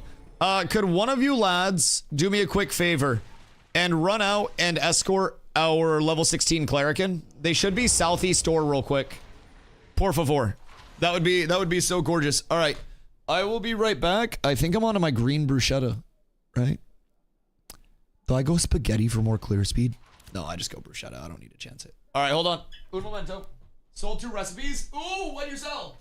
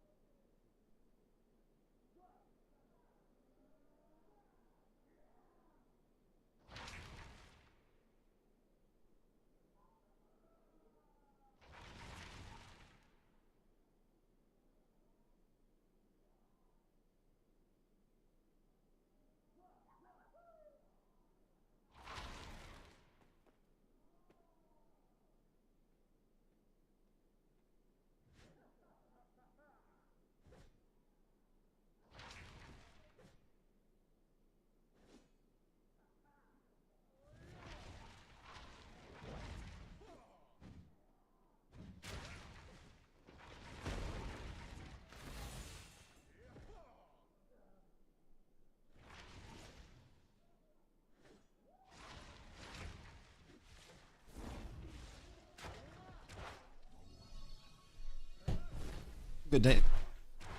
I have returned. EAC pissing me off. Excuse me. Yeah. The EAC stuff cooked me at the start of stream for, honestly, like half an hour. Then I had to craft my shit. And then we went from there. Let me tell you what. It was a chore. It was an absolute chore. All right, Ron, what do you sell? Applesauce and chili flakes. Wait. Is applesauce apprentice or journeyman? Also, I got a butcher wormling again. So we got butcher wormling. I have 2 elixirs of yakking. Petal shard earring. Petal shard ring for Strauss. Butcher bork. So Strauss needs a petal shard neck. I'll set these down here. Excuse me. And then Bright Grow feet, Rosarium guard. Looks like we're mostly chilling. Doing pretty well at this point though. Apprentice needed for gem gelato. Oh wait, so is that worth something? Should I be grabbing applesauces then? Wait, what does that bad boy sell for? 5 gold each. Oh damn. And those drop like routinely, goddamn. For fighter, would we go Night Reaver axe over even level 29 weapons? Not over 29 weapons, no. I mean, like the thing with Night Reaver and why you'll see so many people, myself included, rolling item level 26s is because like price for performance, right? If I'm paying gold per power, it's oftentimes going to be most optimal at heroic or epic item level 26. Item level 29 is very good and it's worth it. For example, like a Glassvale Greatsword can be an absolute slapper. Or my personal favorite, if your wife is around, tell her not to look because I'm about to make you come. So, personally, I think this is the single best fizz weapon in the entire game. Stormcurrent Great Axe is disgusting. Crit power, crit chance, power, and fizz speed. It is literally the 4 horsemen of the apocalypse for backline. It is fucking wild. So, oh wait, I gotta invite the other cleric. Hold on. Skyrim, my bad. I'm making it work for it. So, yeah. It's really good, right? But like Nin said, time, performance, and price. So, item level 26 is acquirable earlier. It's acquirable with less time investment, less monetary investment. And oftentimes, I just hit a slam for over 2,000 damage. What the fuck? Brother, I got my one-handers on. Oh my god. My damage numbers for having a one-hander on are disgusting. Alright, yeah. So, I'm happy. I'm so happy right now. This has been the best decision I've ever made. I think I'm gonna sell my two-hander, by the way. So if anybody in guild wants to buy maybe a Glory-Bound Great Axe in Heroic, I might be convinced to sell mine all pre-made so you don't have to worry about it. Excuse me, food for thought. What axe for backline? Not for backline itself to play, but for like killing backlines. For the fizz damage dealers. So just bought Rare Griffin for 9 silver. Oh fucking really? Oh fucking really? How much? Check market to make sure it hasn't changed, but I think market previously was sitting around like 100 gold, like 90 to 100 gold for these. So let me know if anybody's in Jova on Shoal and wants to check, just so I don't scam. But I'm doing it cheaper than that for guild. Much cheaper than that. Oh boy. No, it's fine. It's fine. Everything's fine. It's cheaper than that for in guild. Don't you worry your pretty little head.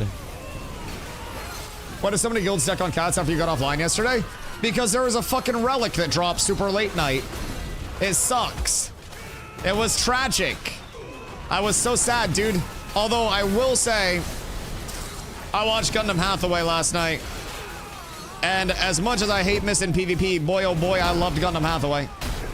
Golly, that shit was good. That shit was real good. So, you know, overall, you win some, you lose some. But yeah, it wasn't anything stream related. We actually, like, I'll be honest, for how many people we have that stream very openly in the guild, I'm not the only one. We do not really deal with a lot of, like, stream sniping compared to how bad some people that don't stream this game will tell you it is. Like, for whatever reason, there are a lot of people that don't make Ashes content that will comment on Ashes and be like, oh, I can't play that game, I'll get stream sniped. And they most definitely won't. Like, Asmongold will 1000% get stream snipe. Clam, don't. Clam, be good.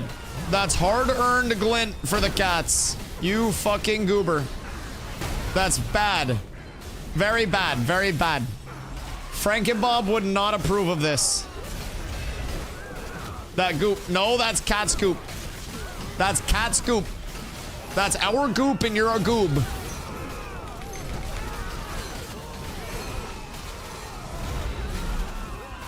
I like that there's no procs chat in game, but I can just yell at anybody who's near us and they're always here. I actually love that I can just physically yell at people. Dude, it makes it so much easier. Procs chat last night would have been insane. Brother, procs chat is so good, especially if it's like a large scale instance. One thing I always wanted in New World that wasn't possible because they like changed the procs chat and didn't make it available during wars was a 50 versus 50 full procs chat war. Both callers in procs chat, all of the statics in procs chat, no discords, no fucking team speaks, no anything, right? Fuck, I would have loved it just one time. If they enable that, it'll be enough for me to go back and do one farewell war with the boys in a bunch of terrible gear. Actually, we don't need to gear up. Fuck that. They'd have to give us gear sets. And they wouldn't know what to give us. So, overall, it might just be dead. But, you know, it is what it is. RIP New World. Yo, Never Die, thank you for the follow. Appreciate you. Is it Never Die It or Never Die TL? Because I feel like Never Diet is also a fucking banger of a name. Either way, you came from Throne and Liberty or you're very opposed to diets. Either way, I appreciate you, dog. Thank you for the follow. I got you 20 gold so far. I'll fuck with that. I fuck with that heavy, Mr. Ron. I appreciate you. Look at all my damage. Dude, it's so glorious. Like, I am chunking. And I'm not even using spaghetti. I feel like the base damage is so high scaling. If I were to use spaghetti, I would be doing as much damage as I was doing yesterday. I'm not even gonna lie. I think this is the ultimate. All right. Did somebody gathering 10 tonight for Night Reaver? Word. I still need a price check on it though, because if I am selling it in guild and offering it, I should probably have a reasonable price. God, what did I spend on crafting it? That is the question. Like, I don't really know what my price point was on it overall because I had so many of the mats myself.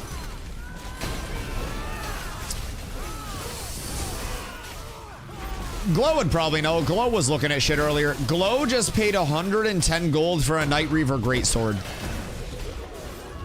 So, like, I feel like if I did it in guild for like 65, that would probably be reasonable. Because, like, I'm really happy with the shield in this damage. What weapon is that? This is a one-handed axe. So, I'm using a Night Reaver axe in Heroic, and then I'm doing a Glory-bound shield in also Heroic. I do have a Glory-bound Great Axe, but, like, realistically, the damage value of Great Axe is not outweighing the effective HP and, like, the, you know, the sustain of a shield for me at this point in time. Especially considering my damage is good. Like, I'll switch over right now. And I will go through a weapon combo, and then I will hit that shit. Ready? Like, the damage itself, it's good. We need more status effects, though. But, like, with this pull, I'll keep the two-hander on, right? And I'll go into my combo. And, like, you do see big damage numbers, right? But is that really different enough to warrant losing as much tankiness as I do with the shield on? I don't think so. I can just throw the shield on, and, like, I can do a lot of the damage percentage-wise that I'm doing, while also effectively having double the mitigation that I would have. And where magic is so strong right now, and magic mitigation is so hard to come by in PvP, this is a way to make sure that I have magic commit as well. So, dude, it's fucking beautiful. Absolutely gorgeous. So, I'm enjoying this setup a lot. And I'm gonna be completely real, I think I am satisfied with my testing already, considering this isn't enchanted yet. And when I was testing previously with, you know, with the two-hander on, I was also rocking spaghetti. and spaghetti was a, you know, a huge power scaler. So like I could pop a spaghetti right now and I could see what's up with that scaling. Actually, you know what? Fuck it. Let's try it real quick. While Glow pulls. I'll pop one. Cause Glow's on a holy journey right now. Hold on, Glowski, you're playing your life for 0.2. Alright, HP will go down, but power immediately goes up very high. So those are expensive. What, spagooties? Yeah, that's okay. Sometimes you gotta ball a little. Can't take it with me. I'm popping it for science. It'll stay up for an hour. But I'm very likely gonna go to green bruschetta and just constantly pump. I'll trade you the rest of my spaghetti for green bruschetta, Ron. If you'd like to change them out at a rate. I have green and blue. Cause I'm honestly convinced that I'm just going back to, you know, to one-hander and shield all the time. I don't think there's anything that's like keeping me from it. But right now, I get about 20 power from spaghetti. So like it's not even gonna be that much of a game changer for me. 20 power is great. It's a lot. But it's gonna be like 40 damage before other multipliers on my abilities. So even with the spaghetti, right? I don't know, man. Trying to find a group to level a weapon, Selix. I did a lot of weapon leveling solo before I had a lot of groups available. Brother, groups in this game, and especially like a community in this game, are fucking blessings that cannot be like understated. And I don't know why, but I feel like also Clam, thank you for the hydrate, dog. We're gooped the fuck up. I think for whatever reason, a lot of people fail to acknowledge like genuinely how important it is and how impactful it is to have a community in this game.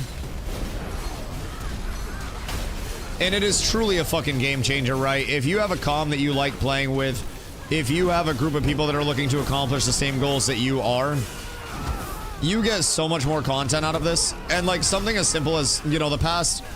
What you doing? Something as simple as like the past 4 or 5 days. I think it's like 4 days at this point. I have been out here power leveling people, right?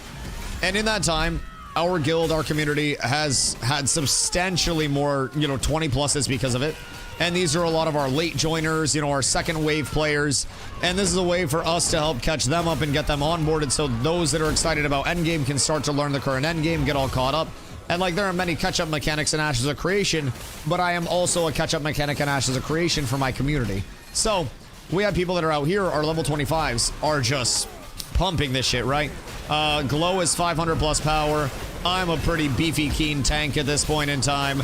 So I'm really, you know, I'm having fun out here. These are AoE pulls of dreams, if I'm being completely honest.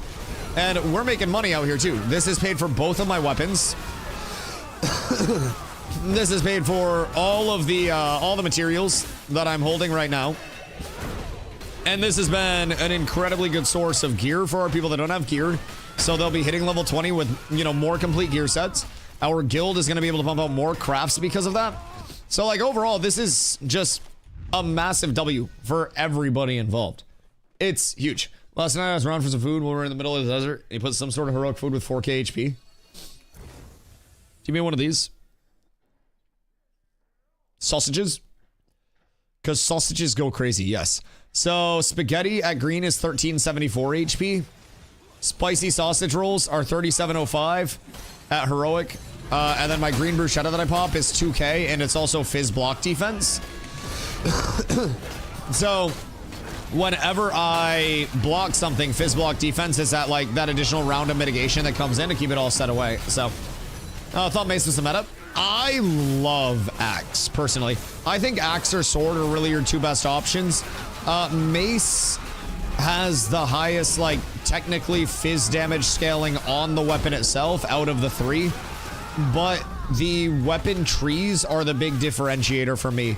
Axe in general, like, it's medium on the fizz power scale.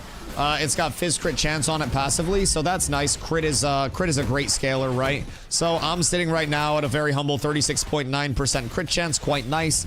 But the thing about the Axe that sets it apart, right? In PvE, I can run bleed. In PvP, I can run wound. And up here, these top 4 nodes, these, when I get a deadly finisher or extended finisher, which is just like an RNG chance on the last 2 hits of my weapon combo, right? I get 15% fizz attack speed, 15% fizz pen, 15% base damage, and another 15% base damage. Just, you know, all in all. So, it is a lot of buffs that go out. Careful back there, guys. This one's gonna get hairy. Sea Salt, run behind the bench, run behind the bench, run behind the bench. I'm gonna see if I can get this all rounded up real quick. All right, so anyways, yeah, we're fine. All right, you're good. Thank you, I appreciate you. So, in terms of the buffs, Axe is the only weapon in the game that's going to have both of those buffs available on the top side. It is, in my opinion, as of right now, the best weapon tree in the entirety of the game because of the buffs if you are someone that plays with your melee weapon out a lot. I melee weapon out a lot in PvP, especially when we're in on like those big all-ins that are going to be the most impactful scenarios. Yo, Black. Thank you for the 5, dog. I appreciate you. Thank you so much, man. I hope you're having a beautiful day. Those heroics are like 5 gold a pop. How many bruschetta could I get if I gave you my heroics and also I gave you my spaghetti? Because, like, low-key, I feel like I should just trade in my sausage rolls and my spaghetti. How many bruschetta could I get for this? I got 3 green, 2 heroic sausages, and then I got 3 green spaghetti, 2 blue spaghetti. And I'm looking to get green bruschetta because I feel like that's going to be way cheaper than blue. Whatever the most efficient price point is. I feel like green and then maybe a stack of gray for like throwaway content, but also that roll is ideally used for gear crafting. I know. I don't know why people are being so like wasteful with it. I've been given 2 of these this phase and they've been like, use these for a war. You know what I haven't used those for? A war. I haven't used those. They're expensive as dick. Shit's absolutely awful, brother. I would not do that. It's just, it's too many clams. It's too worthwhile to somebody else for something else. And it doesn't sit well with me. Thanks for all the noobs. Oh, dude, I appreciate you being here, man.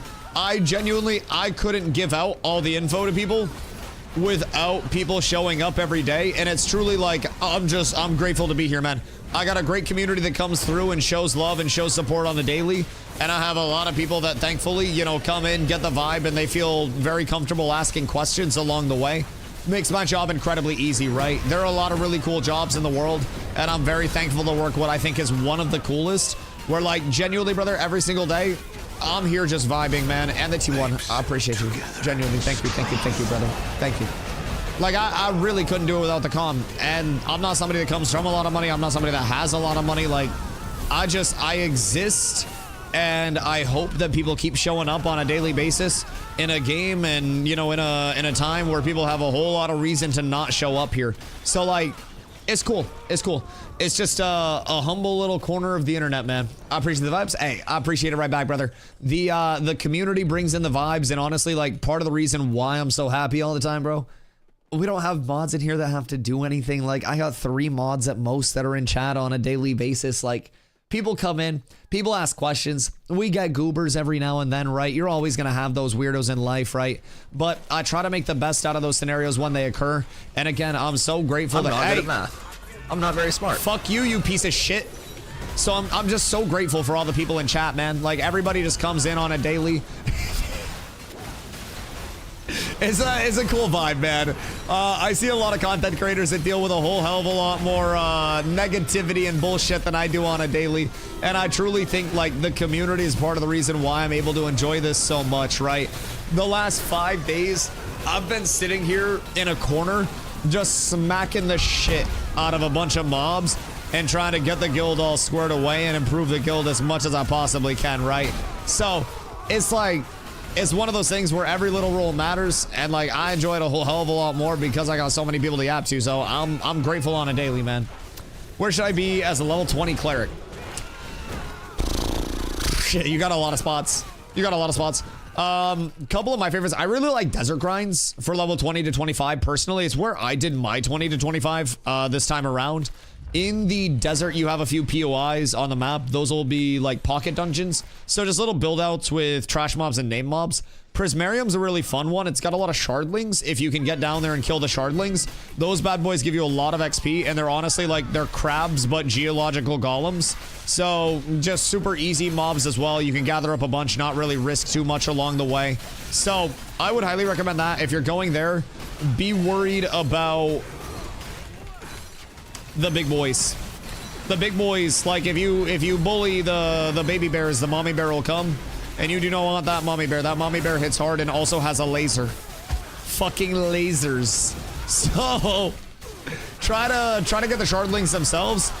You can also, if you get a group that wants to do snakes, these are a little bit higher level, and it's also more likely. I'm hitting for like 1700. It's also more likely to be contested along the way, right? Because there are fewer mobs out there. But if you go to Jinnah out here, and then you go Apothecarium Dreadmire, there are a few packs of snakes that are available. You go down into the entrance, and there are a few packs. Then you go out, and you go up to the left, and then you kill a pack that's like in a cave entrance, and then you keep going, and you kill a third pack, and then you drop back down to the end. God damn it. Bro, I swear to God, I need a counter on how many times I have rolled off of this fucking ledge. That's my bad, brother. That's on me. So anyways, when you talk with your hands, it's so easy to accidentally slap something else, you know? So, anyways, no Chris Brown. So, anyways, I need a vibe out song.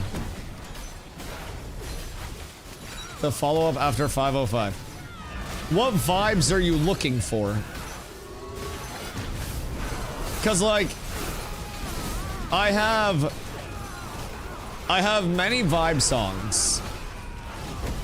I have an extensive catalog of music, but there are many different vibes along the way. Many different.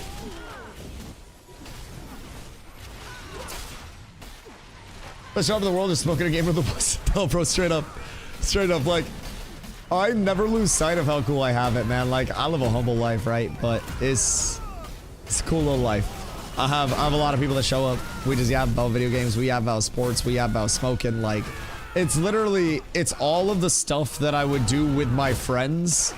Just now, a business, right? And it's, dude, it's a fucking blast. It's a fucking blast.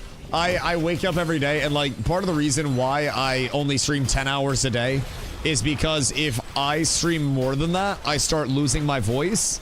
And I need to manage how much I'm streaming so I physically can keep the streak alive, because I don't take days off, bro. Like, I'm not taking the LeBron rest days, right? So I gotta manage it, and I gotta try to make it work. But that's literally like the hardest part of the entire job, is having to limit myself to 10-hour streams only.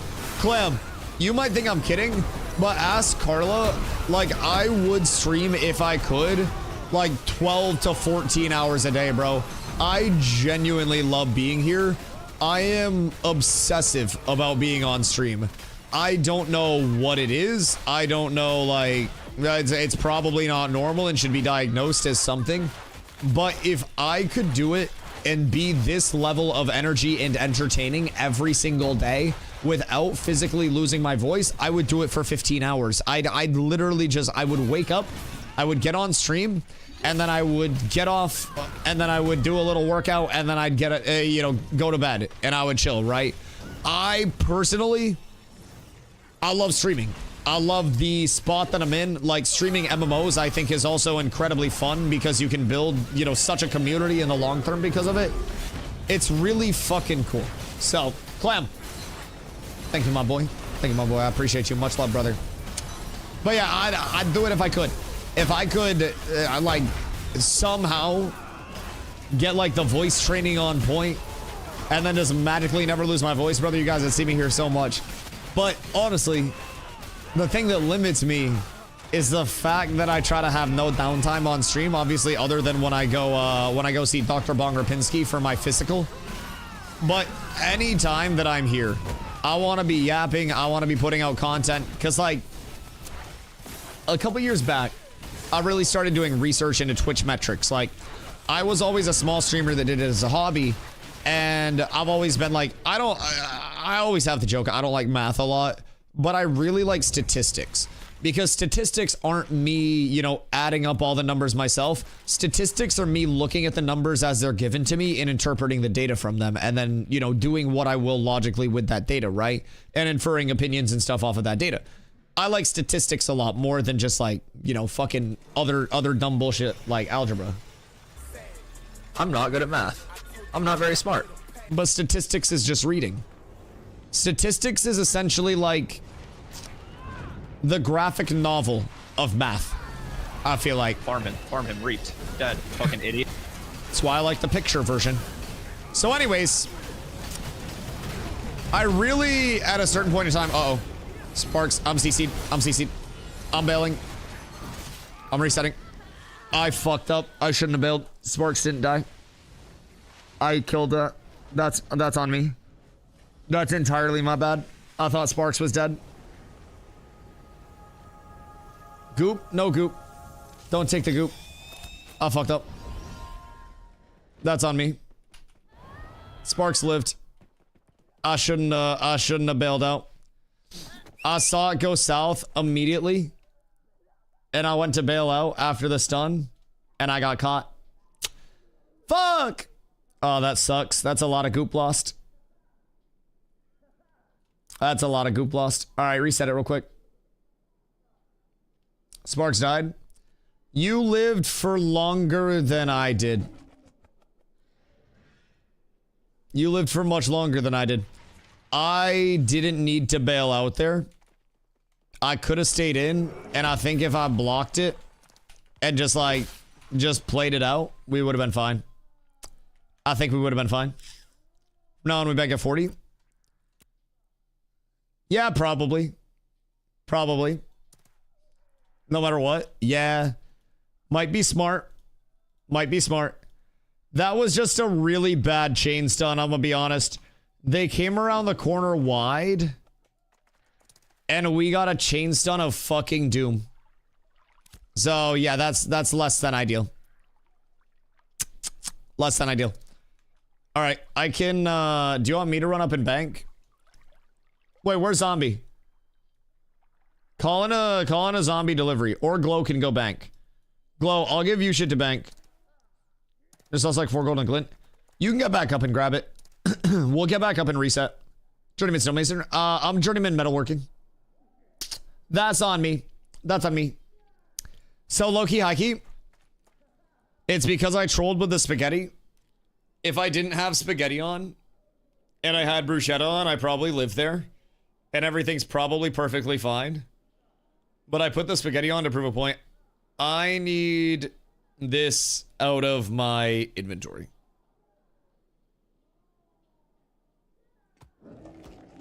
I'm waiting for a Ron conversion on that.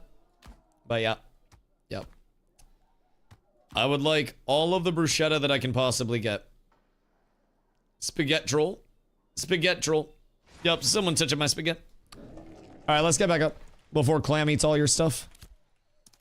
Hold on, Sparks. Wait for one more, and then we'll go back up. You got 3 minutes on your shit. Oh, God. Alright. Alright, Sparks. Well, if you die twice, it's worse. Sparks, I'm coming, buddy. I'm here. Sparks. Don't fuck up. Trust in me. Get to your spot. Bzz. Sparks, spot. Jesus Christ, I need a fucking shot caller for everybody. Alright, start resin. We're good. Clam guarded everything for us. Clam is one of us, by the way. Clam is one of us. I got 20. Wait, you got 20 what? Oh, you got level 20? Nah, we're chilling. Things were too smooth. I had to put on the spaghetti to show off how hard I would hit. Bro, I swear to God, power scaling is always our downfall. That's on me. That's on me. And nighttime's almost over. Do we want a quick reset? Like, after we get everybody up here, we can get to the back corner. I will give, make sure you guys get the ashes from the back, please. I'll give you stuff. We'll get a quick reset. Run back. And then we just start again. Because, yeah, that was tragic. And I think I don't die. Obviously, I can die in bad scenarios with a bruschetta up. But, like, sword and board and bruschetta, I should be perfectly fine. I don't know why, but I just had the worst feeling that I was going to open up my inventory like my paper doll, and my shield wasn't going to be equipped. Quick repair. Honestly, yeah. Yeah, probably not a bad idea. But I should be fine. All right, you hit this. Let's get to the back corner real quick. Are there more coming? More are coming. All right, hold on. One more. One more. I don't know about you. I'm still chilling. And honestly, if I die more, then shit's going south. So we should be fine. But I'll give you to bank. And then we vibe. Because that'll be another big round for the boys. Zom will probably pick all that up. Also, he's going to be very happy with us. Zom is going to be incredibly pleased with our sacrifices to this auction. I can't wait. All right. Everybody to the back real quick. Come back here. Everybody stack up on me, please. I'm going to mark people too. Glow is a book. I am a shield. And then everything's fine. A bucket. Yeah. Fatherly duties. Who is on waitlist right now, chat? Who do I have that's level 16 or higher that is wanting to hop in, that is in guild? That's the big disclaimer. Also, I think just vendor these while you're there, right? Realistically, the greens. I could have got rich there, but I didn't. I appreciate you for that, dog. I appreciate you. You're a real one for that. You definitely could have hit a lick. Yes, 1000%. It was entirely lickable. Also, just take that. That was in my inventory. I don't know. I don't want to do with it, but... Oh, wait. Vendor these two. Sorry. Take all that. I would say probably just, like, vendor the fucking river runes. And then use it for your repairs. You're kind of down bad. Is the game still resetting?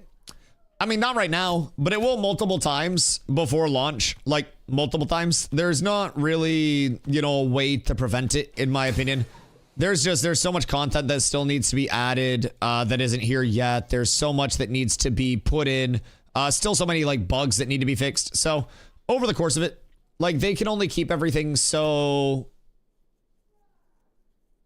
insulated from being compromised, right? So, overall, I would definitely prepare for more resets. It's a matter of when. All right, hold on. I'll be right back. I'm filling up my water, chat. Un momento.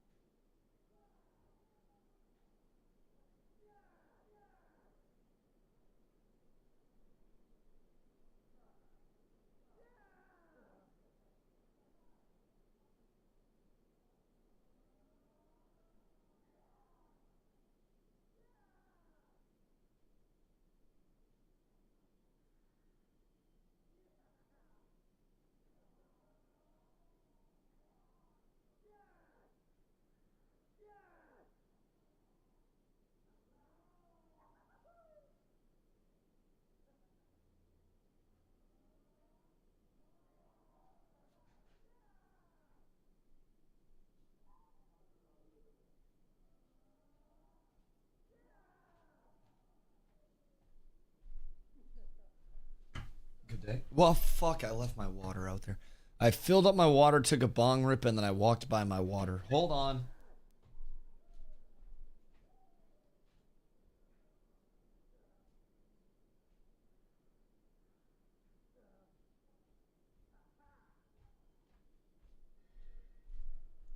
Carla's gone. I gotta do everything myself. Gotta remember stuff myself. Stupid fucking water. Good day, I've returned, boys. Alrighty, so why do cashews fuck so hard? I don't really like nuts that much. Like, I understand what they are, and I understand they're a very healthy snack alternative for a lot of people. But it feels like eating wood to me. I don't know, I just... Like, it's always been less than desirable from my personal standpoint, but... Also, I hope everybody's here, because Papa's pulling. I believe in everybody to save me. I might be cooked. I got a level 16 healer and a dream right now. Sparks is here. Everything's good. Definitely a seed guy. I do love a good sunflower seed, yup. Yep, I would definitely rather have sunflower seeds than nuts. You know that. Exclamation seeds, my boys. Exclamation seeds. Seeds are like wood to me. Well, that's why you don't eat the seed and chew the seed. You suck the seed, and then you crack the seed open, and then you get the contents of aforementioned seed, which are then easy to eat, and you basically just chew and then conquer. I feel like seeds are what nuts want to be. If I'm being completely honest. This convo? You never had a nut in your mouth? The fuck's wrong with you? Brother, live a little. Jesus Christ. It's absolutely insane. No, I don't know, man. Like, some people really like pistachios. You can have those. You can have those. I had a jar of honey roasted peanuts in my cabinet for like 3 years that I just didn't eat. Never had a mouthful of seed. I have seeds on my desk right now. I literally have cheddar jalapeno seeds on my desk. It's for pre-stream when I'm checking my email and stuff. I'll pop a mouthful in and then I'll munch. Cause I don't like to eat during stream very much. Carla forces me to, so I'm not starving myself. She trying to turn me into a goddamn bowling ball, I swear to God. But me personally, a quick snack before the stream, quick little salt boost, you know, really dry out all that excess water. Make sure I'm going into it proper. I feel like it's almost somewhat necessary. I feel zippy. This is nowhere near the glow pulse, but let me tell you what, it ain't much, but it's honest work, lads. I'm doing what I can out here. I'm trying to lead by example. I'm trying to keep it going at any pace. Glow's on the way back though. Glow, are you on the way back? Yeah, Glow's turning the corner right now. Glow's on the way. Everything's beautiful. Soon Glow shall return, and then we're back to optimal pumpage and optimal thuming. Uh-oh. Tim Tebow.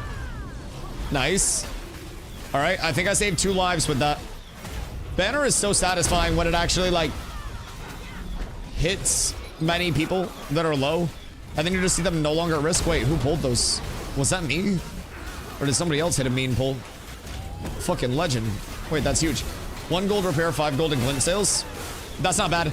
I have a little over 6 at this point in time, providing I don't die more. And then we stock up. My goal every day is at least an epic glint. And yesterday, because of the late deaths, I didn't sell an epic glint. I only sold like 7 gold worth of glint. So like that was a little bit disappointing. Might have been an ability to hit below us. Well, listen, do it again. Send it out to the courtyard next. Oh, wait.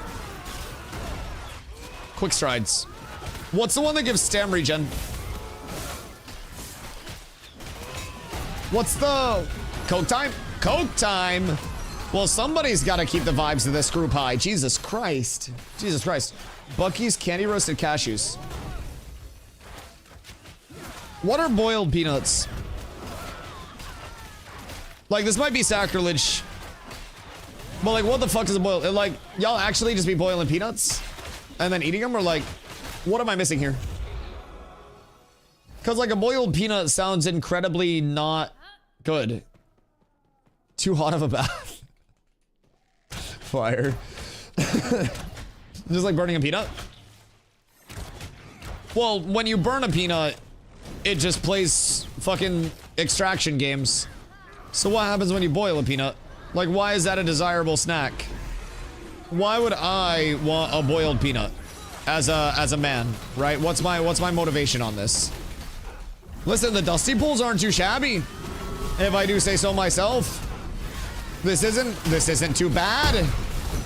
This is quite nice, if I'm being completely honest. I consider me doing a wonderful job here. And look at those beautiful damage numbers.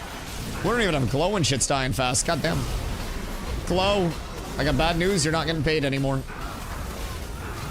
Now we gotta see if the lobies can heal. Look at all the damage numbers. Jesus Christ. Why am I doing so much damage? Brother, I'm kinda fucking stacked. Holy. Kind of loving life over here. Also, Merc, what up, dog? What weapons are you using now? Currently, my two-hander, which I am very likely going to look at selling, is a Glory-Bound Great Axe in Heroic. Can I retire? Nope.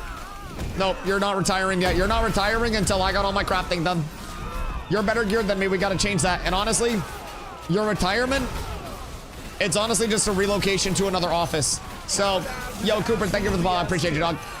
So basically, I have a beachfront office, ocean view, very breezy, very open. It's even got a basement for extra storage. We're going to be farming Brinefather until I get blue boots.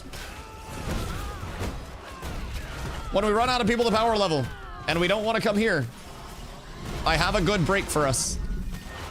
I need my booties. That'll be huge. And honestly, anytime we go out there, we're likely to see them. So, we gotta be ready. They said Night River drops there.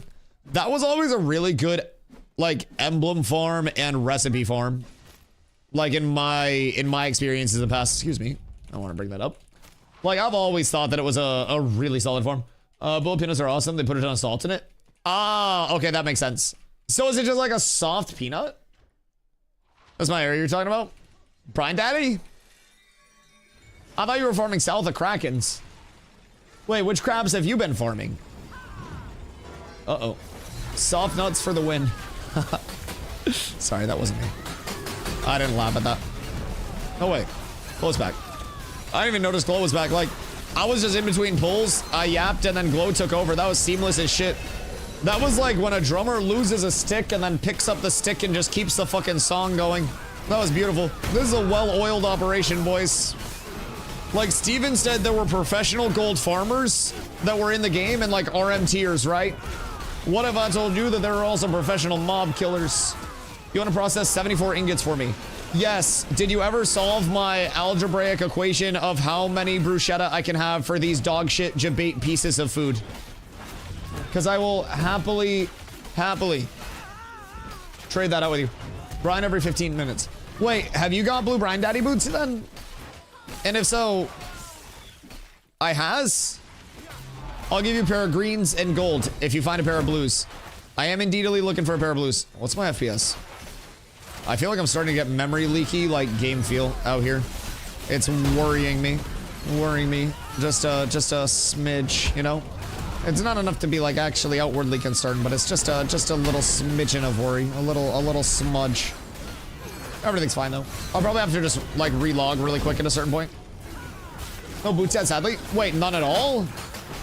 Jesus, Glow had really good luck out there with the booties. Like really good luck. Glow was pumping that shit. Stun for 2, big heals, I block, mitigation's up. The shield's so good. It's so good. What level was it for this mod for the P level? Preferably 17, but 16 is perfectly okay. Just the thing is, like, the XP is 16. The XP is halved at 16. So, ideally 17. Like, you will get 17 faster at, like, Oakenbane than you would here. I think, actually, I wouldn't go that far. But if you're getting power leveled already, then do power levels until 17 and then come here. And realistically, I can do 17 to 23 here for people very, very, very quickly.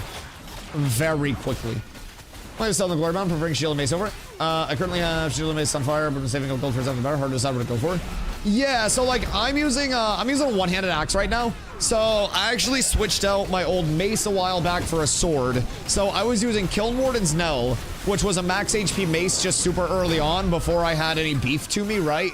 And as food got more available, as my, you know, just stats went up in general, I got a lot tankier. I found that I didn't necessarily need that extra little bit of max HP from Kiln Wardens. So I then went into my Lightsaber of Doom, which was my Blade of Shatter Crystal that drops from Carfin 3rd floor. And from the Carfin 3rd floor weapon, that gave me like 1200 phys attack speed. At the time, it was a power upgrade comparatively to Kill Warden's Knell as well. So I just rocked out with that for a little bit.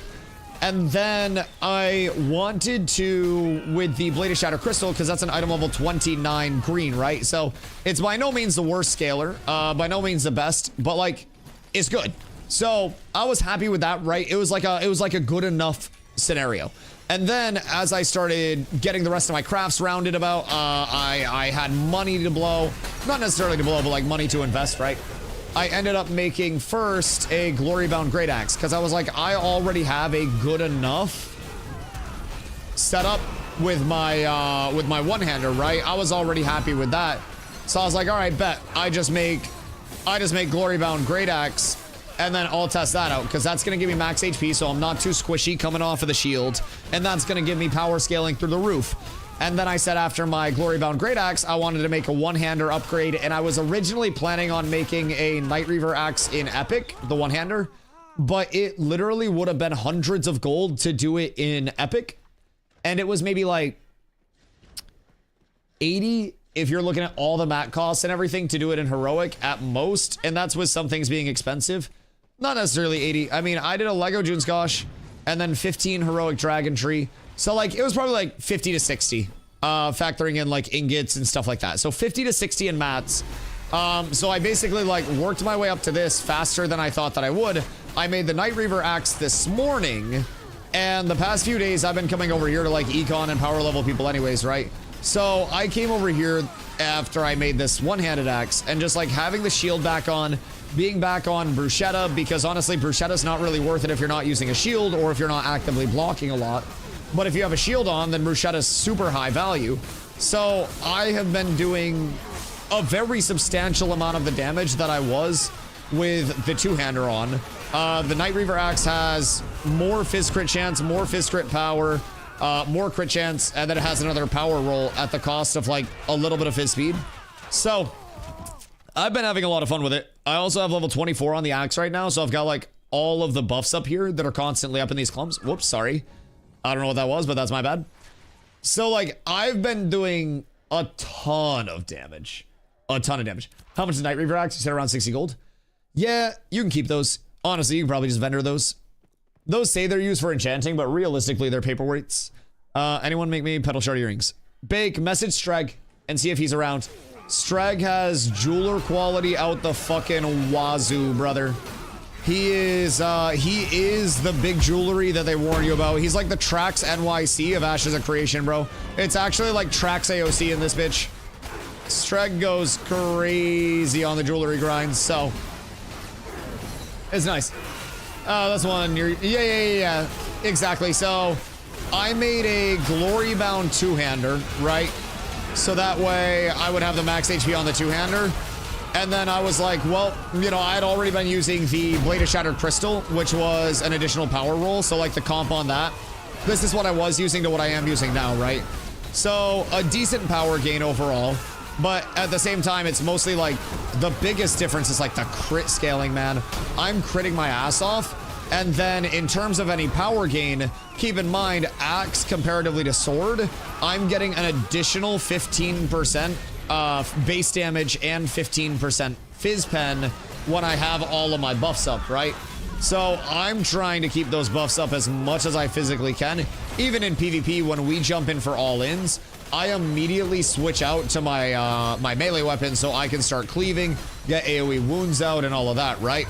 So for me, I really like maintaining these buffs, and the additional 15% fizz pen, the additional 15% base damage. I'm doing way more damage with this than I did with my sword. I am incredibly tanky still, right? Haven't lost any of the tankiness. Still have my active block, and compared to the axe, like the two-handed axe, I am undoubtedly tankier. Like, we're doing absolute degen pulls compared to what we were doing yesterday. And I died once because of a stun lock and also me not having the right food up and pussying out. If I stayed in, I think I actually would have lived. So, you know, it is what it is. That was my bad. That was my one dusty death for the day. I had to keep us humble.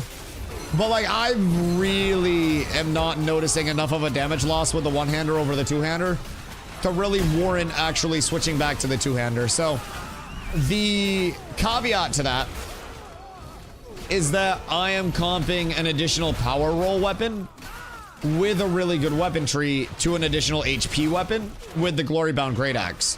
So the next test is to craft the Night Reaver Great Axe. The Night Reaver Great Axe is just a raw power roll. Like at common, it's 800 power on the additional roll. So that thing, if I craft it in heroic, is going to be absolutely juiced. And Ron still has my one Lego Junskosh that I never grabbed. I don't know why I never grabbed it, but I never grabbed it. So Ron is holding something for me that would be basically like half of the big cost. The big thing about the... I get gold too. That's true. Maybe if I sell this, I just instantly make a Night Reaver Great Axe and test that. That'd be huge.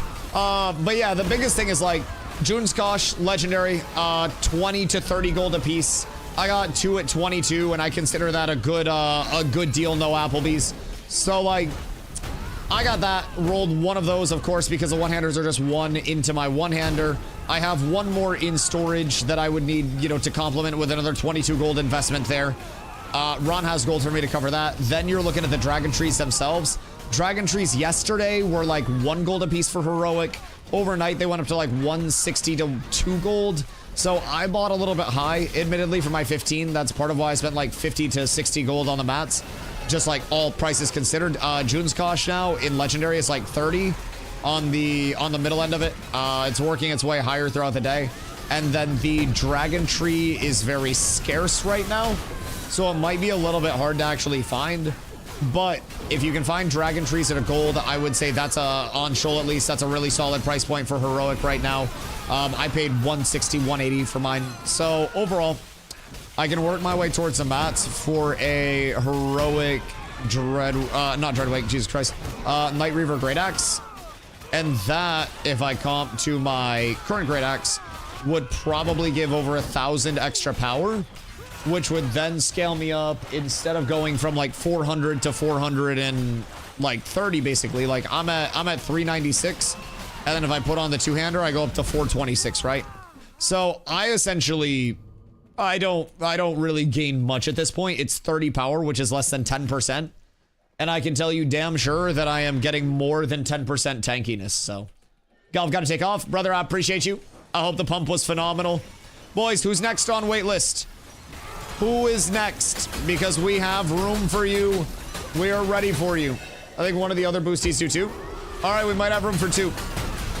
Because honestly, I'm not trying to leave. I'm not trying to leave. I'm ready also. Hey, I mean, in the downtime, you guys can stay until level 23 here. I have no problem pushing you guys up more. Because, like, we're still econing like crazy. The more time we all spend here, the easier the XP is, and you guys get that shit set up. What shield? I just run a glory-bound heroic right now. I can come heal if you need fill spots. I'm at 20 already. Listen, we can do up to 23 here. So if you're trying to come through Chafe, pull up. We're going to have 2 slots that open up. So I can just get you in. I can keep pumping you. Honestly, Jinso on his Ranger was doing this. Careful on threat for a sec. Jinso on his Ranger came here and did this right up until like level 24 and could have done this until 25 just because of how much we're pulling, like the actual size of the pulls and the kills per hour. It's still really solid XP. So if you guys want to pull up and you're trying to get like gear, you're trying to get easy XP and just coast while we econ our way up and give us an excuse to be here, please, for the love of God, feel free. Oh, boys, wait. I have mail. I have essences for 40 silver, which if so, get scammed. Or somebody bought one of my Lego rubies at 5 gold, 50 silver. Taxes due. I haven't relogged, though. It might be taxes. It might be taxes. You have a list of this. I can't find a list of what to shoot for on the tank. Honestly, I am currently 1 piece away from like my item level 26 bis. Like I call it 26 plus because technically I have 2 pieces as item level 29 gear. But like those are mob drops. So like at this point in time, if I can get a Stone Glen cape, like I'm really satisfied with where this is at. So I may also just roll my econ from selling my two-hander into a Stone Glen cape and then roll there as Rosarium shit for tank. I'm rocking Rosarium. I got 6-piece Rosarium on right now. I run helm, shoulders, bracers, gloves, belt, pants, and then I run Brinebeard boots. I'm gonna try to get these bad boys in blue, and then I run a Forge Guards deflector. I got this in blue. Great piece until we actually get, you know, set up in Forge gear. Then I run 5-piece Heroic Petal Shard. I'll go Stone Glen Cape over my Royal Cloak of Nuela. That'll give me a little bit more power scaling, a little more max HP. And then Night Reaver Axe, Glory Bound Shield, and Glory Bound Longbow. And unironically, this is like... This is what I would want to run, you know? Listen. Click on that link from my other websites. Keyboard messed up. Yeah, I know, it's weird. It's like you were asking me to like dupe you stuff. Oh, that's crazy. This is weapon combo good for PvP as well. Oh yeah. Yeah, this is just my general bis. Like I gear out for PvP. The PvE is just like you know, a side product. In terms of PvP, the thing about a two-hander, and also the thing about a sword versus an axe, right? The sword, in terms of a great sword, like Glow's old sword, gives you more of a default attack speed modifier, right? But it has less of the ramping of buffs, right? So with the great sword, you have attack speed on the weapon itself instead of additional crit, and then you have Swordmaster Swiftness, which is attack speed and base damage, but you don't have the additional crit, and you don't have Unstoppable, which is fizz speed and base damage. So with the sword, if you're like, you know, primary bow out all the time, yo, Generic, what up, my boy? How you feeling today? If you're like primary weapon out all the time, you know, as a bow, and you're noticing that you're not switching to your melee to cleave very much in PvP, like, any chance that I can get into cleave, like cleaving. Yo, also, I hope you're having a good day as well, dude. Like, I really like getting into range to actually cleave. And once I get in, I switch over, of course, from the bleed to the wound. And once that's in place, like, I'm putting out AoE wounds. I have a long timer on the wounds. So it's nice, right? And then once I get in and I cleave, I also try to ramp up with both of the weapon buffs. And if I can do that, even if I switch back to my bow after, I have 7.5 seconds of all of those buffs carrying over onto my bow, onto my abilities, onto everything that I am doing during that 7.5 second timer with the weapon tree that I run, right? So it is very, very, very, very, very rampy. If you're running an axe and you get those procs off, it's part of the reason why I'm doing so much damage right now, right? So in PvP, it'll be a little bit harder to replicate just, you know, standing here and having a bunch of people around me all the time. And I will inevitably have more people that are going away. I'll have more time on the bow, right? But I can legitimately do anything to get this buff up, right? I see the green buffs come up on my finishers, and then I switch back to my bow. And even with my bow out, simply casting abilities with my bow up will give me refreshing follow through, which is going to be mana sustain. So then I switch back to the axe. I go through a weapon combo after dumping, and then I go in, build my shit back up, get my buffs back up, switch to the bow again, right? So you can really do anything with it. It's very diverse, and I think the buffs carrying over for 7.5 seconds gives you plenty of time to kind of noodle, as I call it, and weave buffs in between multiple weapons and stack those up. So it's the small intricacies like that in the combat system that I think I personally really enjoy. Not gonna be everybody's cup of tea, of course, but I mean, I like that shit a lot. How much you paid for the blue brine beard? I don't know what they're worth, honestly. Like, I have green right now, so it's not like the highest priority for me. It's just like a small upgrade. I don't know what they're going for, though. Ideally, I'd go green and cash considerations, you know? You're getting like next year's first round draft pick type shit. I got you there. But I don't know. If you have a pair, let me know. But we also have people that are farming it, so it's like, it's only a matter of time until we get it type shit, you know? So I'm not too concerned. My larger priority is Stone Glen Cape, because that's just going to be an overall upgrade for me. It's going to be noticeable power up. That's going to get me over 400 with the one-hander on, which is going to be absolutely glorious. So, Guildmate just got him. Ask him what he wants. Because, like, it's not that I'm not in the market. It's just that I don't want to spend a ton. Well, good thing he repaired. Like, it's more that I just... Chafe, welcome in, buddy. It's that I have other prios along the way that I have to make sure I'm taking care of first. And I can't really afford to get distracted in, like, the, you know, the short-term small uppies. But I'm also wondering how expensive a Stone Glen cape's gonna be. I gotta hit up Glow on that. Because Glow has a heroic Stone Glen. And I do not. So now I'm wondering what a Dusty gotta do for that. How does Mage have a permanent magic circle buff?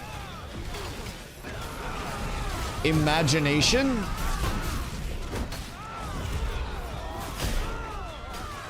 $30 to 40 gold, maybe. Did you just have someone that's selling them completed? Because, like, if that's the case, I might buy one of those later today.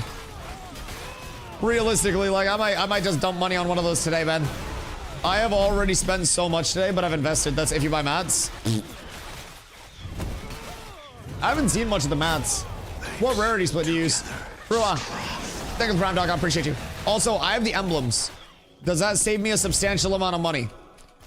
I have emblems, and I can also probably get some other shit just bulk from the guild in low rarity. For whatever low rarity is available. So, thoughts on Hollow Shade Cape?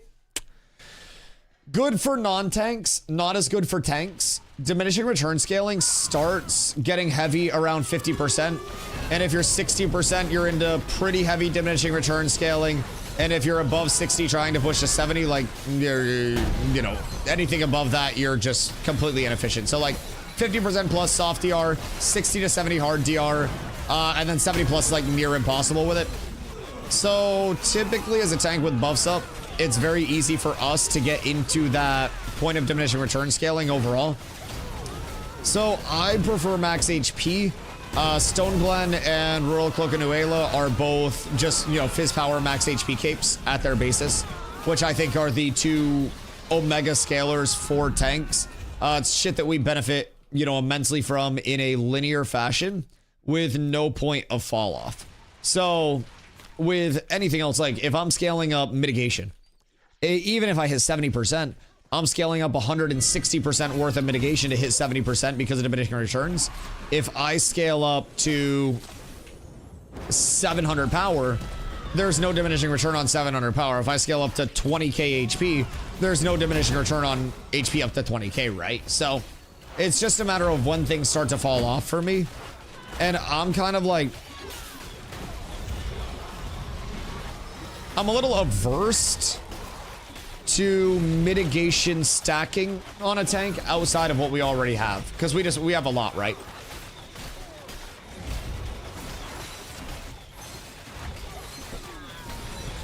I'm staring at one that does and all elemental empowerments, and they're standing on a mount. Zob, I think they might have buffed mages. I think they might have buffed mages. I'm not gonna lie. I don't know what they're doing, but they're doing something. Careful, SpongeBob. Careful, SpongeBob. That seems like it may just be enough to make mage worth running. So we find repro steps, and then we call it all in, and then the mages do exorbitant amounts of damage to everybody around once again. Mage is truly back on top for an hour until they turn that off. Spilled soda on my keyboard. Wait, did you? Or actually, I thought you were memeing. I thought you were fucking around. That's crazy. Jesus Christ. Well, RIP. Also, boys, if you haven't seen, look at what I got today. Look at what I got. Just from mob grinding, boys.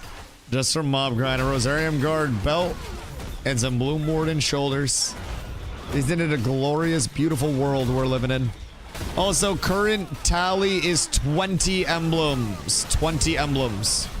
So, if we can keep this pace up, we should be at 40 emblems an hour if we get lucky. But we're also daytime, so we're going to be slightly slower on spawns. We'll have slightly fewer. So we kind of got to pump that up. Auction that? Oh, yeah. Both of those pieces are going to guild auction. Absolutely. You bet your sweet bippy. So any of the emblems that we're getting, just for full transparency, any of the emblems that we're getting are basically being sold back into the guild at this point between your like 3 level 25s that are out here So all of the emblems that we farm at this point in time will no longer be leaving the guild because we have worked out a purchase agreement where, you know, members and the guild alike will buy emblems when they need crafts from us if they don't have them in surplus at a heavily discounted rate. So we're doing 50 silver per for guild members, which is a definite discount. If the market continues to adjust, then obviously that price will adjust, but we'll keep hooking up guildies at a good price so you guys can get your shit. So the big prio has shifted from, like, you know, we all made our money with the initial couple days out here selling whatever we got on the market for a huge amount. Now it's like, okay, we're gonna coast on the money, we're gonna make enough, and we're going to hook up the guild as a result. So you guys will hopefully see a lot more of the, you know, the auction side kick up again. We exhausted a lot of mats with the prior auctions. Glow! I couldn't make it. I couldn't make it. I'm so sorry. I don't know where you were. I didn't know which side. I didn't have a line of sight. Do we have to go down to save Glow? Because that's tragic. That's tragic. No, no, no hot girl shit. No hot girl shit. God damn. God damn. More than likely something is broken and it'll get fixed to keep mages not bad. What do you mean more than likely something is broken? It only has like 6 temporary buffs all permanently stacked.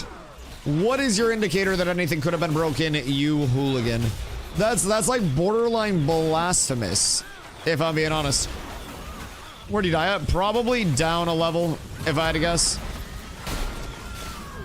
If I had to guess. Yeah, we'll go down. And then we both re-downloading. Do you run a custom mouse cursor? Yo, can you imagine if you got banned for running a custom fucking mouse cursor software in this bitch? That would be one of the worst possible ways to ever see yourself go out. One of the worst downfalls. I don't know what the legality of it is. I don't know. I'm not an expert. All I know is I don't want this. Oh.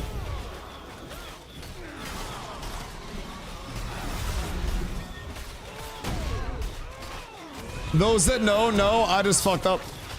At least a little bit. God damn it! I went to destroy my cape, and somehow it equipped over my royal cloak of Nuela.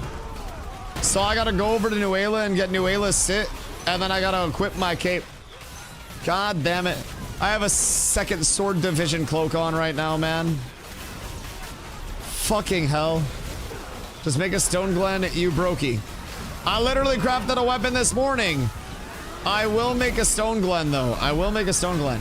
I just don't know, like, what rarity mats I need for the split on everything. I have my emblems and stuff. I just need to figure out the mats and, like, see if they're actually in stock in the first place. And then I unironically will. Epic is free. Wait, actually, it's just Grave Thread and Lego? How much is that? Because I could probably get that taken care of by the end of the day. And then everything else is, like... Everything else is common?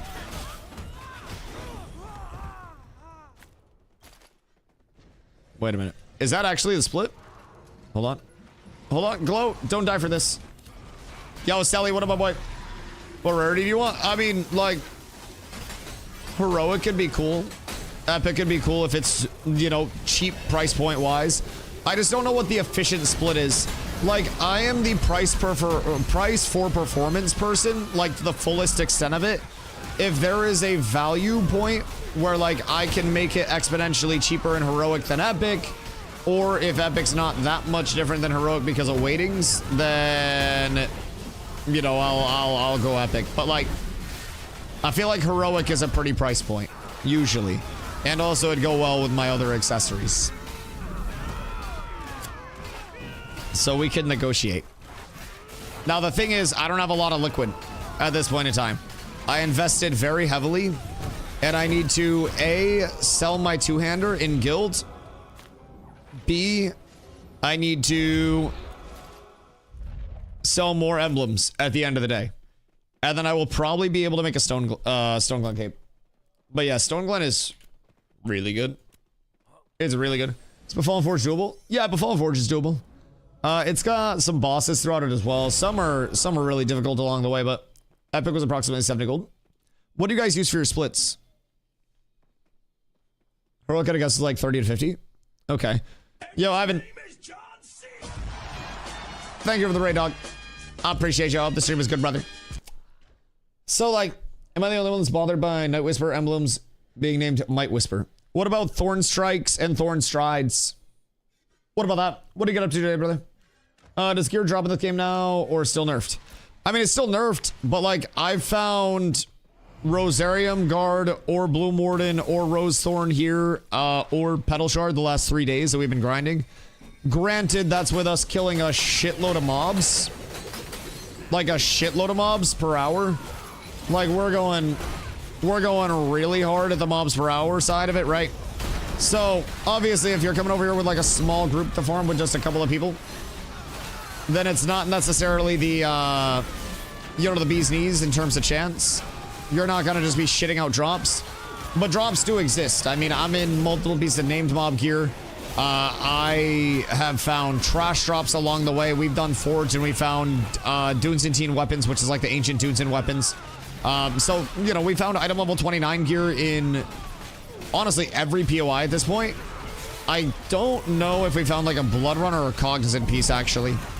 I think Carve might be the one piece that, the one place that we haven't found a piece. But also, we haven't really spent a lot of time in Carve, or at least I haven't. We found a lot of recipes in Carve, but I don't think we found any, like, completed item drops over there. But honestly, Steel Bloom, Forge, both feel pretty okay. It's not something where I would expect everybody in your raid to go over and, like, be leaving with a piece. But, like, I did 5 to 6 days worth of grinding in Forge, and we found, over the course of it, 3 item level 29 weapons. We found multiple named mob drops, a lot of strands to Econ and, you know, make the shit that we were gonna need for later crafts. So it's solid. It's very solid. 3 Discord DMs are the 3 splits we used. Word, I appreciate you. And that was for Epic. For what we'd be looking at there. Hold on.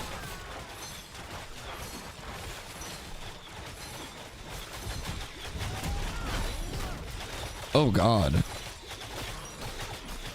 That seems so expensive. God. But, like, it do be pretty, if I'm being honest. What's a heroic comparatively to that? Did you send me all epics, or was there heroic in there? I only looked at the first one. God, that just seems pricey. You got a code 37? Oh, no. It's back. There were EAC kicks earlier today. And like when I went to log on to stream and get set up for the day, I kept getting EAC kicked. It was admittedly annoying as fuck. I hated it, and I wanted easy anti-cheat to die. But everything is resolved now, and we're friends again. And I protect it for keeping the streets safe, man.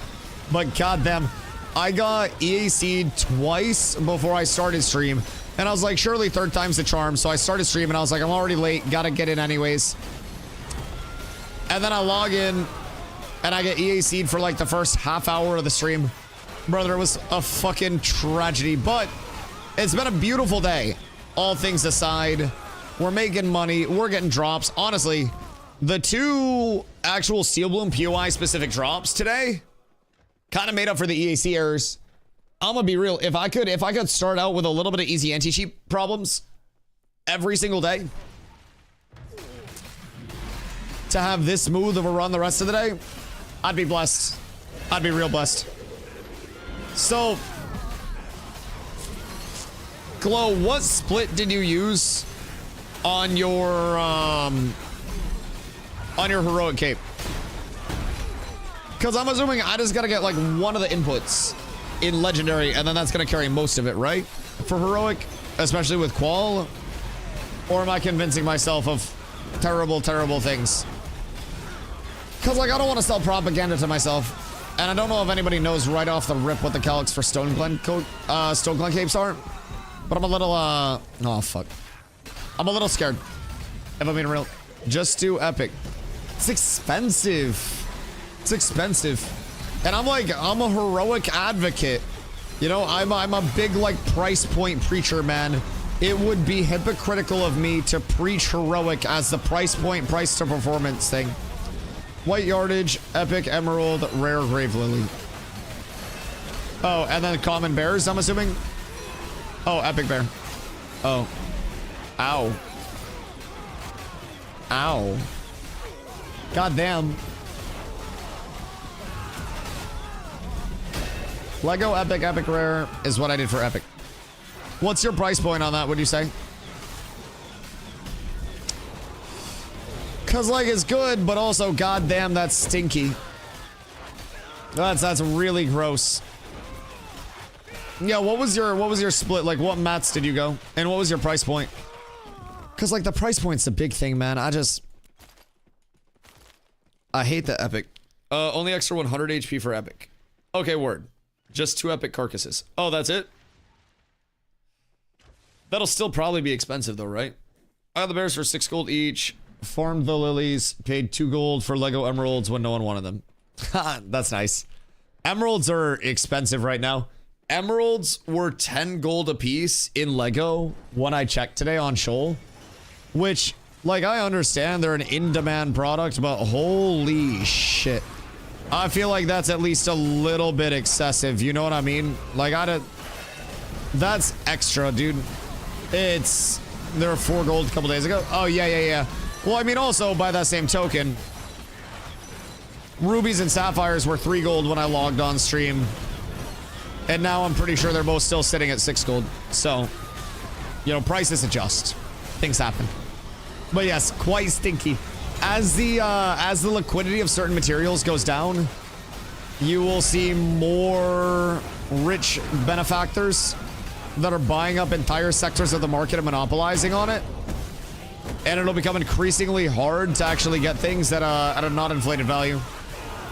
But the emeralds as soon as I found the cape. Yeah, that makes a lot of sense. Makes a lot of sense.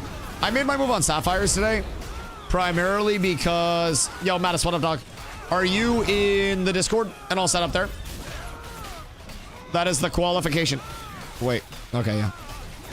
That is the question. I got Lego emeralds for my heroic, didn't need to. Oh no. Oh no. So you spent more? That's tragic. Thoughts about level 29 shit? Is one of those highest I can manage because the price of the emblems don't change whether they make a rare one or an epic one? Yeah, I mean, certain emblems are also much harder than other emblems, you know? I've farmed up already enough emblems to make 2 to 3 capes over here. So it's not like I'm down terrible in that regard. And also, like, Stone Glen emblems really aren't that expensive. So I don't really feel terrible about that. I think also, Stone Glens are 3 gold each. Gross. What are they over here? Surely they're not that expensive over here. Big chunk of the cost? Oh, really? Really? Gross. Interesting. When I bought mine, both bears were 1 gold for epic. Oh, that's cheap as fuck.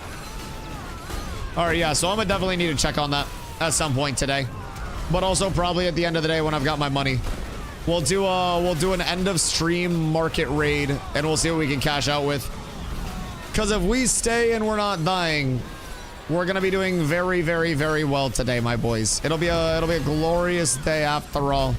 And we just need to keep pumping. Alright, what am I missing for the pedal shard set? Earring, ring. And then did I get the neck? Oh my god, the neck. I need a gear pickup from somebody. And recipes. I'ma literally just start, like, I'ma start destroying stuff. Dude, I don't have enough space. I need better, like, inventory bags in this bitch. Jesus Christ. Wait. Uh-oh. 1 gold for epic bureau, selling heroic portions for 4 gold each. Goddamn, 4 each. Jesus. I can also see what the guild has. Maybe I could, maybe I'd see if Zombie has any in his extra personal storage. Because we surely have gatherers, like hunters out the wazoo. I got 28 gold for you now. Beautiful. Maybe I do make it epic, just so it's shiny. But no, I really think I make a heroic. I'll probably try to make a heroic today as like my next big goal. Maybe not today, but when it's convenient. I'll start working towards it though. Because it's going to be expensive regardless. So I'm gonna need to figure out, because honestly, I already forgot what I need to target. When we're done mob grinding, we go back and like take a consensus of everything.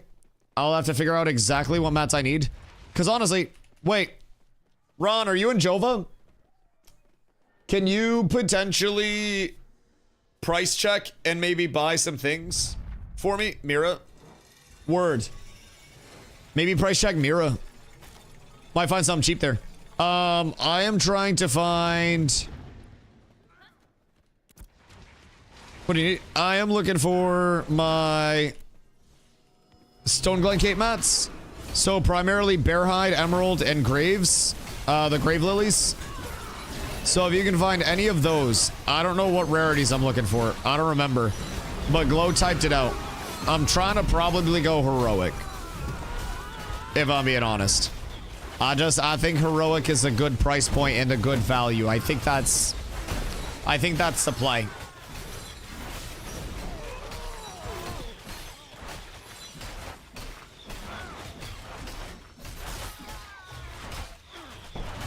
Bearhide 99 silver. I think I need higher than common. Wait, heroic? I'd honestly probably buy that anyways. If I'm being real. I think that's a really good value. Is there any epic? Glow, do we want heroic or epic on the Bearhide? Because regardless, I think that might be an easy flip. Chat, is somebody in Jova? I got a heroic bear cart. Heroic was 5 gold per. Yeah, Ron, buy that. Buy that immediately, please. Buy that all out. Guard recipe? No, that's okay. That's okay. Honestly, I have so many recipes, dog. Any recipes that I need, I'll roll need on. If you guys get extra recipes, then they're just extras. It's like 10 in Mira per cart. Really? What the fuck? Well, yeah, that's a steal. Good thing I had Mr. Ron check. So, that's the same price as Ron then. Just got 4 heroic carts. Heroic carts for 4 gold.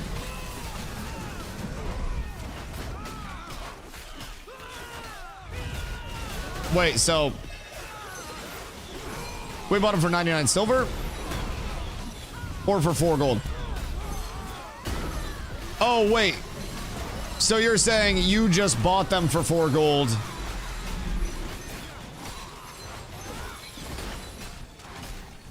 Golden hides for 99 silver. Are hides less or more valuable for me? 80 silver each now. Okay, so do we not buy the 99s? 1 kark equals 5 hides. Oh, right. Tragic. Okay. Well, not that good. You don't need hides for the capes. You got the karks? Oh, okay. Word. Well, that makes sense. Cheaper. See, thank you for 13 months at T3, dog. I appreciate you. Much love. Ron, would you have like 5 seconds? Nin isn't here. Nin, it's time to work. Nin. If Nin's here, I don't need you to do it. But I was gonna see if there would be any chance that somebody could parse me out in the crafting calc what I would need for a heroic if I had heroic bear hides. Very simply put, I'm trying to figure out like what the path, honestly, exempt from the heroic bear hides, but really anything that would lead to me getting an efficient, optimal route to a heroic Stone Glen cape is in my best interest. So whatever has to happen for that, I'm trying to figure out like the best overall. Uncommon yardage, all heroic. Glow talking to you in game. Cat with abs is absolutely Wait, is he? Yo, Rom, thank you for the follow. Appreciate it. I don't see Glow yapping. You ready? Me? I'm ready. I've been doing the same thing. I died twice. I figured that was on the poll. I've just been doing the same goddamn thing. Yellow lilies already? I do not. You don't save me? Okay, well, maybe you shouldn't need saving. Maybe you should consider a shield instead of your gluttonous ways of life with the two-hander.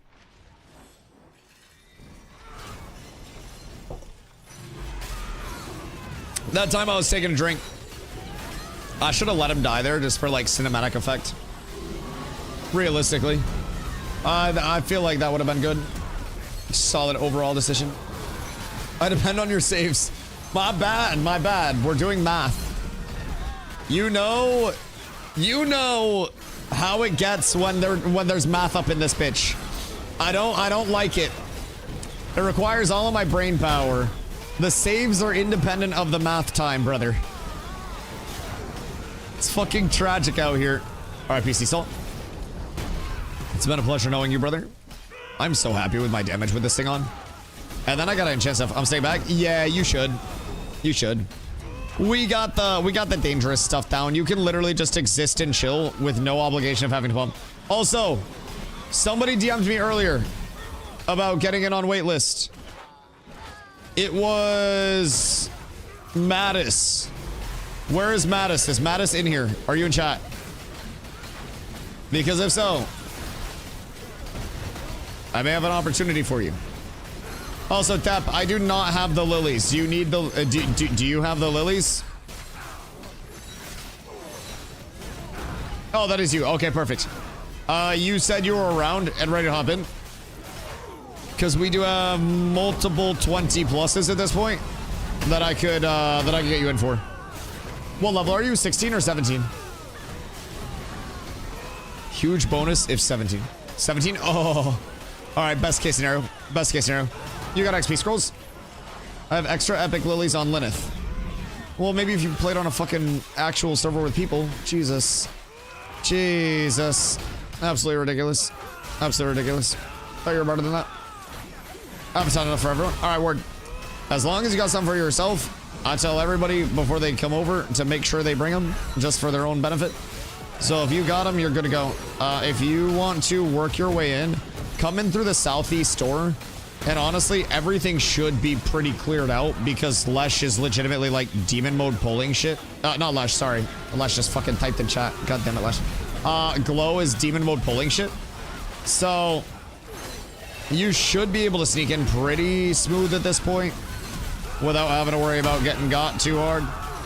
If you get any mobs, just bring them up with you and we'll be able to kill them. But there should be like 2.5 mobs that actually exist, and Glow will be right out there. So if you're heading in right now, you'll be able to just scoot right in.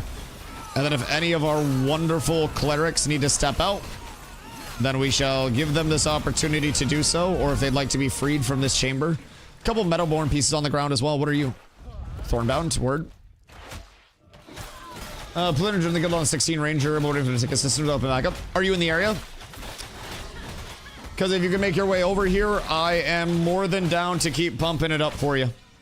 Like, I don't think you understand how much this is benefiting everyone in the guild from, like, you know, the people that are going to be getting gear from the auctions based on the emblems that we're farming and selling the guild, to the top end of the guild that's going to make better gear, and then everybody that's going to be able to buy that gear from the top end and like get that waterfall of, you know, just general benefit, are people who are leveling faster. Like, this is actually the single greatest like time spent, in my opinion, that I could be doing right now. I really like power leveling in the first place because I think it's just something that, like, you know, gears up the community so rapidly and helps the community so rapidly. So I really like that element of it. But if you can get over here, we can get you in. I have 320 clerics, so any of them can get switched out at any point. And then from there, I also have a 20+ bard. Excuse me. We will eventually need another bard. In guild, of course. So, trying to find you. Oh, come in through the southeast entrance. I'll show you on the map. So, southeast tunnel right here. Loop your way in, and then as you come in, just turn up these stairs, and then run immediately up the stairs. You'll see the doorway down here and the stairs up. Just mount up and then sprint through all that, and then you'll see Glow running around outside and pulling mobs. He's about to head down right now. So, you'll see him just going crazy down there. Ooh, Tide Rot necklace. Don't mind if I do. What gets killed so this can live? You. You. Perfect. He made it. Success. Oh, Flameheart Focus. Interesting. Interesting. It's not crazy, but it's intriguing. All right. Blue, second dip. I'm 21. All right. Chafe dipping. Chafe, I appreciate you, dog. If we get any more setup, and then we're good. Plan to join the guild. Yeah, that's good. If you're in the Discord and like you have your perms and everything, and you're just waiting on the ticket system to be figured out, then you're good to go. Like if you are playing with the community and you're set up in the community Discord, you're good to go. The ticket system is currently actually getting like a DDoS of Doom equivalent because I won't stop recruiting. Love my logistics team, and I hope that they love that I always give them something to do. But yes. So basically, the ticket system is at capacity, and we are trying to sort that out. Give them a pizza party. I might just pay T-Pain, you know, $100,000 to come hang out with the guild for a little bit. But yeah, once that's all figured out, we'll be able to get people scored away there. Oh, and yeah. Like, you'll be set. As long as you're active, as long as you're intense to join the guild, and as long as you don't touch my fucking emblems, I don't care. I don't care. What server we play on, Shoal? I got a clip of me killing a bot. Doing fucking America's work, brother. Actual legend. Listen, if nobody else does it today, I'm proud of you for that, soldier. I hope you didn't lose anything of value. That's fucking massive. It takes an army to stop the clankers. It genuinely takes an army.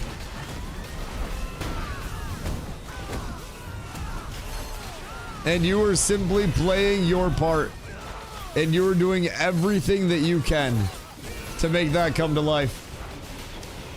Yo, Priest, if you're talking about me, dog, I just drank water, but listen, what your brain is inferring to you, that's because of your brain, dog. I don't think anybody else in this chat thought that except you. So what's that say about you, Brody?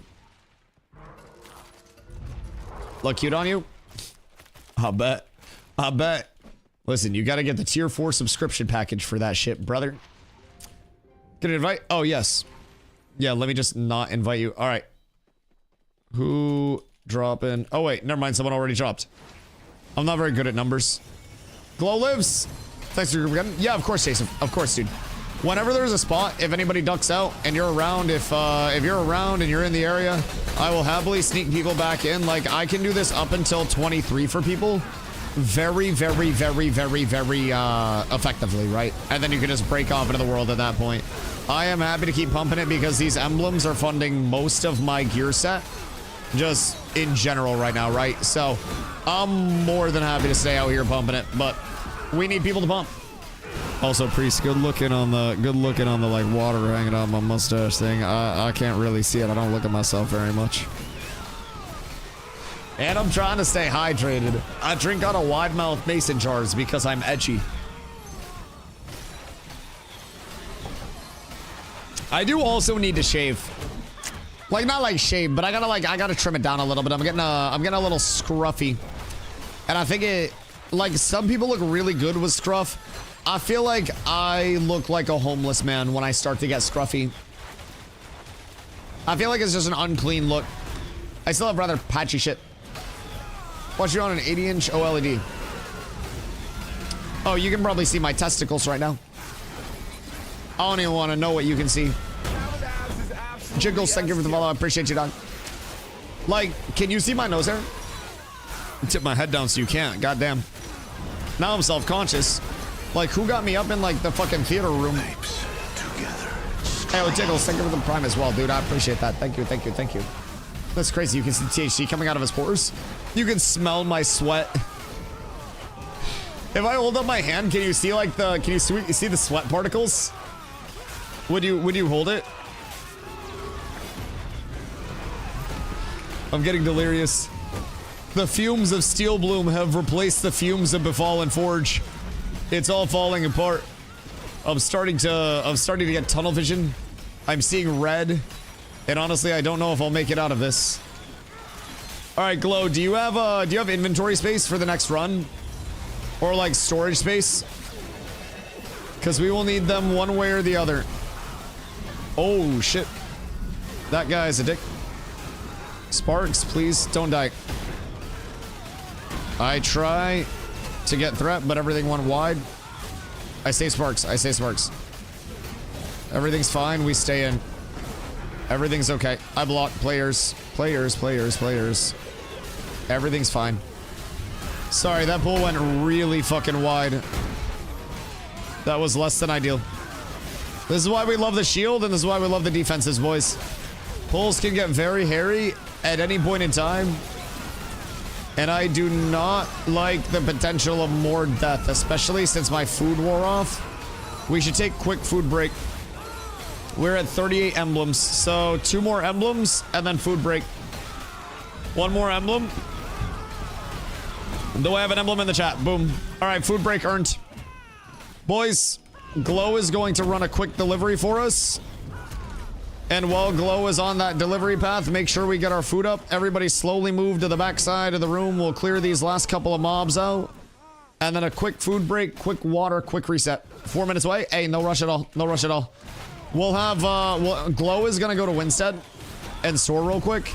And then once Glow gets back, he'll be able to walk you in super safe. And then we just start pumping again. So, easy peasy. If you need any pieces of gear, please feel free to need on those. The energy cost tonight? No, I don't need that tonight. That's perfectly okay. The only thing that I'm like semi in a rush, so to say, to craft would be my Stone Glen cape, considering I now fucked up and took off my cape and am using a second sword division cloak. I went to destroy a second sword cape and it somehow equipped over my Nuela cape because I fucked up. And I'm down bad. Yup. Something terrible has happened. Dusty, shut your whore mouth.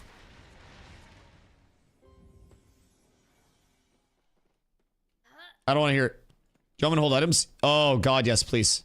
Please. Feel free to take anything that you need along the way. But yes. All of these can get passed over to Lexi. I'm going to give you some extra recipes as well. So that way that can all get squared away. And honestly, I can have some space again. Because I don't have space right now. And then... You're a cleric. You won't like those. Yep, that's good. That'll be enough space at this point in time. Everything's fine. Everything's squared away. Yo, Will, good evening, brother. How are you? I'm having a beautiful day. All right, and then Glow. Quick trade with Glow. Dave looking for chili flakes and trade. Ron, did we already trade the chili flakes or nah? All right, Glow gets this. Wait. No, sorry. I'm gonna give you this. And honestly, same thing, just under these shits. Then we set. Then we're set. Everything's beautiful. Sold Bros for 10 gold, sold it for 20 gold. I like that. That's a good move. That's a good move. Yo, Jamie, what up? No better way to watch content than a VR full chill in bed. You just got like the full wraparound Dusty. Wait, pause. Anyways. I'm gonna relog my character real quick. So that way I can get around. It feels like I got a little memory leak going on. My frames are dropping a little bit. I'm down to like 30 right now. So we're kind of down bad. So quick relog. Please do not die. I'm going to get water real quick. I'm going to go pee. And then we're back on the grind, boys. Un momento.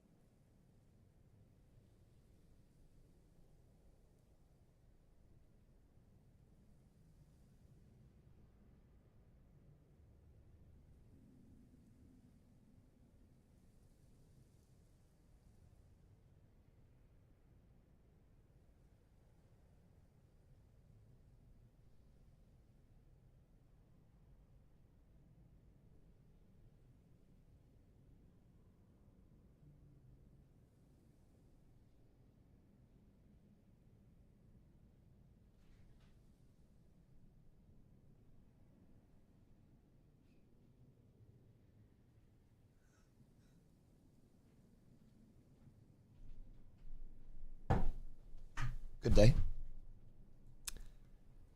My doctor said everything is absolutely beautiful.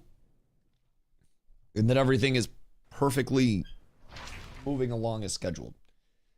His prescription was more grind, more emblems, and more pump. So I must agree. Boys, we're back on that bullshit.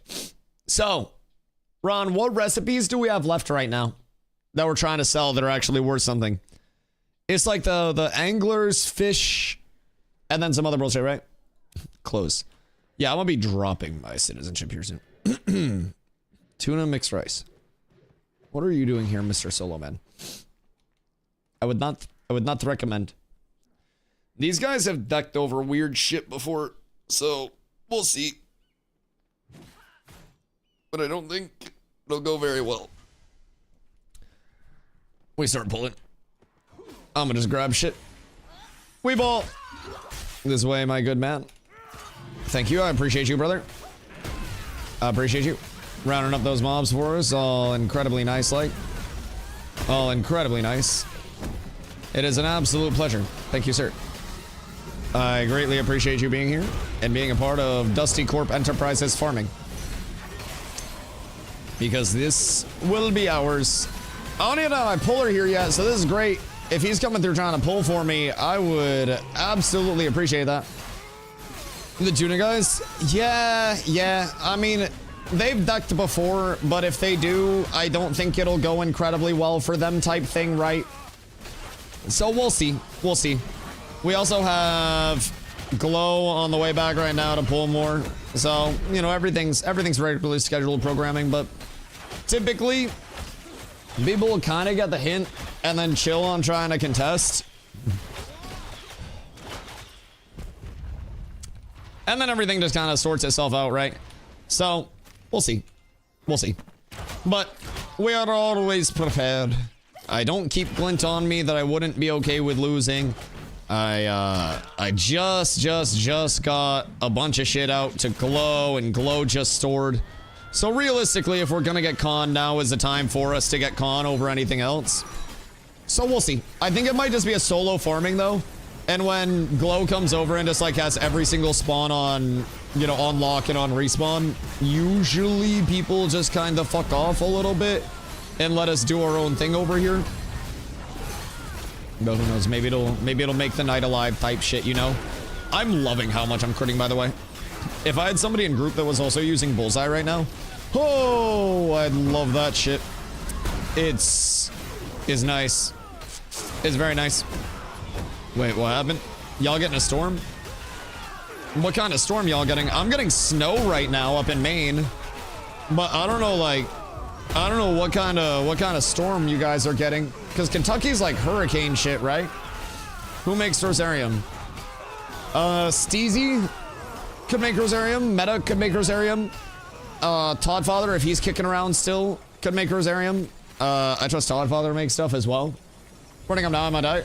Oh, and I'll come down and pull more orbs. I shall grab some Mobbingtons. But yeah, just bring stuff up with you if you happen to pull stuff. Try not to die, but once you get up here, we'll get y'all situated, all squared away. No worries at all. I love his little like one pull effort. Hold on. I'm gonna just send the message. Everything's perfect. Everything's perfect here. This is mine now. It must be. I'm so sorry, brother. I cannot condone other people yoinking mobs. Did he get another one? God damn these large pulls. They be large. Okay. Well, at least this one's under control.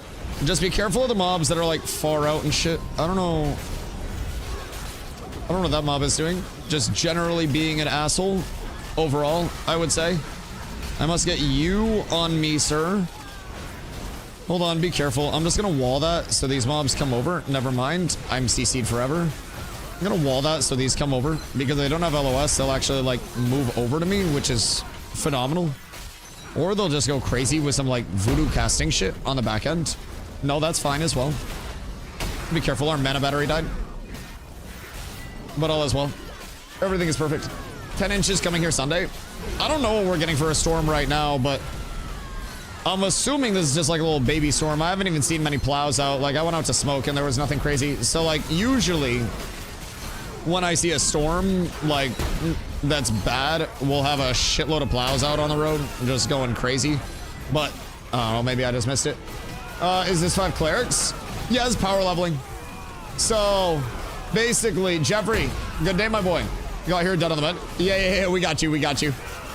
This pull is hectic, to say the very least, and we don't have our largest DPS here with glow. So it got a little excessive. I probably shouldn't have pulled this much. Huge pull, yeah.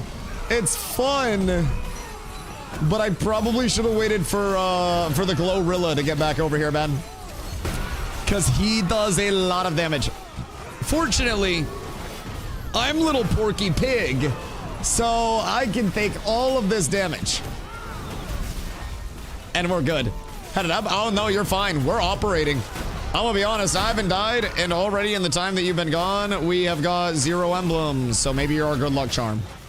Maybe I'm just dog shit. Jeffrey, good day, my boy.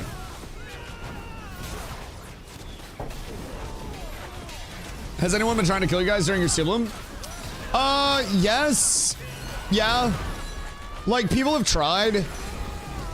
But, like, power leveling is, in my opinion, like, leveling groups are a sacred thing, right? And if you're messing with somebody's leveling group, it's like messing with, like, the children of the bunch, right? Like, this is essentially punching down if anybody tries to come over and fight a group of, like, clerics that are getting power level that don't have gear or anything like that. And so whenever somebody tries to hit our levelers, we immediately meet it with, like, the swiftest response that we possibly can. Just get a saga call, and then everybody left click. Everybody auto, and then we bowl. But yeah, so, like, there have been groups that have tried to come over and contest us. Honestly, sometimes it's been our own groups, but there have been other guilds that have come over. We've PvP'd. Can we res Roger, by the way? When we have a spare res. Roger's one of ours before he times out. Please and thank you. I don't know who got it, but I know somebody got it. Uh-oh, the pre-heals. Oh, also, stand up on this terrace, please. If you guys just got here, so the purpose of you guys standing over here, you guys can spread out over there, but you all want to, like, limit the LOS coming through this door. So if you can see through this door in a very, like, wide angle, then that means the mobs can see you at a really wide angle. So you don't necessarily want to stack, because there will be some AoE damage that does go out, right? But you definitely want to not leave yourself right out there in the open, because at that point you'll be very likely to get got a little bit, you know. All right, I block until I'm max HP, and I move out of this, and I block until I'm max HP, and I damage, and I block. Saga, everybody auto, everybody auto, everybody auto, everybody auto. Dusty's max mana. I'm just saying. Bro, blocking is so fucking OP. It's so good. Wait, I guess people shouldn't be taking the mass from bots they kill. Wait, why?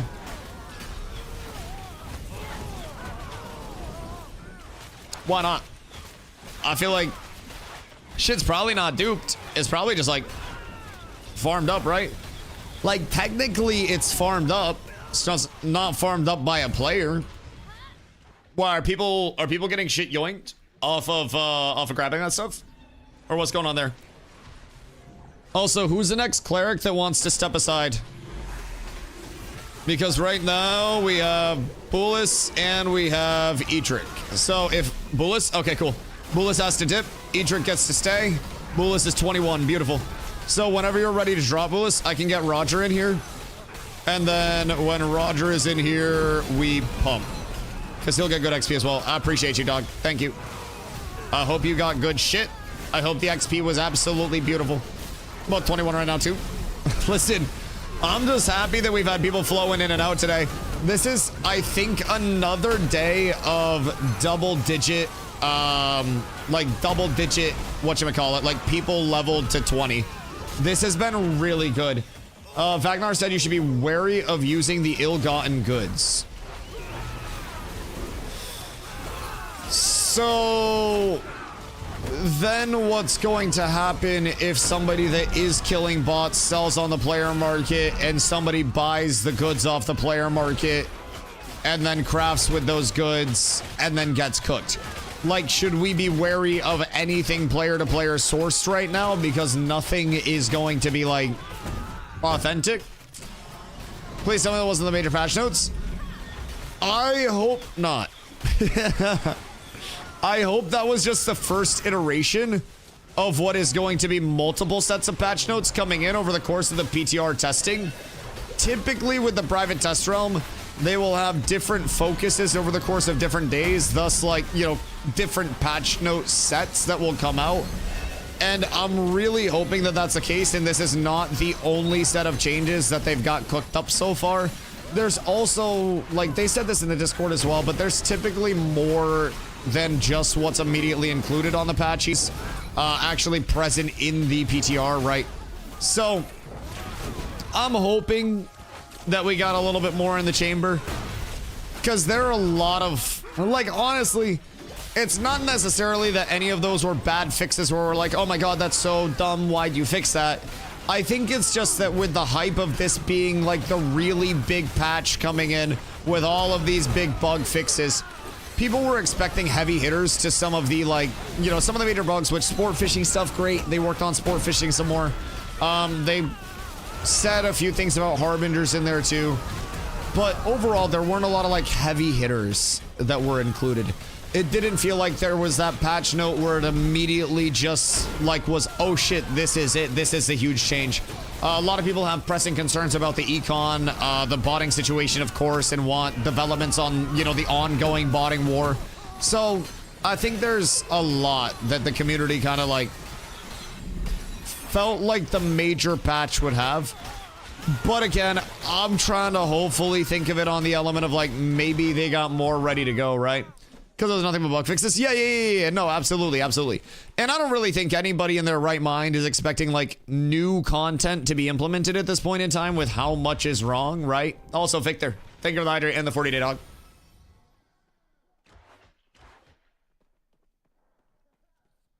Flying bots are going to inflate the fuck out of the economy if they let them run? Would you say that they're going to make the economy really take off? Apes together. Sorry. That is entirely my bad. Yo, there's, thank you for the 2 months. Boo! I need a board to throw a tomato at me real quick. That's my bad. Listen, I understand if you guys gotta get out of here. A lot of people have a lot of stuff to do. And honestly, probably y'all got better shit to do than listen to that. There's a reason I'm a streamer and not a stand-up comedian. So yeah, I'm grateful that I'm good at video games. That's on me, man. That's on me. I will try to not subject you guys to many more of those tonight. So anyways,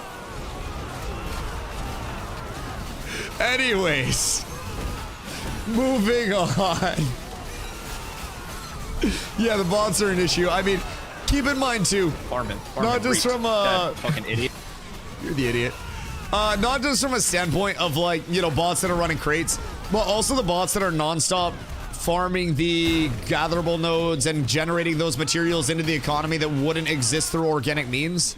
It's not necessarily duping in terms of an efficiency standpoint, but it is making materials that don't exist from player generated means exist from non-player generated means. So it is, on the economy impact, a very big thing, right? Bots farming mats over bots farming gold, keep prices low. Okay, hear me out.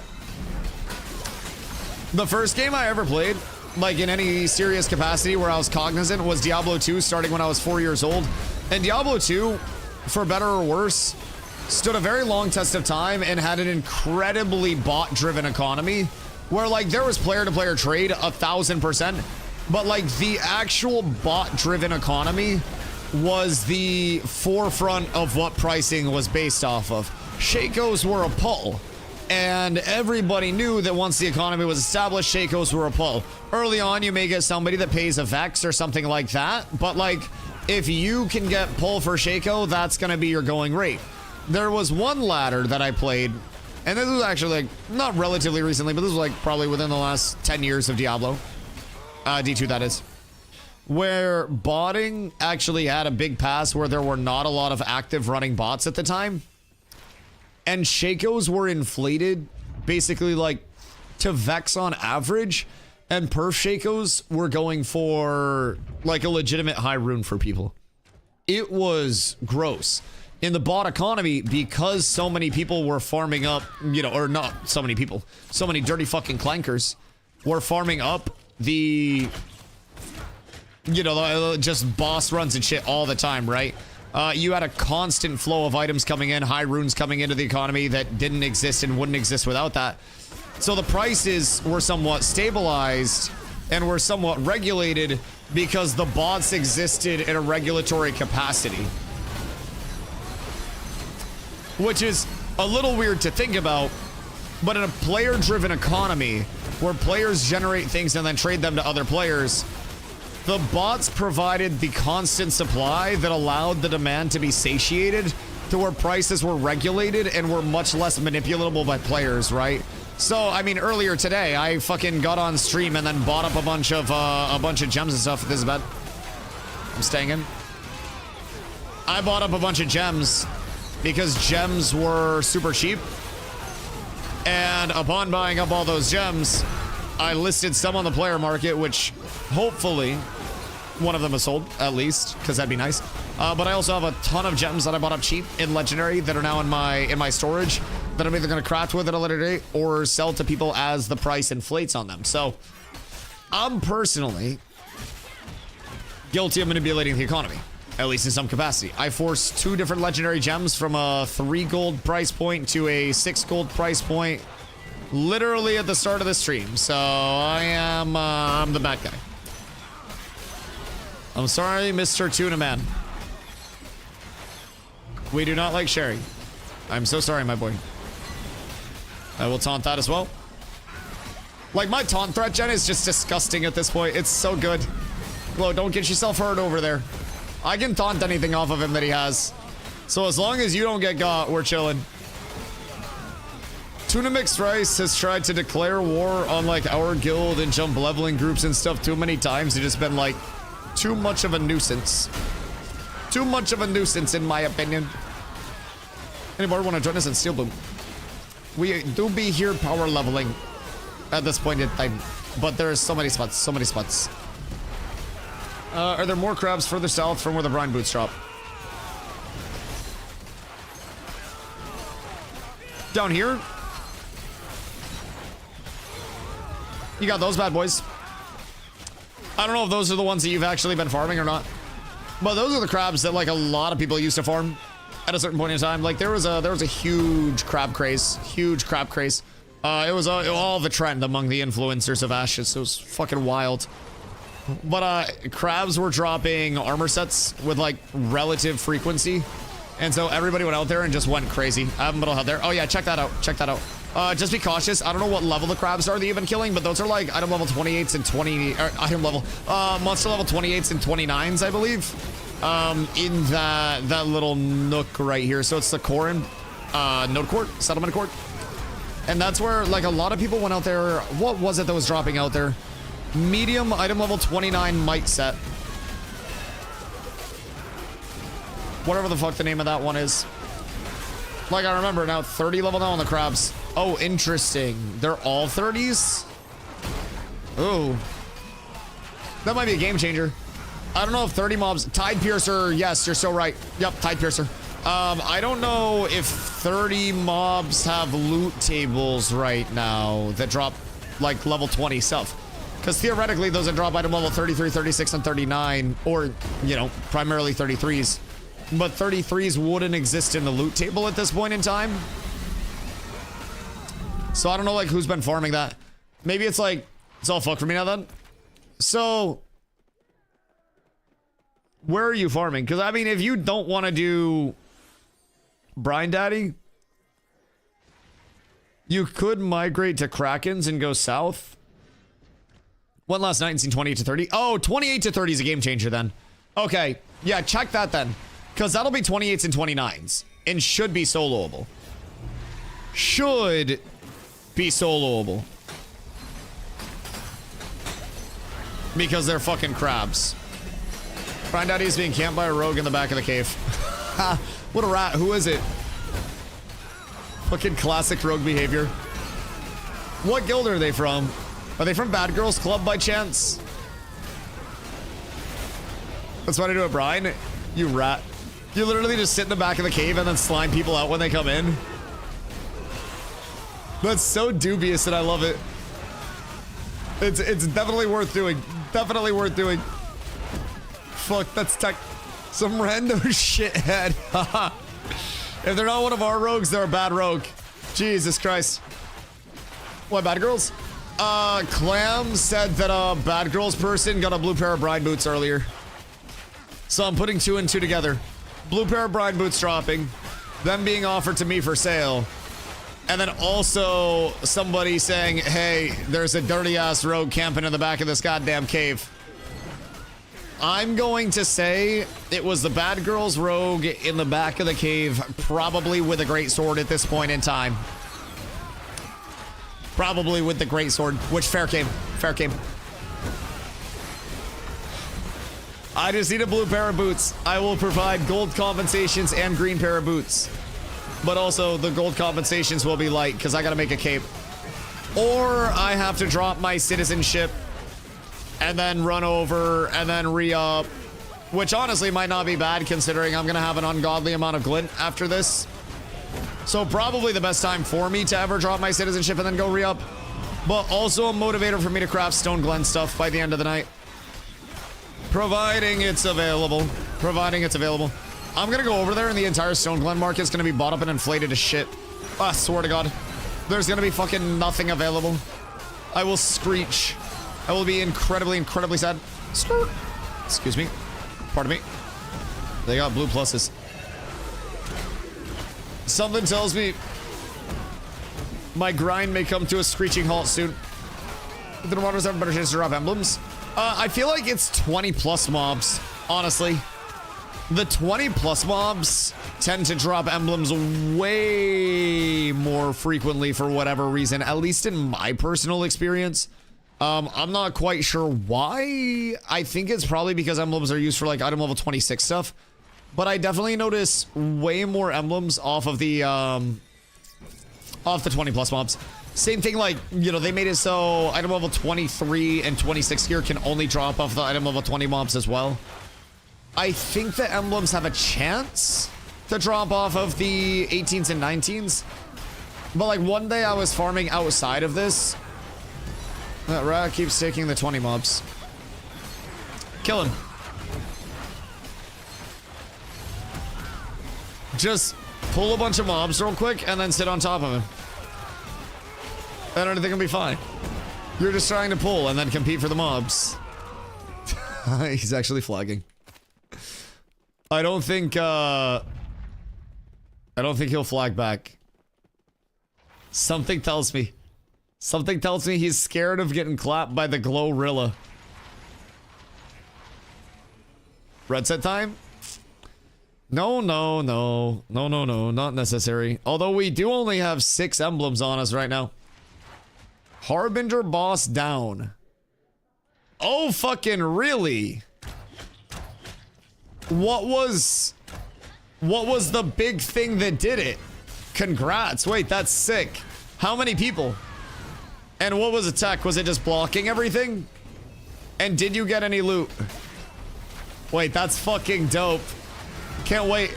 I'm trying to get people to go out to Tumok, because, like, I'm gonna be honest. You really do not need that good of gear for Tumok. Also, we'll unflag after this.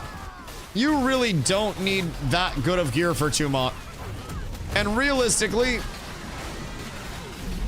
we could, with an all call, especially with how many people exist over here that we could get, definitely get Tumok down. Just going Tumok adds totem, Tumok adds totem, Tumok adds totem, and then Tumok adds, everybody out, back in, Tumok adds, Tumok adds, Tumok adds.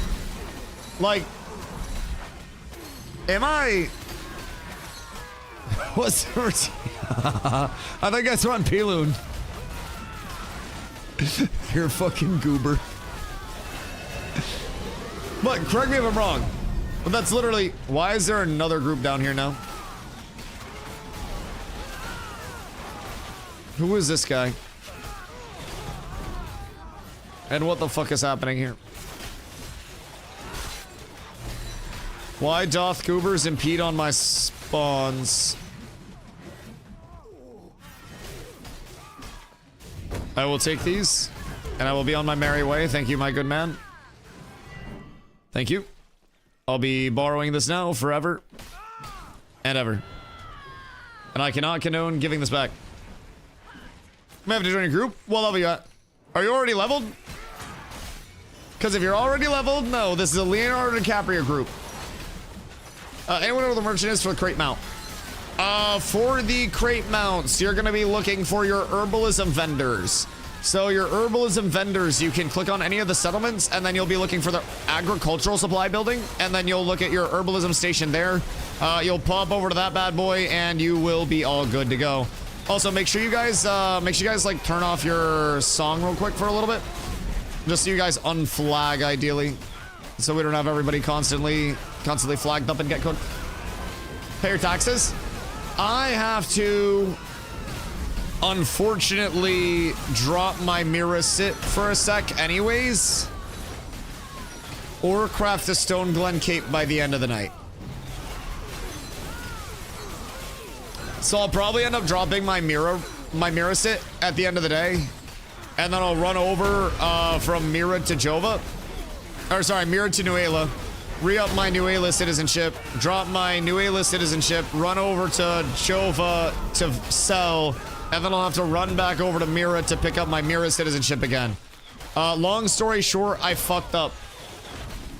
Short story slightly longer. I went to destroy a 2nd Sword Division cloak, and unfortunately, I have equipped that over my Royal Cloak of Nuela. Therefore, I am unable to equip my Royal Cloak of Nuela at this point in time. And I am down horrendous. I am down absolutely horrendous. So it's not ideal. Good day, my lads. Here. Wait, that's one of ours. Good day, my boys. Taken. We probably won't be here all night, though, considering I have some running around to do. We probably only going till 11. I can let you know when. Farm him, reaped. Dead, fucking idiot. Because then we can pass it to those boys if they're trying to emblem farm. I got those lads. Taken. But yes. I'm thinking we go until like 11, until food buffs are down.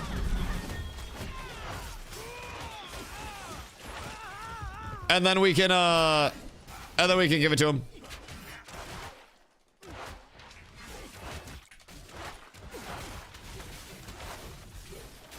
All right, cool. We got it.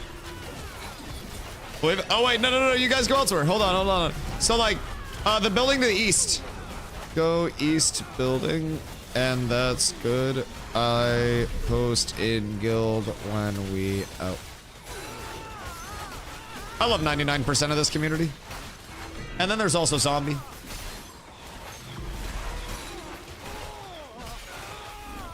You know. It is what it is.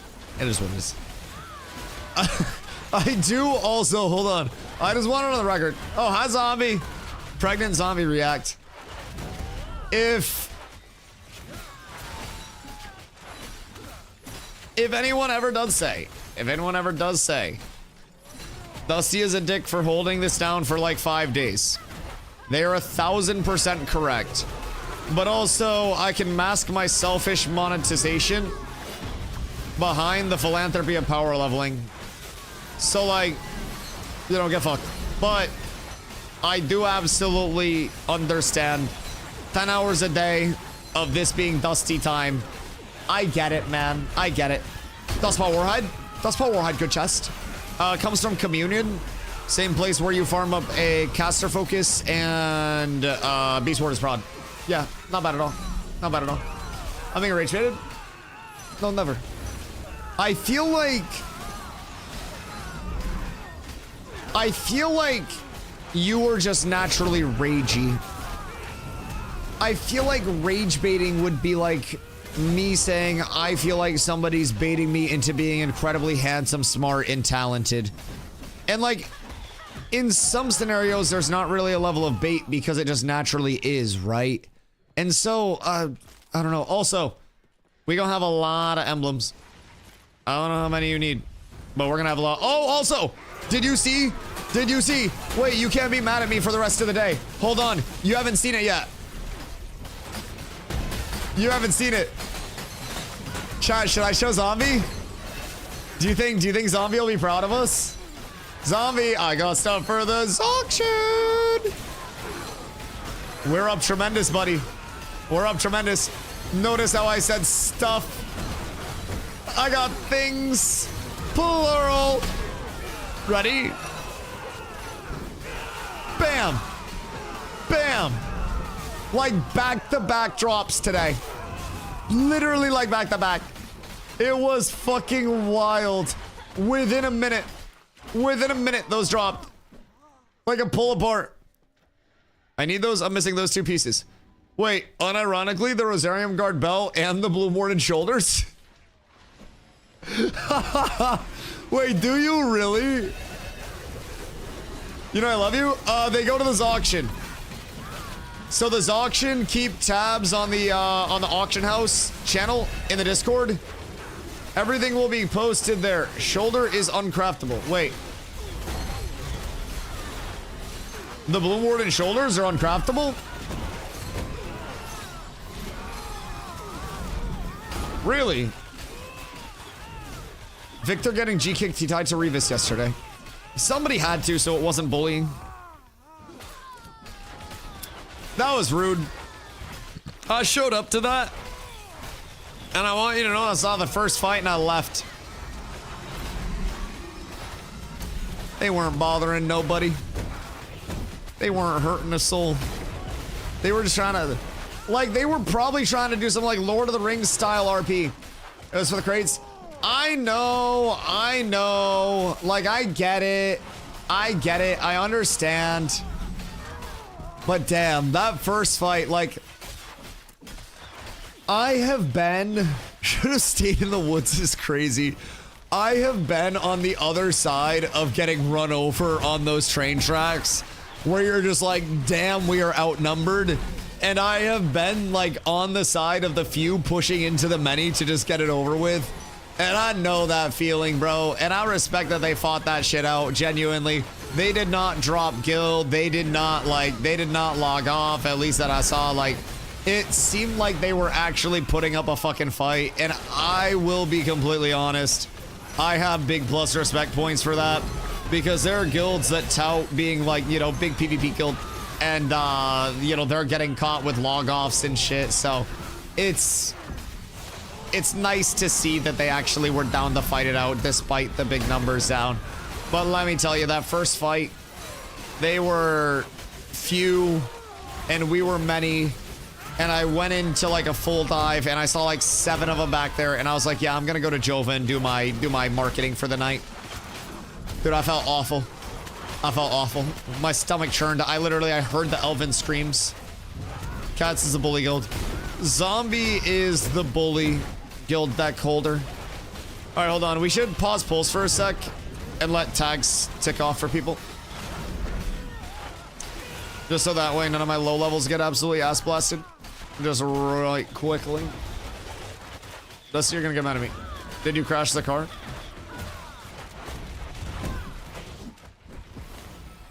Or did somebody break in? Or did you spend more on Legos? Bought more Legos? Horse, you bought more Legos? Or, wait.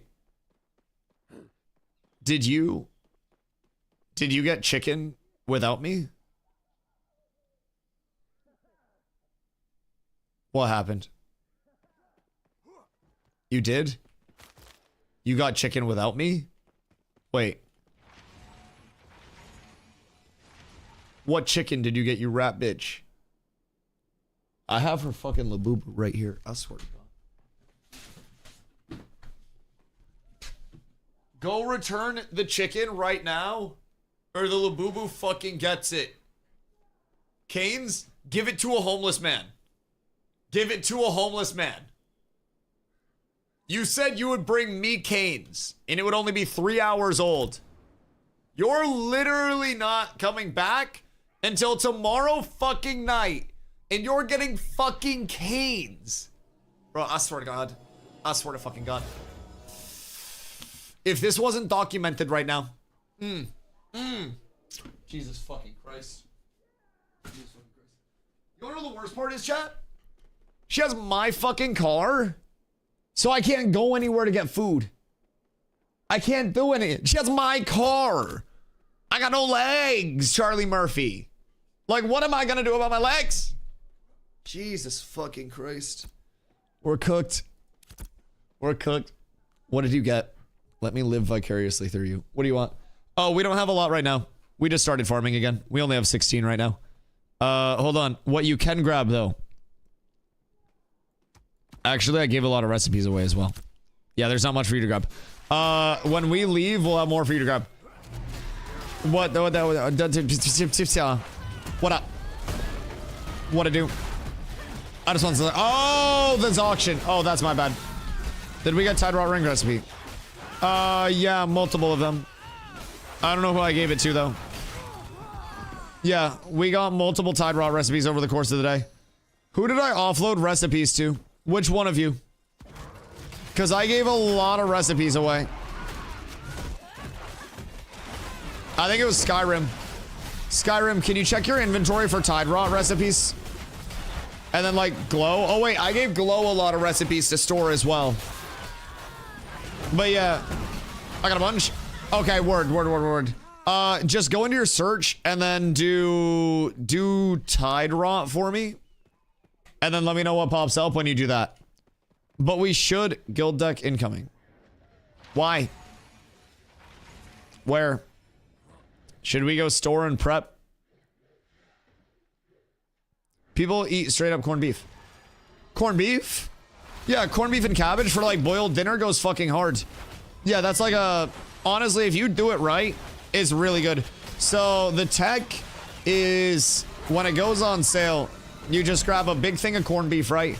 You get a little sear on it on the outside. I have a rotisserie, so I'm honestly going to start mine in a rotisserie and render that fat nice and slow for a little bit. And then I'm going to throw that in with like a, you know, a bunch of broth. And then what I'm going to do after that is cabbage, carrots, onions, potatoes. Let that all kind of like, you know, bathe together. You know, all Emiru style. Showers don't exist for that stuff, right? It's perfectly clean. And then as it picks up all the flavors, because bathing does not actually get you clean, that is just as unsanitary as Asmongold. Then you kind of put on a plate, mash everything together, and when you want breakfast the next morning, cut up the corned beef, and then throw it in a skillet, and then throw your potatoes and shit in, and then you make yourself an actual corned beef hash, and it goes hard. Also, bonus points. You have to do like a maple brown sugar mustard for the glaze. So literally just like brown sugar mustard and a little bit of maple syrup. And then when you are eating your corned beef, personally, I would recommend spreading a little bit of that on it. Oh, it goes so fucking hard. Also, Mr. Metacro, think about it.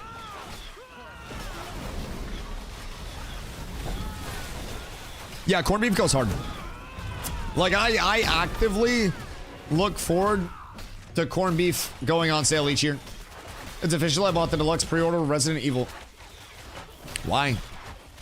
Is it supposed to be good? Look, Discord. Wait. Oh, you got a big thing of corned beef. Okay, I skipped over that, sorry. Wait, yeah, I fuck with corned beef heavy. Corned beef and cabbage is so good. Well, when you're back, I know what I'm making. Oh, that's actually Biss. Was it on sale? Or just like... Did it work? I have the Tide necklace. Do I give that to Zombie later? Yeah, you can give it to Zombie. He'll get it to the right place. You can give it back to me at the end. Tide Rot stuff is good, so if we find any of those, I'll make sure I roll on them. Does everyone know where the bats are in the June Dark? Trying to do some commissions.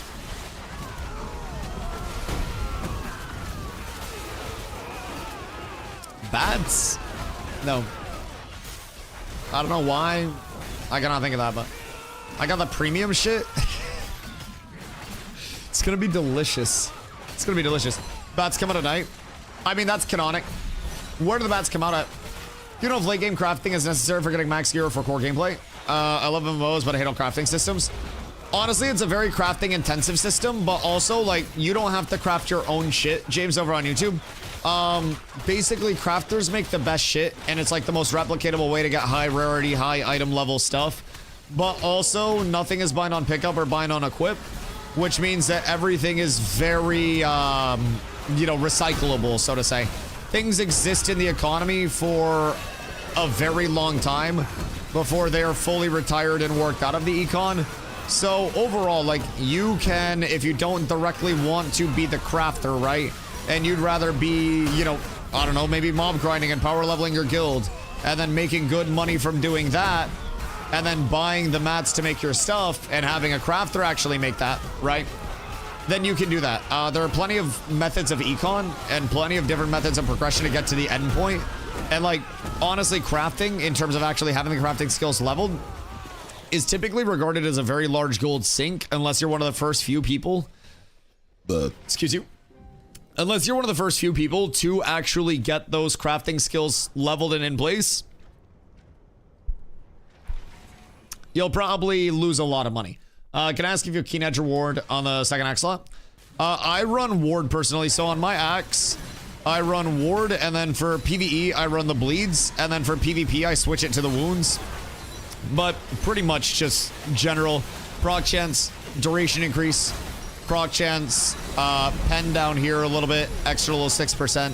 So it helps a little bit when you're stacking it up, and I'm gonna have 21% total pen. But I try to prioritize the proc chance and the duration of all the weapon buffs because axe just gives such good buffs on that top end. It is a huge damage scaler to actually have those bad boys in place. So I have always tried to build around that. Debuffs going out as well. If I put a wound stack up on somebody, then it's going to be a higher duration wound, you know, in PvP. So I always just, like, I love buffs. I love debuffs. I love status effects. And Ashes very much brings in a lot of incentivization on understanding the interactions with your debuffs. R.I.P. Sea Salt. Brother just tried to cross the road and got absolutely clobbered. He's like that Uber Eats robot that got fucking smited by a train. Jesus Christ. Okay, poor guy. Poor guy. He shouldn't have been standing there. All right, he's safe again. Goodness gracious. How are the levels looking for everybody? 17s, 21s. Did you guys come here at like 17 today? Because I feel like we have just been blasting through levels for people. I don't want to know how many emblems we have in storage. You did? Wait. Sea Salt and Egypt came at 17. And they're 21 now, and we've been making a shitload of clams along the way. That's beautiful. Oh, my bad. My Tomahawk didn't trip him. He was determined to kill you there. I want you to know. I think he went into the whirlwind and like actually CSGO flashed my Tomahawk. Because if it hits him in the back, it's supposed to trip him. And I'm always cool, calm, and collected in the face of pressure like a quarterback in the pocket. And honestly, I threw the Tomahawk out. And the Yamahawk didn't save anything. It only brought more pain, more misery, more disappointment. Boop. But I will say, this farm has gone to a different level since I stopped being a goober using single target abilities out here. The first 2 days that we did this, I was effectively all in single target abilities because I just didn't switch my build over because I'm lazy. And let me tell you what, having all of my AoE on instead of a bunch of single target like my PvP build, game changer. Game changer. We clear so much faster now. How's the MMO? It's in development. For sure. That's the best way I can describe it right now, because honestly, it's true. It has a lot of pain points for players. It has a lot of reasons for people to not enjoy it, and a lot of reasons for people to quit, and for people to burn out, and for people to leave, you know, a little bit more to be desired with it. But it also has a lot that, personally, Big Bow recipe, yes, I don't know what it sells for right now, but we shall see. We shall see. but it also highlights a lot of the classic side of MMOs, the community-driven systems that really emphasize multiple people playing together to accomplish something, right? Instead of just isolating into your own corner and queuing into stuff and then immediately going into that, completing that, and going back into town, right? So, we're 65 bucks. I have 3,500 hours, so worth is always like, I get asked this a lot, right? And I always say worth is different to everybody. There are probably people in this chat right now that have millions of dollars, and there are probably people in this chat right now that are living paycheck to paycheck. And the worth of that is going to be different depending on who you are and who you ask.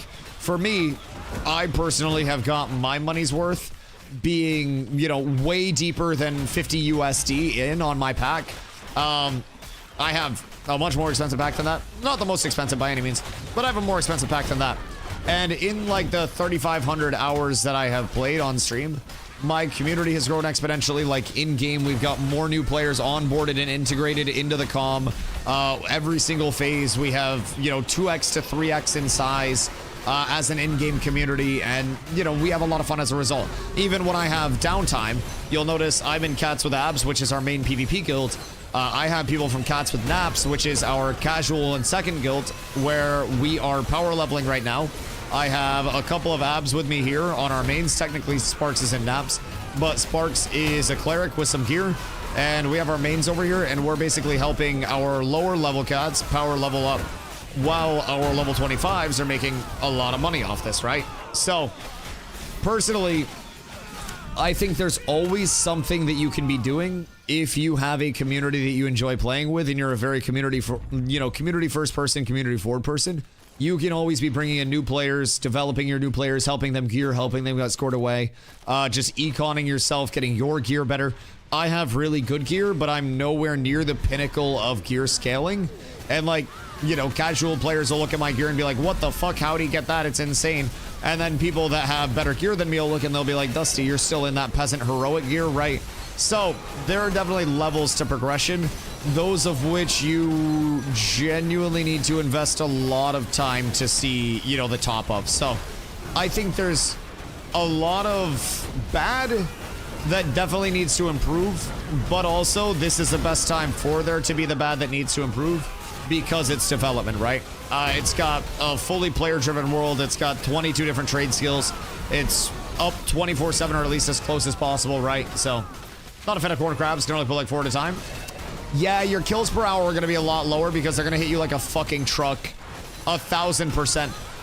But yeah, right here, like I have been doing this one spot the last like 4 or 5 days, and over the course of that, I have power leveled so many people in the community from level 16 to like up to level 23, right? And the entire guild is better off because of that. I have made a shitload of money, and some of our top end scalers are also making a lot of money. We are selling some of the materials that we're getting back into the guild at this point at a discount, so the guild is better off because of it. So personally, I think that there's so much that can be gained at any point, and this is just like one of many examples of something we could be doing to build out the entire community. While this is happening, we have people that have been running crates, that have been gathering, that have been crafting for other players throughout the day. So it's very much a like, you know, find your own role, create your own adventure type MMO. And part of that is because not a lot of the systems that are, you know, heavily on rails systems and endgame retentive systems are going to be in at this point in time. It lacks a lot of those. But also, there's the capability for us as a guild or as a community to do PvP against each other, just in-house. And we can get reps there. So we can go out, we can take on raid bosses, we can take on harbingers, we can do all the PvE that's available in the game that we still haven't done. And that's part of why I'm trying to level. If we have infinite bodies to throw out the hardest content in the game, and 60% of our infinite bodies listen, then that means we're going to have a whole lot of people that are actually completing the content and are downing the content for everybody in the guild. So I am very much a, you know, an infrastructure builder, right? I believe that if I dedicate my time to building the baseline of the community and building the floor up, that the floor also, you know, being stronger allows for a much higher ceiling. So that's shown true with our community very heavily. So the ataraxia and ammonia beef is so fucking funny. Oh no. What's going on over there? I'm in the Harmonia group and they're like, Cat Sky alone is worth your entire guild. That's actually demonic. No, that's fucking wild. Also, boys, we're so up. We're so tremendously up. Level 25 on my big axe and on my little axe. And I'm feeling great about it. Just stashing the crates. Are they about to guild deck? Are we going to see an Harmonia versus Ataraxia guild deck? Because I feel like just random guild decks that happen that don't involve us, I feel like are just walking down the street and seeing random people fight. Like, it doesn't really impact you that much, but you're also like, I'll take a look. It's the morbid curiosity overall, you know what I mean? It's kind of tough out there. So maybe there's violence other than us. More guilds fighting is good. Like tier content. Gross. Whip your phone out and yell World Star. Grant, I need you to deliver a ruling that is so groundbreaking that people start fighting and you do exactly that. I need that to be the peak of your career. You get the nerds angry at each other, and then you, the judge, start screaming World Star with your phone out. Do something, pussy! World Star! Kick his ass! Put a force flag and heal Ataraxia, because why not? Shit, might as well just to feel something again, brother. Why not at that point? Just fucking send it. Somebody's gotta do it. Although, like, you don't want to spoil them too much, so they don't know at that point, you know, what they do with their own people. Because it's rough if you spoil them and you give them a life of luxury that can't be sustained, then you set them up for disappointment at a certain point in time, you know? So it's a matter of, like, at least they lived well for a little bit and lived better than they could. And you can look at it that way, which is an optimistic take. Or it's like, might as well make them live in poverty forever so they don't experience it to lose it. Is it better to have loved and lost or never to have loved at all, chat? Their bard has 1k mana. It's a respectable amount. Quick stride is apprentice. Oh, Tide Rot Ring.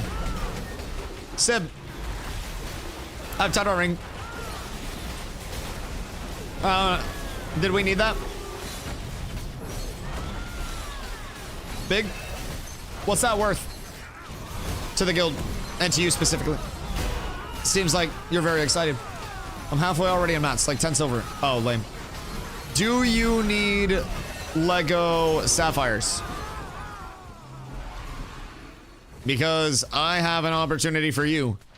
Lego Sapphires right now have been pushed up to 6 gold by me.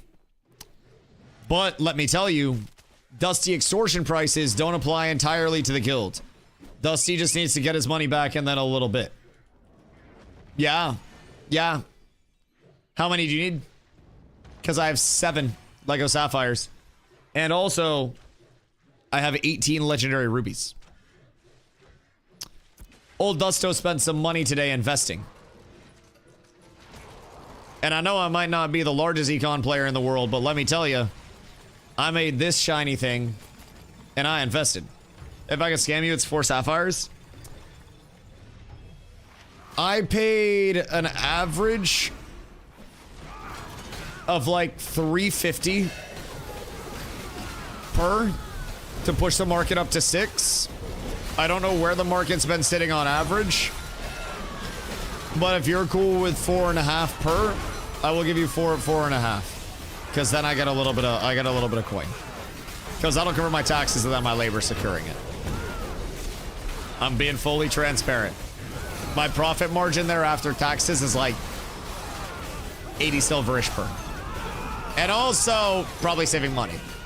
But I don't know if the market's recovered. Check the market beforehand and see if people drove it down again. Because honestly, I pushed it up earlier. I'll buy 2 for now until it just sells. You can give me an IOU. I can just mark it down as long as you pay it off. I can get it to you now so you can prep and you don't need to worry about it. Like, I'm gonna have so much liquid gold. I kept 9 of my Lego rubies in my storage, and I listed 9 because I also pushed the Lego rubies up from 3 to 6.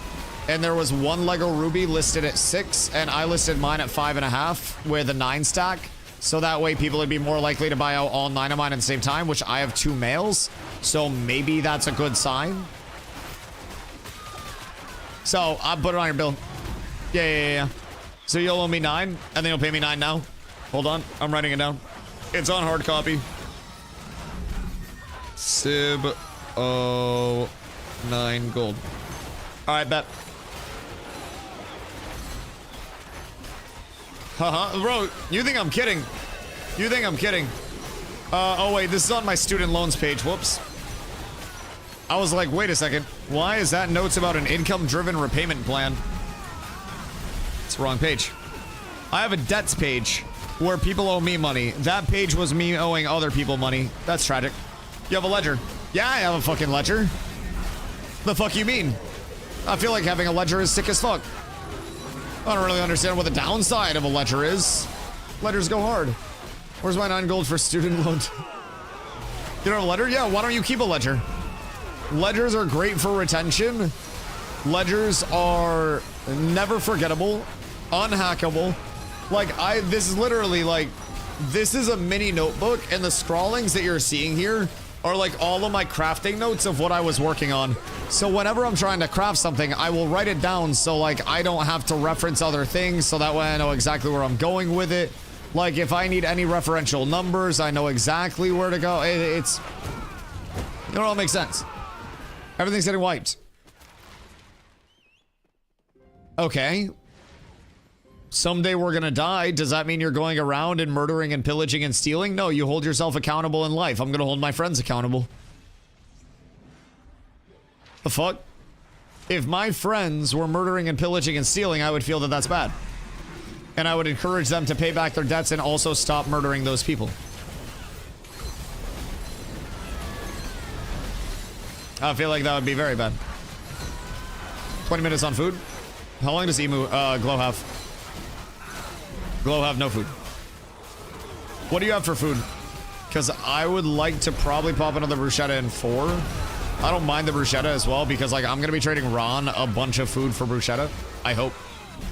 I don't know where he went. Ron, are you still here? I got spaghetti. Yeah, I just been using green bruschetta. So I'm gonna probably stick it out with bruschetta at this point in time. My mage is almost level 17. I have an issue. See you soon. Hey, honestly, keeps me here for longer. Keeps me here for longer. If you want to come in at 16, I can probably get you a spot. And then at that point, we would also be able to grind into the night cycle a little bit. Because, like, we have 116 here already. It's not the end of the world. And we have an extra cleric at this point. So, like, you could. You could. Slammed an entire Burger King order while pulling. What do you get from BK? I haven't had Burger King in so fucking long. I used to get their value menu stuff a lot.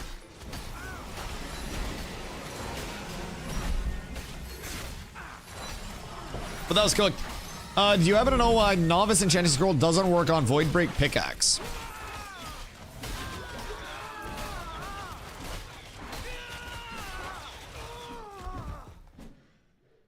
Is it in your inventory? Have you unequipped it? Ooh. Sib, do we need that Oracle's Eye thing? Is that good? It requires apprentice. Initiate gear. So all trade skill gear is initiate. In terms of the actual combat grade. So this gives 439 power.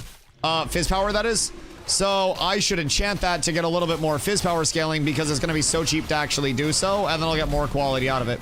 And you can do that with novice scrolls because it's technically initiate gear that can be equipped at level 1. It's predicated by the actual like trade skill itself, right? So a little bit different. Whopper Wednesday is interesting. BK's negative quality. Yeah, BK, I think, has some things that are good. Like, I think Burger King probably has the best value burgers. I think Wendy's does the best top-end burgers. And I'm only talking, like, Big 3 exclusive. Like Burger King, Wendy's, McDonald's. BK Whopper plus McDonald's fries. See, low-key, I kind of fuck with Burger King fries if they're fresh. This might be a controversial take, but like Burger King fries are thick cut and they're almost like mashed potato-y inside. And they remind me of those smiley fries that I used to eat when I was poor and like, you know, growing up. Where they kind of have that like mashed potato-y and then fried outside consistency. If they're fresh. A&W, we don't have those up here, I don't think. I don't think I've ever been to an A&W. I think I've just seen their root beer, like, in shelves.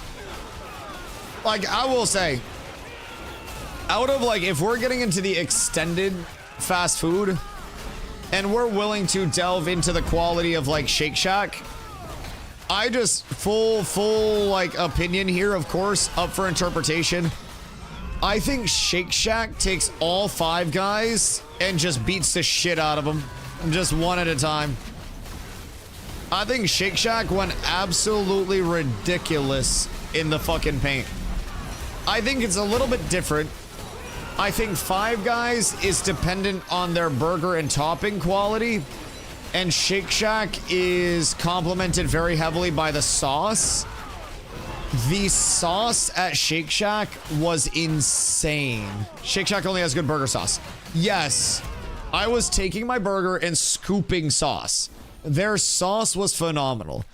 I think, like, honestly, Carla got a vegetarian burger, and it was like a fried mushroom patty, right? And Carla had me try that, and that shit was actually really good. Like, I was actually really good. They did well with it. I was impressed with the burger quality as well. Like, everything came out, and I thought it was just an overall good burger. I think Five Guys probably... I didn't have fries, so I can't comment on the fries debacle. Five Guys fries are good. Cajun specifically, absolutely slap.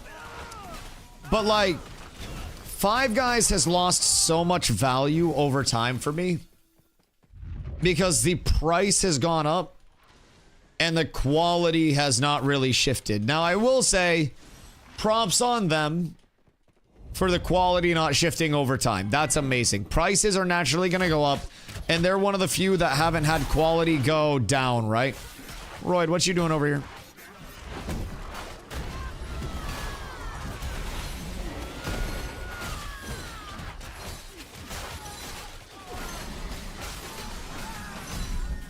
What's Roy doing over in these parts?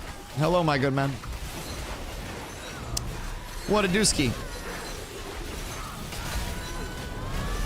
Should I be storing? Can I make it back to town? Oh. In 5 minutes.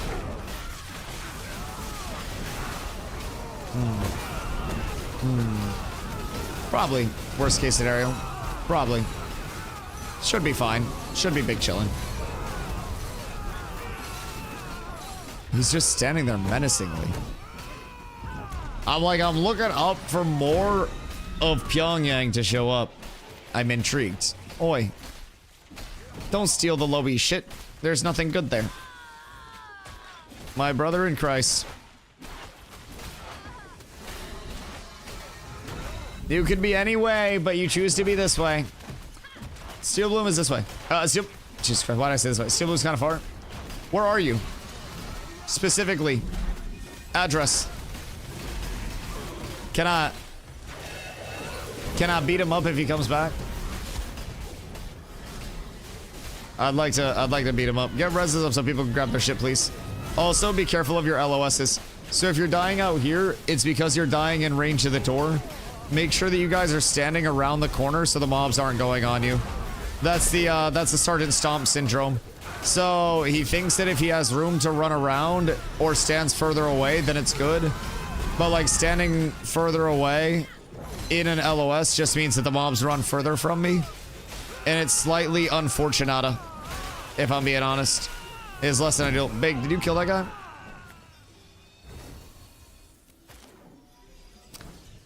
Why do I feel like Big killed Brody out there? I have a sneaking suspicion. Matter for everyone? Yeah. I'll pop another food real quick as well. Yay! Prices are high for the pither workers. I mean, yes, but also CEOs need their millions. And also, I do too. Twitch Prime. Please and thank you. I would greatly appreciate that. To protect the healthy path from crate bandits. Yo, Puck. The crate banditry has been crazy, to say the very least.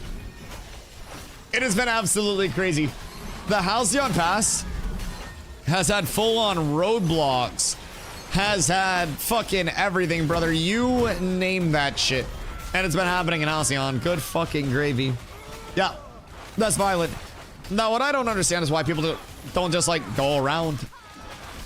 Like, there are multiple different paths that people could take. Death from above. The Harbinger ability? Goodness gracious. Goodness gracious. Back right pillar. Send the deck in 1 minute. I have a feeling I'm being trolled.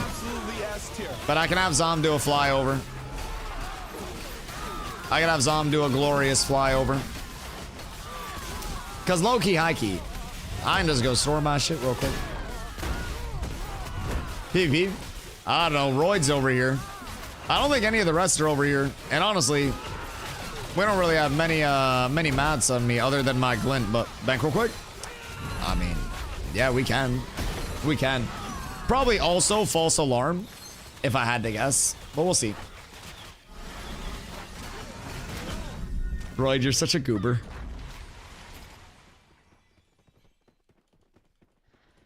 I hate you. I don't think we need a store. I think Royd's just fucking around. Yo, good luck, Royd. I think Royd's just fucking around. Although, what if? I think I could sneak back to town in 5 minutes. It's pretty close. I think I'd be fine. Also, Bong Hits, my boy, what you getting up to? Did you see what I crafted today? I like it. I like it. Decks aren't 5 minutes, bucko. Neither is time in bed with me. But you don't hear me saying that everywhere. Are you abusing the out of render declaration tech?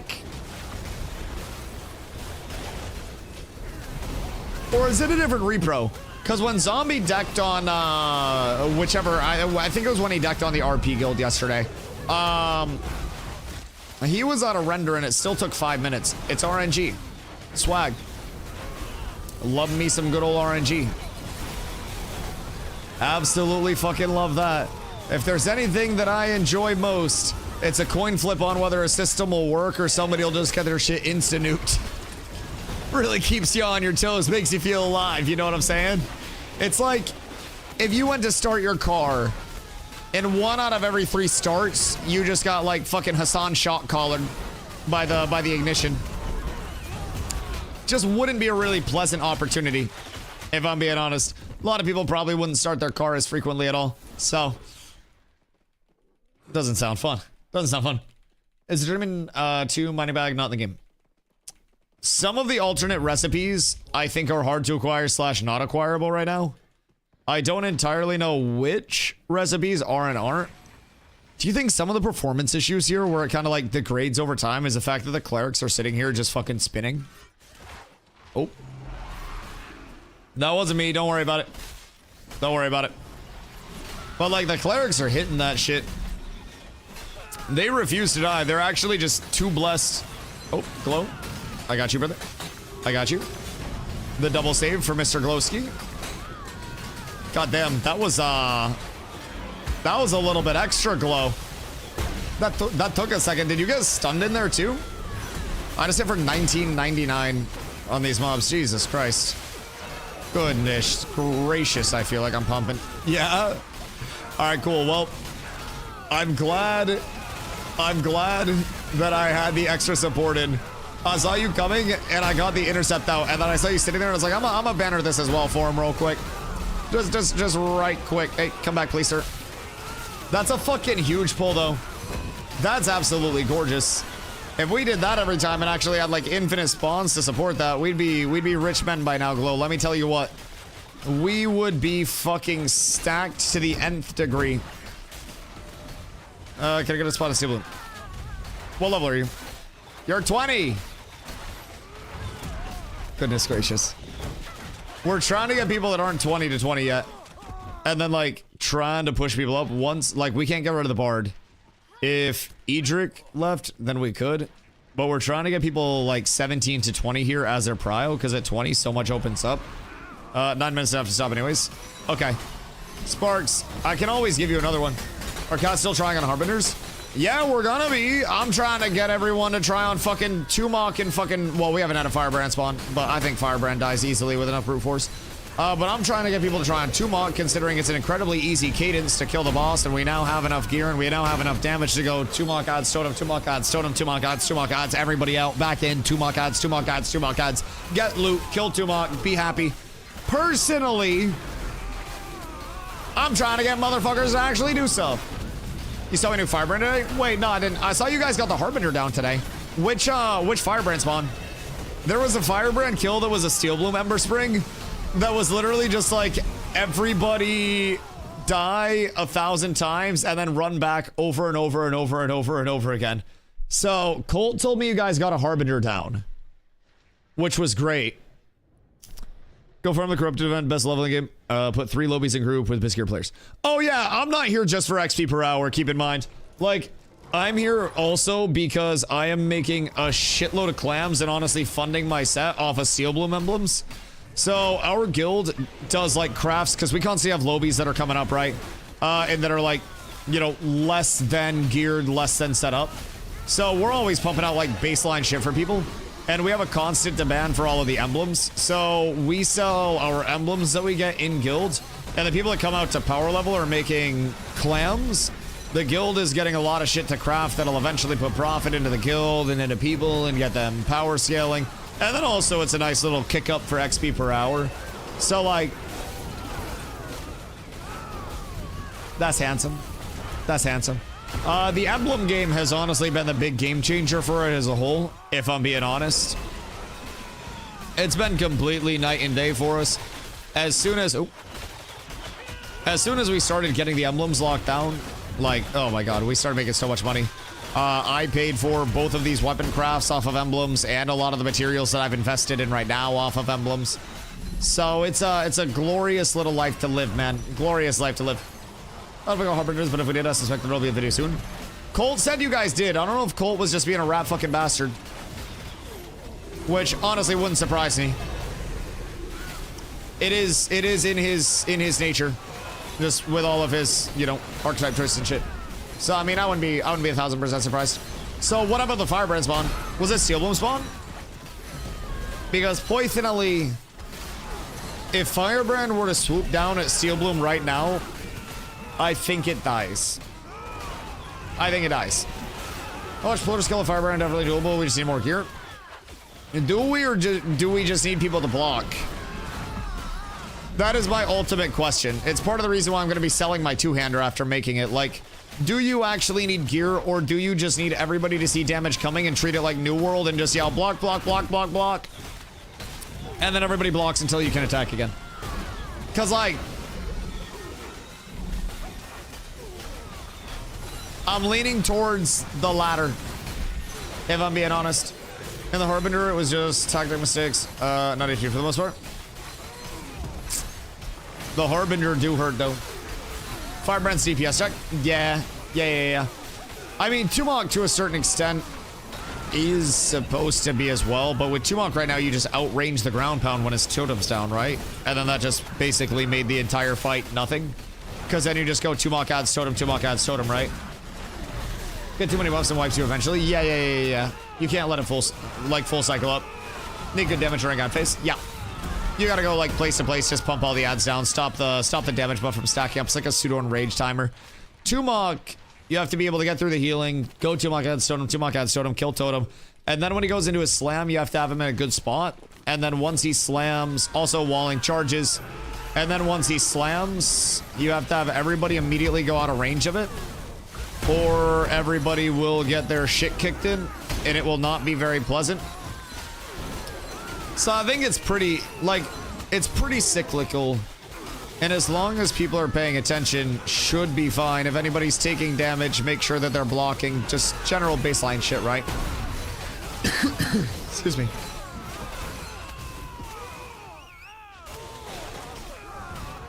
Got a, like 18 in our video and we nearly wiped. Had like 12 alive. Oh, goddamn. What do you guys get for a drop? Because honestly, some Firebrand loot is really fucking solid. Like a Bladebinder's Montant or a Cinder Song. Either one of those really fucks. Cinder Song? Cinder Song's nice. So Cinder Song, chat, is the Firebrand longbow that drops. Like, it's item level 29 and it's heroic. The stats on it are not phenomenal, of course, comparatively to a lot of crafts, but like, it is really good power scaling wise. Definitely worth if you happen to get one. Bladebinder's Montant, in my opinion, is like what the best immediate drop would be. It's 4,200 fizz power and then another 811 power on top of that. So this is just like in general a really good, like really well-rolled sword right now. But you got a one-hand sword, you got a two-hand sword, you got a shield, and you have the longbow, and then I think that's it for the loot table, right? So that's not bad at all. Can I have some emblem? Are you buying? I think all of today's, honestly, are spoken for from the guild. Lag needs 5, so I need to set aside 5 of mine for lag, because she had preserve, he had preserve. So I gotta get those taken care of, and then Zom is buying Bolt for the guild. I feel like I was at 5. Did you have 5 reserved as well? Because I can also get 5 for you too. And then everything else is the guild. 50 silver per, by the way. By the way. I'm just putting that on there for yesterday. Did I pay you? I thought I paid you.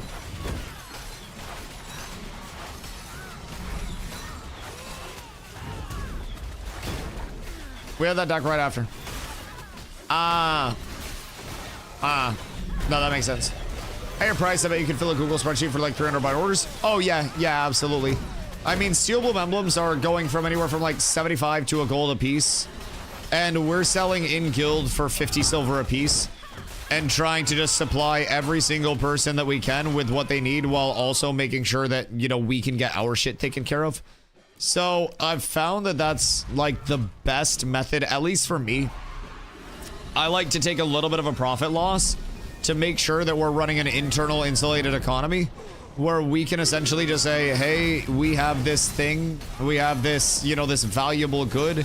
It is now staying entirely in-house for as long as possible, from like, you know, the econ side of it getting paid for, it getting purchased, all the way down to like the actual crafted good, right? The people that are crafting it, all of that shit. So it's nice. It's nice. Glow is in the vibe state. Do you need food? Because I can get you food. But.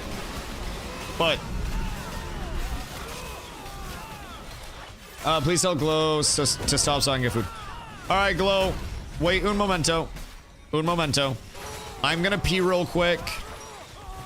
I'm gonna piddle. And then we refresh food. And then we'll stay until my next food buff is gone. And then we'll call it good there. Cause we instantly, I don't have to list anything tonight. Cause Zombler is going to be buying all of our emblems. You need bruschetta? Here. Thank you for being here. I appreciate you. And you were a kindred spirit. Do you run crates? Cause honestly, take these. Well, I'm not doing shit with them. Here you go. I don't really like crates that much. So you can just have those. They're just taking up space in my inventory. I appreciate you. More than you know, buddy. More than you know. Yeah, I do? Alright, cool. Well, those will go to good use there. Alright, let's see. I have more inventory space now. I don't know how many we have. Word. We have currently 42. So yes, probably good for a quick bank. Yo, like Glow, I swear to God. Also, Rock, what up, dude? We are hitting the flow state of this pull.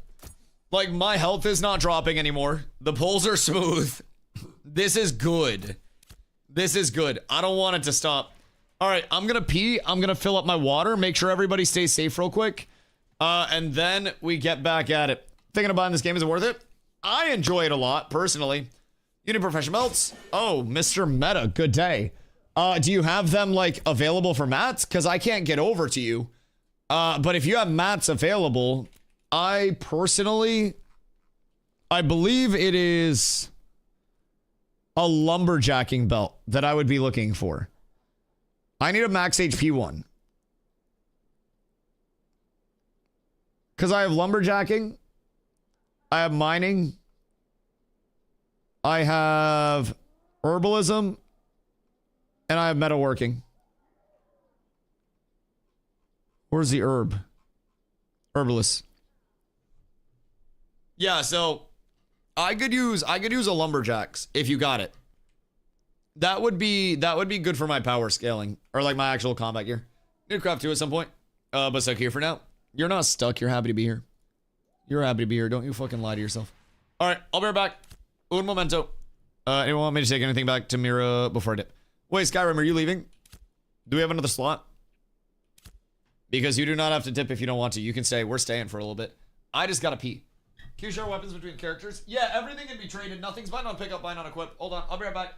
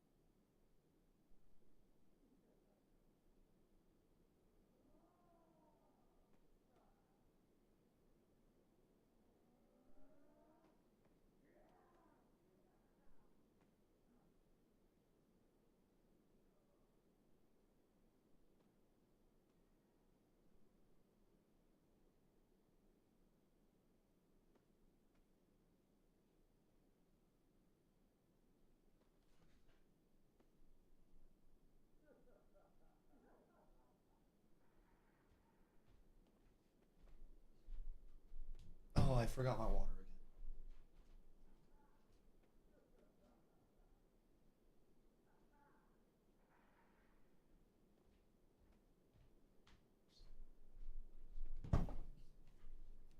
Chat, you know what's crazy? Layoffs at Intrepid? What happened? Wait, is there a news thing? Where was that posted? Alpha 2 News. No, that's just Realm restarts. Hold on. Sport fishing. I haven't heard that. Reddit. I have thoughts on Reddit. It may or may not be the most reputable, but I don't know. Honestly, I haven't heard anything about it. If it's like breaking news, might have happened when I was on stream. LinkedIn has it too. Oh shit. Who got laid off? Who fucked up? Hold on, thank you. I appreciate you. Hold on. 18 minutes ago. Goddamn. So sad to hear of the layoffs today at Intrepid Studios. To any of my friends affected, please feel free to reach out. I'll see what I can do to help and or provide moral support. Times are tough, but remember you're not alone in this.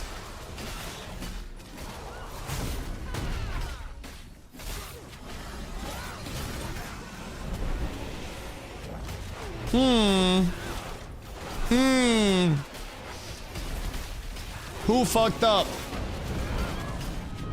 Judging from the past 12 months, their QA team got laid off. The QA team was also a relatively small part of the team. That's interesting, though. Very interesting. I wonder if they'll comment on that at any point. Their QA team did not get laid off. Check Discord, maybe? And see, like, if anybody prominent there lost their perms? But I mean, also, there are so many people on the back end at Intrepid that aren't forward-facing.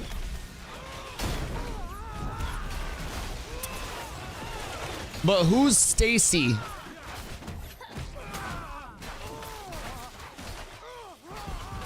Because that's unfortunate. I got a feeling it's their contractors, because they just hired a lot of full-time employees within 3+ months. It could be anything, honestly. I don't really know enough to honestly have, like, any comment or anything. I have no... Fuck, her mother's a nice lady. Her mother's a nice lady. But yeah, I don't really have anything on the inside of that. I honestly didn't even know until you just told me, if I'm being real. But yeah, overall, I'm probably hoping Intrepid comments about it. I'm sure worst case scenario, they'll make a yap about it in the dev stream. And then we just kind of like wonder, so...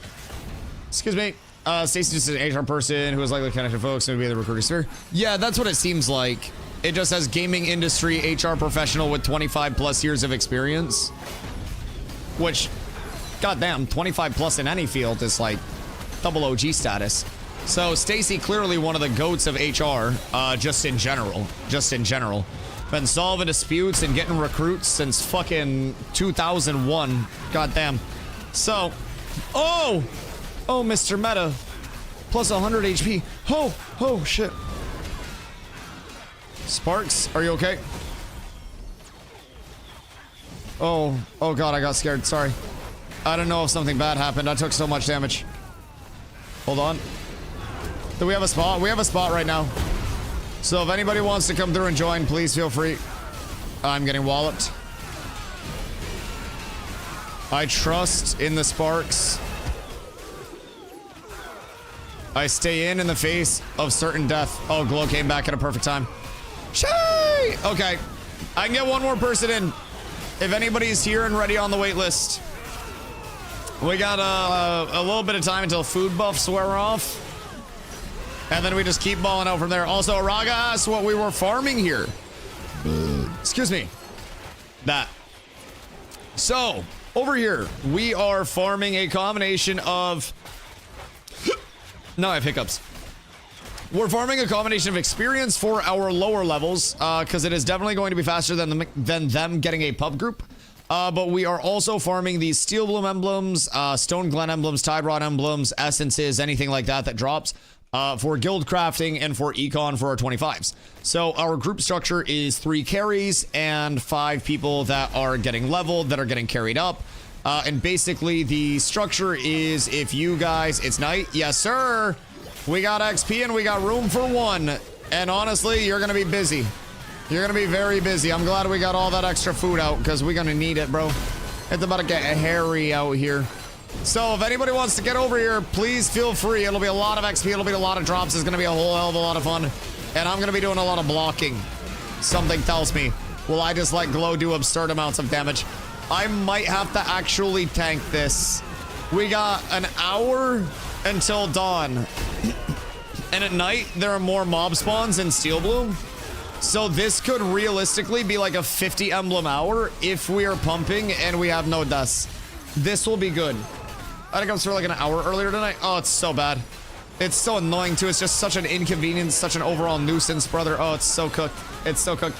I'm gonna play her. I finally finished crafting my great plate for Bard. How to choose what weapon to craft or buy. In terms of what weapon to craft or buy, your melee? Are bards also going just the big bonker? Sib, you go big bonker, right? The super high power roll weapon? Because you guys have one of your maces, I think it's like Mirageborn, is it Glorybound Mirageborn Great Mace? Or no, that would be HP, right? What's the set, or what's the mace that you guys go that has an absurd power roll on it? Mirageborn is Giga Power. Oh, Mirageborn is a set. Goddamn. Is it Mirageborn Sandrot? That one? Jesus fucking Christ. The names on caster weapons are so excessive, man. I like that Fizz is just set mace. I have Glory Bound Great Axe. I have Night Reaver Axe. You guys make my brain hurt, and I don't appreciate it, but I appreciate you guys existing. Goddamn. Nothing scales like webs, so get power. Yeah. That's definitely what I would recommend. I mean, even on my end as a tank, my one-hander is a Night Reaver Axe, which is a good power scaler, a whole shitload of crit, and then also another power roll on it. And then I have my shield. So, I'm living the dream. Want another DPS? I'm not paying you. But if you want to come through, then that's cool. I'm not going to compensate you, but surely there's somebody else that needs to get power leveled and killed, right? This can't be the end of the list. Tuna said he was coming soon on a mage. I don't know what that mage's name is, but I hope to see him. Level 7 rogue, take it or leave it. You don't get XP, you goober. I wish I could. I bet I could Thuma level 7 rogue. I bet I could get a level 7 rogue leveled to fucking 21 fast as hell here if you got XP. Unfortunately, tis not the case. They nerf us. They don't want to see us succeed. They don't want to see you succeed. Excuse you. Oh, shit. That's my bad. Everything's fine. Pay no attention to the man that is borking his charge. Everything is fine, and I know how to play this game. Everything's beautiful. Excuse you. Please don't hurt my boy Roger. That shield was literally just Roger's entire HP bar. That shit's glorious. Oh, RIP Roger. Brother got the fucking volleyball lobbed up. He loves me. He is truly your biggest fan. Layoffs at Intrepid? Yeah, I know nothing about it. Hold on. I just got another title. Hold on. That's gonna be tomorrow's title too. Hold on. Layoffs at Intrepid. Thank you. Yeah, I saw the Reddit post. I don't know anything about it though, if I'm being honest. I don't know enough. Oh, those actually aren't bad to get for new players. Tim, what up, my boy? All right, my day is always going beautiful, brother. I am happy to be here. I'm blessed to be here. I am power leveling our newest generation of cats, and I am starting to actually run out of people to power level. And it's glorious, glorious. I at one point had a list so large that I could not filter through the wait list of people, and I have cycled through an ungodly amount of people up to level 20, and in doing so, I have also managed to make myself hundreds of gold, craft some very beautiful weapons. Granted, I'm just a heroic boy, you know. I'm not trying to live a life of luxury. I got many things I want to spend on, but I'm feeling good. I'm feeling good. How far away from killing a Harbinger do you think the server is?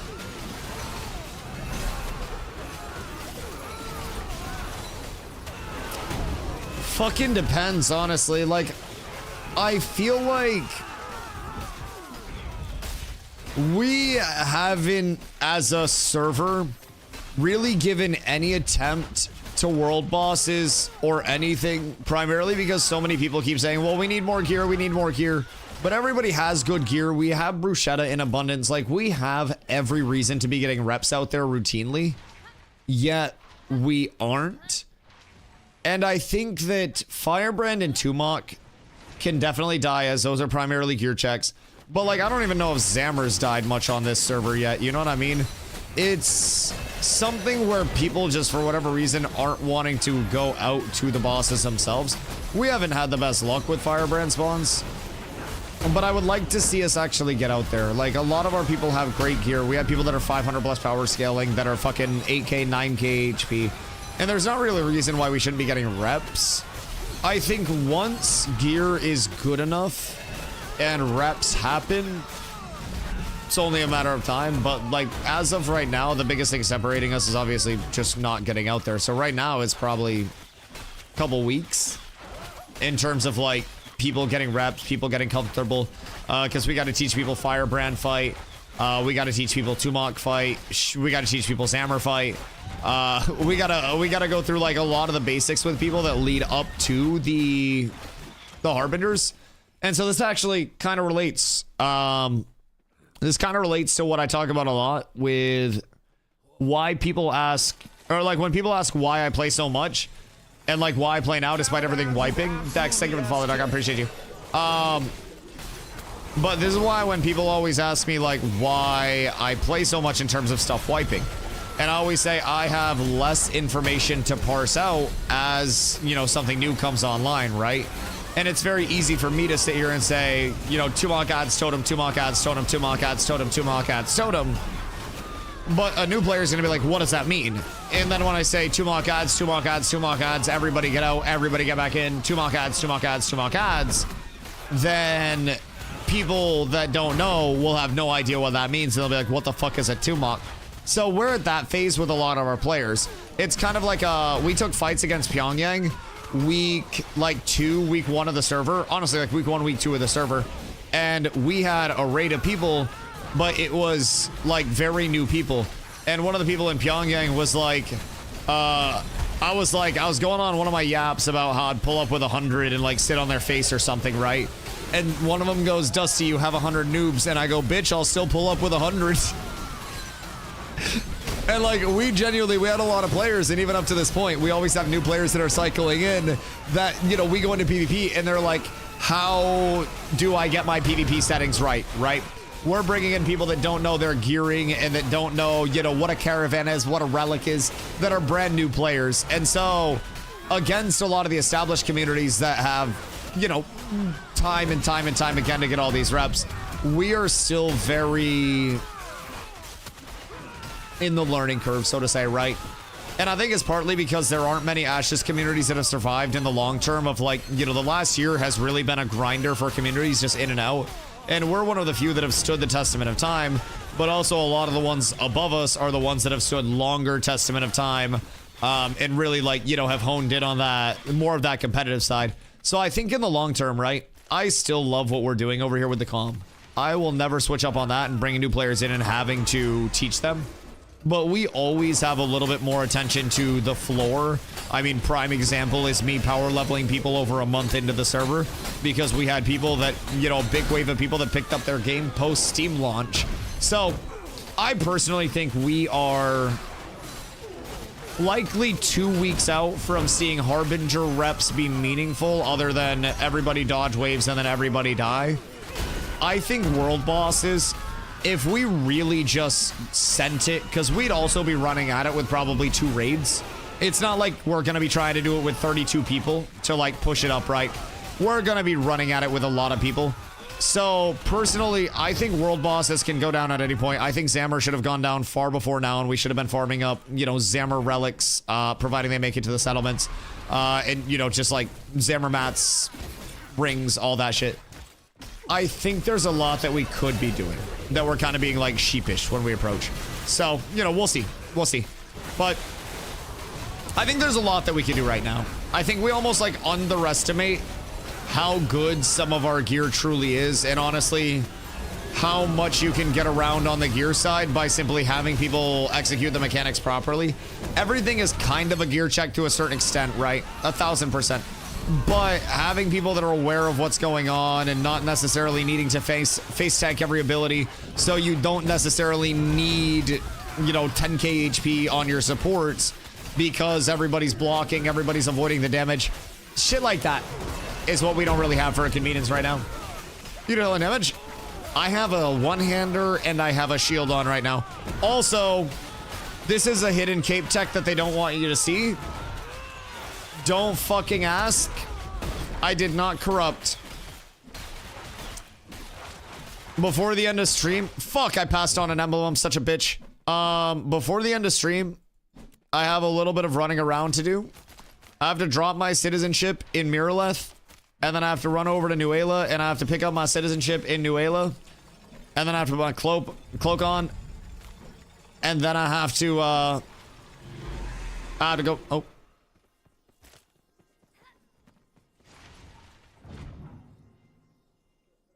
So close. You're rich, just make your stone glen. I have 27 gold. Brother, what do you mean I'm rich? Yoink. I have 27 gold. I'm broke as fuck. 15x my gold. Fair. So, it's heroic everything. Except for my yardages or bolt. Is it yardages or bolts? The Glennington. Yardages. Green yardages. Yo, dummy, I appreciate you, dog. Thank you. Green yardages, heroic, heroic, heroic, and you said 1,500 qual on a Taylor? I believe. Citizen of Nuela. Only temporarily. I'm just going to be passing through. I'm just going to be visiting. Server Shoal. We're over on Shoal. Also, Red, what up, my boy? I hope you're having a beautiful day. How's our been lately? Have you guys tried it? Yeah. I heard you guys got a kill over there. Did you guys get loot from it, by the way? Because the Harbinger loot table does look slightly juicy, to say the very least. It looks very intriguing, very interesting. Excuse you all. Please come back over this way. Please coordinate.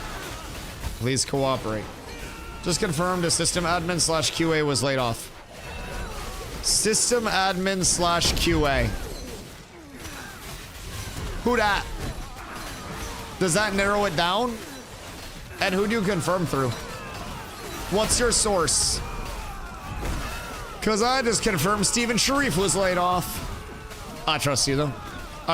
Probably Maggie. If I had to guess, you probably just asked in Discord. Tom Cunningham posted on his LinkedIn. RIP Tom. So, I mean, that's one so far. But HR lady said that, like, you know, thoughts and prayers to any of my colleagues affected, right? So that makes me think that multiple colleagues would have potentially been affected by these, which is tragic. Probably the QA team. Well, how could they lay off the entire QA team? Well, I guess because we're the QA team. Does that mean I get health insurance? Because, like, I could use some health insurance. That shit sounds nice. Sounds like they're gonna automate / use AI to admin / QA. I'd probably do it for less. Which is very typical. Is that just like industry standard at this point instead of having people do it? Is it more optimal to do it that way with just AI coming in and basically being able to do what many humans would be able to do in a much more clear and concise way and like a faster way? Because I feel like AI in game dev right now is essentially inevitable. If you want to control your product fully. Does that, what's the implication of that? Does that just extrapolate what can be done in X amount of time on the QA side, basically? Because you just assign a task and then you populate the world with a shitload of bots and then have them behave in that way? Because I would assume at that point, like, I've always gathered that they have, like, the potential to essentially spawn in bots on, like, their internal dev branches and shit at any point. But that's always been used to, like, test shit like dynamic gridding and stuff, right? So, this place slaps for emblems? Yeah. Yeah.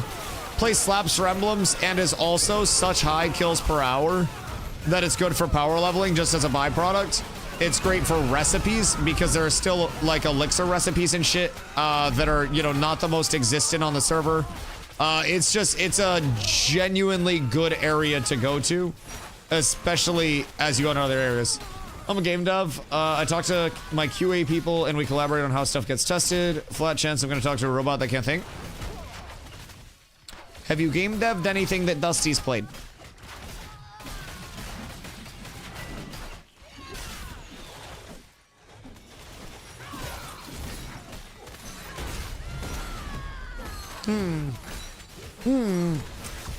Based on our comment, I was likely not a ton of people. Odds are likely. Did you work for Schmamajon Schmamsh?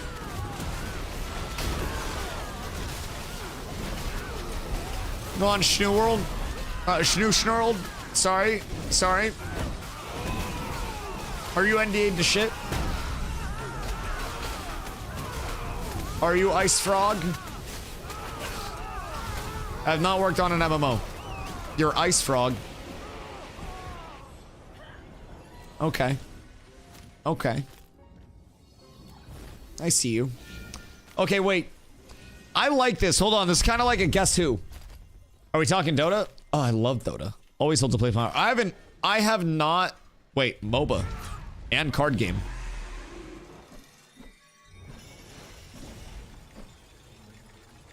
You worked on Dota 2, and please tell me not Artifact. Like, honestly, it'd be cool to know a Dota dev, but also less cool to know an Artifact dev. I love Dota, it's the worst game ever. I fucking love Dota, and I'm so glad that I don't play it anymore, dude. Like, it holds such a special place in my heart. But it's also like when you were in Benders and, you know, you were in college and you were just going out and getting absolutely sloshed every night. And then at a certain point you mature and you're like, this isn't sustainable. That was like me with Dota. I have people that, you know, I played amateur tourneys with and like we're friends with very closely that are now playing T1 Pro stuff with like fucking 30,000 hours of Dota under their belt. And they're doing amazing in life and I'm so happy for them. But like this little... Just pop... Fuck! Glow, you're gonna die, buddy. You're probably gonna die. I have terrible news for you. I have really bad news. Heal Glow with everything you have. All right, everything's fine. I got absolutely dunked into the hole there. That was a very unfortunate set of circumstances. God damn it. God damn it. Yeah, don't do that. Don't do that. Interesting, though. Interesting. What do you do? Like, without being too specific. Like, are you, like, actual iCode stuff dev? Or are you, like, producer side? I have an appreciation for devs, so you could always plead the fifth if it gets too specific. But I always enjoy, like, asking people about what they do on the dev side. Because, like, you've been in here a lot. I had no idea you were a dev in the first place.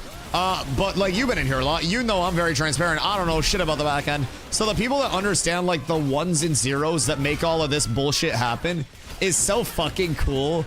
Like, people that can just sit down at a computer and be like, yes, I'm going to create a video game, cracks knuckles, and then literally has a playable video game. I would sit down and I would stare at the screen and then I would go take a bong rip and be frustrated. Like, I have an immense amount of respect for game devs, like indie devs, large-scale devs, small-scale devs, people that are learning shit. It literally lays the groundwork for everything that I do. So I appreciate you guys. Layoffs at Intrepid? Yes! We have not confirmed exactly whomst in the grand scheme of it all. We have one confirmed. And I believe... What was Tom? Was Tom QA? Was he a part of that QA stuff? Did you catch that there was a brief reveal of the Badlands and a grand dungeon in there? Wait. In where? In the layoffs? Did they fire somebody but drop like a teaser of a grand dungeon? I tried. I tried so hard, Chloe. I tried so very hard for you. I want you to know.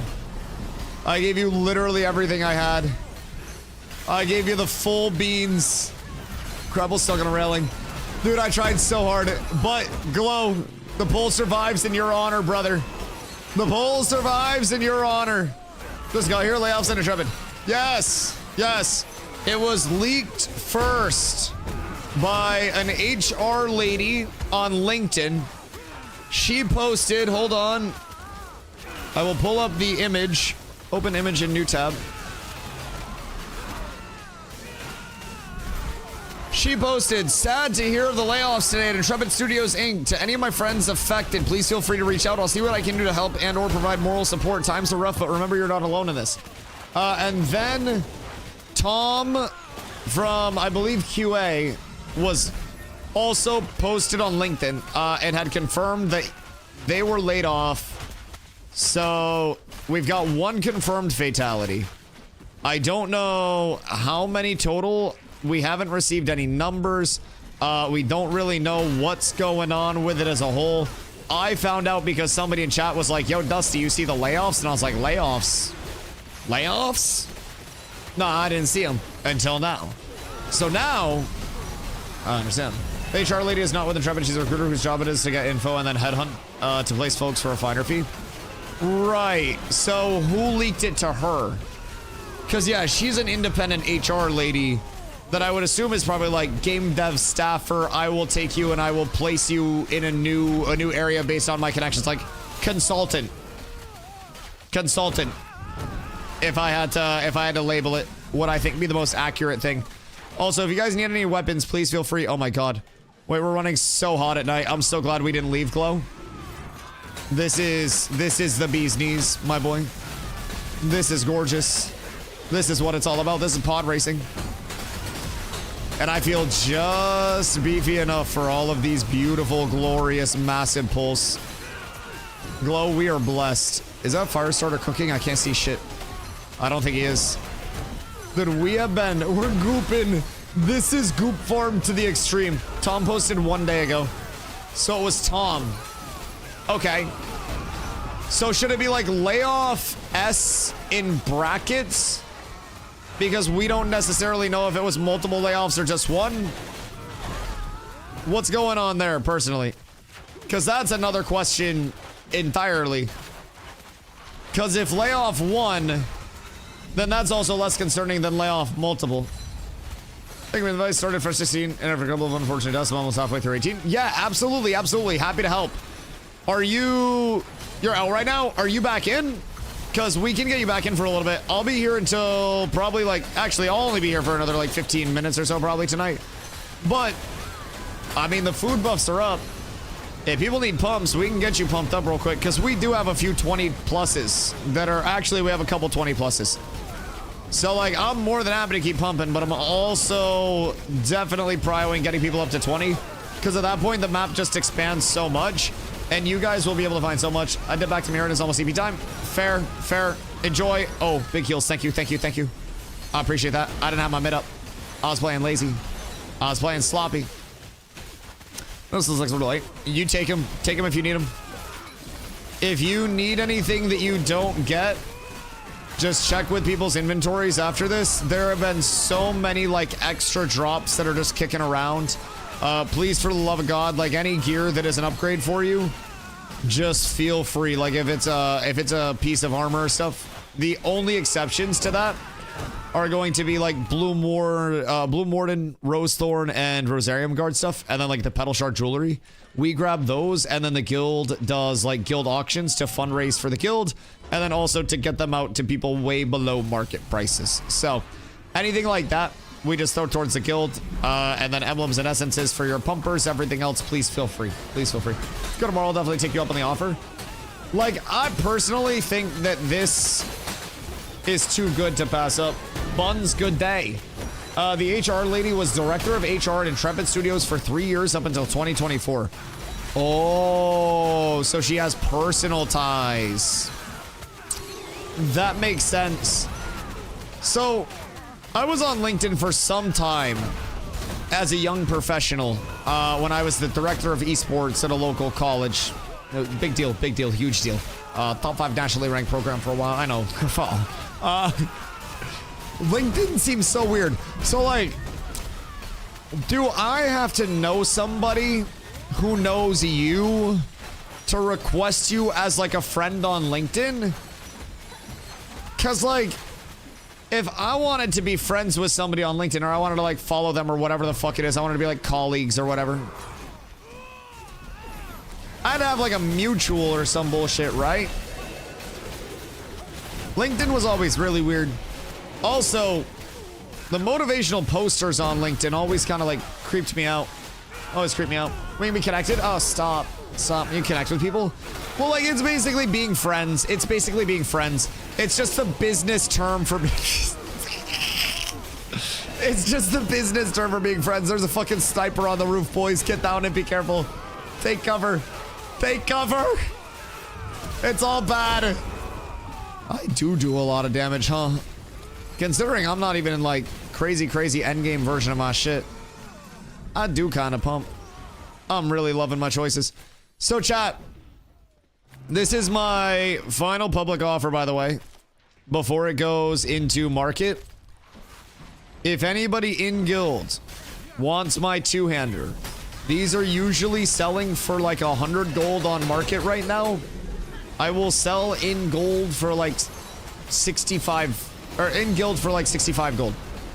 So that way somebody in guild gets it and I go more liquid again. Because honestly, I'm content just rocking the one-hander and the shield. I don't think any part of me desires going back. Shut up, Glow. I'm selling mine. The fuck? You may need premium to reach out without having to message them first. Wait, so you're telling me there's a LinkedIn premium where I can like cold call people? The fuck do you mean? Yes. That seems weird. I'll trade you a blue one and 10 gold.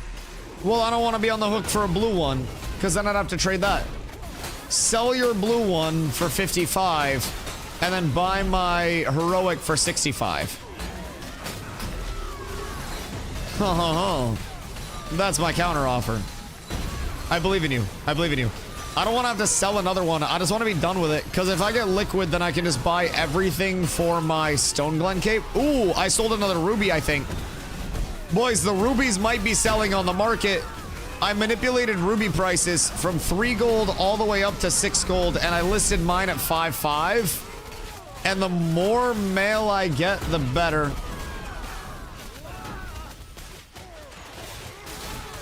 The better. It'd be beautiful. It's not. It's not what? It's not my rubies? Are you looking at all my shit? I don't want this in guild for 80 gold. I'm still listening. Hold on. One sec. Where's mine? /G. Link item. 65 gold, not enchanted, but smells like meat. Glodo! Oh, I got the shit post off. And I got the save. Not sold, Sib undercut you. Sib's a rat, fuck. The fuck do you mean Sib undercut you? Hey, yo, Sib. Tide Rod emblems just got expensive, baby. Terrible news there. Terrible news for you. Tide Rod emblems, now 17 gold apiece. Wait, was it Sib or was it Cyborg? Like the imposter? Was it my Sib? Or was it the fake? Because if it's my Sib, then Zombie said that. Cyborg the imposter. Oh, Zombie said that. Never mind, Sib, I got you. You'd never do me dirty. I knew. I wouldn't doubt it for a second. Literally, no part of me would ever waver. I never thought you would undercut me. Zombie said that. Zombie just goes off on these tangents sometimes, man. It's fucking ridiculous, if I'm being honest. It's a goddamn... Passed. No, I didn't. You don't scam me. Anyway, every time I hear a zombie on your stream, I have to do a double... See, I know! I try to call you Suave, but I'm assuming most people will call you Zombie at that point. You gotta, like... I don't know, maybe embrace the Suave side of it. And hit, like, the Suavecito Papito or something. And then try not to get, like, cease and desisted from the hair product, Suavecito. Because let me tell you, best goddamn hair product in the world. Alright, for Suave? Alright, Suavecito Papito. If you're looking for an alternate name, handpicked by DustyWhy. Passed down to you from above. Suavecito Papito would go fucking hard. If somebody followed me with that name, it would put a smile on my face, let me tell you what. I don't know how businessy you're trying to go, but... Zombie has a tied necklace, starts to be now. Just your tracking? Okay, word, I appreciate you, dog. I appreciate that. So, I also have the ring, which I think we need on good old Stregma. So that'll be... Bye, Glow!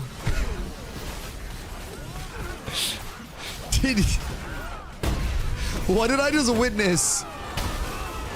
Did you just, like, go to Acro Strike and then fall off the edge because you got stunned? Because I'm pretty sure Glow just hit an Acrobatic Strike and then got stunned or some bullshit. I have no idea. Yeah? Stun and Acro, and it took him out of the Acro Strike, so it just carried his momentum and yossed him off the cliff. They literally tried to kill him with extra steps, bro. The mobs are fucking evolving. Wait, I see green loot. Green loot's been nice to us. Find the green loot. Everybody find the green loot. Did we already find it or no? Might have already found it. Now I get very, very hyped up because we found multiple pieces of, like, honestly, today we found Rosarium Guard and we found Rose Thorn Shoulders. So good day. Good day. Many recipes again today. Much glint today. Wait till you guys see the glint sales. As long as we don't get cooked. I think I'm 5 minutes out on my food buff. So when this food buff expires, I'm cool with calling it for the day. And then getting back at it another time. Realistically, like, I'm more than down. Because this has been the Omega consistency for us. And we're starting to get to the point where everybody's getting like 20 plus here. How close to the 19s to level 20? Random question. Don't die. Don't die responding to that. But how close are the 19s to 20? Because if you guys are super close, I may stay a little bit longer. Just pop 19? Okay. Okay. And then... let's see. What's Kiddo? 17 to 22 today. About to hit 22. Alright, good, good, good. Yeah, we'll just go on my food then. Because I got 5 minutes left. And I don't know if I have another food worth, especially with the travel that I have to do before the end of stream. So I think, call it at my food buff. I gotta run a Mira and I gotta drop citizenship. And then I gotta get my Nuela cape back on because everything's bad right now. Can someone check and see, just random by chance, if there are any crafted Stone Glen capes that are just on the market right now? I don't think there are going to be. But just on the offshoot, taking offers for Lego Grave Lilies. Current offers are 20 gold. Jesus Christ. I need heroic graves. Chat, does anybody have heroic graves? Random question. I don't know if I got people that are picking flowers and shit. But I need heroic graves if I'm trying to craft it myself. And that alone is going to be a little bit pricey. A little bit excessive. A little bit annoying. But it's okay, it's manageable. So at nighttime, we're closer to 40 emblems an hour, just for perspective. So I would say probably like 33% more respawn seems pretty accurate overall. Which means 33% more emblems, 1,000% makes sense. Pull pace down here is insane. There needs to be more grave spawns. Are there just none? It's only at Grave Peak, right? Or are there any non-Grave Peak spawns? Nothing in Jova. Can you check Grave Lilies for me in Heroic? Because I've been told that I need uncommon yardages, and then I need Heroic anything else. Sorry, Heroic everything else. So I've got Heroic Bears. Ron got those earlier. And then I will need Heroic Graves, and then... the fuck else is it? I should probably have this memorized by now. Heroic Emeralds. Heroic Emeralds. Ooh, applesauce. 5 gold. Highest Lily is uncommon. Terrible news. Terrible news. So what about a rare Stone Glen cape? What about that? What would I need to craft the rare with some good qual? How easy would that be? Because, like, honestly, a Stone Glen's already going to be an upgrade over my Nuela cape. And I'll just be able to recycle it and sell it. Oh, who died? Like a Lily in trade. Yeah, his current offer is 20 gold per Lily. And, like, that bitch pricey. That bitch pricey, if I'm being honest. And if my rubies haven't sold, then I don't have a ton of funds to be playing around with. So, also, last pull, last pull, last pull, last pull, last pull. Glow, if you hear me, last pull. My food's about to wear off, and I do not want to get gang busted with this. Because as of right now, we got a really clean exit point. We'll do one more on the way out, and then we'll call it good. I got 10 heroic emeralds, maybe. Do you? Because I don't need 10. But if you have heroic emeralds, I am definitely interested. I think I need like 4 of those. Because that would be huge. And then I would just need heroic lilies, if any of those pop up. And then uncommon yardages, and I'd be good. Yo, Ivan, welcome back, dog. Hope you're having a good night, dude. The grind still continues. It's actually about to come to an end soon. Soon. Very soon. This is our last pull. And then I've got a little bit of character maintenance to do before the end of the evening because I fucked up. I made a goddamn mistake. I accidentally equipped a cloak and took off my citizen cloak. I didn't get baited or anything, but I definitely am down about it. Whose ashes are those? Boys? That was a glorious grind. It's a glorious grind. If you want to sell this tomorrow, and I can run a mirror after work, I'll probably be over here, honestly. But yeah, I'll try to craft the Stone Clan Cave tomorrow if I can get the grave lilies for it. It's just I gotta get the grave lilies as well. Like that's the tough part. All right, everybody mount up, and then we go straight down and straight out, and then we'll do one more pull on the way over.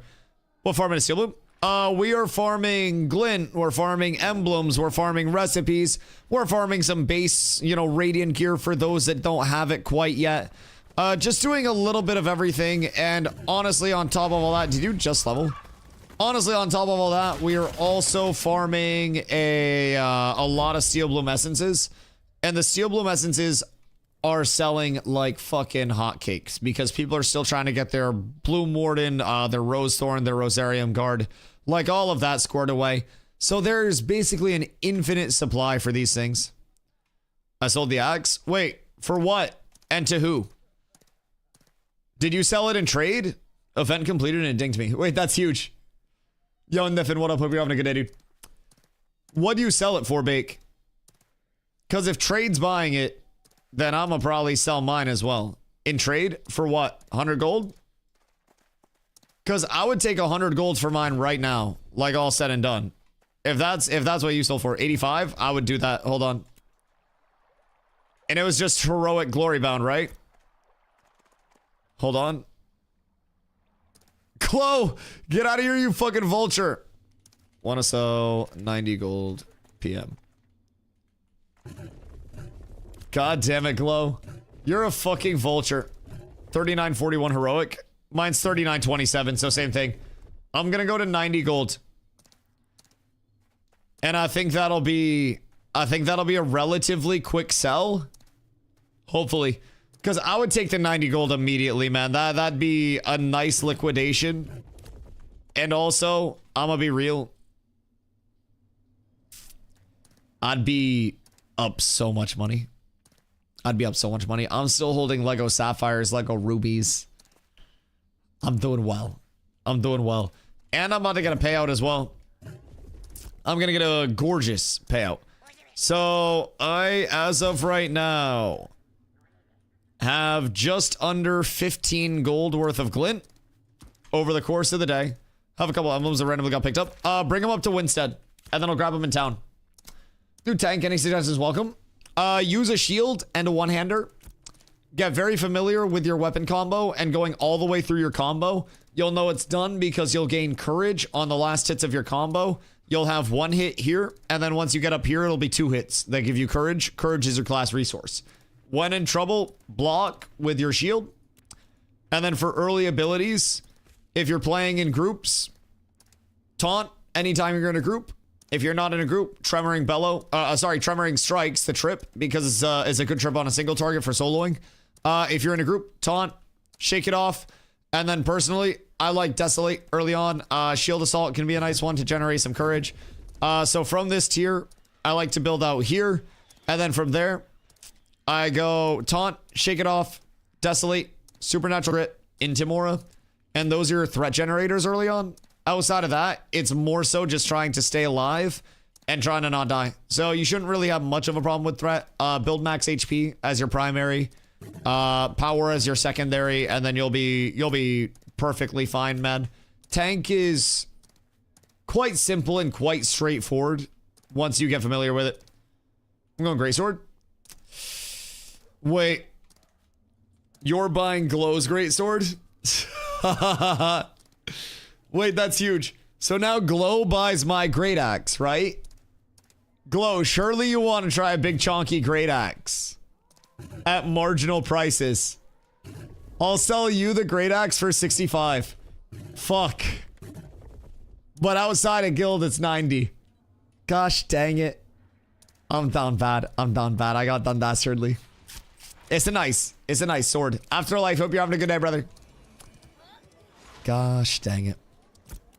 All right, well, I should probably post in guild that I'm selling it for the price that I am. Hoo-wee. Nice little 14 gold glint payout over the course of the day.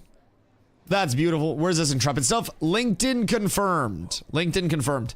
1 day ago, there was a post from an intrepid employee that was laid off. And then from there, there was an HR professional that used to be the HR director for Intrepid up until 2024 that also posted on LinkedIn and confirmed that there were layoffs. So, you know, quote unquote confirmed from a third-party source, but also. Glow, did you use runes for anything when you were enchanting your shit? Or should I just be vendoring these paperweights? Because, like, I'm gonna be honest, I think they just take up space. I don't necessarily know Venerum. That's what I'm saying. I don't know if there's any use at this point in time. I think there's just paperweights, dog. Novice and chance only. I mean, I could use some then for my actual trade skill stuff. Because I gotta meet up with Meta at some point. But I already have plenty. So, vender them now so you can buy off the H later. Absolutely massive tech. I already have a lot stored up, but it's novice and if it's novice and chance only, then that's not a big deal, and I'll just keep like bluesing up that I get. That's not a huge thing at all.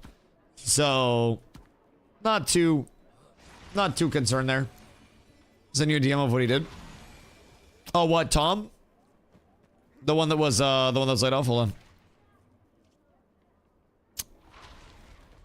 System admin. I don't know what system admin is.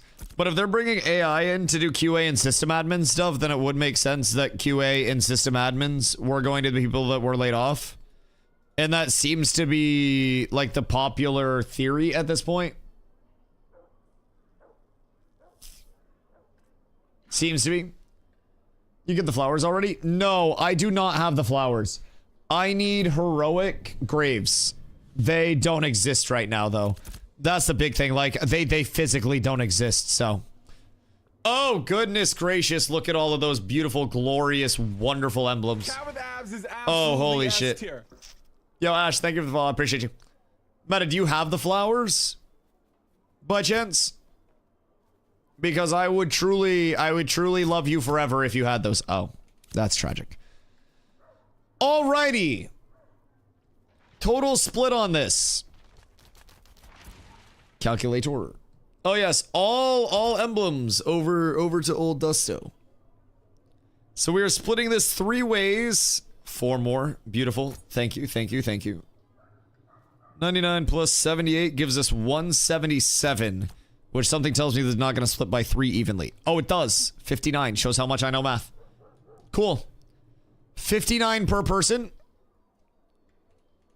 Which, if Zombie is coming to pick him up, that means we will be sitting at roughly 30 gold per person. I don't know if he needs them in bulk that much. Get like 60 a day. Oh, it's so good. It's so good. It's an instant 40 to 50 gold a day while also power leveling people if you don't take into account anything else. Also, I just vendored 14 gold worth of glint and have enough glint to go do my citizenship stuff. This is huge. So we'll do a stack, and then we'll do 10, 10, 10 for the essences. We'll do this to guild for crafts, and then you don't want your stone glen emblems. Glow. Sparks, do you need your stone glen emblems? Because if you do, I'll give you an even split on those bad boys. We'll go 3. You can have the 3 because I have a good amount saved up already. Great bound emblems. Probably not too worried about that shit. No? Okay, cool. Word, that makes it easy. Do you want your essences or no? Santa Cog for you? Okay, cool. Getting back in Steel Bloom for more grinding tomorrow evening? Oh, yeah, probably. I have been, like, during the downtime, while people are getting their gear and, like, I'm waiting for the guild to get ready to do, like, you know, endgame content, world bosses, sieges, harbingers, all that shit. I personally, do you want your essences? Or no? Okay, cool, you're good. Well, I'm waiting for that. I'm just going to keep power leveling people like fucking crazy. And I'm going to try to keep econing as much as I can and making myself gold on the way up. Because, like, this is a very consistent generator of revenue. Genuinely, incredibly consistent generator of revenue. So your YouTube video out. I do have terrible news. I have terrible news about the YouTube video. So I remember back in phase 2.5. I was informed by a certain community that if I watched one of their propaganda videos on stream, I'd be compensated with an item level 29 weapon back when I was just a young lad. And I was optimistic. And I was seeing the world through rose-tinted glasses. I never received my weapon. And to this day, I've not forgot. What sold? Oh yeah, I had Epic Willow that I got. I actually forgot that I even got that Epic Willow. I listed that like yesterday. Force Harbinger, Bosco, kind of a big deal for the game.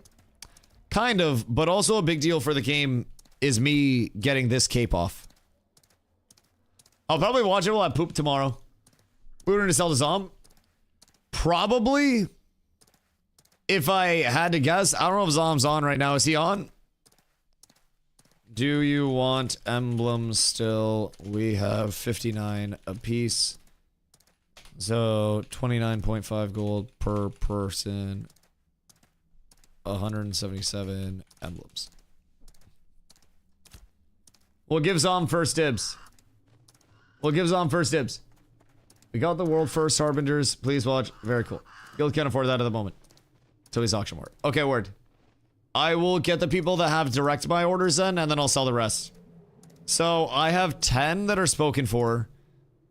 Lag, and then Havoc is demanding compensation as well. Oh, wait. Wrong ones. So I got 10 that I gotta set aside. Lag needs 5. So I'll have 49 to list tonight. I need to run over real quick. And I need to drop my Mira sit. Then I run to Nuela.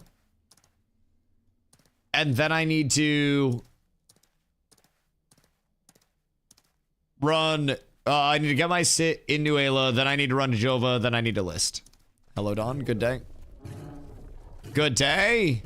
Be safe out there, soldier. Don't leak your area for too long. All right, hold on. I'll pull it up.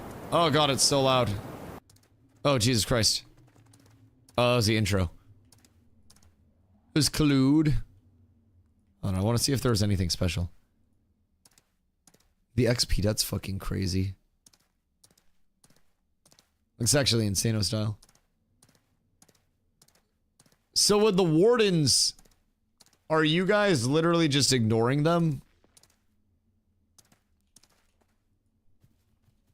Because the wardens were the death from above, right? Why is he shaking so much? Is TMX... Does he cast by punching his mouse? Every time I watch a TMX POV, he like gets so into it. I feel like he's like playing with his whole body on that shit. I feel like he's into that. He's also calling this, right? I had to mute it because the intro scared me. It's because our attack is on like mouse 4. Wait, what are you guys doing though? My attack is on my mouse button. How hard are you guys hitting that? What the hell do you mean? How hard do you hit your attack to shake your mouse? Larger muscles. You just don't have the dexterity. You don't have the dexterity. Fortnite, with having builds on my mouse, taught me to aim and also be building at all times. It was the finesse that was required. Wait, so where's the split? The split was earlier, right? The split was like back here. So what happens on the split? So you pump him and then they just die? And then AoE pulse. And then Rain of Void. Which you guys just have to avoid. Get reses out. Tanks re-grab threat, I'm assuming. So what's the split? Does he just do nothing during the split? Like, is it actually just a fucking tankable ability? My firebolt's on mouse 4 and it shows on my vids. Bro, I swear to God, my block is on my mouse and my attack is on my mouse. Oh wait, I want to see what you guys got for loot. Did it show? Hold on.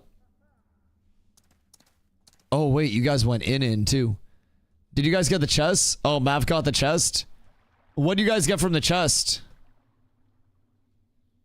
Because the chests I'm interested in. Oh my God. 125 Lego Corrupted Exoria? Wait, is that it?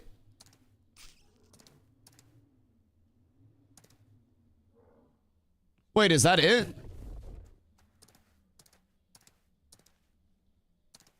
Because I feel like that's... I know, like, that's a lot. I know it makes, like, 20 legendary materials. Also a weapon. See, that's what I was wondering. I wasn't saying that's it in terms of, like, is that it? Because the Corrupted Exoria is fucking huge. The Corrupted Exoria is a fucking lot. Yes, 1000%. But I was wondering about the Harbinger loot itself. What Harbinger weapon did you get? Because there's also one that's in the generic loot table that's just like the Void Blade. That's a raw fizz power. Each chest drop weapons. Oh, wait, were they the item level 26 weapons?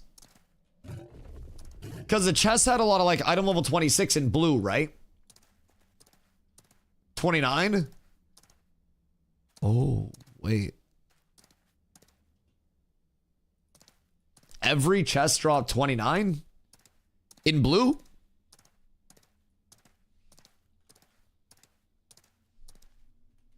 Or higher? At least blue.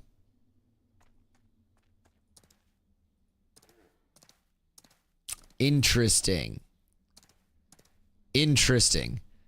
And this was Clued that you guys took down. Is Clued book boss? Oh, he's mace boss.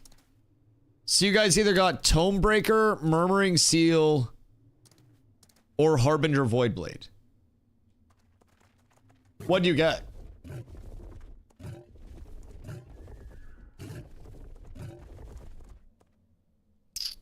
Because that's definitely intriguing. That's definitely intriguing.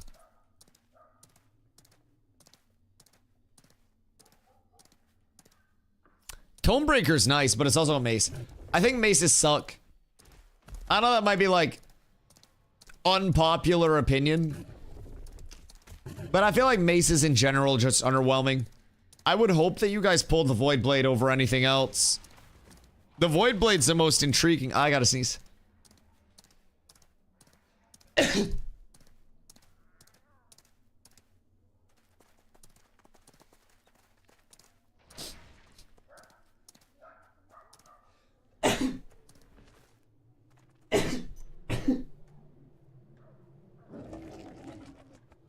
So anyways,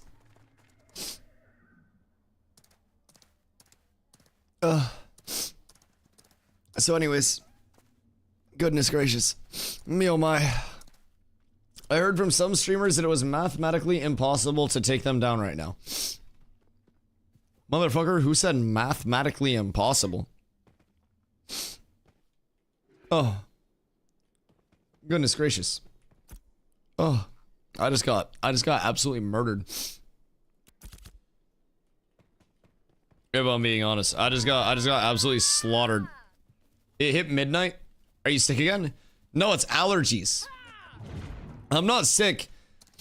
I just sometimes, like, I don't know if it's like a dust particle floating in the air, which ironic, I know, or what it is, but like I have the most sensitive schnoz in the world, man. This thing is just very like susceptible to a lot. So I get the sneezes sometimes, and like, I'll be honest, the sneezes are unforgiving. The sneezes are unforgiving. It's fucking tragic. Also, random question. Random question. Is Polar's community genuinely like such a shallow community internally that your only way to celebrate your accomplishments is to go into a Twitch chat and then try to celebrate them there?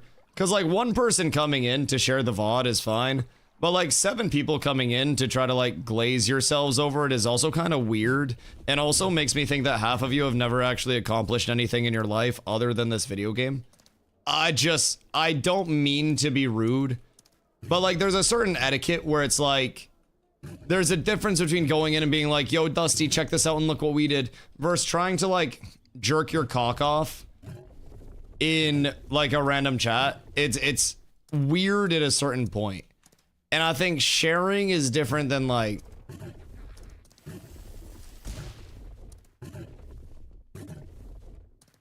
trying to glaze yourself. Aren't girls supposed to glaze their in-game accomplishments? I think there's a certain like weird thing, you know? Feels like a take. Is it reasonable to celebrate an accomplishment and progression of the community? It's perfectly great to celebrate an accomplishment, but it's also weird when people start coming in and then they're like, oh, how did this happen? Haha, must be an exploit. How'd this happen before this server? Like, there's a certain difference when it goes from people wanting to celebrate their accomplishment to people trying to be weird and change the dynamic of it from a general accomplishment to something that is an ego match and a pissing match. And that's something that certain members of certain communities have always done. And it goes from something being a good for the community to instantly a pissing match where it's like, oh god, well we're gods because we did this first, ha ha ho ho, everybody else is dog shit and will never be able to do this. Like, it's an odd ego stroke where like,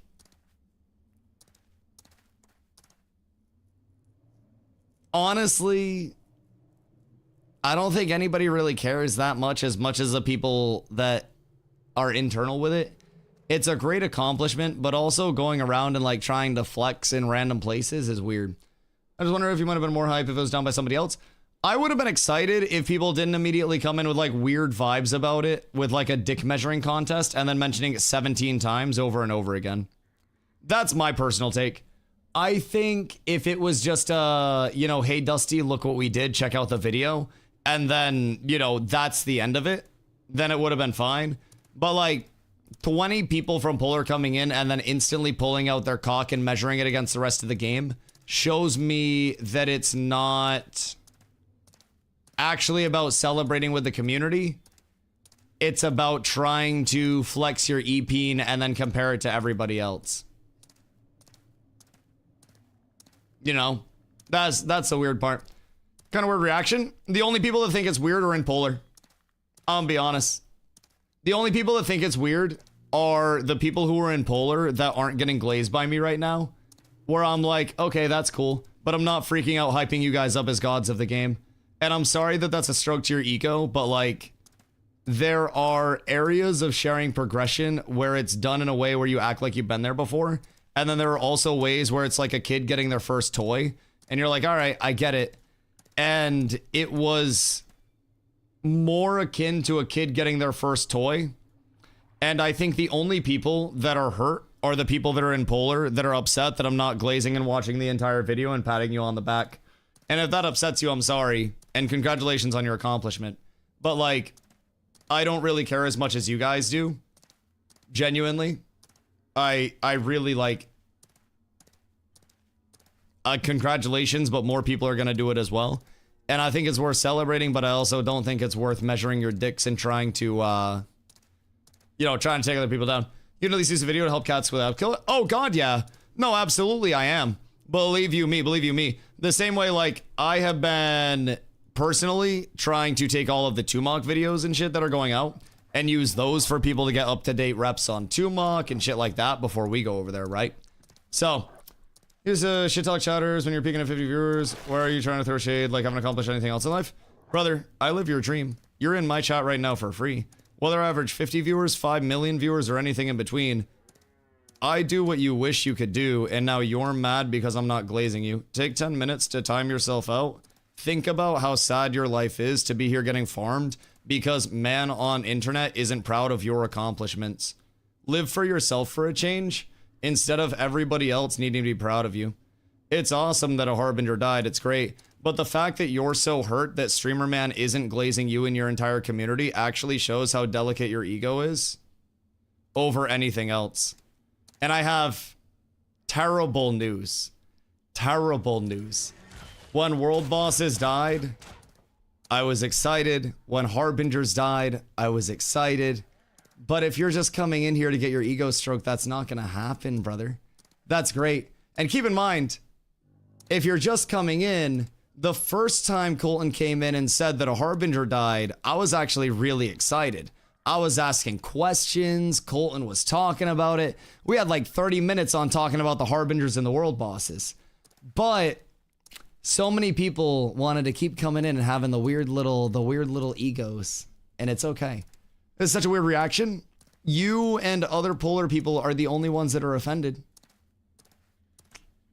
I don't know. I think you guys are the only one that thinks it's weird. If I'm being completely honest. And I'm so very sorry that you guys are hurt that Streamer Man isn't glazing you again. I'm very sorry. But I have bad news. It's not going to happen. I have terrible news. Like, you're in here right now mad at me because I'm not excited enough about your kill. I don't really care about you being unhappy about it. I'm excited that a Harbinger died, but like, I got other shit to do. Reality is we take the video down and delays your prog by 2 months. Who cares? Game hasn't launched yet and it's not going to launch for a long time. Reality of is you just revealed your ego by saying we take the video down and it delays your prog by 2 months. Nobody fucking cares. You're not the trendsetter. You're not the bar pusher that you think you are. You're not the Ashes influencer you think you are. Your community is just one community in this game. And really, nobody fucking cares how groundbreaking you think you are. And everybody will actually figure it out eventually. There is so much time for other communities to learn the content and catch up, and content will be adjusted. And I'm happy that a Harbinger died, but I understand the reality of you and your people, and that it is all an ego-driven fit, where the second somebody doesn't glaze you, you go, well, we can take this down and it fucks the entire game. Brother, I have news. Nobody fucking cares. I know. That's wild. That's wild. But genuinely, nobody fucking cares. You can take the video down if you want to. I don't care. Nobody cares. Congratulations on your Harbinger kill. Suck my entire cock. Don't make it an ego fit, and it won't be an ego fit because you're here for free trying to get me to celebrate your accomplishments. You just showed your entire hand. The point of it was to share your prog, but it turned into you revealing your actual intent, brother. Look, you literally just flexed that the entire game's prog would be delayed by 2 months if you removed your video.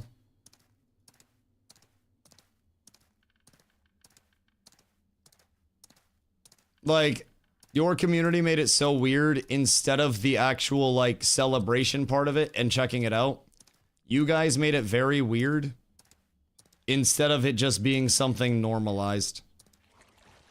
When asking questions about it, the information that went out was fucking barely cryptic, brother.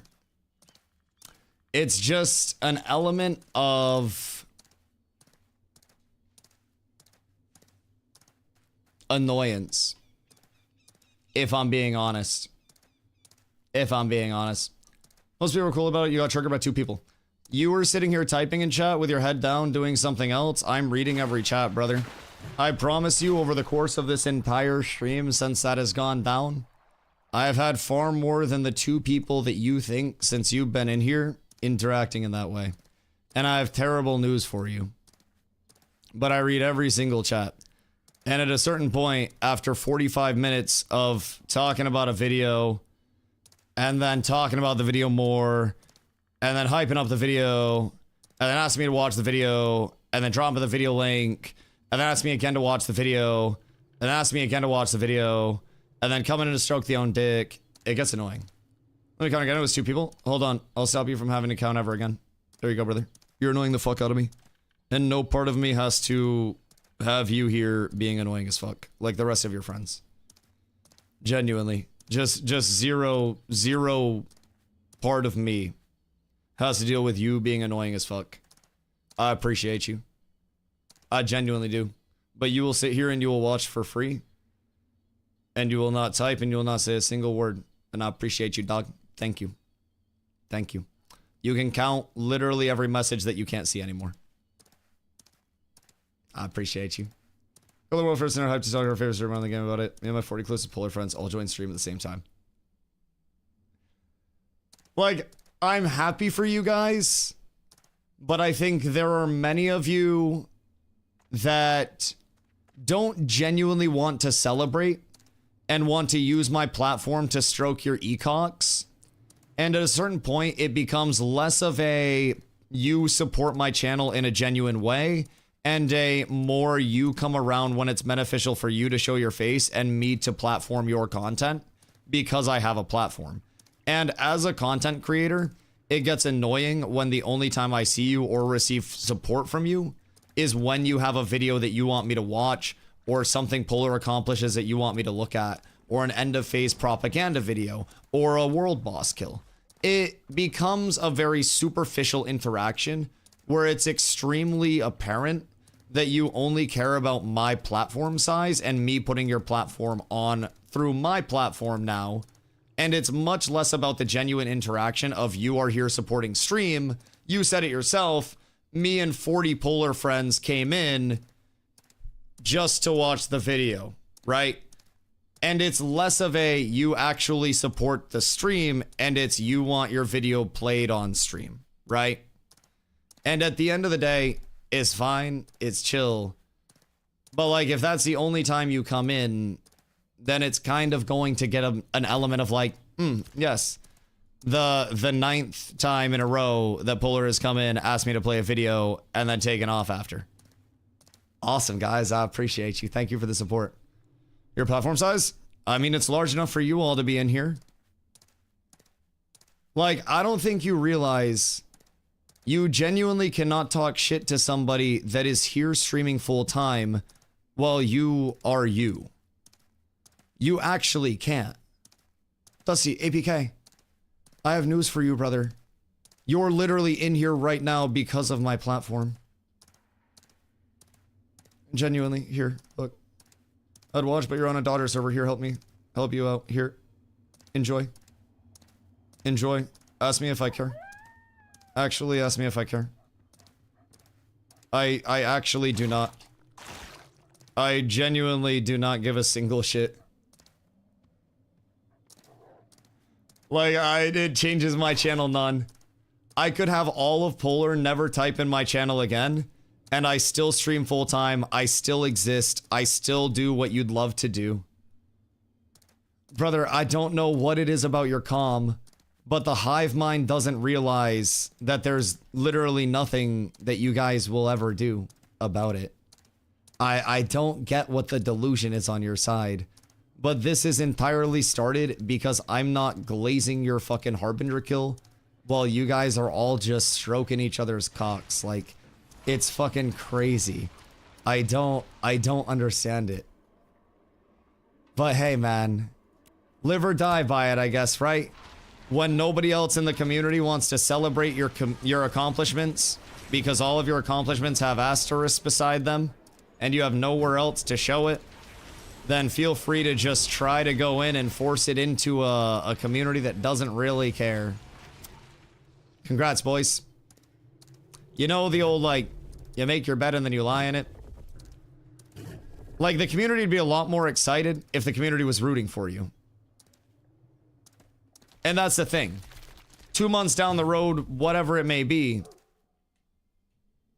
whenever the boss kill takes place, if the community's rooting for you, then it's great. If the community's not rooting for you, then it's, you know, the person that the community doesn't like getting another kill, or the entity that the community doesn't like getting another kill, you know?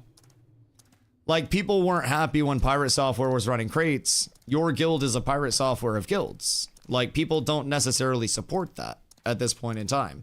So people are a lot less likely to be super excited to jump at your accomplishments and succeed and stuff like that, because everything is typically marred by the element of you guys being Goombas in a lot of instances. Simple as this, right? Where we're having this discussion and then like 10 people come in and then it's instantly just people trying to be more Goombas, right? Very simply put, it's this perception that you guys don't do anything to stop that will also lead to people not really liking you. People always hate on the big dog guilds. I think a lot of people would cheer for guilds that are doing things the right way. But a lot of people are tired of constant instances of leadership being, you know, character deleted or banned outright or reset every time there's a leveling progression or an asterisk beside all of their economy or all of their gear or anything like that.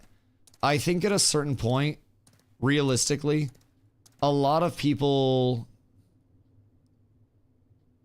understand that there is an asterisk beside everything that's accomplished at that point, and it mars the accomplishments. It's like somebody trying to say that they're a natty lifter, and then you find out that they're on a trend cycle, and you all of a sudden don't really respect their lifts anymore, and it means a little bit less. It's like, it's that element of like, I'm happy for you, but also I'd be a lot happier if it happened somewhere else, you know what I mean? Personally, I think that's the sentiment. Supposed to be VMLO, Chota, BDO, guild hated, man up hated. I don't think it's really a matter of the top guilds being hated. I think it's a matter of the MMO community largely being very tired of asterisks beside of a lot of people actually like grinding for shit. And so many people are content with having core elements of their community banned and just being like, ah, nah, it's just a one-off. Nobody else knew. Don't worry. Having GMs reset, having GMs full ban. Like, I think a lot of people are just tired of that shit. And a lot of people want to finally have a portion of their community where the entire bar of progression isn't determined by abusing shit.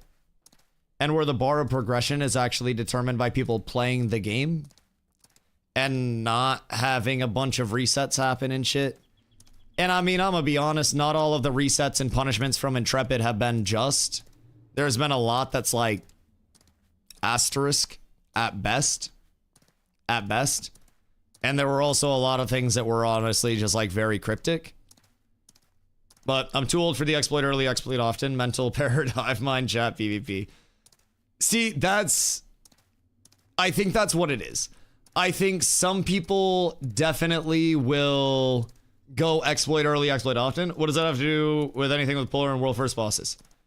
Every phase, Polar has been the prominent force of exploits, of dupes being facilitated, and for every one that they find and point out publicly, it seems like they've got 4 in-house that are cooking right now, and they do a lot for the community, but they also have a lot of asterisks every single phase with progression, with gearing, with interactions with the players. This phase, Tanko got a ban. Tanko, very prominent Polar member. Phase before that, TMX got cooked with a ban being the mayor of a town.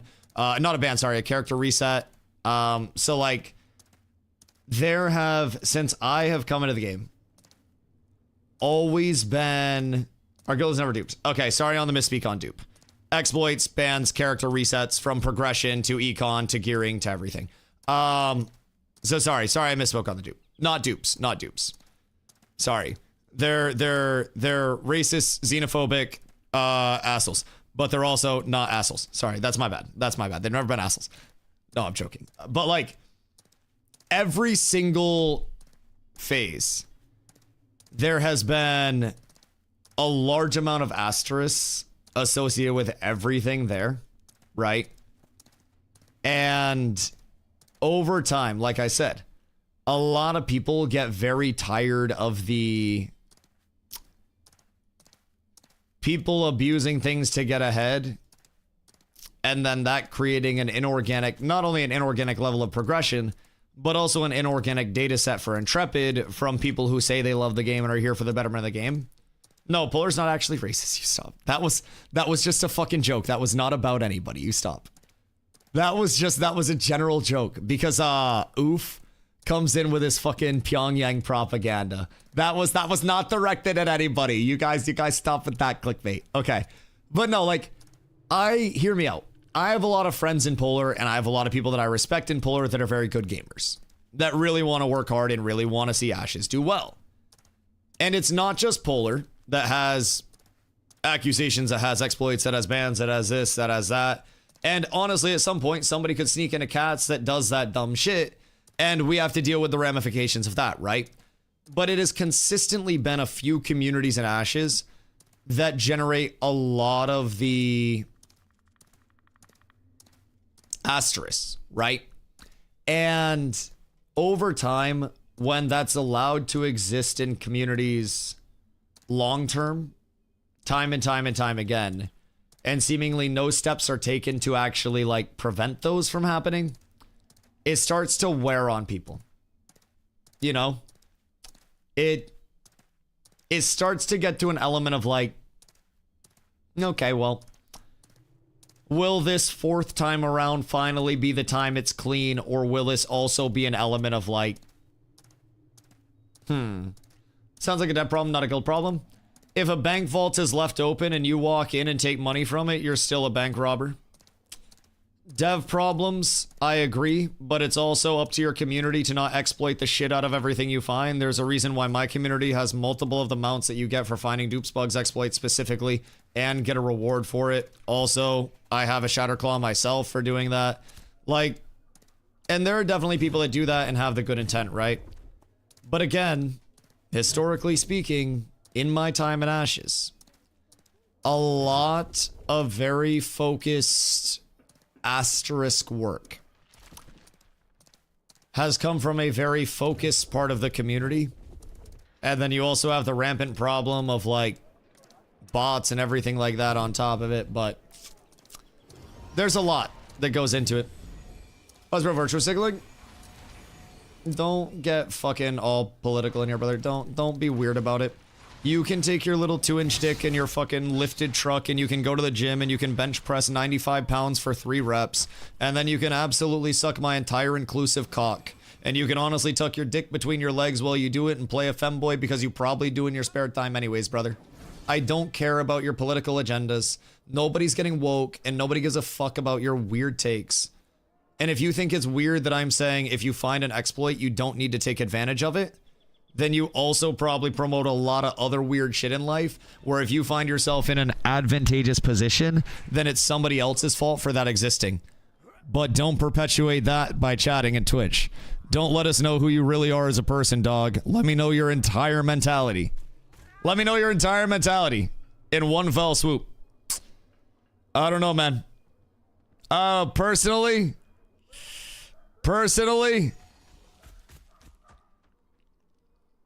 Brother, don't get political when he called everyone a Polar racist. You're the only one dumb enough to think that was about Polar. Enjoy. Also, Ben, enjoy.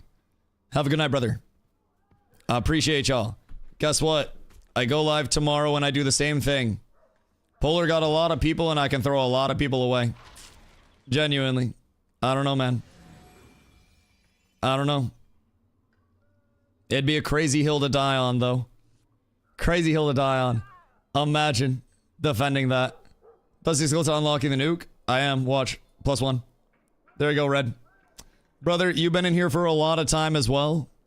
And you have just blown... Hold on, let's see.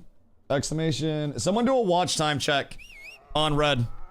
See how much time Red just wasted because he wants to sit in a voice chat with a bunch of people who don't like him and don't care about him at all. And throw away his entire lurk history in this chat. Hey, GG, brother. You've been literally in here for months. And you want to be dumb for one singular day. And you want to not be able to yap again. I appreciate you. Kind of real, but not my channel, so can't complain. I mean, hey, I respect that. Personally, you're welcome to your opinion, and I'm also welcome to do this. Because I don't really give a shit. Keep in mind, all of the people that came in that were upset that I wasn't watching their video are mad that I'm not glazing them and brought their entire community into my channel to try to be upset that I wasn't glazing them enough. Who is actually the frail one? I'm sitting here standing on my business and half of an entire guild has stopped doing every single thing that they're doing to come in here and listen to me yap. Which one of us is actually frail, boys?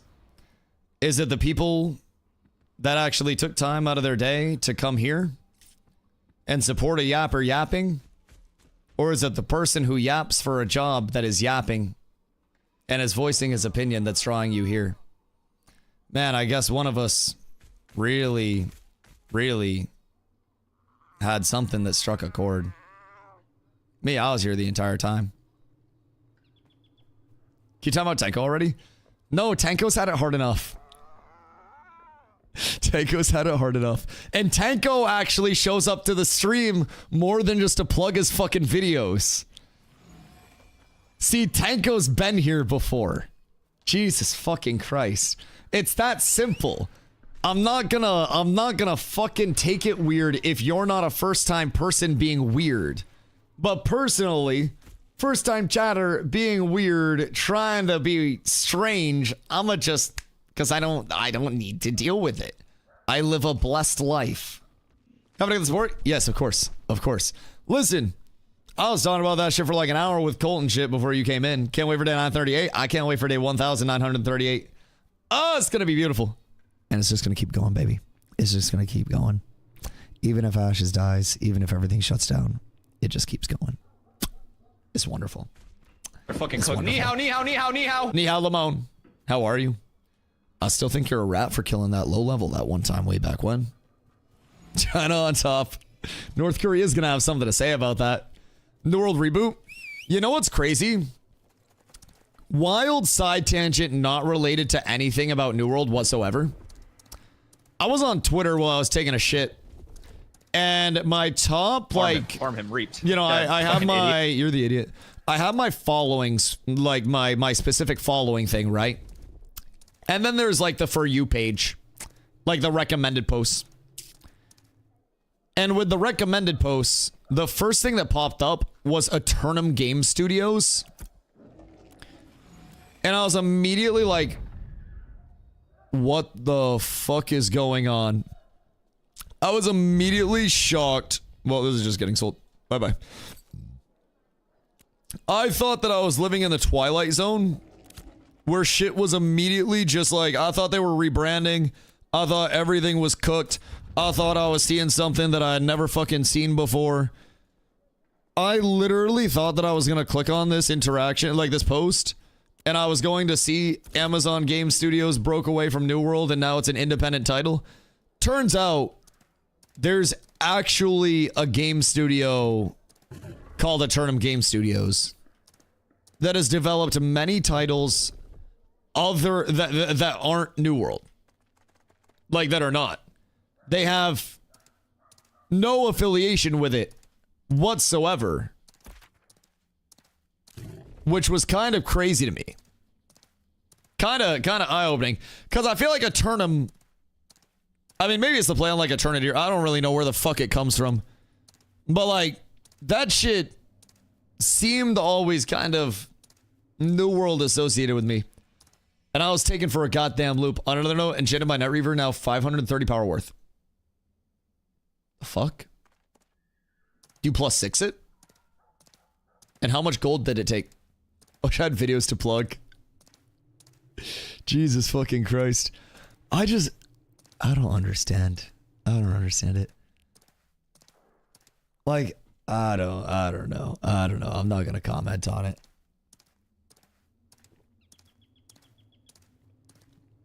Overall, congratulations, boys. I hope you get many more. I hope you get many more. I hope many people also do. But holy shit. I hope people also learn how to take a W. God damn. God damn. So now I have to go back up to Jova. And I have to list my shit before I get food and go bed. And then tomorrow, trying to convince everybody to go do world boss and actual fun content so I can stop grinding steel bloom and power leveling people. Or get stuff going for a siege or anything. Is Latin for eternal, everlasting, enduring, permanent, or forever used in different forms? Okay, that makes sense. So it's actually like a commonly used thing. Should come to Halcyon, grab the belt. Can you meet me in Jova? Because I'm gonna be honest, I just ran Steel Bloom to Mira. No, Steel Bloom to Winstead, to Mira, to Nuela, and then I gotta go up to Jova. And I don't want to go all the way up to Halcyon. Dusty, what? What you want? Is it Tide Rod emblems? Because I swear to God, you only come around when you want Tide Rod emblems. You want to crash the PTR servers tomorrow? Oh, is there going to be a boost NPC?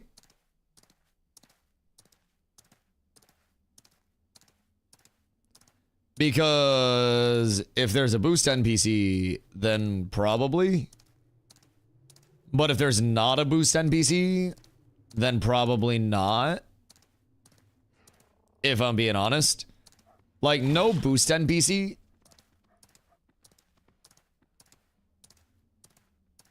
Makes me hesitant. It's gonna be directed testing. Don't know if boost will be in. Yeah, Roshan said in the post that boost NPCs could find their way in later in the week.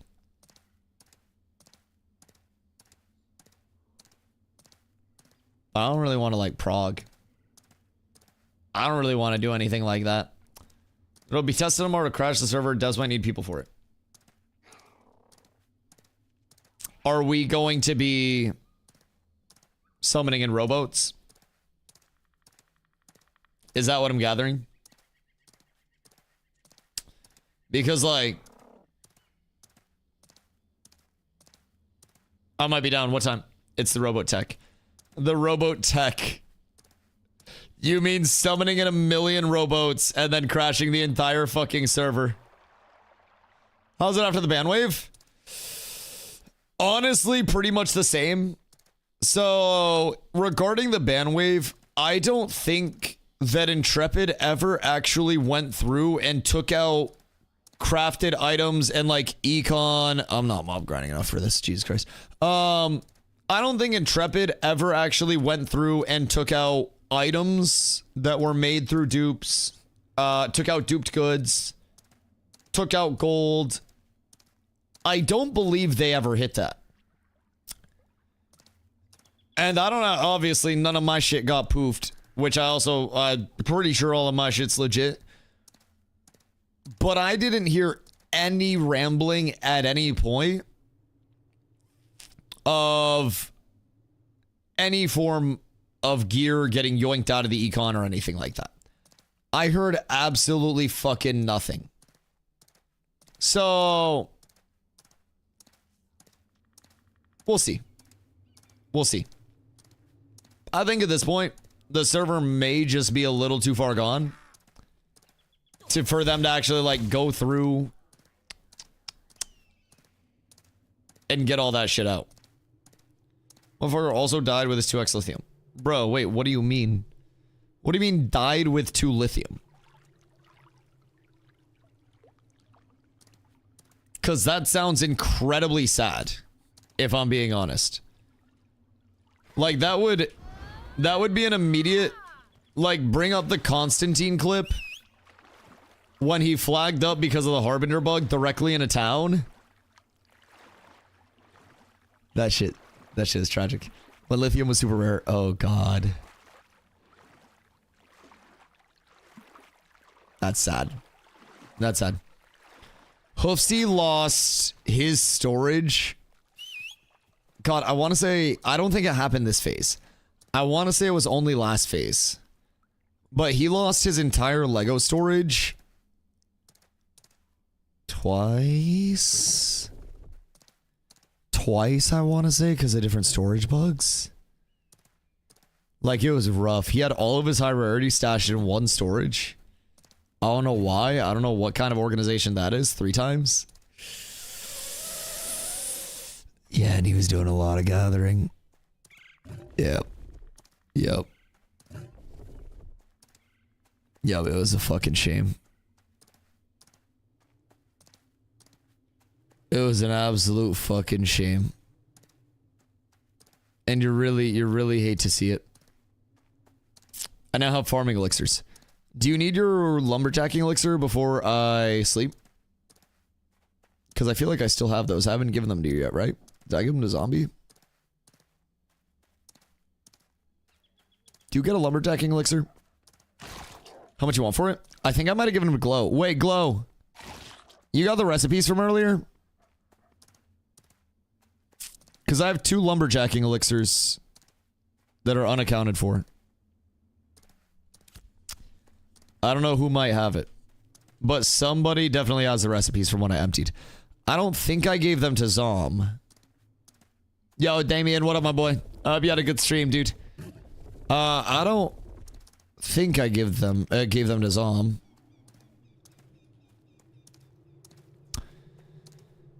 Maybe they're in my storage. Hopefully they're in my storage. But that wouldn't make sense because we didn't do a run the entire time. Who else did I give recipes to?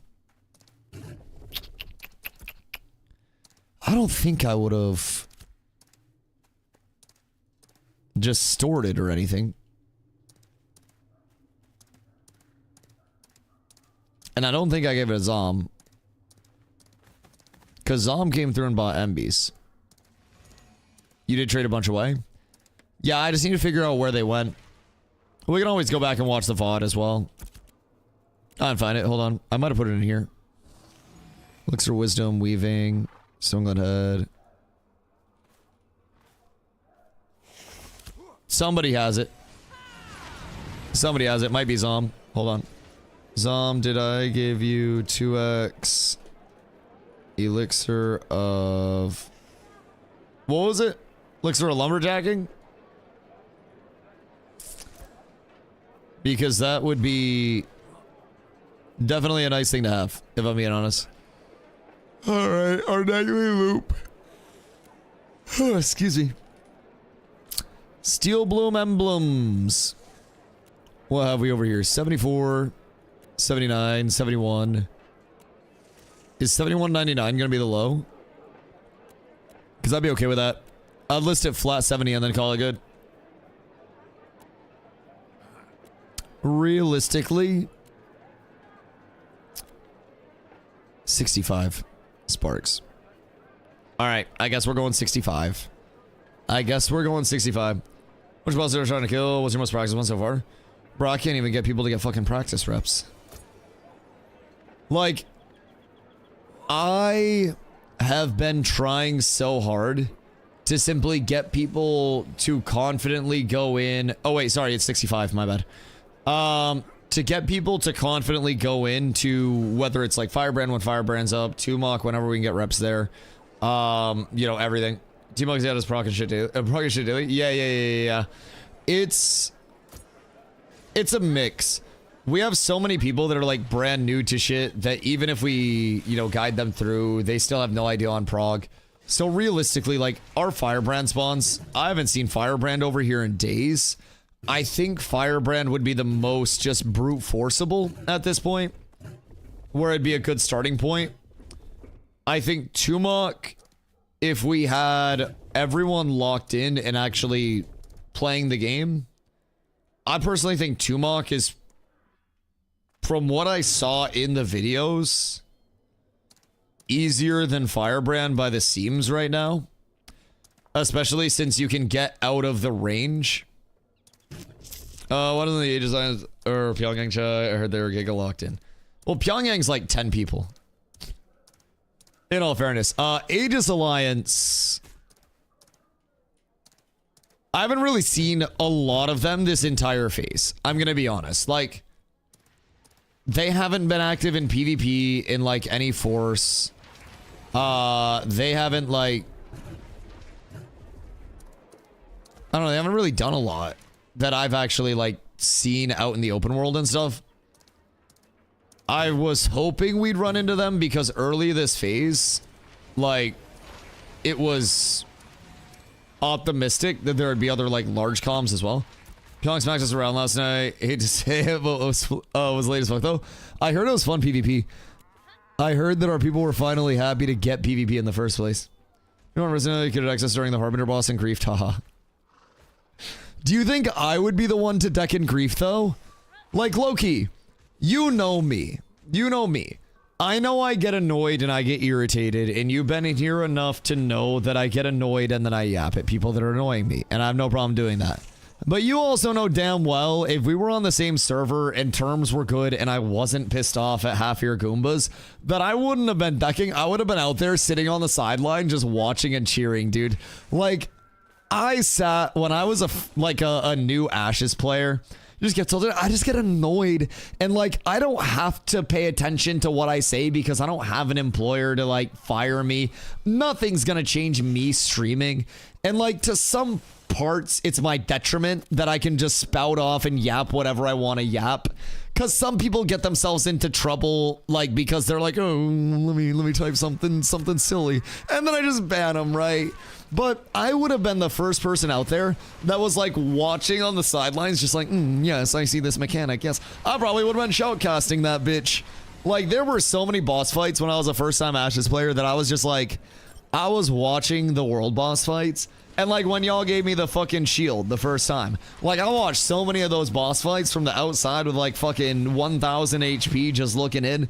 And I was like, I was hyped up as shit to get to that point.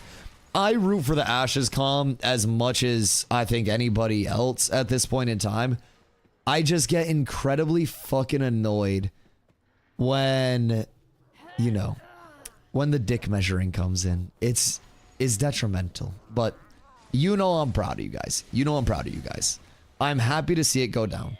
Does leadership or chill? I know. See, that's why I'm like cool. That's why I say there are people in Polar that I'm friends with. Like Seat and Colton are in here fucking daily for hours on end, and we shoot the shit. Colt came in fucking as soon as the boss was down. I'm pretty sure it was like Dusty, we killed it. I was happy as shit. I was asking Colt what the fight was like. I was asking Colt which Harbinger went down, like what dropped and shit. I was happy as hell. And then, as you said, remember 147. It's just they're the expendable ones too, you know. They're not the ones that are actually out here supporting. If they had a gifted sub badge, they'd get away with a lot more. Good fucking golly. You know it's love on my end, dog. You know it's love on my end. I just get fucking tired of people's shit. Especially the hive mind. Oh god, dude. Like, I feed pigeons every single day before stream when I wake up, right? And when I go out with birdseed, my pigeons will jump on each other's backs and they will like stiff arm their wings out to try to get other pigeons away from the birdseed. And it's like, that's what I see sometimes when a community gets angry. Like 10 of their pigeons pile on and they just squawk and they just like fucking yap and yap. And it's like they can't jump on each other's back fast enough to say something fucking useless. And I'm enamored sometimes that it's like, hey bro, let's go in this guy's Twitch chat and make our first time chat something funny. Haha. And then nobody laughs except for the 2 people in the VC. Never understood it, bro. I do it for fucking 10 hours a day and somehow people can't manage to interact like a normal human being for one chat. It's cold world out there. Cold world out there. I hope y'all beat the Euros. Shit, bro. I hope we beat me mental boom and trying to drag 4 people out there and saying we're not leaving till we prog. Like every single day, we link more epic gear and I'm like, why are we not using this to kill stuff? Why are we not killing shit? I need it. Also, I know sieges are kind of bugged too, but fuck. I'd love to get siege reps in. I'd really love to get siege reps in. I want siege reps so bad. Incredibly bad. Someday. Someday. Similarly, like last 1 or 2 bosses of a heroic WoW raid in terms of difficulty. I heard that it is actually difficult, and it seemed actually difficult. Like I skimmed the VOD while I was running place to place. Do we want Tomb Plate Head? What about it? Like the recipe? I don't fucking know. Bro, I don't know how much you think I'd know. But I do not know that much, dog. I do not know that much. Goddamn, that's like in-depth shit. Just broke 400 mag power on a cleric. That's beautiful. That's beautiful. All right, lads. I got food to get. I got sleep to get. It's fucking 1 a.m. I'm tired as shit. I'm gonna go raid this guy. I enjoyed my stay. I also enjoyed your stay, Kaiser. Congrats again on the Harbinger kill. If anybody caught strays during the purge wave, tell them to appeal their ban and I'll have Nin take a look at it and unban worthy ones. There's hope for some. Most though, if it was just a first time chat, they're probably gonna stay banned unless they exclamation donate. So, kill more polar than the boss. Yeah. That's fucking huge, actually. That's a banger comm. That thank you, thank you. That is a good comm. That's a banger down the night on, sir. Well played, well played. See, there's a reason why you're here and why you're welcome here, boys. If it's your first day here, I appreciate y'all coming through. I'm a very sleepy DustyWhy and I stream 10+ hours of Ashes on a daily basis, so I appreciate y'all being here on the daily, making it possible for me to do all this genuinely from the bottom of my heart. Thank you guys. I will be back tomorrow and we'll be doing, spoiler alert, the exact goddamn thing. I can't wait. More money, more crafts. God did. Boys, I'll catch you tomorrow. I love y'all. I appreciate y'all.